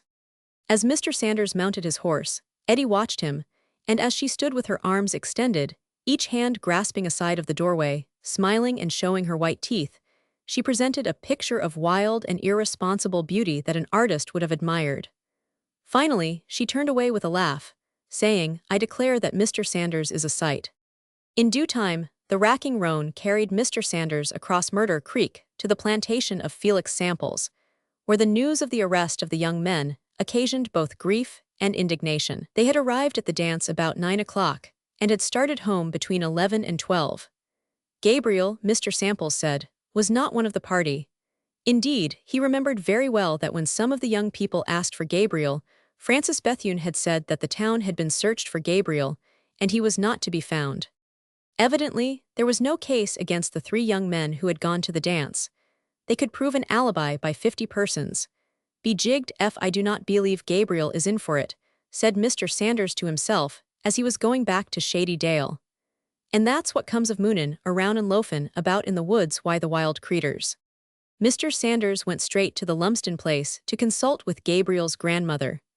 Meriwether Clopton and Miss Fanny Tomlin were already there, each having called for the purpose of offering her such comfort and consolation as they could. This fine old gentlewoman had had the care of Gabriel almost from the time he was born, for his birth left his mother an invalid, the victim of one of those mysterious complaints that sometimes seize on motherhood. It was well known in that community, whose members knew whatever was to be known about one another, that Lucy Lumsden's mind and heart were wholly centered on Gabriel and his affairs. She was a frail, delicate woman, gentle in all her ways, and ever ready to efface herself, as it were, and give precedence to others. Her manners were so fine that they seemed to cling to her as the perfume clings to the rose. So these old friends Meriwether Clopton and Miss Fanny Tomlin considered it to be their duty, as it was their pleasure, to call on Lucy Lumsden in her trouble. They expected to find her in a state of collapse, but they found her walking about the house, apparently as calm as a June morning. Good morning, Meriwether, she said pleasantly. It is a treat indeed and a rare one to see you in this house. And here is Fanny. I am glad to see you, my dear. It is very good of you to come to an old woman who is in trouble. I think we are all in trouble together. No, do not sit here, my dear. The library is cooler and you must be warm. Come into the library, Meriwether. Upon my word, you look 20 years younger, said Miss Fanny Tomlin. Do I indeed? Then trouble must be good for me. Still, I do not appreciate it. I am an old woman, my dear, and all the years of my life I have had a contempt for those who fly into a rage or lose their tempers. And now, look at me. Never in all your days have you seen a woman in such a rage as I have felt all day and still feel. The idea, exclaimed Miss Fanny. Why, you look as cool as a cucumber. Yes, the idea, echoed Mrs. Lumsden. If I had those miserable creatures in my power, do you know what I would do? Do you know, Meriwether? I cannot imagine, Lucy, he replied gently. He saw that the apparent calmness of Gabriel's grandmother was simply the result of suppressed excitement. Well, I will not tell you if you do not know. She seated herself but rose immediately and went to the window where she stood looking out and tapping gently on the pane with her fingers. She stood there only a short time. You may imagine that I am nervous, she said, turning away from the window, but I am not. She held out her hand to illustrate, It was frail but firm. No, she went on, I am not nervous, I am simply furious. I know what you came for, my friends, and it is very kind of you, but it is useless. I love you both well, and I know what you would say. I have said such things to my friends and thought I was performing a duty. Well, you know the old saying, Lucy, said Meriwether Clopton. Misery loves company. We are all in the same boat, and it seems to be a leaky one. I have heard it said that a woman's wit is sometimes better than a man's wisdom, and for my part, I have not come to see if you needed to be consoled, but to find out your views. I have none, she said somewhat curtly. Show me a piece of blue cloth, and I will tear it to pieces. That is the only thought or idea I have. Well, that does not help us much, Meriwether Clopton remarked. At that moment, Mr. Sanders was announced, and word was sent to him to come right in. Howdy, everybody, he said in his informal way as he entered the room. He was warm, and instead of leaving his hat on the hall rack, he had kept it in his hand and was using it as a fan. Miss Lucy, he said, I will not take up 2 minutes of your time. Mr. Sanders, you may take up 2 hours of my time. Time, Mrs. Lumsden exclaimed bitterly, time is about all I have left. Oh, it ain't nigh as bad as you think, remarked Mr. Sanders, as cheerfully as he could. But I want to settle a peant or two. Do you remember what time it was when Gabriel come home the night Hotchkiss was killed? Mrs. Lumsden reflected a moment. Why, he went out directly after supper, and came in well, I do not remember when he came in. I must have been asleep. Grunted Mr. Sanders. Is it important? Mrs. Lumsden asked. It may turn out to be right down important, replied Mr. Sanders, and then he said no more, but sat looking at the floor, and wondering how Gabriel could be released from the tangled web that the spider, circumstance, had woven about him. As Mr. Sanders went out, he met Nan at the door, and he was amazed at the change that had come over her. Perplexity and trouble looked forth from her eyes, and there was that in her face that Mr. Sanders had never seen there before. Why, honey, he exclaimed, you look like you have lost your best friend. Well, perhaps I have. Who is in there? And when Mr. Sanders told her, she cried out, oh, why do not they leave her alone? Well, they ain't pesterin' her much, honey. Go right in. Lucy Lumsden has got as much grit as a major general, and she will be glad to see you. But Nan stood staring at Mr. Sanders, as if she wanted to ask him a question, and could not find words for it. Her face was pale, and she had the appearance of one who is utterly forspent. Why, honey, what ails you? I never seed you lookin' like this before. You have never seen me ill before, answered Nan. I thought the walk would do me good, but the sun, oh, Mr. Sanders, please do not ask me anything else. With that, she ran up the steps very rapidly for an ill person, and stood a moment in the hallway. Be jigged if she ain't wuss hit than any on us, declared Mr. Sanders to himself as he turned away. What a pity that she had to go and get grown. Following the sound of voices, Nan went into the library. Mrs. Lumsden, who was still walking about restlessly, paused and tried to smile when she saw Nan, but it was only a make-believe smile. Nan went directly to her and stood looking in the old gentlewoman's eyes. Then she kissed her quite suddenly and impulsively. Nan, you must be ill, Miss Fanny Tomlin declared. I am Aunt Fanny, I am not feeling well at all. Lie there on the sofa, child, Mrs. Lumsden insisted. Taking Nan by the arm, she almost forced her to lie down. If you all are talking secrets, I will go away, said Nan. No, child, remarked Mrs. Lumsden, we are talking about trouble, and trouble is too common to be much of a secret in this world. She seated herself on the edge of the sofa and held Nan's hand, caressing it softly. This is the way I used to cure Gabriel, when he was ill or weary, she said in a tone too low for the others to hear. Did you? Whispered Nan, closing her eyes with a sigh of satisfaction. This is the second time I have been able to sit down since breakfast, remarked Mrs. Lumsden. I have walked miles and miles, replied Nan wearily. There was a noise in the hall, and presently Tasmatid peeped cautiously into the room. Way you done wit, honey Nan? She asked. She in dis house, you ain't kin fool we. Come in and behave yourself if you know how, said Mrs. Lumsden.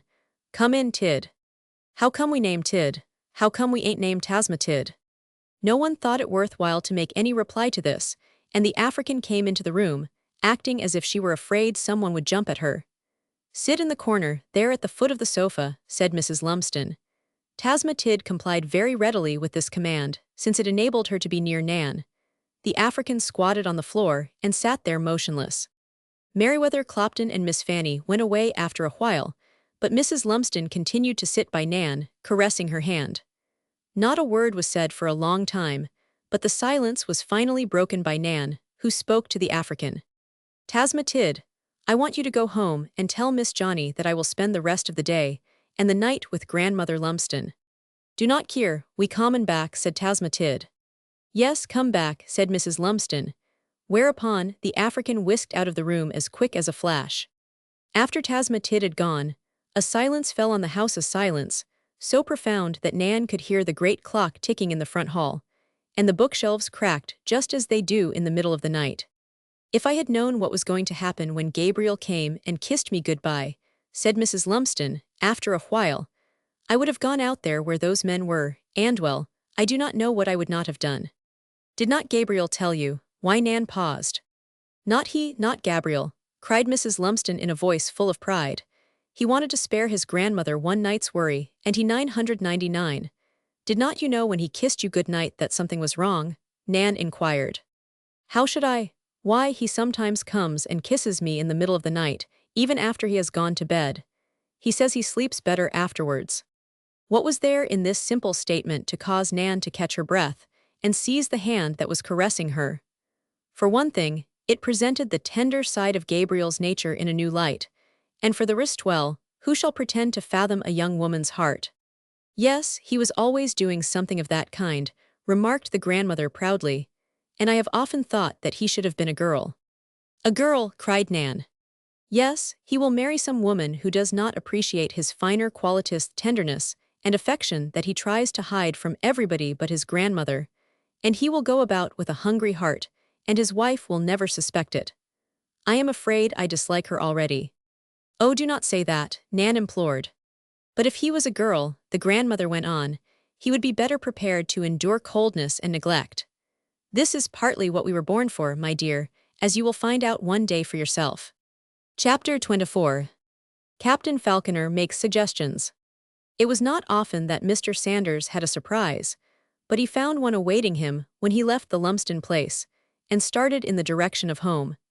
He had not taken 20 steps before he met the young captain who had charge of the detachment of federal troops stationed at Shady Dale. "This is Mr. Sanders, I believe," he said without ceremony. "My name is Falconer. I have just been to call on Mr. Clopton, but they tell me there that he is at Mrs. Lumsden's." "Well, I would not advise you to go there," said Mr. Sanders, bluntly. "The lady is in a considerable state of mind about her grandson." "It is a miserable piece of business all the way through," remarked Captain Falconer. There was a note of sympathy in his voice, which Mr. Sanders could not fail to catch, and it interested him. "I called upon my cousin, Mrs. Claiborne, for the first time today," the captain went on. "She has invited me to tea often, but I have refused the invitation on account of the state of feeling here. I know how high it is. It is natural, of course, but it is not justifiable. Take my case, for instance. I am a Democrat, and I come from a family of Democrats who have never voted anything else but the Democratic ticket, except when Henry Clay was a candidate, and when Lincoln was running for a second term." "You do not tell me," cried Mr. Sanders with genuine astonishment. "It is a fact," said Captain Falconer with emphasis. "If you think that I, or any of the men under me, or any of the men who fought at all, intended to bring about such a condition as now exists in this part of the country, you are doing us a great wrong. Do not mistake me. I am not apologizing for the part one took. I would do it all over again 100 times if necessary. Yet I do not believe in Negro suffrage, and I abhor and detest every exaction that the politicians in Washington have placed upon the people of the South." Mr. Sanders was too much astonished to make appropriate comment. He could only stare at the young man. And Captain Falconer was very good to look upon. He was of the Kentucky type, tall, broad-shouldered, and handsome. His undress uniform became him well, and he had the distinctive and pleasing marks that West Point leaves on all young men who graduate at the academy there. "Well, as I told you, I called on my cousin today for the first time, and after we had talked of various matters, especially the unfortunate events that have recently occurred, she insisted that I make it my business to see you or Mr. Clopton. She told me," the captain said, with a pleasant smile, "that you are the man that kidnapped Mr. Lincoln." "She's wrong about that," replied Mr. Sanders. "I am the man that did not kidnap him. But I want to ask you, ain't you some kin to John Barber Falconer? He was my father, the captain replied. Well, I have heard Meriwether Clopton talk about him hundreds of times. They ripped around in Congress together before the war. Now that is very interesting to me, said the captain, his face brightening. He was silent for some time as they walked slowly along, and during this period of silence, Meriwether Clopton came up behind them. He would have passed on with a polite inclination of his head, but Mr. Sanders drew his attention. Mr. Clopton, he said, here's a gentleman I reckon you would like to know, Captain Falconer. He's a son of John Barber Falconer. Is that so? Exclaimed Meriwether Clopton, a wonderful change passing over his face. Well, I am glad to see a son of my dear old friend, anywhere and at any time. He shook hands very cordially with the captain. Let me see. If I am not mistaken, your first name is Garnet. You were named after your maternal grandfather. That is true, sir, replied the captain, with a boyish laugh that was pleasing to the ear, was not more than 30. But I am surprised that you should remember these things so well. Why, my dear sir, it is not surprising at all. I have dandled you on my knee many and many a time. I know the very house, yes, the very room in which you were born. Some of the happiest hours of my manhood were spent with your father and mother in Washington. Your father is dead, I believe. Well, he was a good man, among the best I ever knew. What of your mother? She has broken greatly, responded the captain. The war was a great burden to her. She was a Virginian, you know. Yes, said Meriwether Clopton. The war has been a dreadful nightmare to the people on both sides, and it seems to be still going on disguised as politics. Only last night, as you perhaps know, a posse of soldiers arrested and carried off 4 of our worthiest young men. Yes, sir, I know of it and regret it, responded Captain Falconer. And I have no doubt that a majority of the people here are incensed at the soldiers, forgetting that they are the mere instruments of their superiors, and that their superiors themselves take their orders from other superiors who are engaged in the game of politics. It is the duty of a soldier to blindly obey orders. To pause to ask a question would be charged to a spirit of insubordination. The army is at the beck and call of what is called the government, and today the government happens to be the radical contingent of the Republican Party. A soldier may detest the service he is called on to perform, but he is bound to obey orders. I can answer for the officer who was sent to arrest these young men. He was boiling over with rage because he had been sent here on such an errand. I am glad to hear that, declared Meriwether Clopton with great heartiness. His feelings were perfectly natural, sir, said Captain Falconer. Take the army as it stands today, and it would be hard, if not impossible, to find a man in it who does not shrink from doing the dirty work of the politicians. Can you imagine that my mission here is pleasant to me? I can assure you, sir, it is the most disagreeable duty that ever fell to my lot. I am glad you spoke of these arrests. At your convenience, I should like to have a little conversation with you and Mr. Sanders on this subject. There is no time like the present, replied Meriwether Clopton. Will you come with me to my house? Certainly, sir, and with the more pleasure because I called on my cousin Mrs. Claiborne today. I have forborne to call on her heretofore on account of the prejudice against us, but these arrests made it necessary for me to communicate with some of the influential friends of the young men. I was afraid my visit today would prove to be embarrassing to her. If I visit you at your invitation, the probability is she will have no social penalty to pay. I know what the feeling is. Indeed, he knew too well. He had passed along the streets apparently perfectly oblivious to the attitude and movements of those whom he chanced to meet, but all his faculties had been awake, for he was a man of the keenest sensibilities. He had seen women and young girls curl their lips in a sneer and toss their heads in scorn as he passed them by, and some of them pulled their skirts aside, lest his touch should pollute them. He had observed all this, and he was wounded by it, and yet he had no resentment.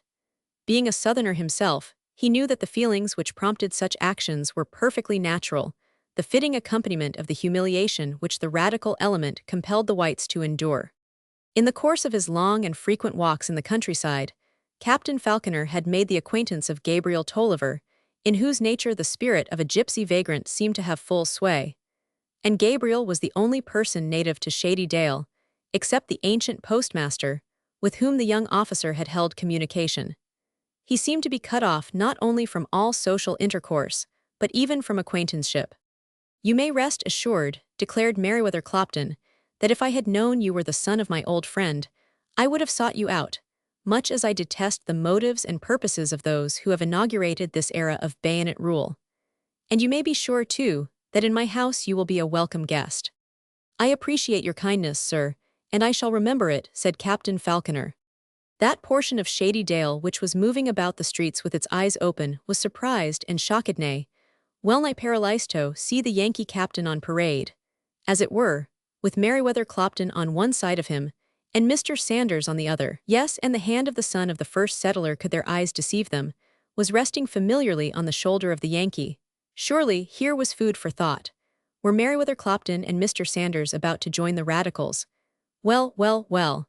At last one of the loungers, a man of middle age who had seen service, raised his voice and put an end to comment. You can bet your sweet life, he declared, that Billy Sanders knows what he's up to. He may not get the game he's after, but he will fetch back a handful of feathers or hair. Mr. Clopton, I do not know so well, but I was in the war. Why, Billy Sanders, and I wish you would wake me up and let me know when somebody fools him. There ain't a living man on the continent, nor under it neither, that can get on his blind side. Now you are whistlin', exclaimed one of his companions, and this seemed to settle the matter. If Mr. Sanders did not know what he was about, why then, everybody else in that neighborhood might as well give up, and let Nater cut her caper. I understand now why Mrs. Claiborne referred me to you, said Captain Falconer, when Mr. Sanders had related the nature and extent of the information which he had been able to gather during the morning. The lady is kinder partial, remarked Mr. Sanders, but she's as bright as a new dollar, somethin' I ain't seed since I cut my wisdom teeth. You already know what I intended to tell you, said the captain. But it turned out, nevertheless, that he was able to give them some very startling information. It was the general understanding in Shady Dale that the prisoners were to be sent to Atlanta, but the military authorities, fearing an attempt at rescue perhaps, had ordered them to be sent to Fort Pulaski, below Savannah. There were other reasons, the captain explained, for sending the young men there. They would be isolated from their friends, and so placed, might be induced to confess. And if the circumstances surrounding them were not sufficient to produce such a result, then other measures were to be taken. Meanwhile, the circumstantial evidence against Gabriel was very stronger even than Mr. Sanders had imagined. Brittlebin, whom Captain Falconer knew as boring, had informed that officer of his own supposed discoveries with respect to Gabriel's movements, and the evidence he was prepared to give, coupled with the fact that Hotchkiss had pronounced the lad's name with his last breath, made out a case of exceptional strength. Urged on by the vindictiveness of the radical leaders in Congress, it was more than probable that the military court before which the young men were to be tried would convict any or all of them on much slighter evidence than that which had accumulated against Gabriel. It was all circumstantial evidence, of course, but even in the civil courts, and before juries made up of their peers, men accused of crime have frequently been convicted on circumstantial evidence alone, that is to say, on probability. Now this is what I wanted to say, remarked Captain Falconer, as they sat in the library at the Clopton place, and after he had gone over the evidence, item by item. I was given to understand by the officer who made the arrests that I would shortly be transferred to Savannah, or rather to Fort Pulaski, and placed in charge of the prisoners, the idea being that I, knowing something of the young men, would be able to extract a confession from them by fair means. This failing, there are others who could be depended on to employ foul. The officer, who is a very fine soldier and thoroughly in love with his profession, dropped a hint that, all other means failing, the young men are to be put through a course of sprouts in order to extort a confession. Mr. Sanders looked hard at the captain. He was taking the young man's measure. What he saw or divined must have been satisfactory, for his face, which had been in a somewhat puckered condition, as he himself would have expressed it, suddenly cleared up, and he rose from his chair with a laugh. Do you all know what I have gone and done? He asked. You do so many clever things, William, that we cannot possibly imagine what the newest is, said Meriwether Clopton. Well, sir, this is the cleverest yet. I have come off from Lucy Lumsden's and clean forgot my hoss. It's a wonder I did not forget my head. Now, you might have said and said truly that I would forget a man or a oman, but when William H. Sanders, Esquire, walks off in the broad light of day, and forgets his hoss, and that hoss the rack and roan, you may know that his thinkin' machine has slipped a cog. If you will excuse me, I will go right arter that creetur.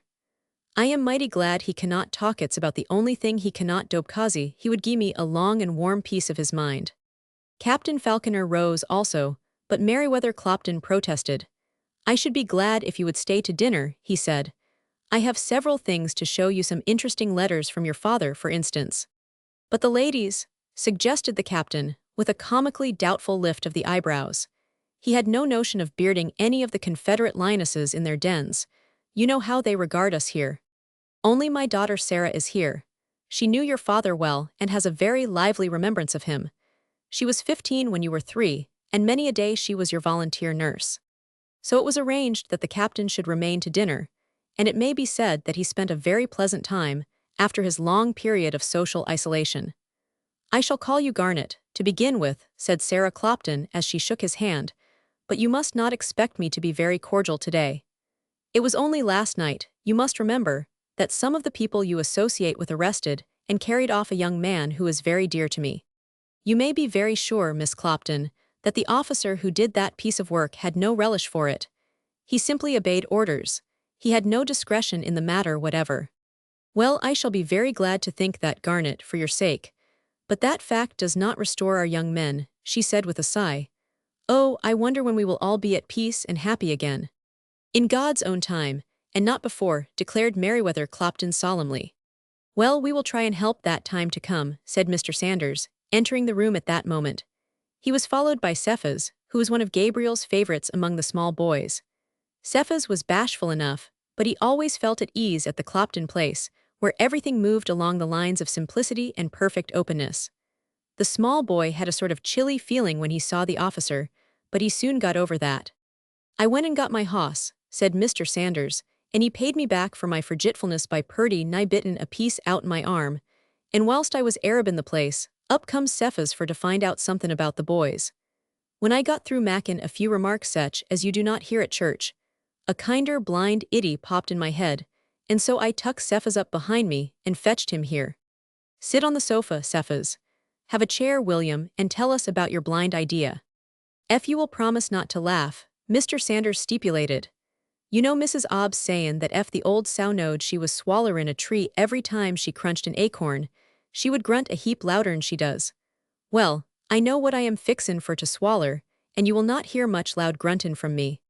"Well, we are ready to hear from you," said Meriwether Clopton. Whereupon, Mr. Sanders threw his head back and laughed. Chapter 25. Mr. Sanders's Riddle. "I tell you how it is," said Mr. Sanders. "The riddle is how to get a message to Gabriel. I could get the captain thar to take it, but the captain will have as much as he can attend to, and for that matter so have one. Why this riddle I am overcrapped. Since I left here I have gone over the whole matter in my mind, if you can call it a mind. I could go down thar myself, and I would be glad to, but could I get to have a private talk why Gabriel? I reckon not." The remark was really interrogative, and was addressed to Captain Falconer, who made a prompt reply. "I hardly think the scheme would work. My impression is that orders have been issued from Atlanta for these young men to be isolated. If that is so, they can hold communication with no one but the sentinel on duty or the officer who has charge of them. They are to be treated as felons, though nothing has been proved against them. I am not sure, but I think that is the program." "That is about what I thought," said Mr. Sanders, "and that's what I told Cephas here. When I was fetchin' my horse, Cephas, he comes up, and he says, 'Mr. Sanders, have you heard from Gabriel?' And I says, 'No, Cephas, we ain't had time for to get a word from em.' And then he went on to say, Cephas did, that he would like mighty well to see Gabriel. I told him that maybe we could fix it up so as he could see Gabriel. You cannot imagine how hulp up the little chap was. To see him then, and see him now, you would think it was another boy." Captain Falconer looked at Cephas, and could see no guile. On the contrary, he saw a freckled lad who appeared to be about 10 years old. He was really nearly 14. Cephas was so ugly that he was ugly when he laughed, as he was doing now, but there was something about him that attracted the attention of those who were older. It was a fact much talked about that this freckled little boy never went with children of his own age, but was always to be found with those much older. He was Gabriel's chum when Gabriel wanted a chum. He went hunting with Francis Bethune, and he could often be found at the store in which Paul Tomlin was the chief clerk. He knew all the secrets of these young men, and kept them, and they frequently advised with him about the young ladies. But he was fonder of Gabriel than of all the rest, and he was also fond of Nan, who had been kind to him in many ways. Cephas was one of those ill-favored little creatures who astonish everybody by never forgetting a favor. Gratitude ran riot in his small bosom, and he was ever ready to sacrifice himself for his friends. Seeing that Captain Falconer continued to look at him, Cephas hung his head. He was only too conscious of his ugliness, and was very sensitive about it.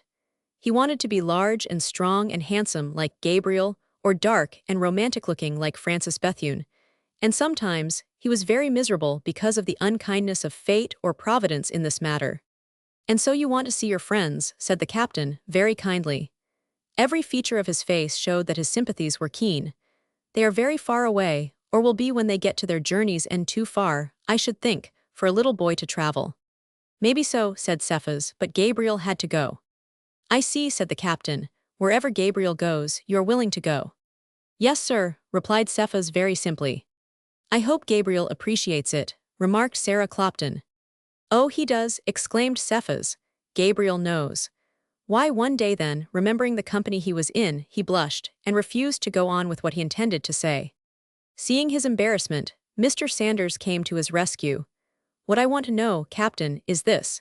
If that little chap comes down to Savannah, will you allow him to see Gabriel and talk to him?"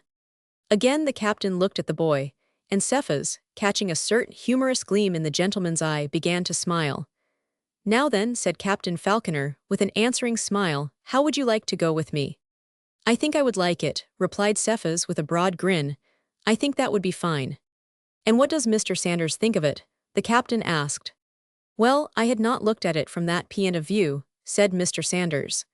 "I load maybe that the best and cheapest plan would be for me to take the little chap down and fetch him back." "My opinion may not be worth much, Mr. Sanders," said Sarah Clopton, "but I think it would be a shame to take that child so far away from home. I do not believe his mother will allow him to go." "That is a matter that was just fixin' for to worry me," remarked Mr. Sanders. "I could feel it kinder fermentin' in my mind, like molasses turn into vinegar, and now that you have fetched it to the top, Sarah, we will settle it before we go any further.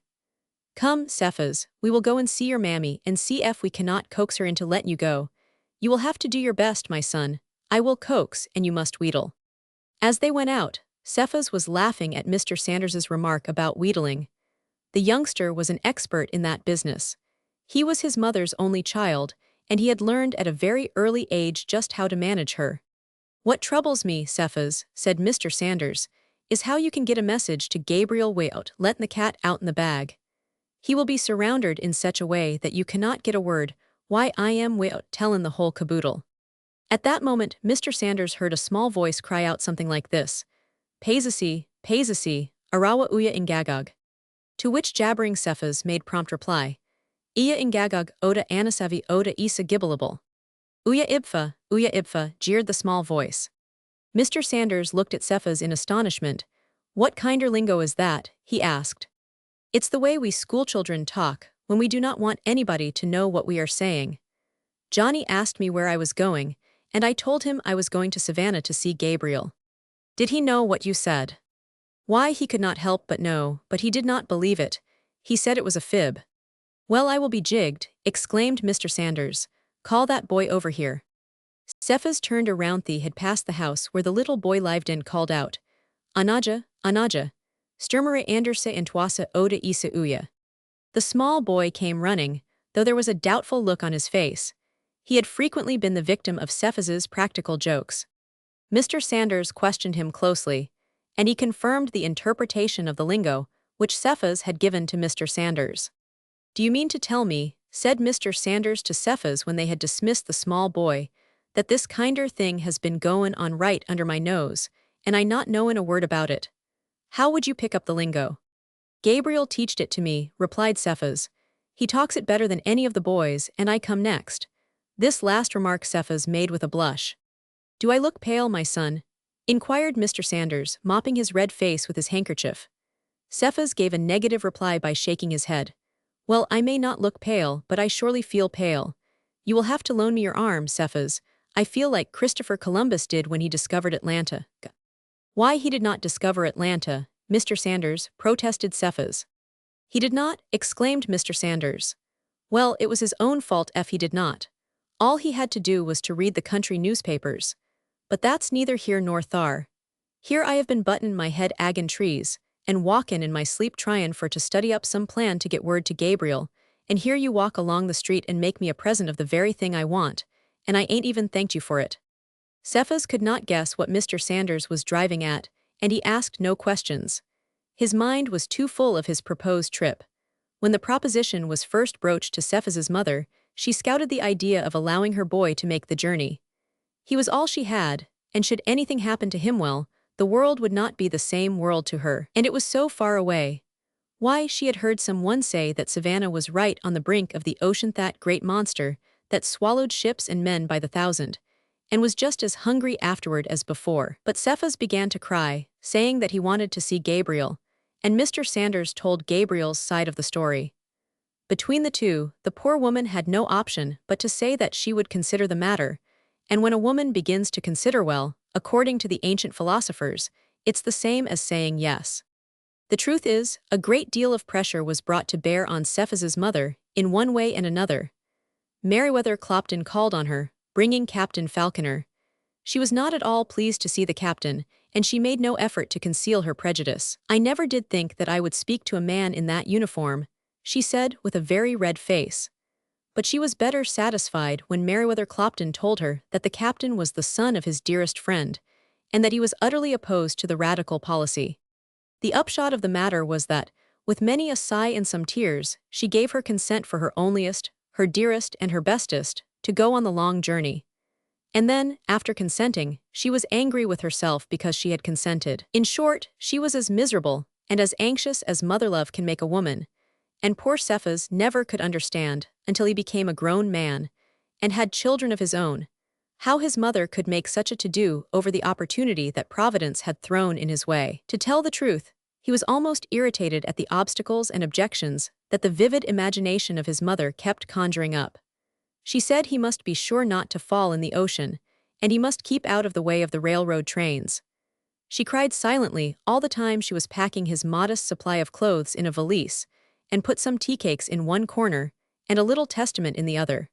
It is no wonder that children who do not understand such feelings should be impatient of them, and Cephas is to be excused if he watched the whole proceeding with something like contempt for woman's weakness. But he has bitterly regretted, oh, tens of thousands of times, that instead of standing aloof from his mother's feelings, he did not throw his arms around her and tell how much he appreciated her love, and how every tear she shed for him was worth to him 100 times more than a diamond.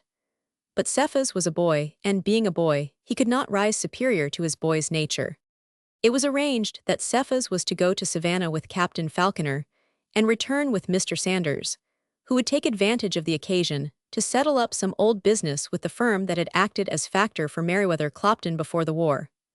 The arrangement took place when Mr. Sanders returned home after his visit to Cephas's mother, and was of course conditional on her consent, which was not obtained at once.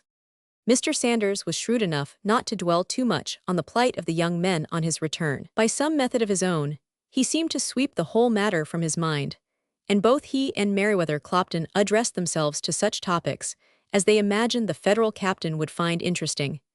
And in this, they were seconded by Sarah Clopton, whom Robert Toombs declared to be one of the finest conversationalists of her time when she chose to exert her powers. But for the softness and fine harmony of her features, her face would have been called masculine.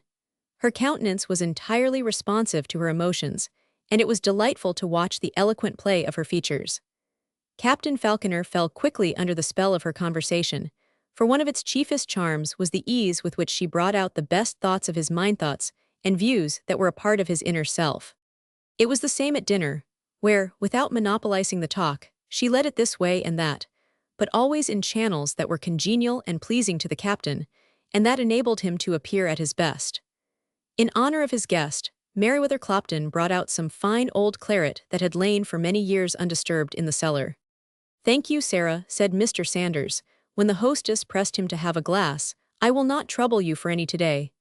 I have made the acquaintance of that claret. It ain't sour enough for vinegar, nor strong enough for liquor. It's a kind of a cross betwixt a second drowin of tea and the syrup of squills, and no matter how hard you hit it, it will never hit you back.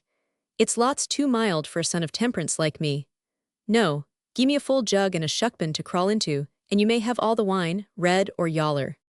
But the fine old claret was thoroughly enjoyed by those who could appreciate the flower of its age and the flavor of its vintage.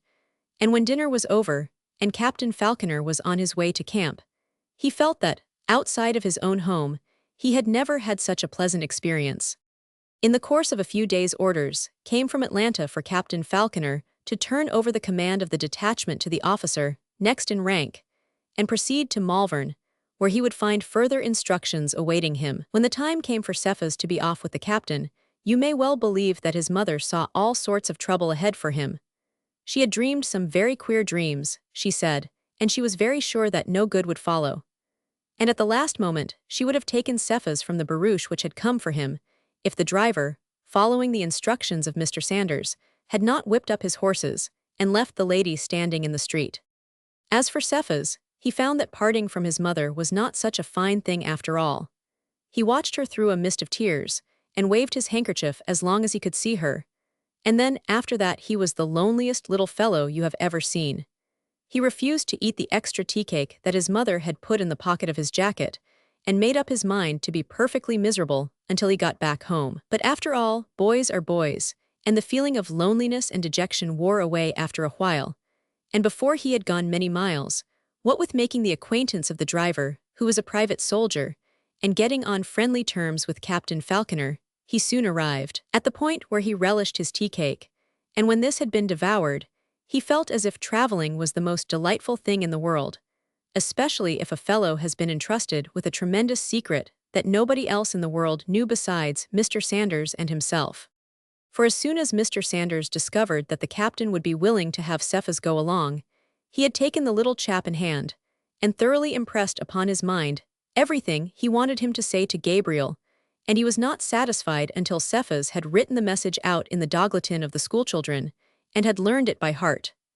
Mr. Sanders also impressed on the little lad's mind the probability that the captain would be curious as to the nature of the message, and he gave Cephas a plausible answer for every question that an inquisitive person could put to him, and made him repeat these answers over and over again. In fact, Cephas was compelled to study as hard as if he had been in school, but he relished the part he was to play, and learned it with a zest that was very pleasing to Mr. Sanders. Only an hour before he was to leave with the captain, Mr. Sanders went to Cephas's home, and made him repeat over everything he had been taught, and the glibness with which the little lad repeated the answers to the questions was something wonderful in so small a chap. "Do not get lonesome, Cephas," was the parting injunction of Mr. Sanders. "Do not forget that I will be on the train when the whistle blows. I am going to start right off. You may not see me, but I will not be far off. Keep a stiff upper lip, and do not get into no panic. The whole thing is gwine through like it was on skids, and the skids greased." Chapter 26. Cephas has his troubles. Usually there is a yawning gulf between youth and old age. But in the case of Mrs. Lumsden and Nan Dorrington, it was spanned by the simplicity and tenderness common to both. Whether any of the ancients or moderns have mentioned the fact, it is hardly worth while to inquire, but good humor is a form of tenderness. Those who are easy to laugh are likewise ready to be sorry, and they have a fund of sympathy to draw on whenever the necessity arises. Simplicity and tenderness connect the highest wisdom with the deepest ignorance, and find the elements of brotherhood where the intellect is unable to discern it. It was simplicity and tenderness that bridged the gulf of years that lay between the old gentlewoman and the young girl. Age can find no comfort for itself unless it can make terms with youth. Where it stands alone, depending upon the respect that should belong to what is venerable, there is something gruesome about it. It quenches the high spirits of children and young people, and chills their enthusiasm. All that it does for them is to give notorious advertisement to the complexion to which they must all come at last. You see these wrinkled and flabby features, this gray hair, these faded and watery eyes, these shaking limbs and trembling hands. Well, this is what you must come to. And indeed, it is an object lesson well calculated to sober and subdue the giddy. Now age had dealt very gently with Gabriel's grandmother, it became her well. Her white hair was even more beautiful now than it had been when she was young, as Meriwether Clopton often declared. Her eyes were bright, and all her sympathies were as keenly alive as they had been 50 years before. She had kept in touch with Gabriel and the young people about her, and none of her faculties had been impaired. She was the gentlest of gentlewomen. Once Nan had asked her grandmother Lumsden, "What is the perfume I smell every time I come here?" "You have it on your clothes." "Life everlasting, my dear."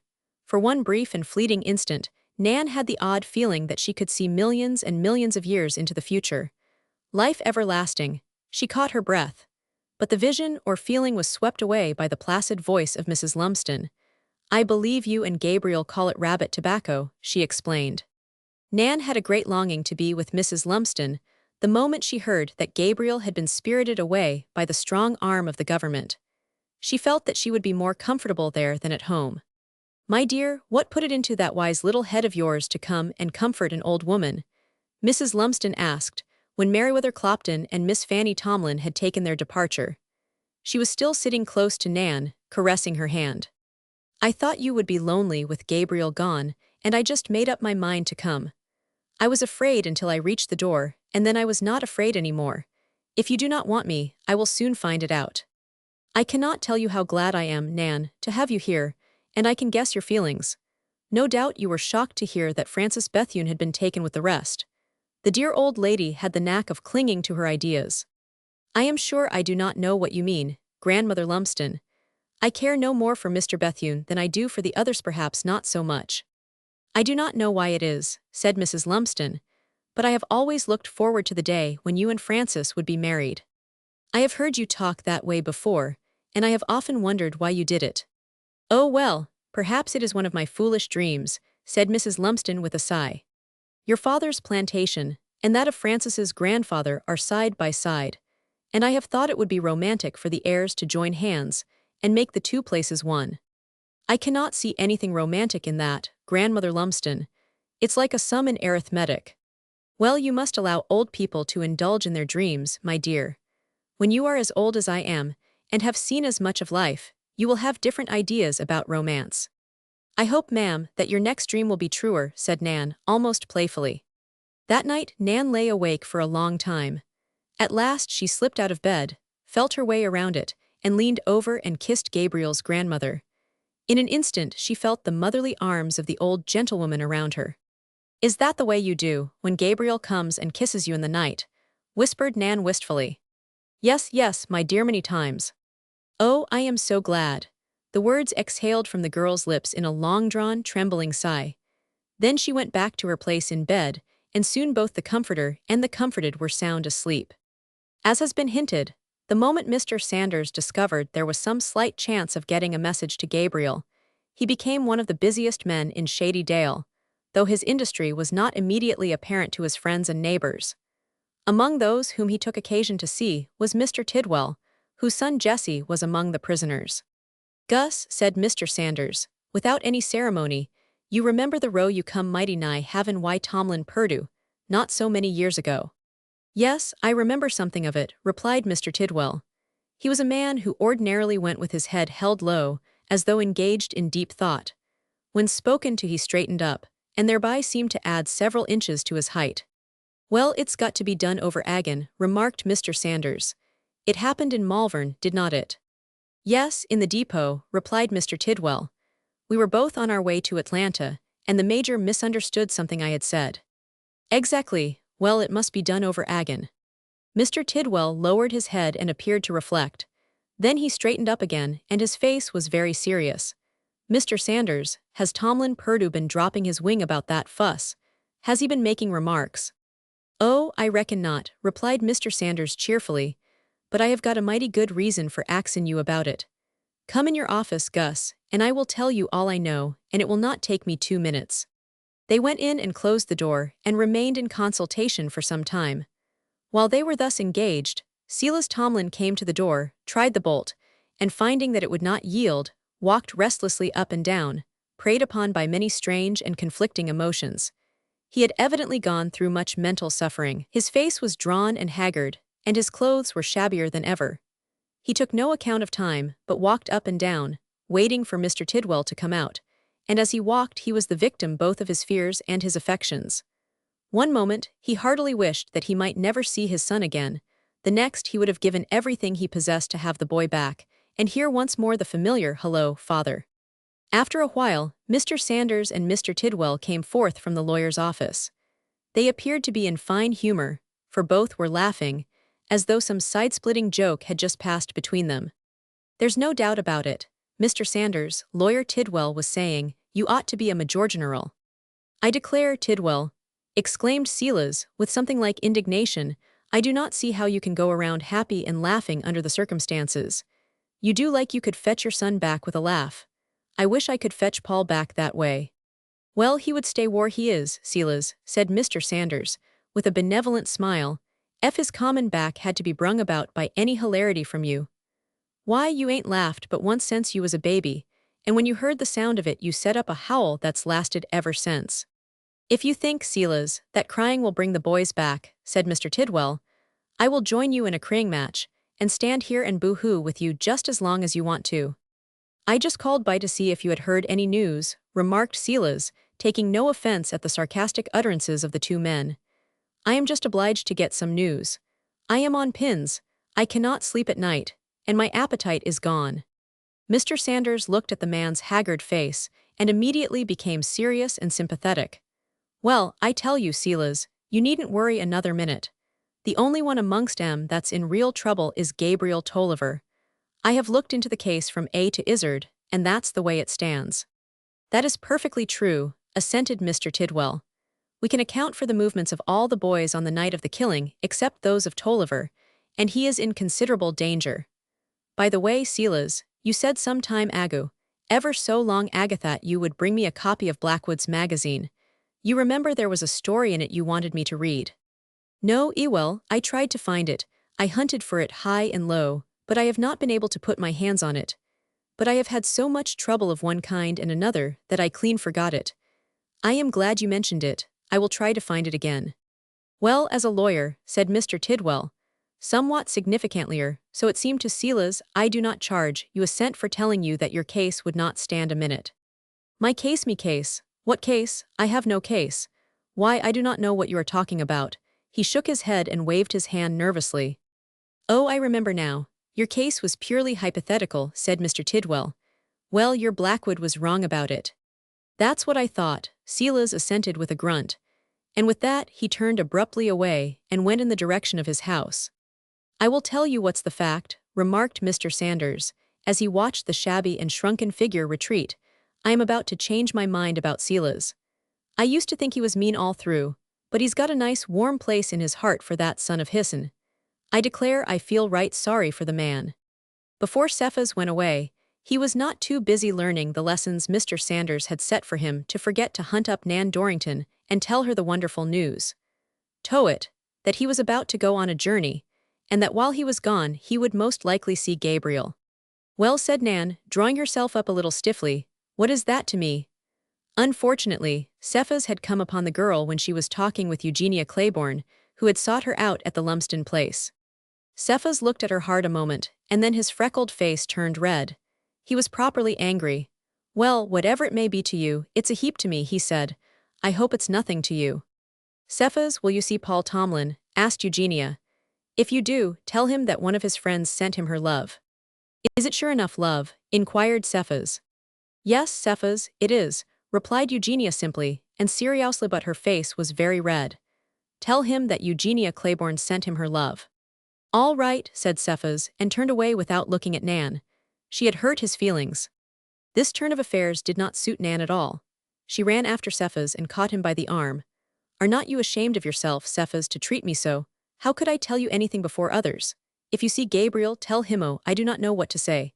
If I was to tell you what I want to, you would say that Nan Dorrington had lost her mind.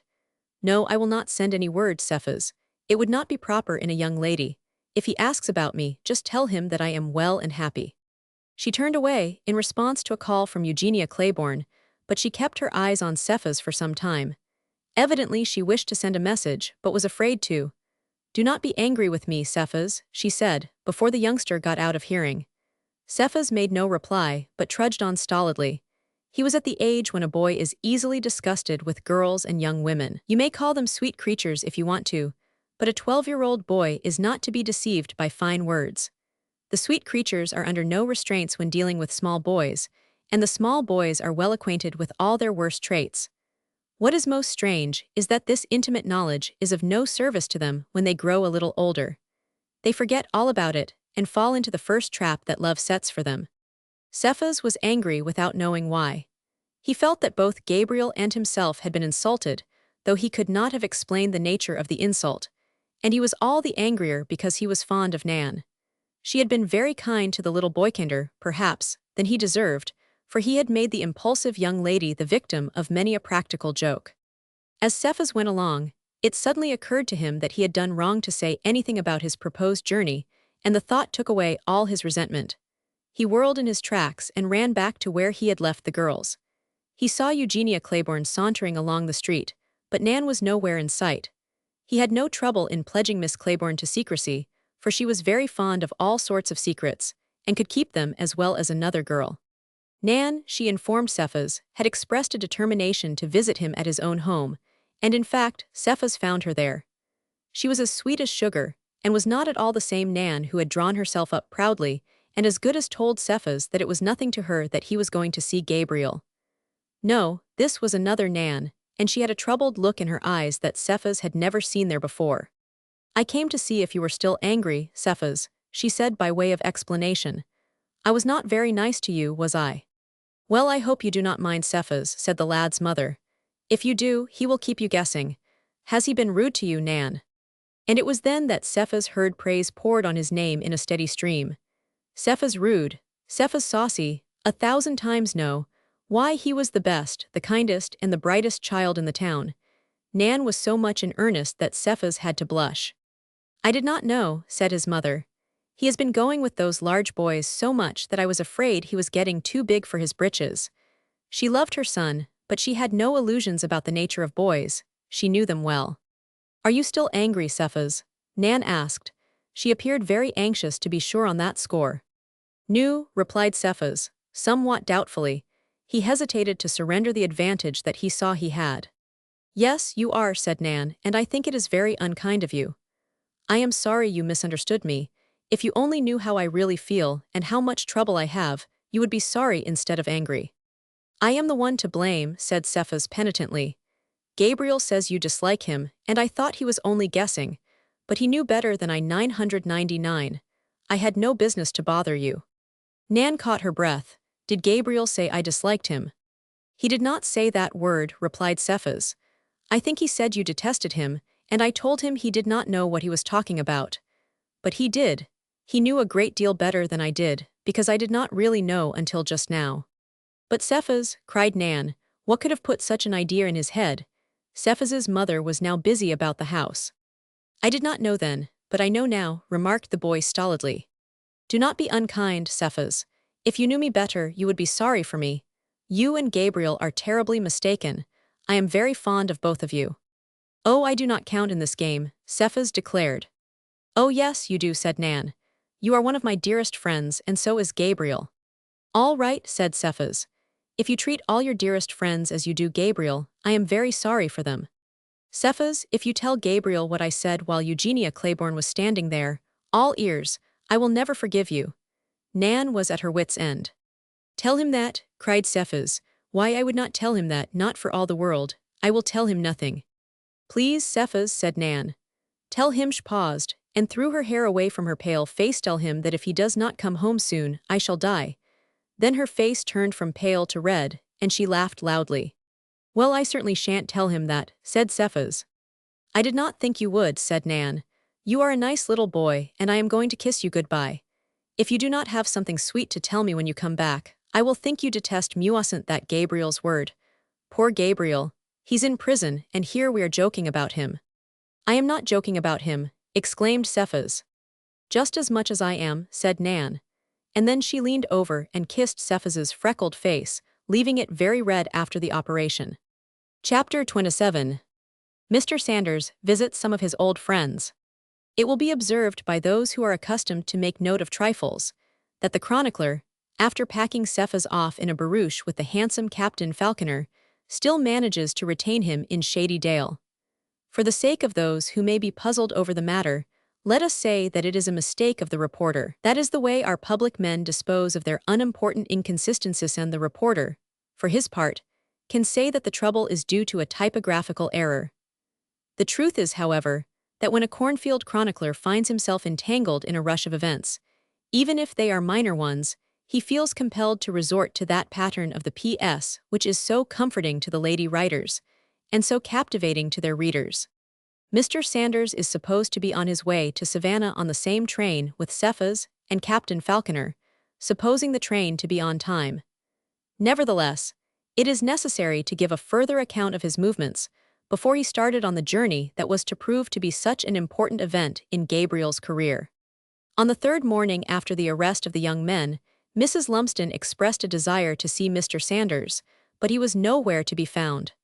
Many sympathetic persons, including Nan Dorrington, joined in the search, but it proved to be a fruitless one.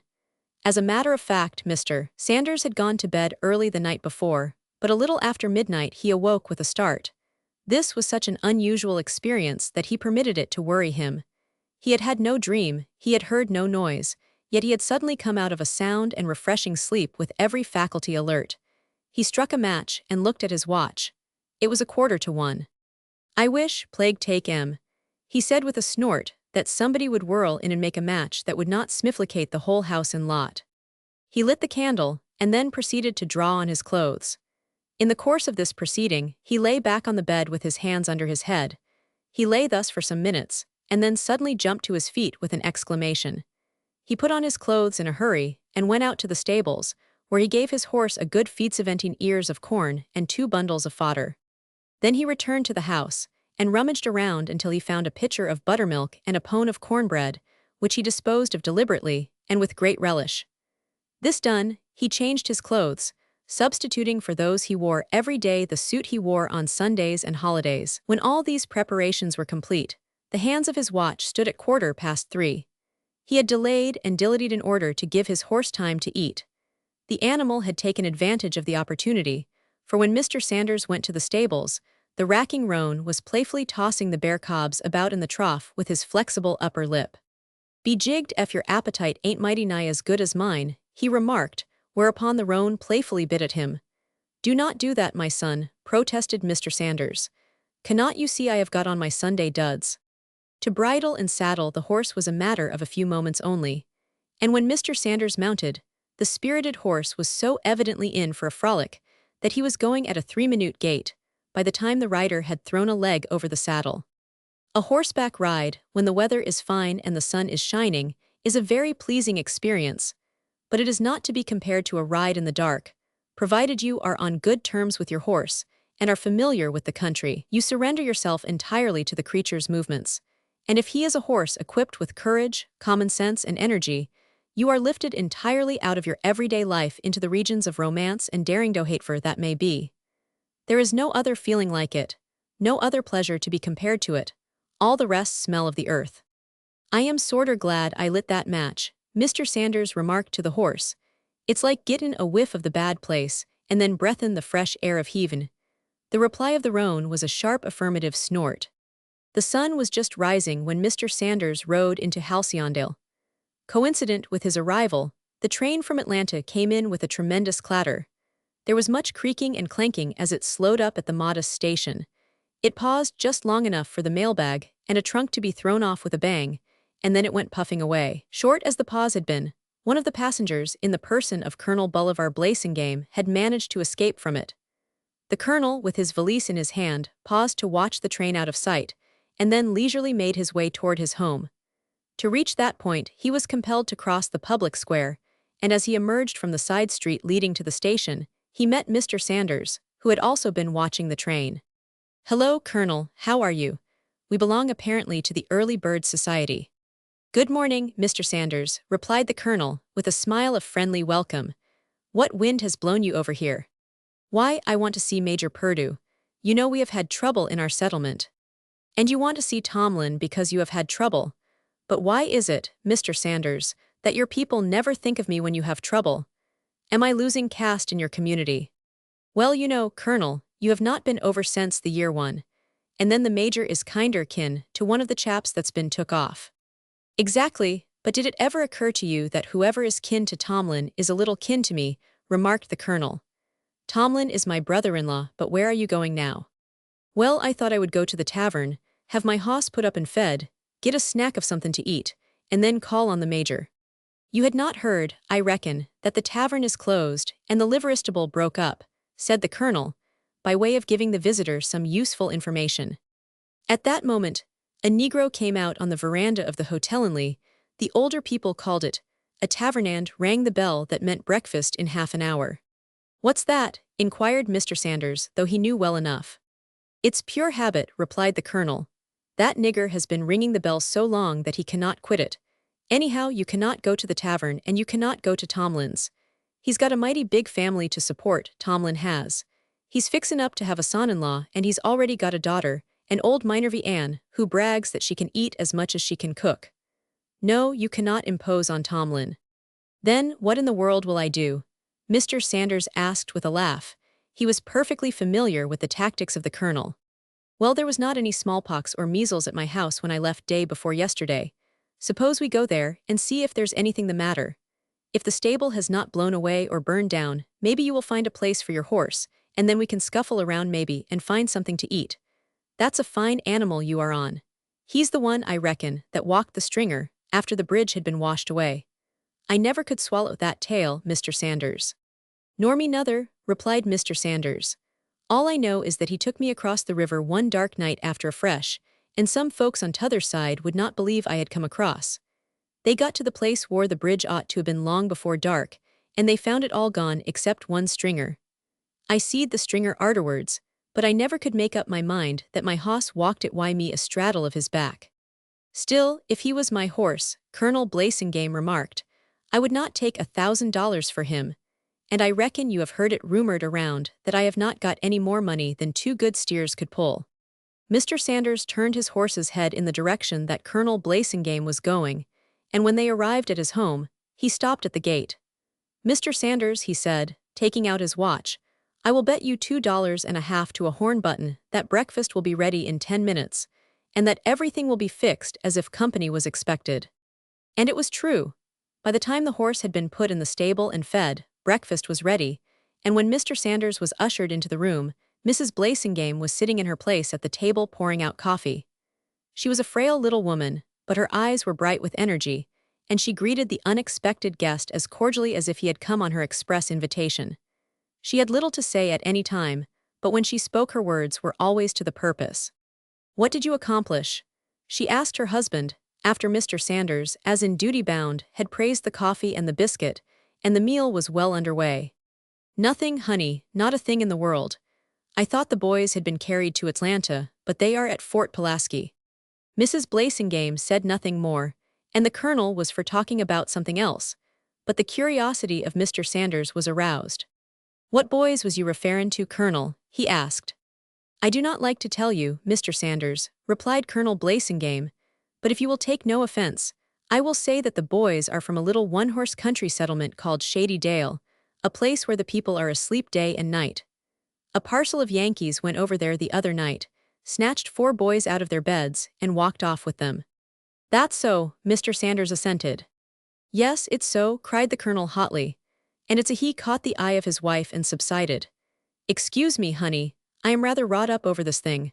What worries me," he went on, "is that the boys were yerked out of bed and carried off, and then their own families went to sleep again. But suppose they did not turn over and go back to sleep. Does not that make matters worse? I cannot understand it to save my life. Why, if it had happened here, the whole town would have been wide awake in 10 minutes, and the boys would never have been carried across the corporation line. Tomlin is mighty near wild about it. If I had not gone to Atlanta, he would have gone, and you know how he is, honey. Somebody would have got hurt." Yet, strange to say, Major Tomlin Purdue was far cooler and more deliberate than his brother-in-law, Colonel Blasingame. It was the peculiarity of each that he was anxious to assume all the dangerous responsibilities with which the other might be confronted. And the only serious dispute between the two men was in the shape of a hot controversy as to which should call to account the writer of a card, in which Major Purdue was criticized somewhat more freely than politeness warranted. "You are correct in your statement about the 4 boys Bain took away," said Mr. Sanders, "but you will have to remember that the woods ain't so full of Blasingames and Purdues as they used to be. And you ain't got in this town a big, heavy balancehill the size and shape of Meriwether Clopton." "Yes, dear, you were about to be too hasty in your remarks," suggested Mrs. Blasingame. Her soft voice had a strangely soothing effect on her husband. "If some of our young men had been seized, all of us, including you, my dear, would have been in a state of paralysis. just as our friends in Shady Dale were. The only man in town that knowed it, Mr. Sanders explained, was Silas Tomlin. He was sleepin' in the same room wy Paul, and they rousted him out and took him along. They carried him 4 or 5 mile. He had to walk back, and by the time he got home, the sun was up. That puts a new light on it, said the colonel, and Tomlin will be as glad to hear it as I am. But I wonder what the rest of the state will think of us. My dear, did not these young men, and the Yankees who arrested them, take the train here? Inquired Mrs. Blasingame. She nodded to Mr. Sanders, and a peculiar smile began to play over that worthy's features. By George, I believe they did, honey, exclaimed the colonel. And in broad daylight, persisted the lady. To this the colonel made no reply, and Mr. Sanders became the complainant. I dunner what we are common to, he declared, when a passel of Yankees can yerk 4 of our best young men on a train in this town in broad daylight, and all the folks a-standin' around gappin' at 'em, and wonderin' what they are gwine to do next. Say no more, Mr. Sanders, say no more, the mule is yours. This in the slang of the day meant that the point at issue had been surrendered. I suppose Lucy Lumsden is utterly crushed on Gabriel's account, remarked Mrs. Blasingame. Crushed, exclaimed Mr. Sanders. No ma'am, not much if any, she's fightin' mad. I know well how she feels, said the pale, bright-eyed little woman. It is a pity the men cannot have the same feeling.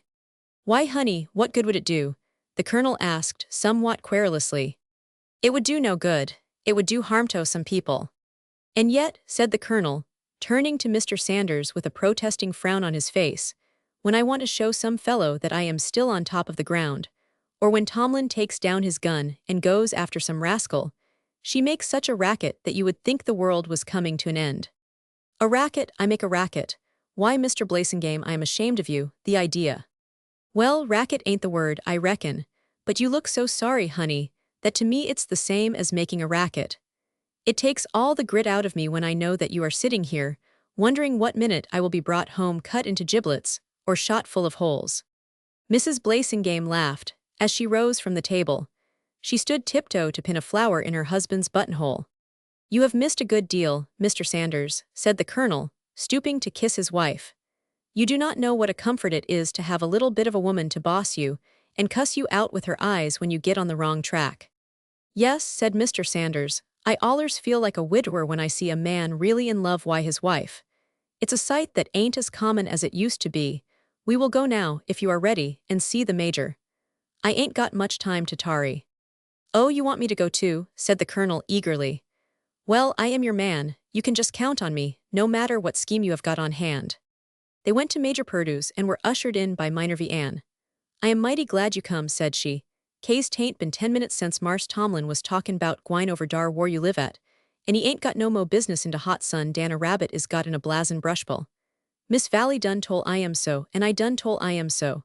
He went ter bed wid de headache, and he got up wid it, and what you call dat, tain't bane sick. But sicker well, he will be mighty glad ter see you. Aunt Minervy Ann made haste to inform the major that he had visitors. I tuck em into settin' room, she said, Kase dat parlor look as cold as a funer 50. It give me de shivers evy time I go in dar. De cheers set dar like dey waitin' fur ter make somebody feel like dey ain't welcome, and dat ar sofi look like a coolin' board. Mr. Sanders was very much at home in the major's house. He had dandled Valley on his knee when she was a baby, and he had made the major's troubles his own as far as he could. Consequently, the greeting he received was as cordial as he could have desired. Major, he said, when he found opportunity to state the nature of his business, do you know young Gabe Tolliver? Mighty well, responded Major Purdue, and a fine boy he is. He will make his mark some day. Not onless we do something to help him out.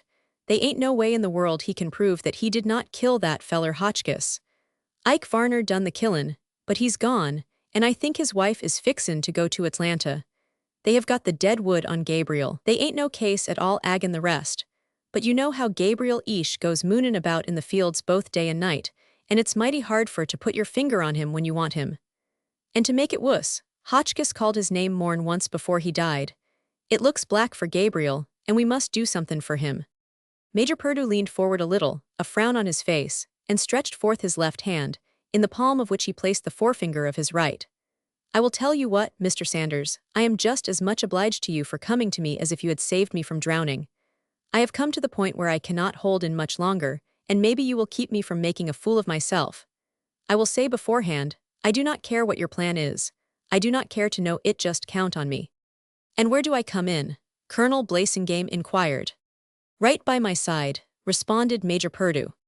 Without further preliminaries, Mr. Sanders set forth the details of the program that had arranged itself in his mind, and when he was through, Major Purdue leaned back in his chair and gazed with admiration at the bland and childlike countenance of this Georgia cracker. The innocence of childhood shone in Mr. Sanders's blue eyes. I swear, Mr. Sanders, I am sorry I did not have the pleasure of serving with you in Virginia. If there is anything in this world that I like, it's a man with a head on him, and that's what you have got. You can count on us if we are alive. I do not know how Bolivar feels about it, but I feel that you have done me a great favor in thinking of me in connection with this business. You could not pay either of us a higher compliment. Tomlin expresses my views exactly, said Colonel Blasingame, yet I feel that one of us will be enough. It may be that your scheme will fail, and that those who are engaged in it will have to take the consequence. Now, I would rather take him alone than to have Tomlin mixed up with it. Fiddlesticks, Bolivar, you could not keep me out of it unless you had a bench warrant served on me 5 minutes before the train left, and if you try that, I will have one served on you. Now, do not forget to tell Tidwell that I will be glad to renew that dispute. I bear no malice, but when it comes to a row, I do not need malice to keep my mind and my gun in working order. I am going down to Malvern tomorrow, and before I come away, I will have everything fixed. There are some details, that never occurred to you, the police, for instance. Well, the chief of police is a very good friend of mine, and the major was Bolivar's adjutant. Well, I thank the Lord for all his mercies, cried Mr. Sanders, and he meant what he said. Chapter 28. Nan and Margaret. It was hinted in some of the early chapters of this chronicle that none of the characters would turn out to be very heroic, but this was a mistake.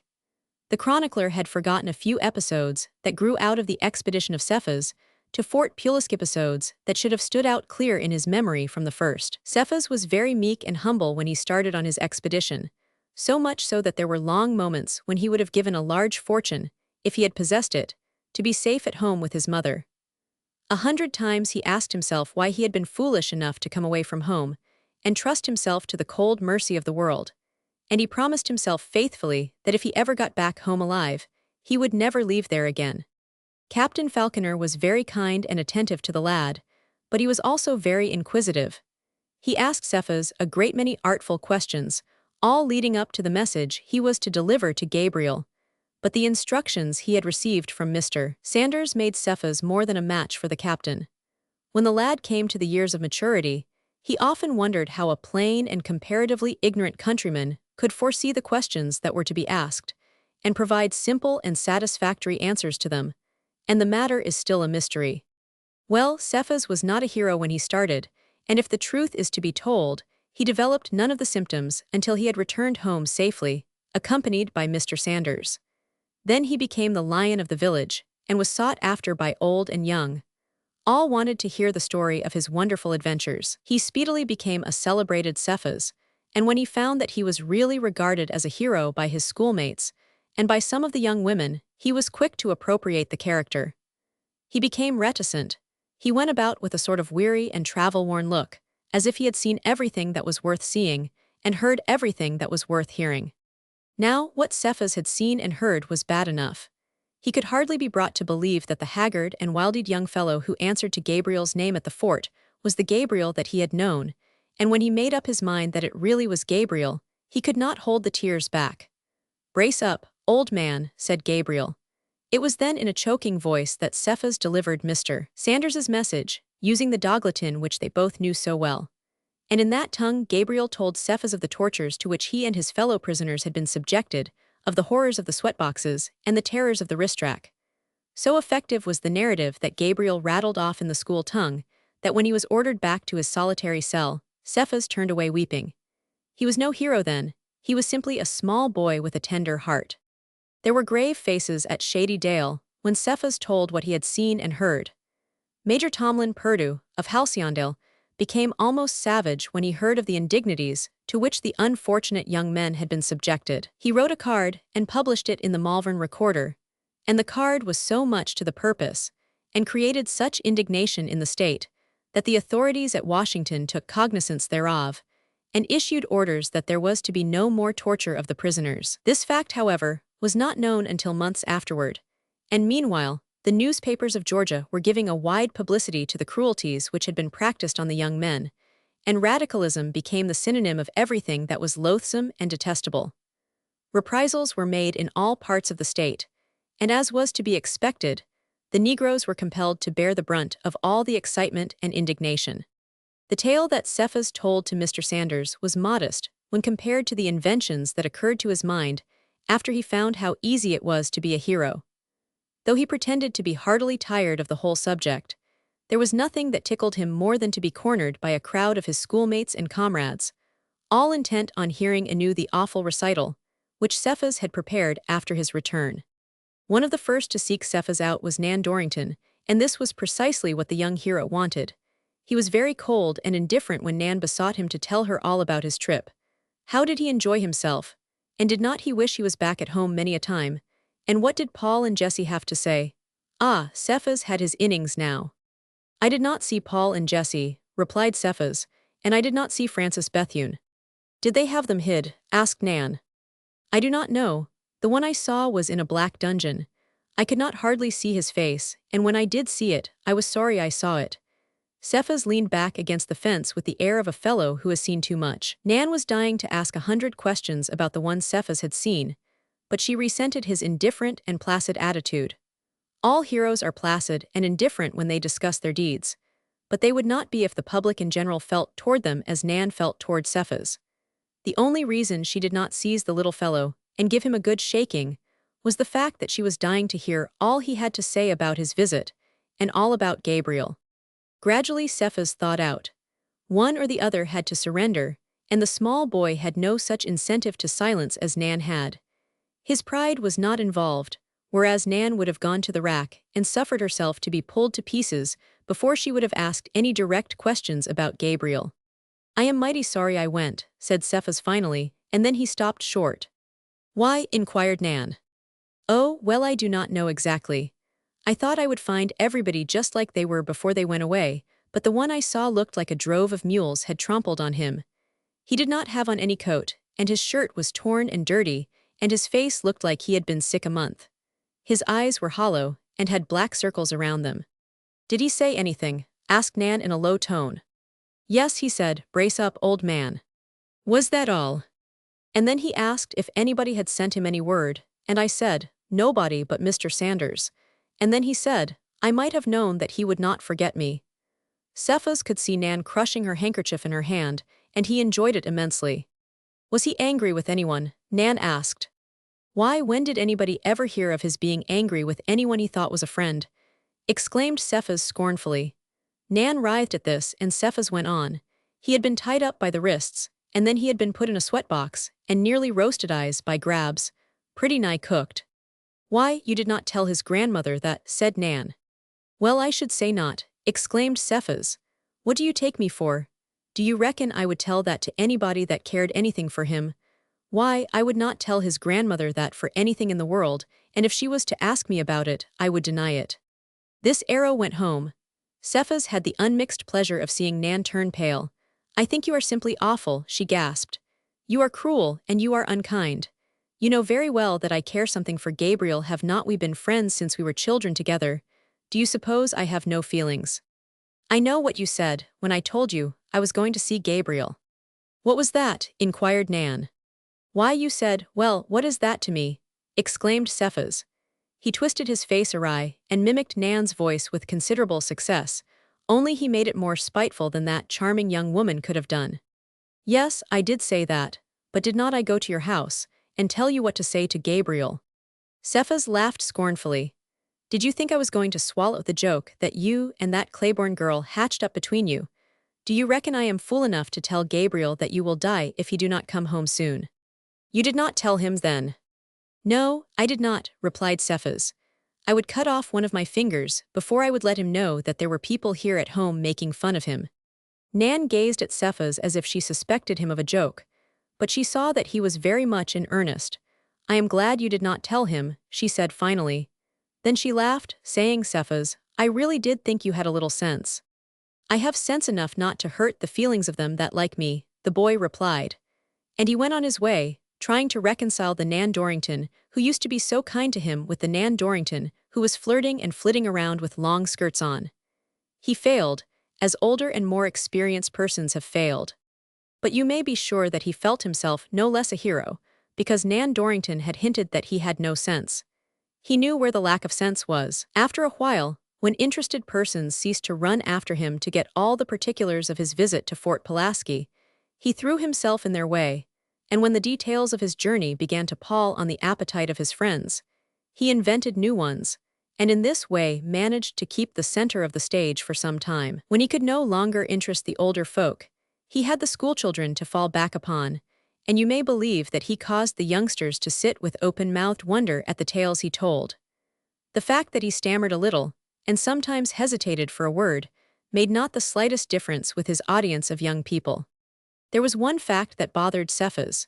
He had been told that Francis Bethune was in love with Margaret Gaither, and he knew that the young man was a constant caller at neighbor Tomlin's, where Margaret lived.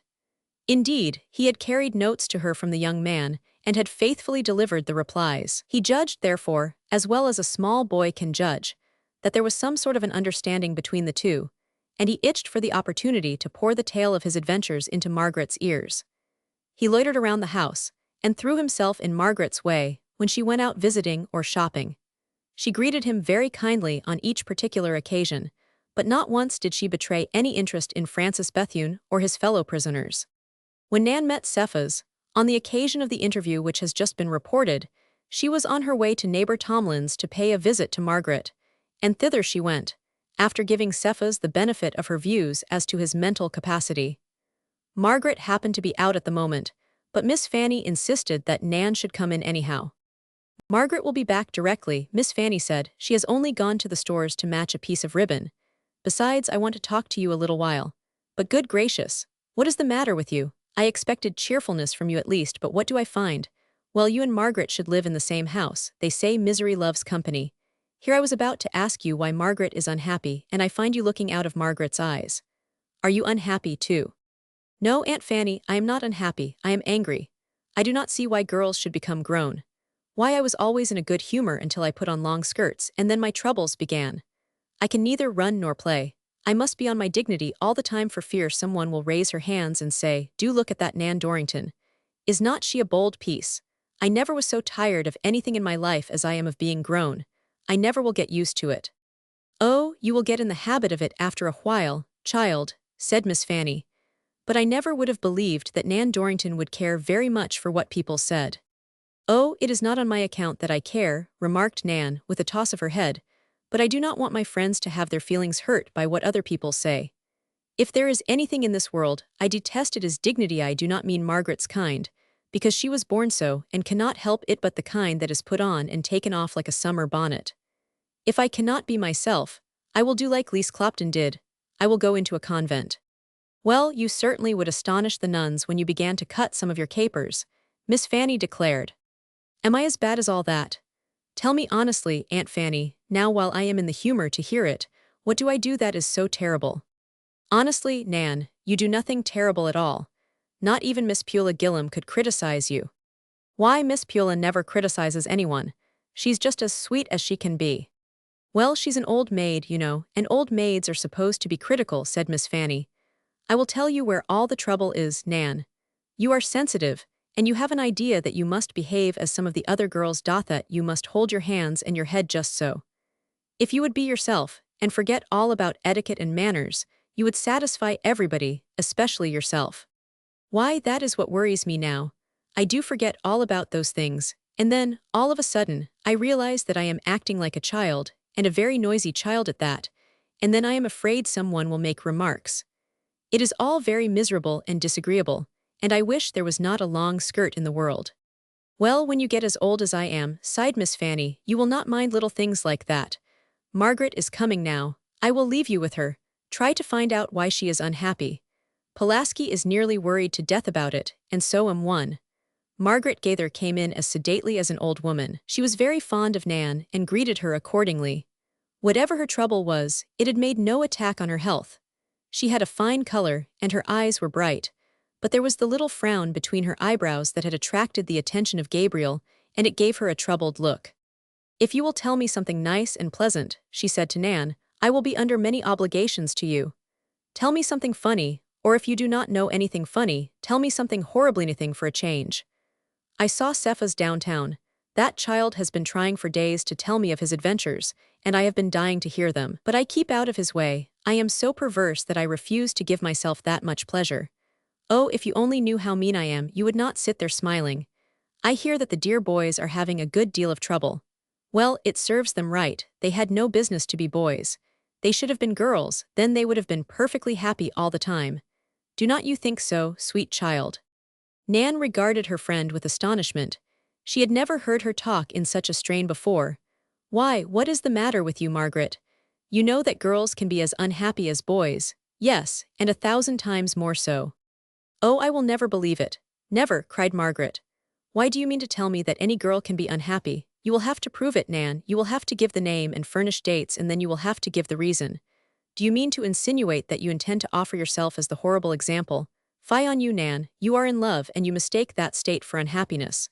Why, that is the height of bliss. Look at me. I am in love, and see how happy I am." "I know one thing," said Nan, and her voice was low and subdued. "If you go on like that, you will frighten me away. Do you want to make your best friends miserable?" "Why, certainly," replied Margaret. "What are friends for? I should dislike very much to have a friend that I could not make miserable. But if you think you are going to run away, come up to my room and we will lock ourselves in, and then I know you cannot get away." "Now what is the matter?" Nan insisted when they had gone upstairs and were safe in Margaret's room. She had seized her friend in her arms, and her tone was imploring. "I do not think I can tell you, Nan. You would consider me a fool, and I want to keep your good opinion. But I can tell you a part of my troubles. He wants me to marry Frances Bethune. Think of that." She paused and looked at Nan. "Well, why do not you congratulate me?" "I will never believe that," said Nan, decisively. "Did he say that he wanted you to marry Frank Bethune?" The he in this case was Pulaski Tomlin. "Well, he did not insist on it, he's too kind for that. But Francis has been coming here very often, until our friends in blue gave him a much-needed rest, and I suppose I must have been going around looking somewhat gloomy. You know how I cannot be gay. And then he asked me what the trouble was, and finally said that Francis would make me a good husband. Why, I could have killed myself. Think of me, in this house, and occupying the position I do." Such heat and fury Nan had never seen her friend display before. "Why, Margaret," she cried, "you do not know what you are saying. Why, if he or Aunt Fanny could hear you, they would be perfectly miserable. I do not see how you can feel that way." "No, you do not, and I hope you never will," exclaimed Margaret. "Nobody knows how I feel. If I could, I would tell you, but I cannot." "Margaret," said Nan, in a most serious tone, "has he or Aunt Fanny ever treated you unkindly?" Nan was prepared to hear the worst. "Unkindly?" cried Margaret, bursting into tears. "Oh, I wish they would. I wish they would treat me as I deserve to be treated. Oh, if he would treat me cruelly, or do something to wound my feelings, I would bless him." Margaret had led Nan into a strange country, so to speak, and she knew not which way to turn or what to say. Something was wrong, but what? Of all Nan's acquaintances, Margaret was the most self-contained, the most evenly balanced. Many and many a time Nan had envied Margaret's serenity, and now here she was in tears, after talking as wildly as some hysterical person. "Come home with me, Margaret," cried Nan. "Maybe the change would do you good." "I thank you, Nan. You are as good as you can be, you are almost as good as the people here, but I cannot go.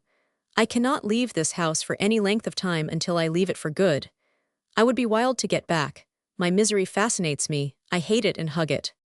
"I am sure that I do not understand you at all," said Nan, in a tone of despair. "No, and you never will," Margaret affirmed. "To understand you would have to feel as I do, and I hope you may be spared that experience all the days of your life." After a while Nan decided that Margaret would be more comfortable if she were alone, and so she bade her friend goodbye, and went downstairs, where she found Miss Fanny awaiting her somewhat impatiently. "Well, what is the trouble, child?" she asked. Nan shook her head. "I do not know Aunt Fanny, and I do not believe she knows herself." "But did not she give you some hintsome intimation? I do not want to be inquisitive, child, but if she's in trouble, I want to find some remedy for it. Pulaski is in a terrible state of mind about her, and I am considerably worried myself. We love her just as much as if she were our own, and yet we cannot go to her and make a serious effort to discover what is worrying her. She is proud and sensitive, and we have to be very careful. Oh, I hope we have done nothing to wound that child's feelings. It is not that, replied Nan. I asked her, and she said that you treated her too kindly. Well, sighed Miss Fanny, if she will not confide in us, she will have to bear her troubles alone. It is a pity, but sometimes it is best. And then there came a knock on the door, and it was so sudden and unexpected that Nan gave a jump. Chapter 29. Brittlebin finds his daughter. They's a gentleman out there what says he want her see Miss Brittlebin, said the housegirl who had gone to the door. I tol him they went no such lady here, but he say they is. It's that there Mr. Boren, the girl went on, and I did not know if you would let him go in the parlor. Yes, ask him in the parlor, said Miss Fanny, and then go upstairs and tell Miss Margaret that someone wants to see her. Oh yes'm, said the housegirl with a laugh, it's Miss Margaret, I clean forgot her other name. The rascal certainly has impudence, remarked Miss Fanny. Pulaski should know about this. Whereupon, she promptly called neighbor Tomlin out of the library, and he came into the room just as Margaret came downstairs. Wait one moment, Margaret, he said. It may be well for me to see what this man wants unless he paused. Do you know this Boring? No, I have heard of him. I have never even seen him that I know of. Then I will see him first, said neighbor Tomlin. He went into the parlor, and those who were listening heard a subdued murmur of voices. What is your business with Miss Brittlebin? Neighbor Tomlin asked, ignoring the proffered hand of the visitor. I am her father. Neighbor Tomlin stood staring at the man as if he were dazed. Brittlebin's face bore the unmistakable marks of alcoholism, and he had evidently prepared himself for this interview by touching the bottle, for he held himself with a swagger. Neighbor Tomlin said not a word in reply to the man's declaration. He stared at him, and turned and went back into the sitting room where he had left the others. Why, Pulaski, what on earth is the matter? Cried Miss Fanny, as he entered the room. You look as if you had seen a ghost. And indeed his face was white, and there was an expression in his eyes that Nan thought was most piteous. Go in, my dear, he said to Margaret. The man has business with you. And then, when Margaret had gone out, he turned to Miss Fanny. It is her father, he said. Well, I wonder what's he up to, remarked Miss Fanny. There was a touch of anger in her voice. She shall not go a step away from here with such a creature as that. She is her own mistress, sister. She is 20 years old, replied neighbor Tomlin. Well, she will be very ungrateful if she leaves us, said Miss Fanny, with some emphasis. Do not, sister, never use that word again. To me it has an ugly sound. We have had no thought of gratitude in the matter. If there is any debt in the matter, we are the debtors. We have not been at all happy in the way we have managed things. I have seen for some time that Margaret is unhappy, and we have no business to permit unhappiness to creep into this house. So said neighbor Tomlin, and the tones of his voice seemed to issue from the fountains of grief. Well, I am sure I have done all I could to make the poor child happy, Miss Fanny declared. I am sure of that, said neighbor Tomlin. If any mistake has been made, it is mine, and yet I have never had any other thought than to make Margaret happy. I know that well enough, Pulaski, Miss Fanny assented, and I have sometimes had an idea that you thought too much about her for your own good. That is true, he replied. He was a merciless critic of himself in matters both great and small, and he had no concealments to make. He was open as the day, except where openness might render others unhappy or uncomfortable. Yes, you are right, he insisted. I have thought too much about her happiness for my own good, and now I see myself on the verge of great trouble. If Margaret understood the situation, said Miss Fanny, I think she would feel differently. On the contrary, I think she understands the situation perfectly well. That is the only explanation of her troubles, which she has not sought to conceal. At that moment Margaret came to the door. Her face was very pale, almost ghastly indeed, but whatever trouble may have looked from her eyes before, they were clear now. She came into the room with a little smile hovering around her mouth. She had no eyes for anyone but Pulaski Tomlin, and to him she spoke. My father has come, she said. He is not such a father as I would have selected, still, he is my father. I knew him the moment I opened the door. He wants me to go with him, he says he is able to provide for me. He has claims on me. Have we none? Miss Fanny asked. More than anybody in the world, replied Margaret, turning to her, more than all the rest of the world put together. But I have always said to myself, she addressed neighbor Tomlin again, that if it should ever happen that I found myself unable to carry out your wishes, sir, it would be best for me to leave your roof, where all my happiness has come to me." She was very humble, both in speech and demeanor. Neighbor Tomlin looked at her with a puzzled and aggrieved expression. "Why, I do not understand you, Margaret," said Neighbor Tomlin. "What wish of mine have you found yourself unable to carry out?" "Only one, sir, but that was a very important one. You desired me to marry Mr. Bethune." "Why, you were never more mistaken in your life," replied Neighbor Tomlin with what Miss Fanny thought was unnecessary energy. "I may have suggested it. I saw you gloomy and unhappy, and I had observed the devotion of the young man. What more natural than for me to suggest that, Margaret? You are giving me a terrible wound." He turned and went into the library, and Margaret ran after him. It is probable that Nan knows better than any outsider what occurred then. It seems that Margaret, in her excitement, forgot to close the door after her, and Nan was sitting where she could see pretty much everything that happened. And she had a delicious little tale to tell her dear Johnny when she went home, a tale so impossible and romantic that she forgot her own troubles, and fairly glowed with happiness. But it is best not to depend too much on what Nan saw, though her sight was fairly good where her interests were enlisted. Margaret ran after Neighbor Tomlin and seized him by the arm. "Oh, I never meant to wound you," she cried, "you who have been so kind and so good. Oh, if you could only read my heart, you would forgive me, instantly and forever." "I can read my own heart," said Neighbor Tomlin, "and it has but one feeling for you." "Then kiss me goodbye," she said. "I am going with my father." "If I kiss you," he replied, "you will not go." She looked at him, and he at her, and she found herself in the focus of a light that enabled her to see everything more clearly. She caught his secret and he hers, and there was no longer any room for misunderstanding. Her father, weak as he was, had been strong enough to provide his daughter with a remedy for the only serious trouble, short of bereavement, that his daughter was ever to know. She refused to return to the parlor, where he awaited her. "Shall I go?" said Neighbor Tomlin.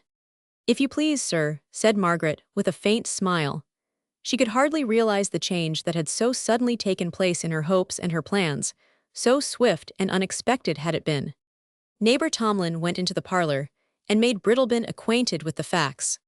"Margaret has changed her mind," said Neighbor Tomlin. "She thinks it is best to remain under the care and protection of those whom she knows better than she knows her father." "Why, she seemed eager to go a moment ago," said Brittlebin, "and you must remember that she is my daughter." Her friends could not forget that under all the circumstances, Neighbor Tomlin remarked dryly. "I believe her mind has been poisoned against me," Brittlebin declared. "That is quite possible," replied Neighbor Tomlin, "and I think you could easily guess the name of the poisoner." "May I see my daughter?" "That rests entirely with her," said Neighbor Tomlin. But Margaret refused to see him again. Since her own troubles had been so completely swept away, her memory reverted to all the troubles her mother had to endure, as the result of Brittlebin's lack of fixed principles, and she sent him word that she would prefer not to see him then or ever afterward. And so the man went away, more bent on doing mischief than ever, though he was compelled to change his field of operations. And then, after he was gone, a silence fell on the company. Nan appeared to be in a dazed condition, while Miss Fanny sat looking out of the window. Margaret, very much subdued, was clinging to Nan, and Neighbor Tomlin was pacing up and down in the library in a glow of happiness. All his early dreams had come back to him, and they were true. The romance of his youth had been changed into a reality. Margaret was the first to break the silence. She left Nan and went slowly to Miss Fanny and stood by her chair. "What do you think of me?" she said, in a low voice. For answer, Miss Fanny rose and placed her arms around the girl, and held her tightly for a moment, and then kissed her. "But I do think, my dear," she said with an effort to laugh, "that the matter might have been arranged without frightening us to death." "I had no thought of frightening you. Oh, I am afraid I had no thought for anything but my own troubles. Did you know? Did you guess? I knew about Pulaski, but I had to go away from home to learn the news about you. Madame Autry called my attention to it, and then with my eyes upon, I could see a great many things that were not visible before." "Why, how could she know?" cried Margaret. "I have talked with her not more than a half-dozen times." "She is a very wise woman," Miss Fanny remarked, by way of explanation. "Well, when I get in love, I will not visit Madame Autry," said Nan. "My dear, you have been there once too often," Miss Fanny declared. "Why, what has she been telling you?" inquired Nan, blushing very red. "I will not disclose your secrets, Nan," answered Miss Fanny. "I would thank you kindly, if I had any," said Nan. And then, suddenly, while Margaret was standing with her arms around Miss Fanny, she began to blush and show signs of embarrassment. "Nan," she said, "will you take a boarder for I do not know how long?" "Not for long, Nan. Say a couple of weeks." It was neighbor Tomlin who spoke as he came out of the library. "Oh, for longer than that," protested Margaret. "You must remember that I am getting old, child," he said very solemnly. "So am I, sir," she said archly. "I am quite as old as you are, I think." "This is the first quarrel," Nan declared, "and who knows how it will all end. You are to come and stay as long as you please, and then after that you are to stay as long as I please." "I declare, Nan, you talk like an old woman," exclaimed Miss Fanny, whereupon Nan laughed and said she had to be serious sometimes. And so it was arranged that Margaret was to stay with Nan for an indefinite period. "I hope you will come to see me occasionally, Mr. Tomlin, and you too, Aunt Fanny," she said with mock formality. "We shall have days for receiving company, just as the fine ladies do in the cities, and you will have to send in your cards." The two young women refused to go in the carriage. "It is so small and stuffy," said Margaret to neighbor Tomlin, "and today I want to be in the fresh air. If you please, sir, do not look at me like that, or I can never go." She went close to him. "Oh, is it all true? Is it really and truly true, or is it a dream?" "It is true," he said, kissing her. "It is a dream, but it is my dream come true." "I did not think," she said, as she went along with Nan, "that the world was as beautiful as it seems to be today." "Mr. Sanders says," replied Nan, "that it is the most comfortable world he has ever found. But somehow, well, you know we cannot all be happy the same way at the same time." "Your day is still to come," said Margaret, "and when it does, I want to be there." "You say that," remarked Nan, "but you know you would have felt better if you had not had so much company. For a wonder Tasmatid would not go in the house with me. She said something was happening in there." Now, how did she know? Tasmatid had joined them as they came through the gate, and now Nan turned to her with the question. We know dem trouble wn we see d ain't no trouble now, she done gone at trouble. But yan come mo. She pointed to Miss Polly Gaither, who came toddling along with her workbag and her turketail fan. "Howdy, girls, I am truly glad to see you. You are looking well, both of you, and health is a great blessing. I have just been to Lucy Lumsden's, Nan, and she thinks a great deal of you. I could tell you things that would turn your head. But I am really sorry for Lucy, she's almost as lonely as I am. They say Gabriel is sure to be dealt with. I am told there is no other way out of it. Have you two heard anything?" Margaret and Nan shook their heads, but gestures of that kind were not at all satisfactory to Miss Polly. "They say that little Cephas was sent down to prepare Gabriel for the worst. But I did not say a word about that to Lucy, and if you two girls go there, you must be very careful not to drop a word about it. Lucy is getting old, and she cannot bear up under trouble as she used to could. She has aged wonderfully in the past few weeks. Do not you think so, Nan?" She held up her ear trumpet as she spoke, and Nan made a great pretense of yelling into it, though not a sound issued from her lips. Miss Polly frowned. "Do not talk so loud, my dear, you will make people think I am a great deal deafer than I am. But you always would yell at me, though I have asked you a dozen times to speak only in ordinary tones. Well, I do not agree with you about Lucy. She has broken terribly since Gabriel was carried off. She is not the same woman, she takes no interest in affairs at all. I told her a piece of astonishing news, and she paid no more attention to it than if she had not heard it, and she did not used to be that way. Well, we all have our troubles, and you too will have yours when you grow a little older. That is one thing of which there is always enough left to go around. The supply is never exhausted." After delivering this truism, Miss Polly waved her turketail fan as majestically as she knew how, and went toddling along home. Miss Polly was a kind-hearted woman, but she could not resist the inclination to gossip and tattle. Her tattle did no harm, for her weakness was well advertised in that community, but unfortunately, her deafness had made her both suspicious and irritable. When in company, for instance, she insisted on feeling that people were talking about her when the conversation was not carried on loud enough for her to hear the sound of the voices, if not the substance of what was said, and she had a way of turning to the one closest at hand, with the remark, "They should have better manners than to talk of the afflictions of an old woman, for it is not at all certain that they will escape." Naturally, this would call out a protest on the part of all present, whereupon Miss Polly would shake her head, and remark that she was not as deaf as many people supposed. That, in fact, there were days when she could hear almost as well as she heard before the affliction overtook her. I wonder, said Nan, whose curiosity was always ready to be aroused, what piece of astonishing news Miss Polly has been telling Grandmother Lumsden. Perhaps she has told her of the events of the morning at Mr. Tomlin's. That is absurd, Nan, Margaret declared. Still, it would make no difference to me. He was the only person that I ever wanted to hide my feelings from. I never so much as dreamed that he could care for me and, oh, Nan, suppose that he should be pretending simply to please me. You goose, cried Nan. Whoever heard of that man pretending or trying to deceive anyone? If he was a young man now, it would be different. Not with all young men, Margaret asserted. There is Gabriel Tolliver, I do not believe he would deceive anyone. Oh, Gabriel, but why do you mention Gabriel? Because his eyes are so beautiful and honest, answered Margaret. But Nan tossed her head. She would never believe anything good about Gabriel unless she said it herself or thought it, for she could think hundreds, yes, thousands, of things about Gabriel that she would not dare to breathe aloud, even though there was no living soul within 100 miles. And that fact needn't make Gabriel feel so awfully proud, for there were other persons and things she could think about. Ah well, love is such a restless, suspicious thing, such an irritating, foolish, freakish, solemn affair, that it is not surprising the two young women were somewhat afraid of it when they found themselves in its clutches. Chapter 30. Miss Polly has some news.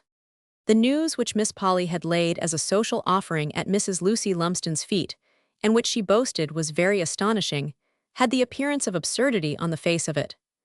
Miss Polly, with her work-bag and her turketail fan, had paid a very early visit to the Lumsden place. She went in very quietly, greeted her old friend in a subdued manner, and then sat staring at her with an expression that Mrs. Lumsden failed to understand.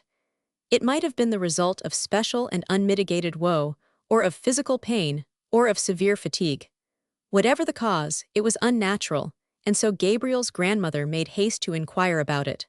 Why, what in the world is the matter, Polly? Are you ill? At this Miss Polly acted as if she had been aroused from a dream or a reverie.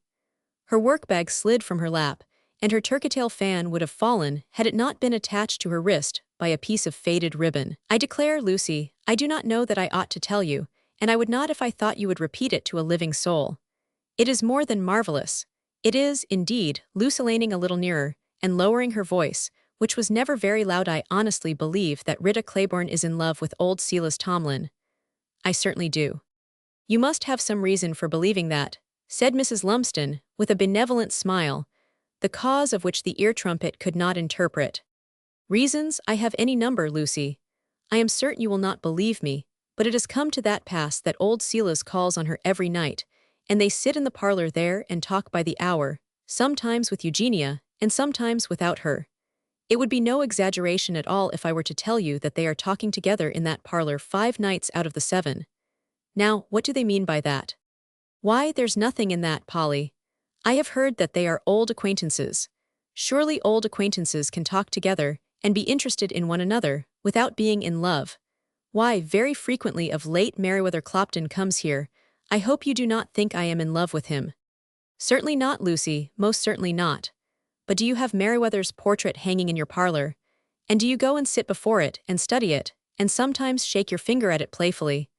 I tell you, Lucy, there are some queer people in this world, and Rita Claiborne is one of them. She is excellent company, said Mrs. Lumsden. She is, Miss Polly assented. She is full of life and fun, she sees the ridiculous side of everything, and that is why I cannot understand her fondness for old Silas. It is a way beyond me. Why, Lucy, she treats that portrait as if it were alive. What she says to it, I cannot tell you, for my hearing is not as good now as it was before my ears were affected. But she says something, for I can see her lips move and I can see her smile. My eyesight is as good now as ever it was. I am telling you what I saw, not what I heard. The way she went on over that portrait was what first attracted my attention, but for that I would never have had a suspicion. Now, what do you think of it, Lucy? Nothing in particular. If it is true, it would be a good thing for Silas. He is not as mean as a great many people think he is.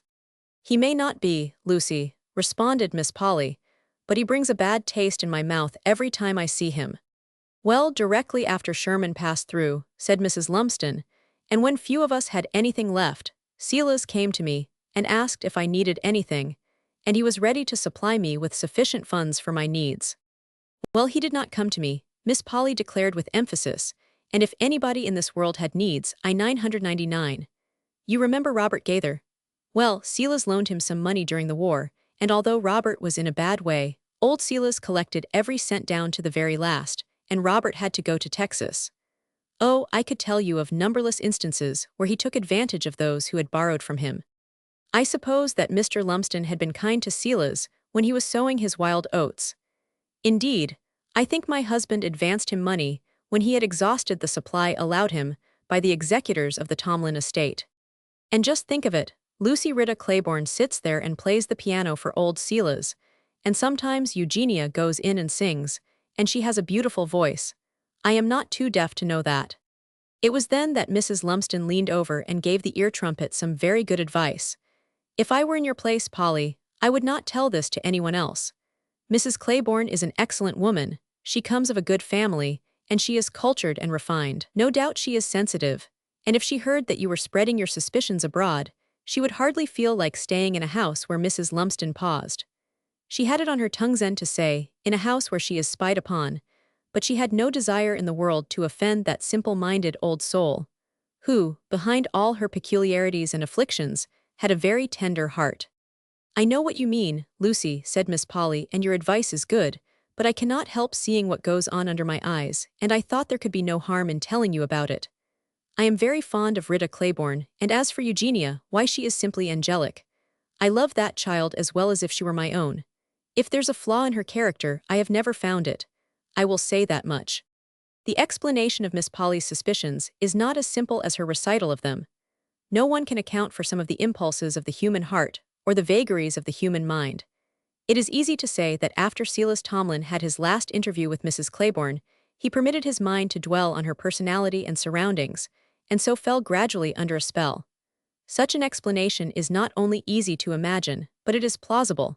Nevertheless, it would not be true. There is a sort of tradition among the brethren who deal with character, in fiction, that it must be consistent with itself. This may be necessary in books, for it sweeps away at one stroke 10,000 mysteries and problems that play around the actions of every individual, no matter how high, no matter how humble. How often do we hear it remarked in real life that the actions of such and such an individual are a source of surprise and regret to his friends? And how often in our own experience have we been shocked by the unexpected as it crops out in the actions of our friends and acquaintances? For this and other reasons, this chronicler does not propose to explain Silas's motives and movements, and try to show that they are all consistent with his character, and that, therefore, they were all to be predicated from the beginning. What is certainly true is that Silas was one day stopped in the street by Eugenia, who inquired about Paul. He looked at the girl very gloomily at first, but when he began to talk about the troubles of his son, he thawed out considerably. In this case, Eugenia's sympathies abounded, in fact were unlimited, and she listened with dewy eyes to everything Silas would tell her about Paul. You must not think too much about Paul, remarked Silas grimly, as they were about to part. Thank you, sir, replied Eugenia with a smile. I will think just enough and no more. But it was my mother that told me to ask about him if I saw you. She is very fond of him. You never come to see us now, the sly creature suggested. Silas stared at her before replying, and tried to find the gleam of mockery in her eyes, or in her smile. He failed, and his glances became shifty again. Why, I reckon she would kick me down the steps if I called without having some business with her. If you were to ask her who her worst enemy is, she would tell you that I am the man. Well, sir, replied Eugenia archly, I have been knowing mother a good many years, but I have never seen her put anyone out of the house yet. We were talking about you today, and she said you must be very lonely, now that Paul is away, and I know she sympathizes with those who are lonely. I have heard her say so many a time. Yes, that may be true, remarked Silas, but she has special reasons for not sympathizing with me. She knows me a great deal better than you do. I am afraid you misjudge us both, said Eugenia demurely. If you knew us better, you would like us better. I am sure of that. Humph, grunted Silas. Then looking hard at the girl, he bluntly asked, Is there anything between you and Paul? A good many miles, sir, just now, she answered, making one of those retorts that Paul thought so fine. Yes, you are right, a good many miles. Well, there cannot be too many. I think you are cruel, sir.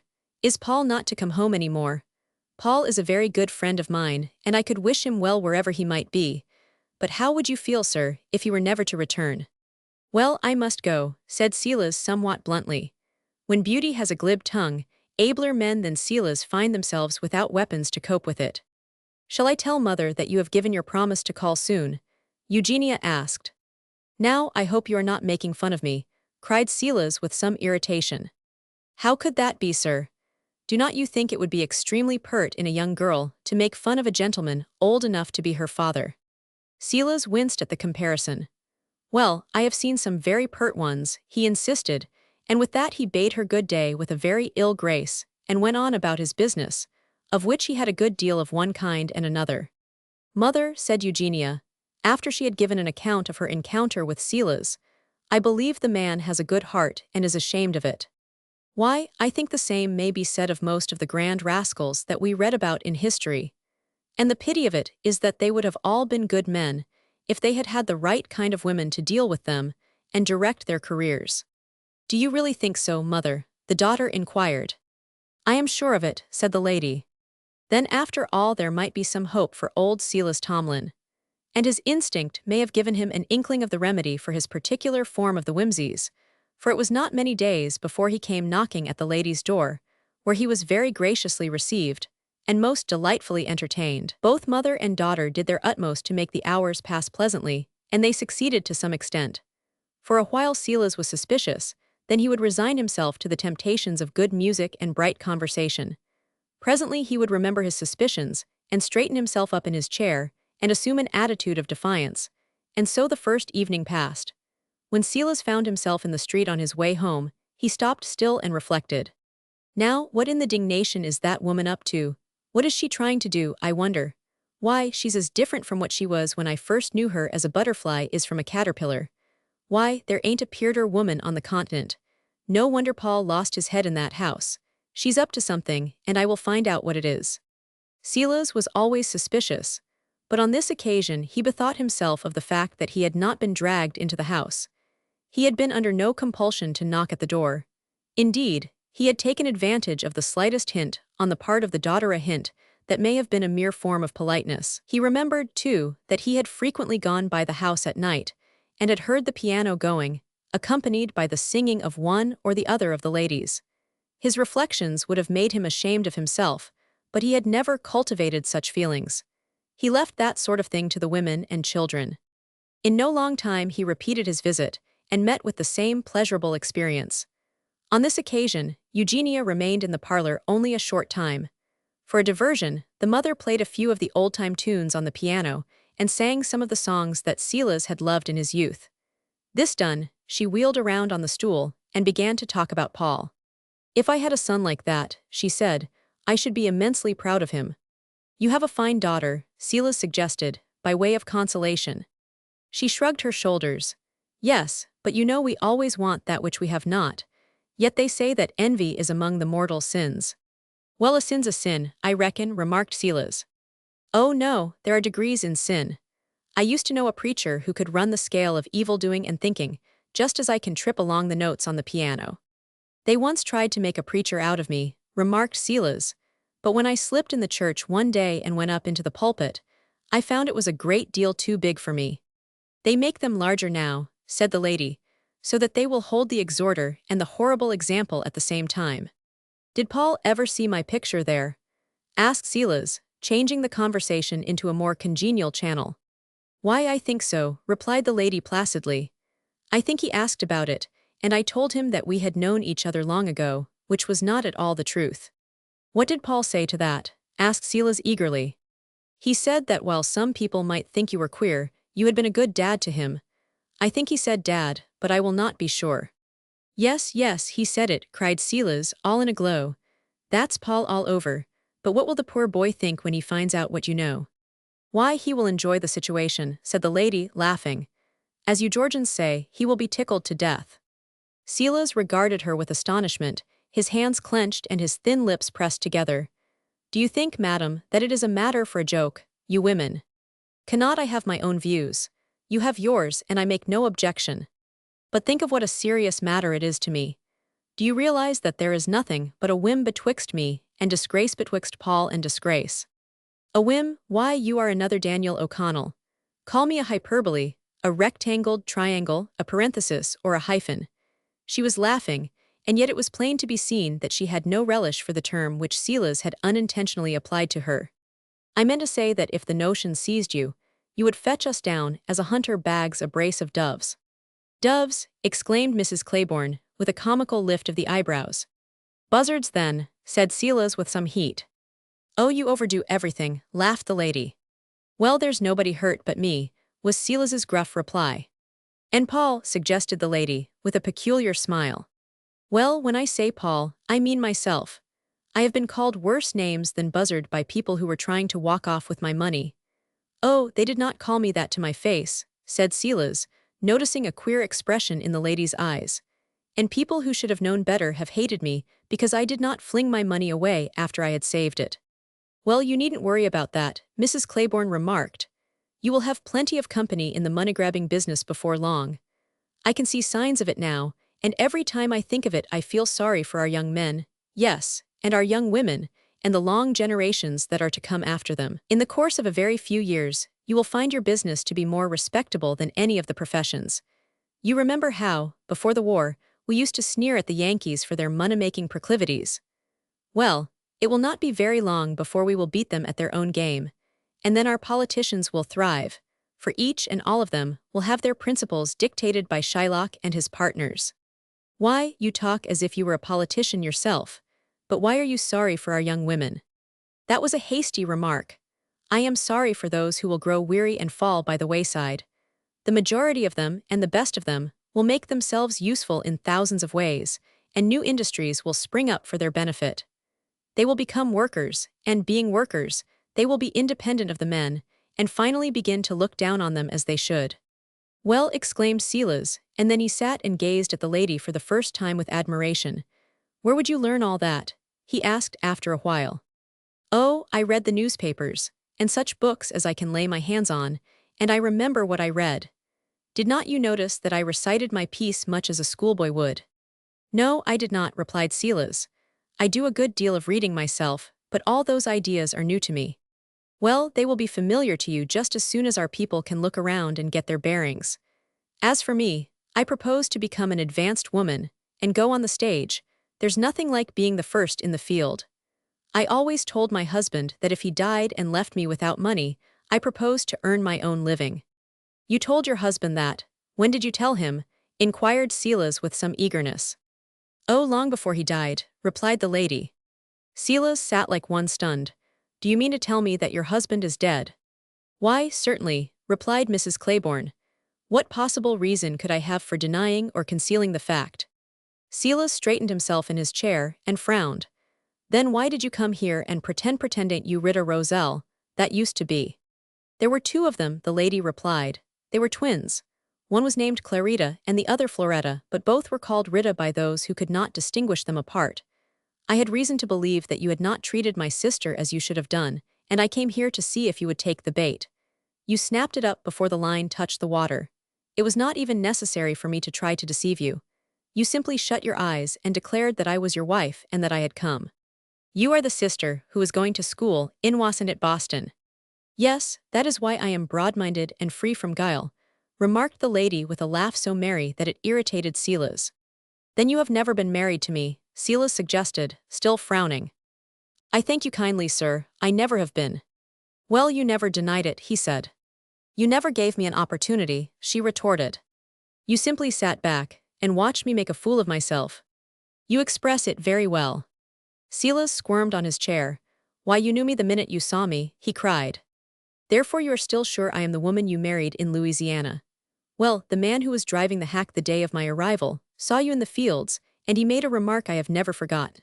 He said she mimicked Mr. Goodlet as well as she could well, dang my hide. Ef thar ain't old Silas Tomlin out huntin', ef he shoots and misses he will pull all his hair out. Why, I asked. Because he cannot afford to waste a load of powder and shot. Silas tried to smile. He knew that the point of Mr. Goodlet's joke was lost on the lady. Silas tried to smile, but the effort was too much for him, and he frowned instead.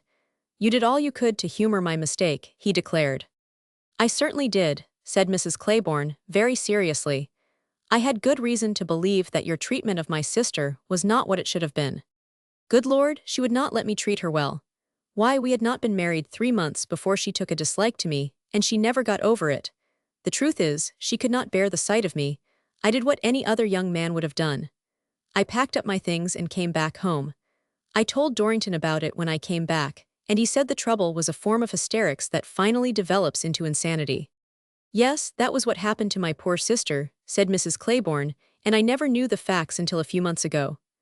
Our aunt, always contended that you were the cause of it all.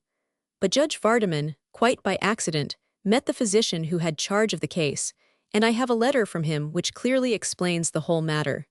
Silas Tomlin sat silent for a long time, his gaze fixed on the floor. Well, well, here I have been going on for years under the impression that I was partly responsible for that poor girl's troubles, and it has been a nightmare riding me every minute that I had time to think. He stood up, stretched his arms above his head, and drew a long breath. I thank you for laying my ghost, and I will bid you good night. Chapter 31. Mr. Sanders receives a message. The demeanor of Mr. Sanders about this time was a 7 days' wonder in Shady Dale. As Mrs. Absalom declared, he had tucked his good humor under the bed, and was now going about in a state of gloom. This at least was the general impression, but Mr. Sanders was not gloomy. He was filled to the brim with impatience, and was to be seen constantly walking the streets, or occupying his favorite seat on the courthouse steps, the seat that had always attracted him when he was communing with John Barleycorn. But he and John Barleycorn were strangers now. They were not on speaking terms. He avoided the companionship of those who were in the habit of seeking him out to enjoy his drolleries, and various rumors flew about as to the cause of his apparent troubles. He was on the point of joining the church, having had enough of the world's sinfulness. He had lost the money he made by selling cotton directly after the war. He had been jilted by some buxom country girl. In short, when a man is as prominent in a community as Mr. Sanders was in Shady Dale, he must pay such penalty as gossip levies when his conduct becomes puzzling or problematical. The tittle-tattle of the town ran in a different direction when someone discovered that the racking roan was tied every day to the rack behind the courthouse. Then the gossips were certain that the Yankees were after Mr. Sanders, and his horse was placed close at hand in order to give him an opportunity to escape. Mr. Sanders apparently confirmed this rumor when he told Cephas to take the horse to Clopton's, should he find the animal standing at the rack after sundown. As Mr. Sanders walked about, or sat on the courthouse steps, he wondered if he had made all the arrangements necessary to the scheme he had in view. Hundreds and hundreds of times he went over the ground in his mind, and reviewed every step he had taken, trying to discover if anything had been omitted, or if there were any flaw in the plan he proposed to follow. He had made all his arrangements beforehand. He had made a visit to Malvern, and remained there several days. He had met the mayor of the city, the chief of police, and the latter had casually introduced him to the chief of the fire department. Mr. Sanders accounted himself very fortunate in making the acquaintance of the fire chief, who was what might be termed one of the unreconstructed. He was something more than that. He was an irreconcilable, who would have been glad of an opportunity to take up arms again. This official took an eager interest in the scheme which Mr. Sanders had in view. In fact, as he said himself, it was a personal interest. He invited Mr. Sanders to the headquarters of the fire department. I will tell you why I want you to come, he said. There's a man in my office, or he will be there when we arrive, who is likely to take as much interest in this thing as I could not take more, and I want him to hear your plan. Have you ever heard of Captain Buck Sanford? Mr. Sanders paused in the street and stared at the fire chief. Heard of him? Well, I should say, he's the feller that fights a duel before breakfast to get up an appetite. Well, well, how many men has Buck Sanford winged? Oh, quite a number, but not as many as he gets credit for. He comes in my private office every morning, and he's a great help to me.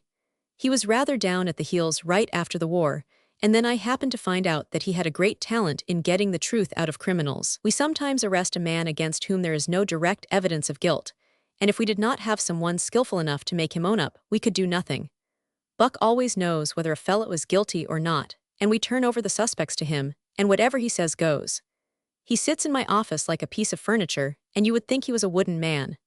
Now you go down with me and go over your scheme so that Buck can hear you, and whatever he says will be the thing to do.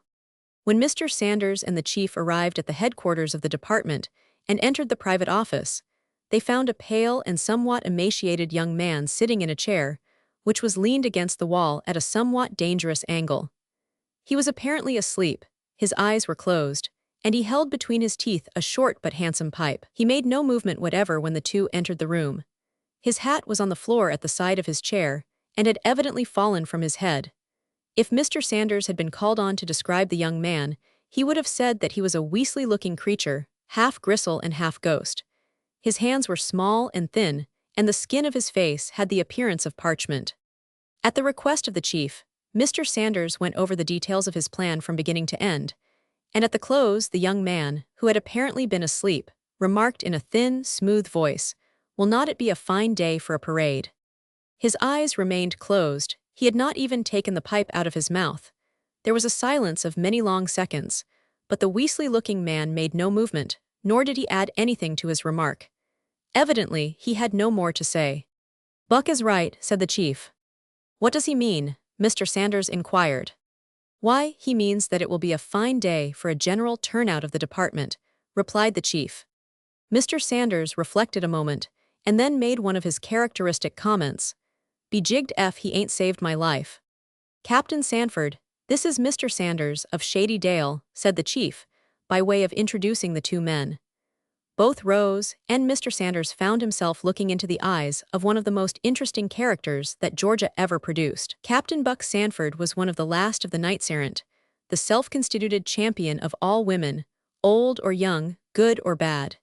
He said of himself, with some drollery, that he was one of the scavengers of society, and he declared that the job was important enough to command a good salary. No man in his hearing ever used the name of a woman too freely without answering for it, and it made no difference whether the woman was rich or poor, good or bad. Otherwise, he was the friendliest and simplest of men, as modest as a woman, and entirely unobtrusive. His duel with Colonel Conrad Esperi, one of the most sensational events in the annals of dueling, owing to the fact that the weapons were shotguns at 10 paces, was the result of a remark the colonel had made about a lady whom Sanford had never seen. But so far as the general public knew, it grew out of the fact that the colonel had spilled some water on Sanford's pantaloons. "Well, sir," said Mr. Sanders, "I have heard tell of you many a time, and I am right down glad to see you." "You have not heard much good of me, I reckon," Captain Sanford remarked. "Yes, not so very long ago, I heard a fine old lady say that if they was more Buck Sanfords, the women would be better off." A faint color came into the face of the duelist. "Is that so?" he asked with some eagerness. "It's just like I tell you, and the lady was Lucy Lumsden, the grandmother of this chap that we are trying to get out in trouble." "I wonder if Tomlin Purdue would not let me into the row?" inquired Captain Sanford. "You see, it's this way. If the boy cannot break away, it would be well for a serious accident to happen, and in that case, you will need a man that's perfectly willing to bear the brunt of such an accident." "We will see about that," said Mr. Sanders. "Suppose it's a rainy day, Buck, what then?" asked the chief. "And you a grown man," exclaimed Mr. Sanford sarcastically. "Did you ever hear of a false alarm, or were you at a Sunday school picnic when it was rung in? Oh, I am going to get a blacksmith and have your head worked on," and with that, Captain Buck Sanford turned on his heel and went out. "I know Buck was pleased with your plan," the chief declared. "He nodded at me a time or two when you was not looking. If you can work him into the row, it will tickle him mightily. He ain't flighty, he never gets mad, and he always knows just what to do and when to shoot." Thus, long before he became impatient enough to walk the streets, or seek consolation on the courthouse steps, which he called his liquor post, Mr. Sanders had made all the arrangements necessary to the success of his scheme. He had sent a suit of clothes to a friend in Malvern. He had shipped 3 bales of cotton to the firm of Vardaman and Stark, who had been informed of the use to which Mr. Sanders desired to put it. He had hired an ox cart, and made a covered wagon of it, and the yoke of oxen he proposed to use had been driven through the country and were now at Malvern. In short, no matter how deeply Mr. Sanders might ponder over the matter, there was nothing he could think of to add to the details of the arrangement that he had already made. One morning, while Nan, who was on her way to borrow a book from Eugenia Claiborne, was leaning on the courthouse fence talking to Mr. Sanders, Tasma Tidd cried out, "Yonner de come. Yonner de come." The African, who had heard the rumor that the Yankees were after Mr. Sanders, concluded that this was the advance guard, and she therefore sounded the alarm. But only a solitary rider was in sight, and he was coming as fast as a tired horse could fetch him. By the time this rider had reached the public square, Mr. Sanders had mounted the racking roan and was awaiting him. The rider was no other than Colonel Blasingame, who had insisted on bringing the message himself. He was the bearer of a telegram addressed to Major Purdue. Consignment will be shipped tomorrow night. Reach Malvern next morning. Invoice by mail. This was signed by the firm of factors with whom Meriwether Clopton had had dealings for many years. It was the form of announcement that had been agreed on, and to Mr. Sanders the message read, "The prisoners will go to Atlanta tomorrow night, and they will reach Malvern the next morning. This information can be relied on." "It's a joy to see you, Colonel," cried Mr. Sanders. One more day of waitin' would have pulled the rivets out. "You know Miss Nan Dorrington, do not you, Colonel Blasingame? I lay you used to dandle her on your knee when she was a baby." The colonel bowed lower to Nan than if she had been a queen. "You are not to go to the tavern," remarked Mr. Sanders. "Meriwether Clopton wants the messenger to go straight to his house, and he will be all the gladder because it's you. Gus Tidwell will drive you home in his buggy in the cool of the evenin', and you can leave your hoss at Clopton's for a day or two. If you see Tidwell, Nan, please tell him that the colonel is at Clopton's. I reckon you will be willin' to bus me, honey, the next time you see me." "If you have earned it, Mr. Sanders," said Nan, trying to smile. Thereupon, Mr. Sanders waved his hand miscellaneously, as he would have described it, and moved away at a clipping gait, stirring up quite a cloud of dust as he went. He reached Halcyondale, and at once sought out Major Tomlin Purdue, and found that a telegram had already been sent to Captain Buck Sanford, whose prompt reply over the wire had been, "All skew v," which was as satisfactory as any other form of reply would have been, more so, perhaps, for it showed that the captain was in high good humor. Mr. Tidwell and Colonel Blasingame arrived in time to eat a late supper, and the next morning found them all ready to take the train for Malvern. Major Purdue and Mr. Sanders were in high feather. Somehow their spirits always rose when a doubtful issue was to be faced. On the other hand, Colonel Blasingame and Mr. Tidwell were somewhat thoughtful. The colonel, because he had an idea that they were trying to crowd him into a back seat, as he expressed it, and Mr. Tidwell because it had occurred to him that his presence might tend to jeopardize the case of his son. They were not gloomy. On the contrary, they were cheerful, but their spirits failed to run as high as those of Mr. Sanders and Major Purdue, who were engaged all the way to Malvern in relating anecdotes and narrating humorous stories. It seemed that everything either one of them said reminded the other of a story or a humorous incident, and they kept the car in a roar until Malvern was reached. Mr. Sanders did not go at once to the hotel, but turned his attention to the various details which he had arranged for.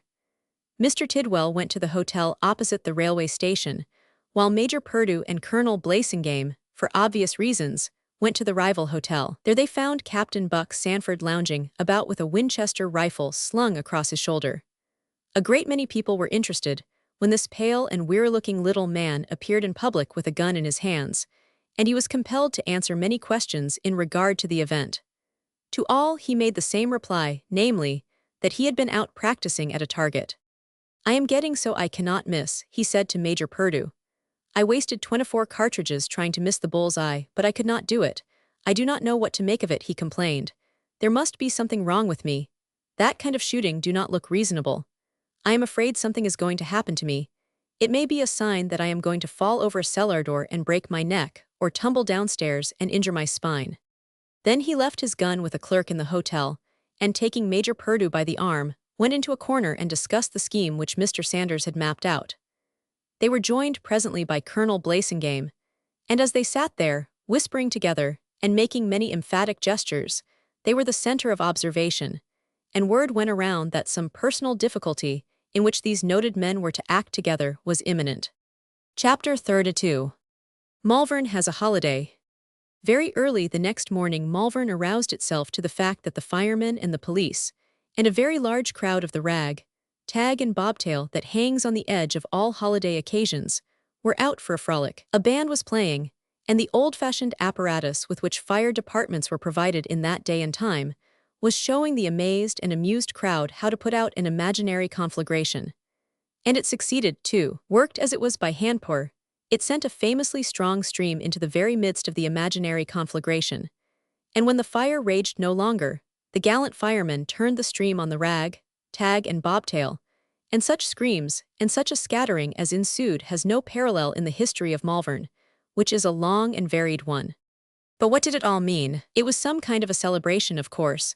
But why then did the Malvern Recorder, one of the most enterprising newspapers in the state, as its editors and proprietors were willing to admit, why then did the Recorder fail to have an appropriate announcement of an event so interesting and important? Was our public press, the palladium of our liberties, losing its prestige and influence? Certainly it seemed so, when such an affair as this could be devised and carried out without an adequate announcement in the organ of public opinion. After a while there was a lull in the display. The chief, who was stationed near the depot, received authoritative information that the train from Savannah was approaching. He waved his trumpet, and the firemen formed themselves into a procession and passed twice in review before their chief, and then halted with their hose reels and their hook and ladder wagons almost completely blocking up the entrance to the station.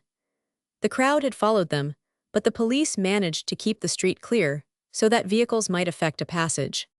It was well that the officers of the law had been thus thoughtful in the matter. Otherwise a countryman, who chanced to be coming along just then, would have found it difficult to drive his team even halfway through the jam. He was a typical Georgia farmer in his appearance. He wore a wide straw hat to preserve his complexion, a homespun shirt and jeans trousers, the latter being held in place by a dirty pair of homemade suspenders.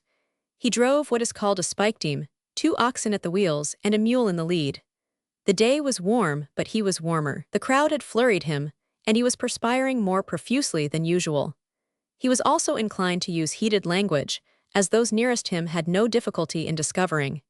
In fact, he was willing to make a speech, as the crowd into which he was wedging his team grew denser and denser. It was observed that when the crowd really impeded the movements of his team, he had a way of touching the mule in the flank with the long whip he carried.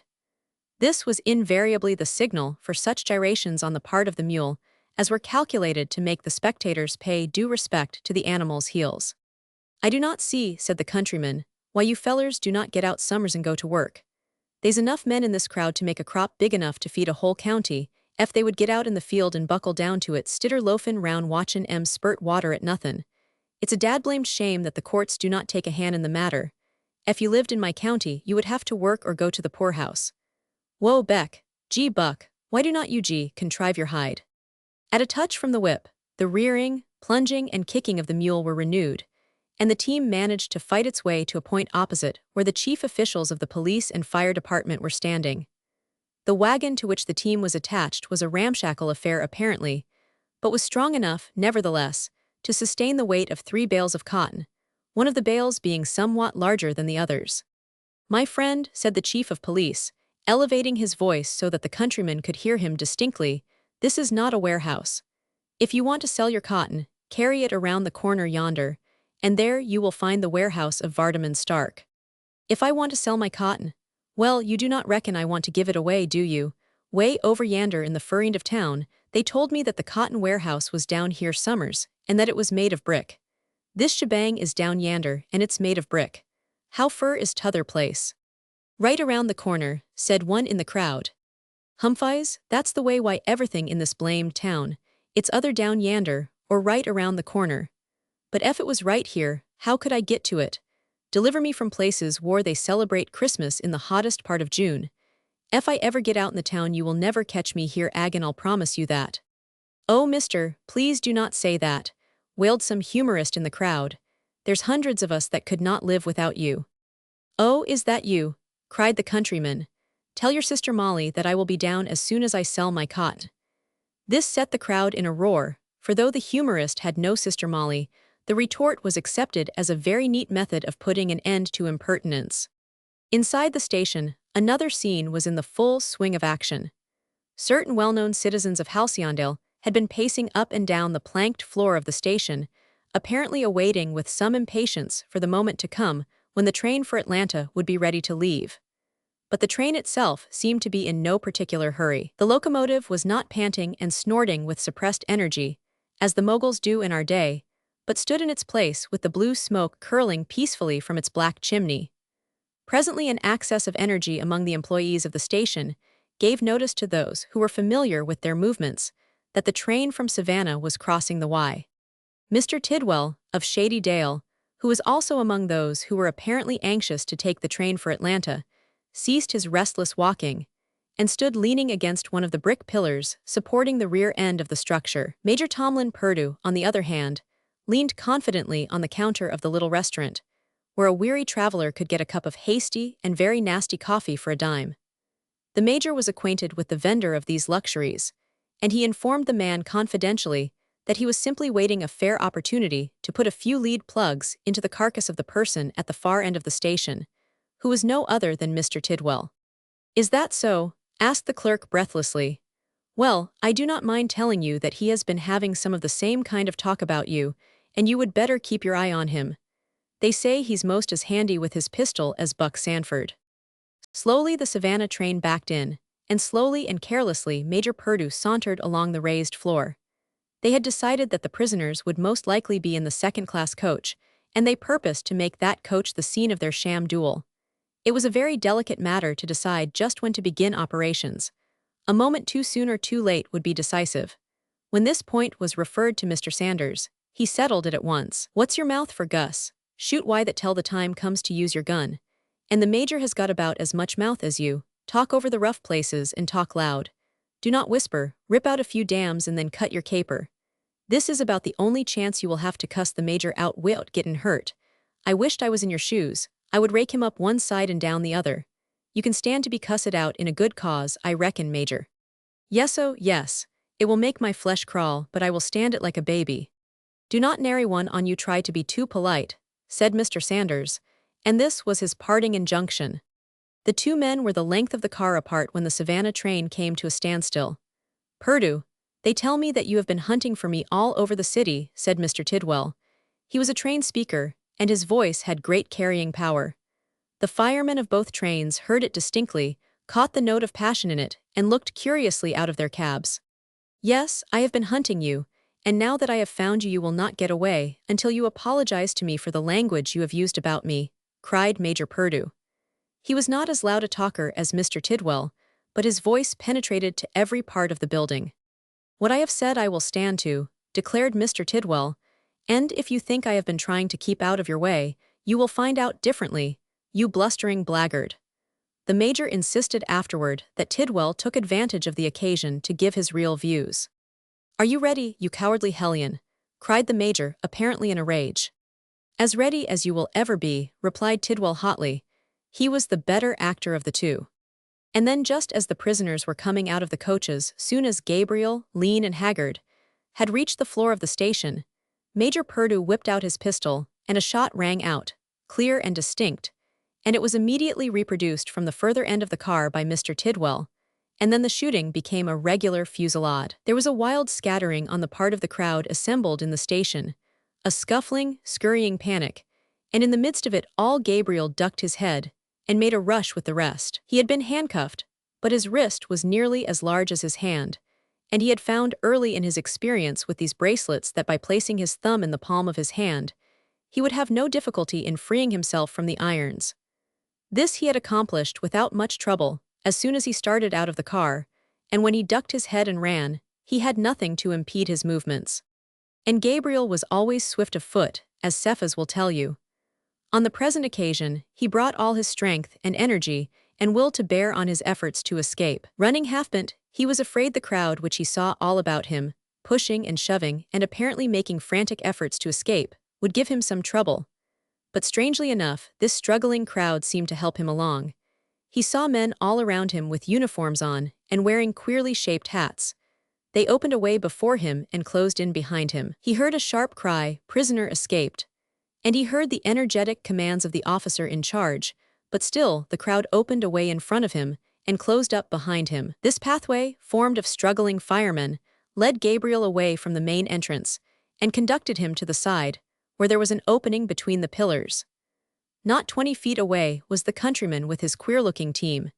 He was still complaining of the way he had been taken in by the town fellers who had told him that the station was a cotton warehouse. Gabriel recognized the voice and ran toward it, jumped into the wagon, and crawled under the cover. "Now here, no here," cried the countryman, "you kin rob me of my money and make a fool out me about your cotton warehouses, but be jigged if I will let you take my wagon and team. I dunno what you are up to, but you will have to get out my wagon." With that he stripped the cover from the top, and lo, there was no one there. He turned to the astonished crowd with open mouth. "Where in the nation did he go?" he cried. There was no answer to this, for the spectators were as much astonished as Mr. Sanders professed to be. The man who had crawled under the wagon cover had disappeared.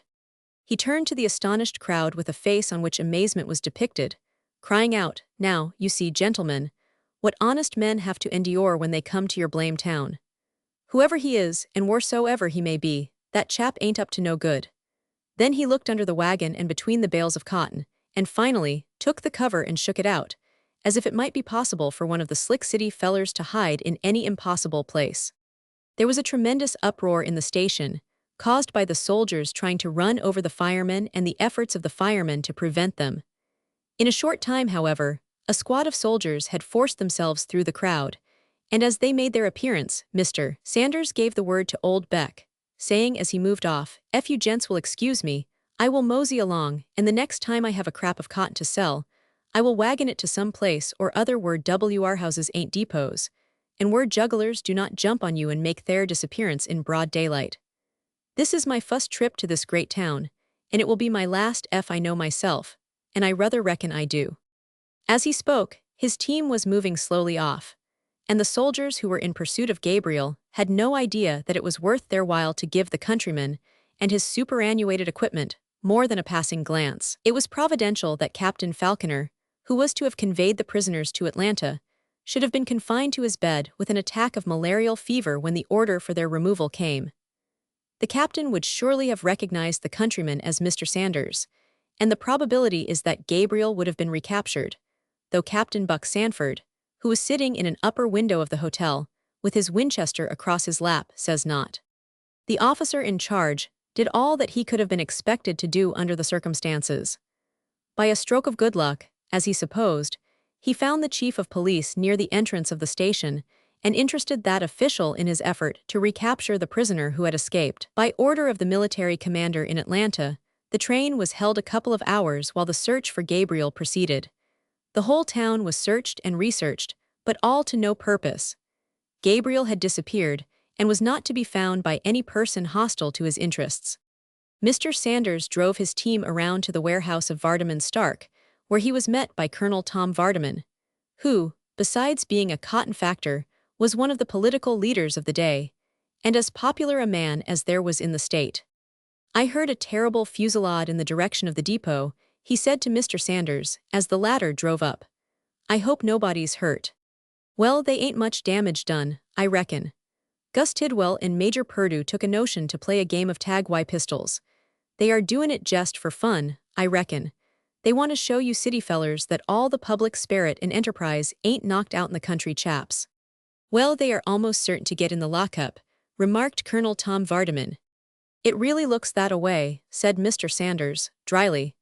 "The chief of police was standin' in front of the depot, and every time a gun'd go off he would wink at me."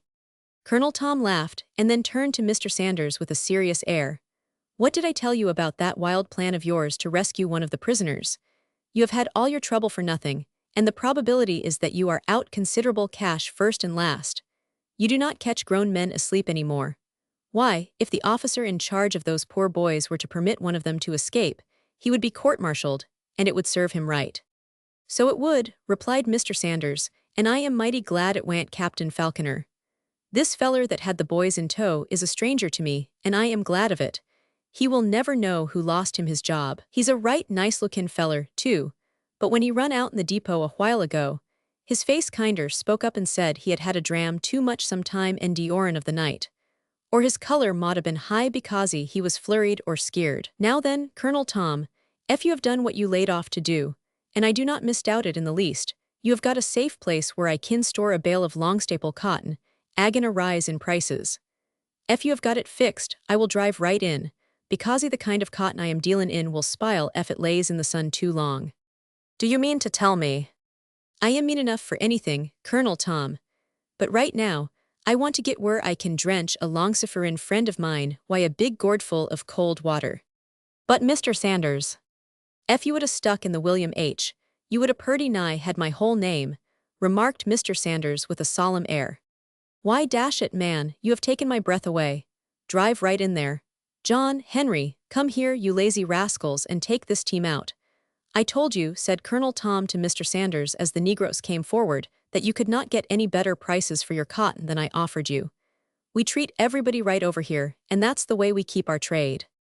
The two Negroes were detailed to convey the mule and the oxen to the stable where Mr. Sanders had arranged for their keep, as he termed it, and as soon as they were out of sight, Mr. Sanders went to the rear of the wagon and said playfully, "Peep eye, Gabriel." Receiving no answer, he was suddenly seized with the idea that the young man had suffocated behind the loose cotton, which was intended to conceal him. But no such thing had happened. Gabriel had plenty of breathing room, and the practical and unromantic rascal was sound asleep. His quarters were warm, but the sweatboxes at Fort Pulaski were hotter. It was very fortunate for Gabriel that the reaction from the strain under which he had been took the blessed shape of sleep.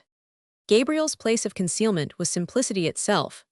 With his own hands, Mr. Sanders had constructed a stout box of oak boards, and around this he had packed cotton until the affair, when complete, had the appearance of an extra-large bale of cotton, covered with bagging, and roped as the majority of cotton bales were in those days.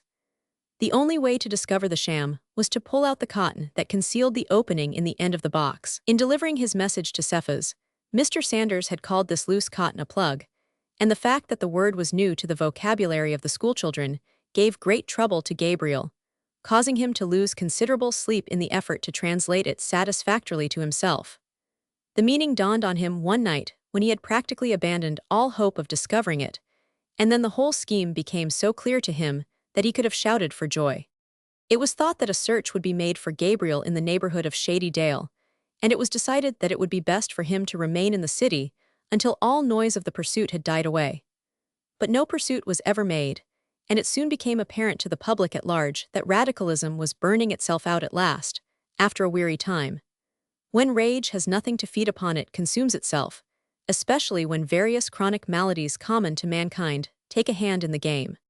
Not only was no pursuit made of Gabriel, but the detachment of federal troops which had been stationed at Shady Dale was withdrawn. The young men who had been arrested with Gabriel were placed on trial before a military court, but with the connivance of counsel for the prosecution, the trial dragged along until the military commander issued a proclamation announcing that civil government had been restored in the state, and the prisoners were turned over to the state courts.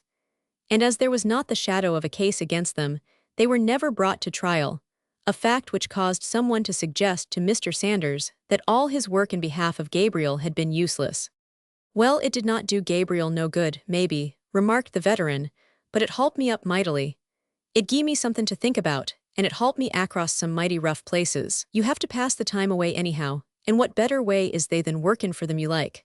Why, I knowed a gal, and a mighty fine one she was, who knit socks for a feller she had took a fancy to. The feller died, but she went right ahead why her knittin' just the same. Now, that did not do the feller a mite of good, but it holped the gal up mightily." Chapter 3. Gabriel as an orator. The Malvern recorder was very kind to Gabriel, and said nothing in regard to his escape.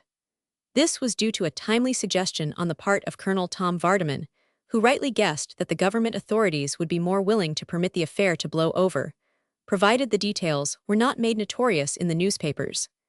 As the result of the colonel's discretion, there was not a hint in the public press that one of the prisoners had eluded the vigilance of those who had charge of him. There was a paragraph or two in the recorder, stating that the Shady Dale prisoners, victims of federal tyranny, had passed through the city on their way to Atlanta, and a long account was given of their sufferings in Fort Pulaski.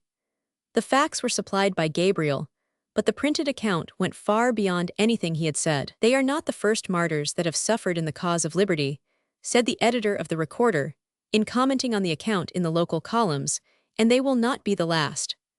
Let the radicals do their worst.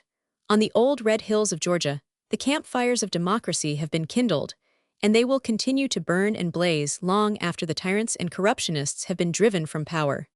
Gabriel read this eloquent declaration somewhat uneasily. There was something in it, and something in the exaggeration of the facts that he had given to the representative of the paper that jarred upon him. He had already, in his own mind, separated the government and its real interests from the selfish aims and desires of those who were temporarily clothed with authority, and he had begun to suspect that there might also be something selfish behind the utterances of those who made such vigorous protests against tyranny. The matter is hardly worth referring to in these days, when shams and humbugs appear before the public in all their nakedness. But it was worth a great deal to Gabriel to be able to suspect that the champions of constitutional liberty and the defenders of popular rights, in the great majority of instances, had their eyes on the fleshpots. The suspicions he entertained put him on his guard at a time when he was in danger of falling a victim to the rhetoric of orators and editors, and they preserved him from many a mistaken belief.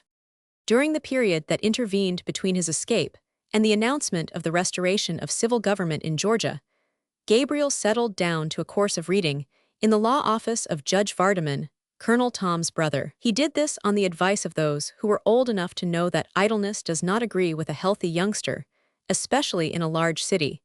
His experience in Judge Vardaman's office decided his career.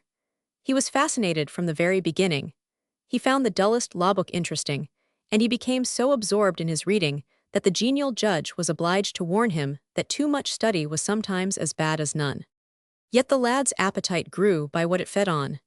A new field had been opened up to him, and he entered it with delight. Here was what he had been longing for, and there were moments when he felt sure that he had heard delivered from the bench, or had dreamed, the grave and sober maxims and precepts that confronted him on the printed page. He pursued his studies in a state of exaltation that caused the days to fly by unnoted. He thought of home, and of his grandmother, and a vision of Nan sometimes disturbed his slumbers. But for the time being there was nothing real but the grim commentators and expounders of the common law. When Mr. Sanders returned home, bearing the news of Gabriel's escape, Nan Dorrington laid siege to his patience, and insisted that he go over every detail of the event, not once but a dozen times. To her it was a remarkable adventure, which fitted in well with the romances which she had been weaving all her life. How did Gabriel look when he ran from the depot at Malvern? Was he frightened? And how in the world did he manage to get in the wagon, and crawl on the inside of the sham bale of cotton, and hide so that nobody could see him?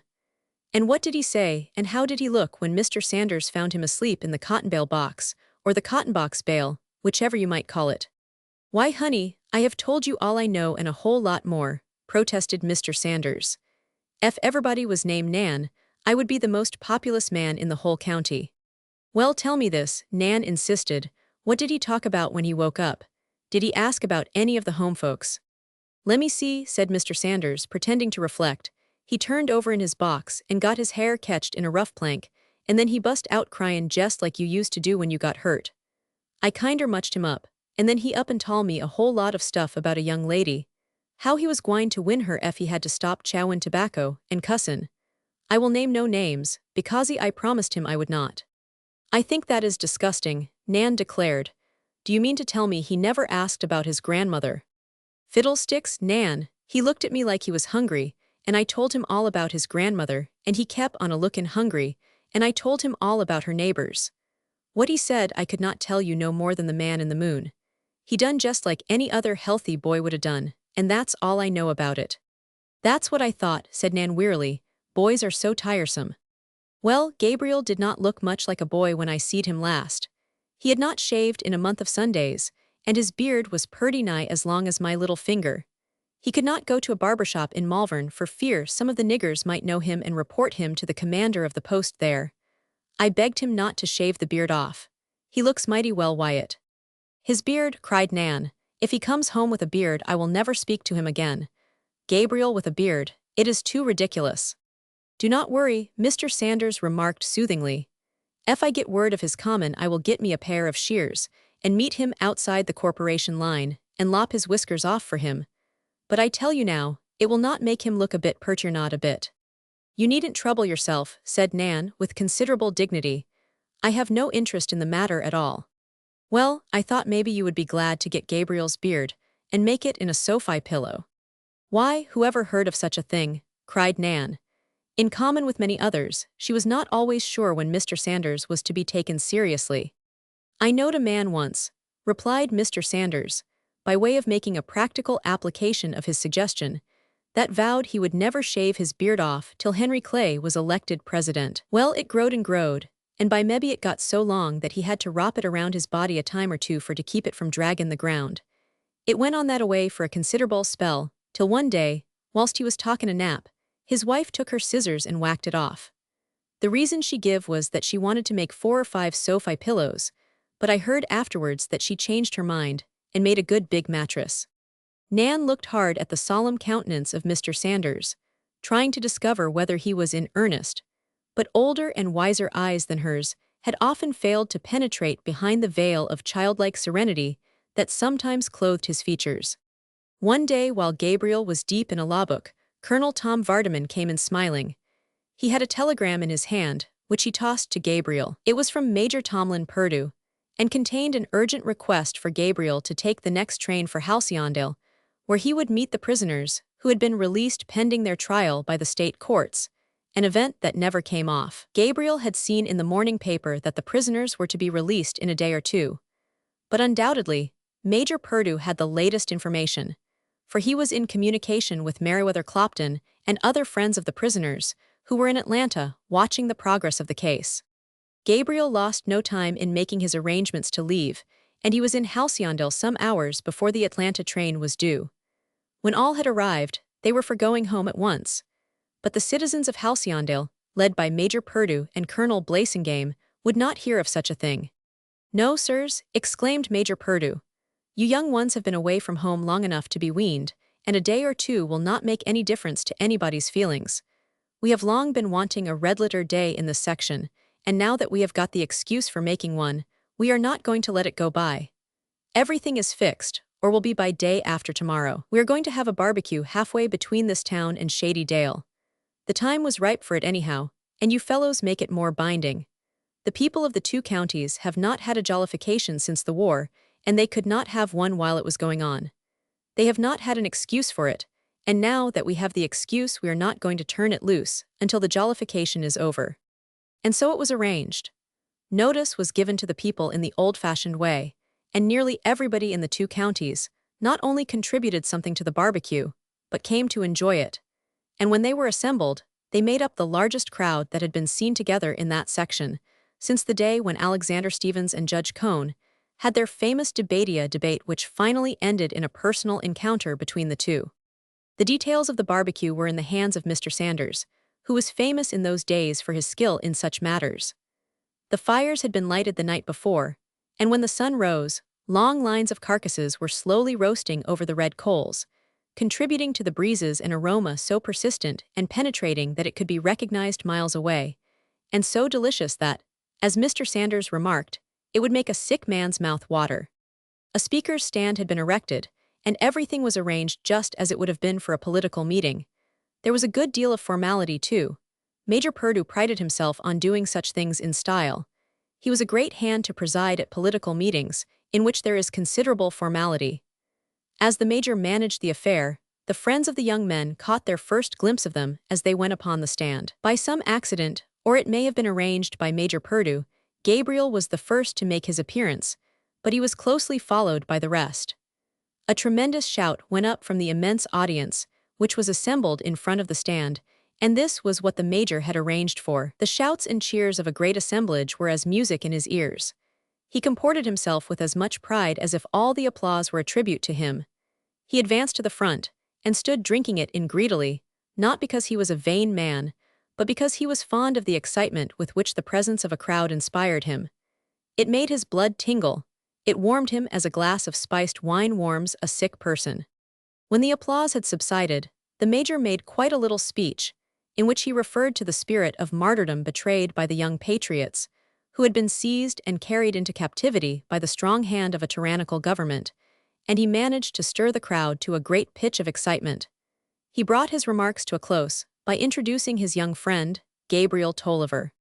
There was tremendous cheering at this, and all of a sudden Gabriel woke up to the fact that his name had been called, and he looked around with a dazed expression on his face. He had been trying to see if he could find the face of Nan Dorrington in the crowd, but so far he had failed, and he woke out of a dream to hear a multitude of voices shouting his name. "Why, what do they mean?" he asked. "Get up there and face 'em," said Major Purdue. Now Nan was not so very far from the stand, so close, indeed, that she had not been in Gabriel's field of vision while he was sitting down. But when he rose to his feet, she was the first person he saw, and he observed that she was very pale. In fact, Nan had shrunk back when the major announced that Gabriel would speak for his fellow martyrs, and for a moment or two she fairly hated the man. She might not be very fond of Gabriel, but she did not want to see him made a fool of before so many people. Somehow or other, the young fellow divined her thought, and he smiled in spite of himself. He had no notion what to say, but he had the gift of saying something, very strongly developed in him, and he knew the moment he saw Nan's scared face that he must acquit himself with credit. So he looked at her and smiled, and she tried to smile in return, but it was a very pitiful little smile.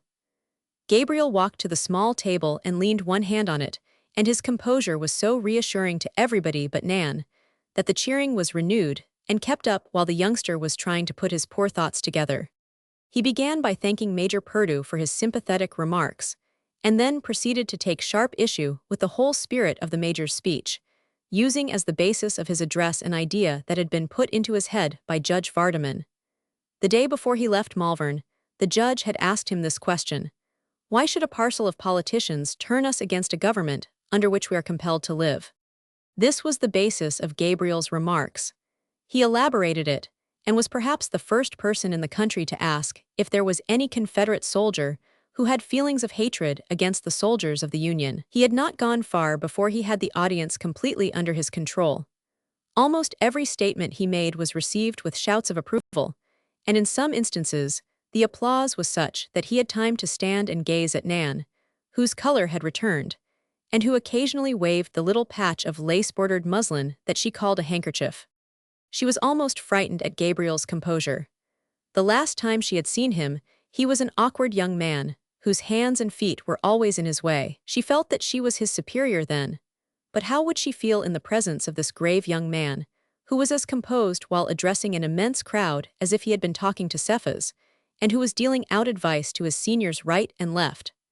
Nan was very sure in her own mind that she would never understand Gabriel again, and the thought robbed the occasion of a part of its enjoyment. She allowed her thoughts to wander to such an extent that she forgot the speech, and had her mind recalled to it only when the frantic screams of the audience split her ears, and she saw Gabriel, flushed and triumphant, returning to his seat. Then the real nature of his triumph dawned on her, as she saw Meriwether Clopton and all the others on the stand crowding around Gabriel and shaking his hand.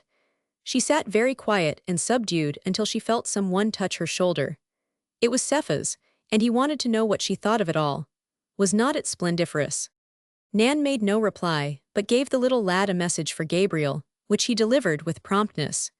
He edged his way through the crowd, crawled upon the stand, and pulled at Gabriel's coattails. The great orator that's what Cephas thought he wassies the little fellow, and hugged him before all the crowd. And though many years have passed, Cephas has never had a triumph of any kind that was quite equal to the pride he felt, while Gabriel held him in his arms. The little fellow took this occasion to deliver his message, which was to the effect that Gabriel was to ride home in the Dorrington carriage with Nan. Chapter 34. Nan surrenders. It was all over at last, and Gabriel found himself seated in the carriage, side by side with the demurest and the quietest young lady he had ever seen. He had shaken hands until his arm was sore, and he had hunted for Nan everywhere. And finally, when he had given up the search, he heard her calling him and saw her beckoning him from a carriage. There was not much of a greeting between them, and he saw at once that, while this was the Nan he had known all his life, she had changed greatly. What he did not know was that the change had taken place while he was in the midst of his speech. She was just as beautiful as ever. In fact, her loveliness seemed to be enhanced by some new light in her eyes. Or was it the way her head drooped, or a touch of newborn humility in her attitude? Whatever it was, Gabriel found it very charming. To his surprise, he found himself quite at ease in her presence. The change, if it could be called such, had given him an advantage. "You used to be afraid of me, Gabriel," said Nan, "and now I am afraid of you." "No, not afraid. You know what I mean," she explained. "If I thought you were afraid of me, Nan, I would get out of the carriage and walk home." And then, as the carriage rolled and rocked along the firm clay road, Gabriel sat and watched her, studying her face whenever he had an opportunity. Neither seemed to have any desire to talk. Gabriel had forgotten all about his sufferings in the sweatboxes of Fort Pulaski, but those experiences had left an indelible mark on his character and on his features. They had strengthened him every way, strengthened and subdued him. He was the same Gabriel, and yet there was a difference, and this difference appealed to Nan in a way that astonished her. She sat in the carriage perfectly happy, and yet she felt that a good cry would help her wonderfully. "I had something I wanted to say to you, Nan," he remarked after a while. "I have wanted to say it for a long time, but honestly I am afraid." "Do not say you are afraid, Gabriel. You used to be afraid, but now I am the one to be afraid. I mean I should be afraid, but I am not. I was feeling very bold when I was mouthing to those people, and every time I looked into your eyes I said to myself, 'You are mine, and you know it.' And I thought all the time that you could hear me. It was a very queer impression. Please do not make fun of me today, wait till tomorrow." "I could not hear you," said Nan, "but I could feel what you said." "That was why you were looking so uneasy," remarked Gabriel. "Perhaps you were angry, too." "No, I was very happy. I did not hear your speech, but I knew from the actions of the people around me that it was a good one. But somehow, I could not hear it. I was thinking of other things. Did you think I was bold to send for you?" "Why, I was coming to you anyway," said Gabriel. "Well, if you had not I should have come to you," said Nan with a sigh. "Since I received your letter, I have not been myself any more." "Did I send you a letter?" asked Gabriel. "No, you wrote part of one," answered Nan. "But that was enough. I found it among your papers. And then when I heard you had been arrested, well, it is all a dream to me. I did not know before that one could be perfectly happy and completely miserable at the same time." Then for the first time since he had entered the carriage she looked at him. Her eyes met his, and well, nothing more was said for some time. Nan had as much as she could do to straighten her hat, and get her hair smoothed out as it should be, so that people would not know that she and Gabriel were engaged. That was what she said, and she was so cute and lovely, so sweet and gentle that Gabriel threatened to crush the hat and get the hair out of order again. And they were very happy. When they arrived at Shady Dale, Gabriel insisted that Nan go home with him, and he gave what seemed to the young woman a very good reason. "You know, Nan, my grandmother has been Bethuning me every time I mentioned your name, and I have heard her Bethuning you. We will just go in hand and tell her the facts in the case." "Hand in hand, Gabriel. Would not she think I was very bold?" "No, Nan," replied Gabriel very emphatically. "There are two things my grandmother believes in. She believes in her Bible, and she believes in love." "And she believes in you, Gabriel. Oh, if you only knew how much she loves you," cried Nan. They did not go in to the dear old lady hand in hand, for when they reached the Lumsden place, they found Miss Polly Gaither there, and they interrupted her right in the midst of some very interesting gossip. Miss Polly, after greeting Gabriel as cordially as her lonely nature would permit, looked at Nan very critically. There was a question in her eyes, and Nan answered it with a blush. "I thought as much," said Miss Polly oracularly. "I declare I believe there's an epidemic in the town. There's Pulaski Tomlin, Silas Tomlin, Paul Tomlin, and now Gabriel Tolliver. Well, I wish them well, especially you, Gabriel. Nan is a little frivolous now, but she will settle down." "She is not frivolous," said Gabriel, speaking in the ear trumpet. "She is simply young." "Is that the trouble?" inquired Miss Polly, with a smile. "Well, she will soon recover from that." And then she turned to Gabriel's grandmother, and took up the thread of her gossip, where it had been broken by the arrival of Nan and Gabriel. "I declare, Lucy, if anybody had told me, and I could not see for myself, I never would have believed it. Why, Silas Tomlin is a changed man. He looks better than he did 25 years ago. He goes about smiling, and while he is not handsome, he never could be handsome, you know, is very pleasant looking. Yes, he is a changed man. He was going into the house just now as I came out, and he stopped and shook hands with me and asked about my health, something he never did before. Honestly, I do not know what to make of it. I am clean put out. Why, the man had 2 or 3 quarrels with Rita Claiborne when she first came here, and now he is going to marry her, or she him. I do not know which one did the courting, but I will never believe it was old Silas. I am really and truly sorry for Rita Claiborne. We who know Silas Tomlin better than she does ought to warn her of the step she is about to take. I have been on the point of doing so several times, but really, Lucy, I have not the heart. She is one of the finest characters I ever knew. She is perfectly lovely. She is all heart, and I am afraid Silas Tomlin has imposed on her in some way. But she is perfectly happy, and so is Silas. If I thought such a thing was possible, I would say they were very much in love with each other." "Possible?" cried Gabriel's grandmother. "Why, love is the only thing worth thinking about in this world. Even the Old Testament is full of it, and there is hardly anything else in the New Testament. Read it, Polly, and you will find that all the sacrifice and devotion are based on love, real love, and unselfish because it is real." "It may be so, Lucy. I will not deny it. And then, after some more gossip less interesting, Miss Polly Gaither took her leave, saying, I will leave you with your grandchildren, Lucy. When she was gone, Gabriel stood up and beckoned to Nan, and she went to him without a word. He placed his arm around her, and then called the attention of his grandmother. You have been Bethuning Nan and me for ever so long, grandmother. What do you think of this? Why, I think it is very pretty if it is real. I have known it all along, I mean since the night you were carried away. Nan told me. Why, Grandmother Lumsden, I never said a word to you about it, I would not have dared. I knew it when you came in the door that day that Meriwether Clopton was here. Do you suppose I would have sat by you on the sofa, and held your hand if I had not known it? I am glad you knew it, said Nan. I wanted you to know it, but I did not dare to tell you in so many words. I am going home now, Gabriel, and you must not call on me today or tonight. I want to be alone.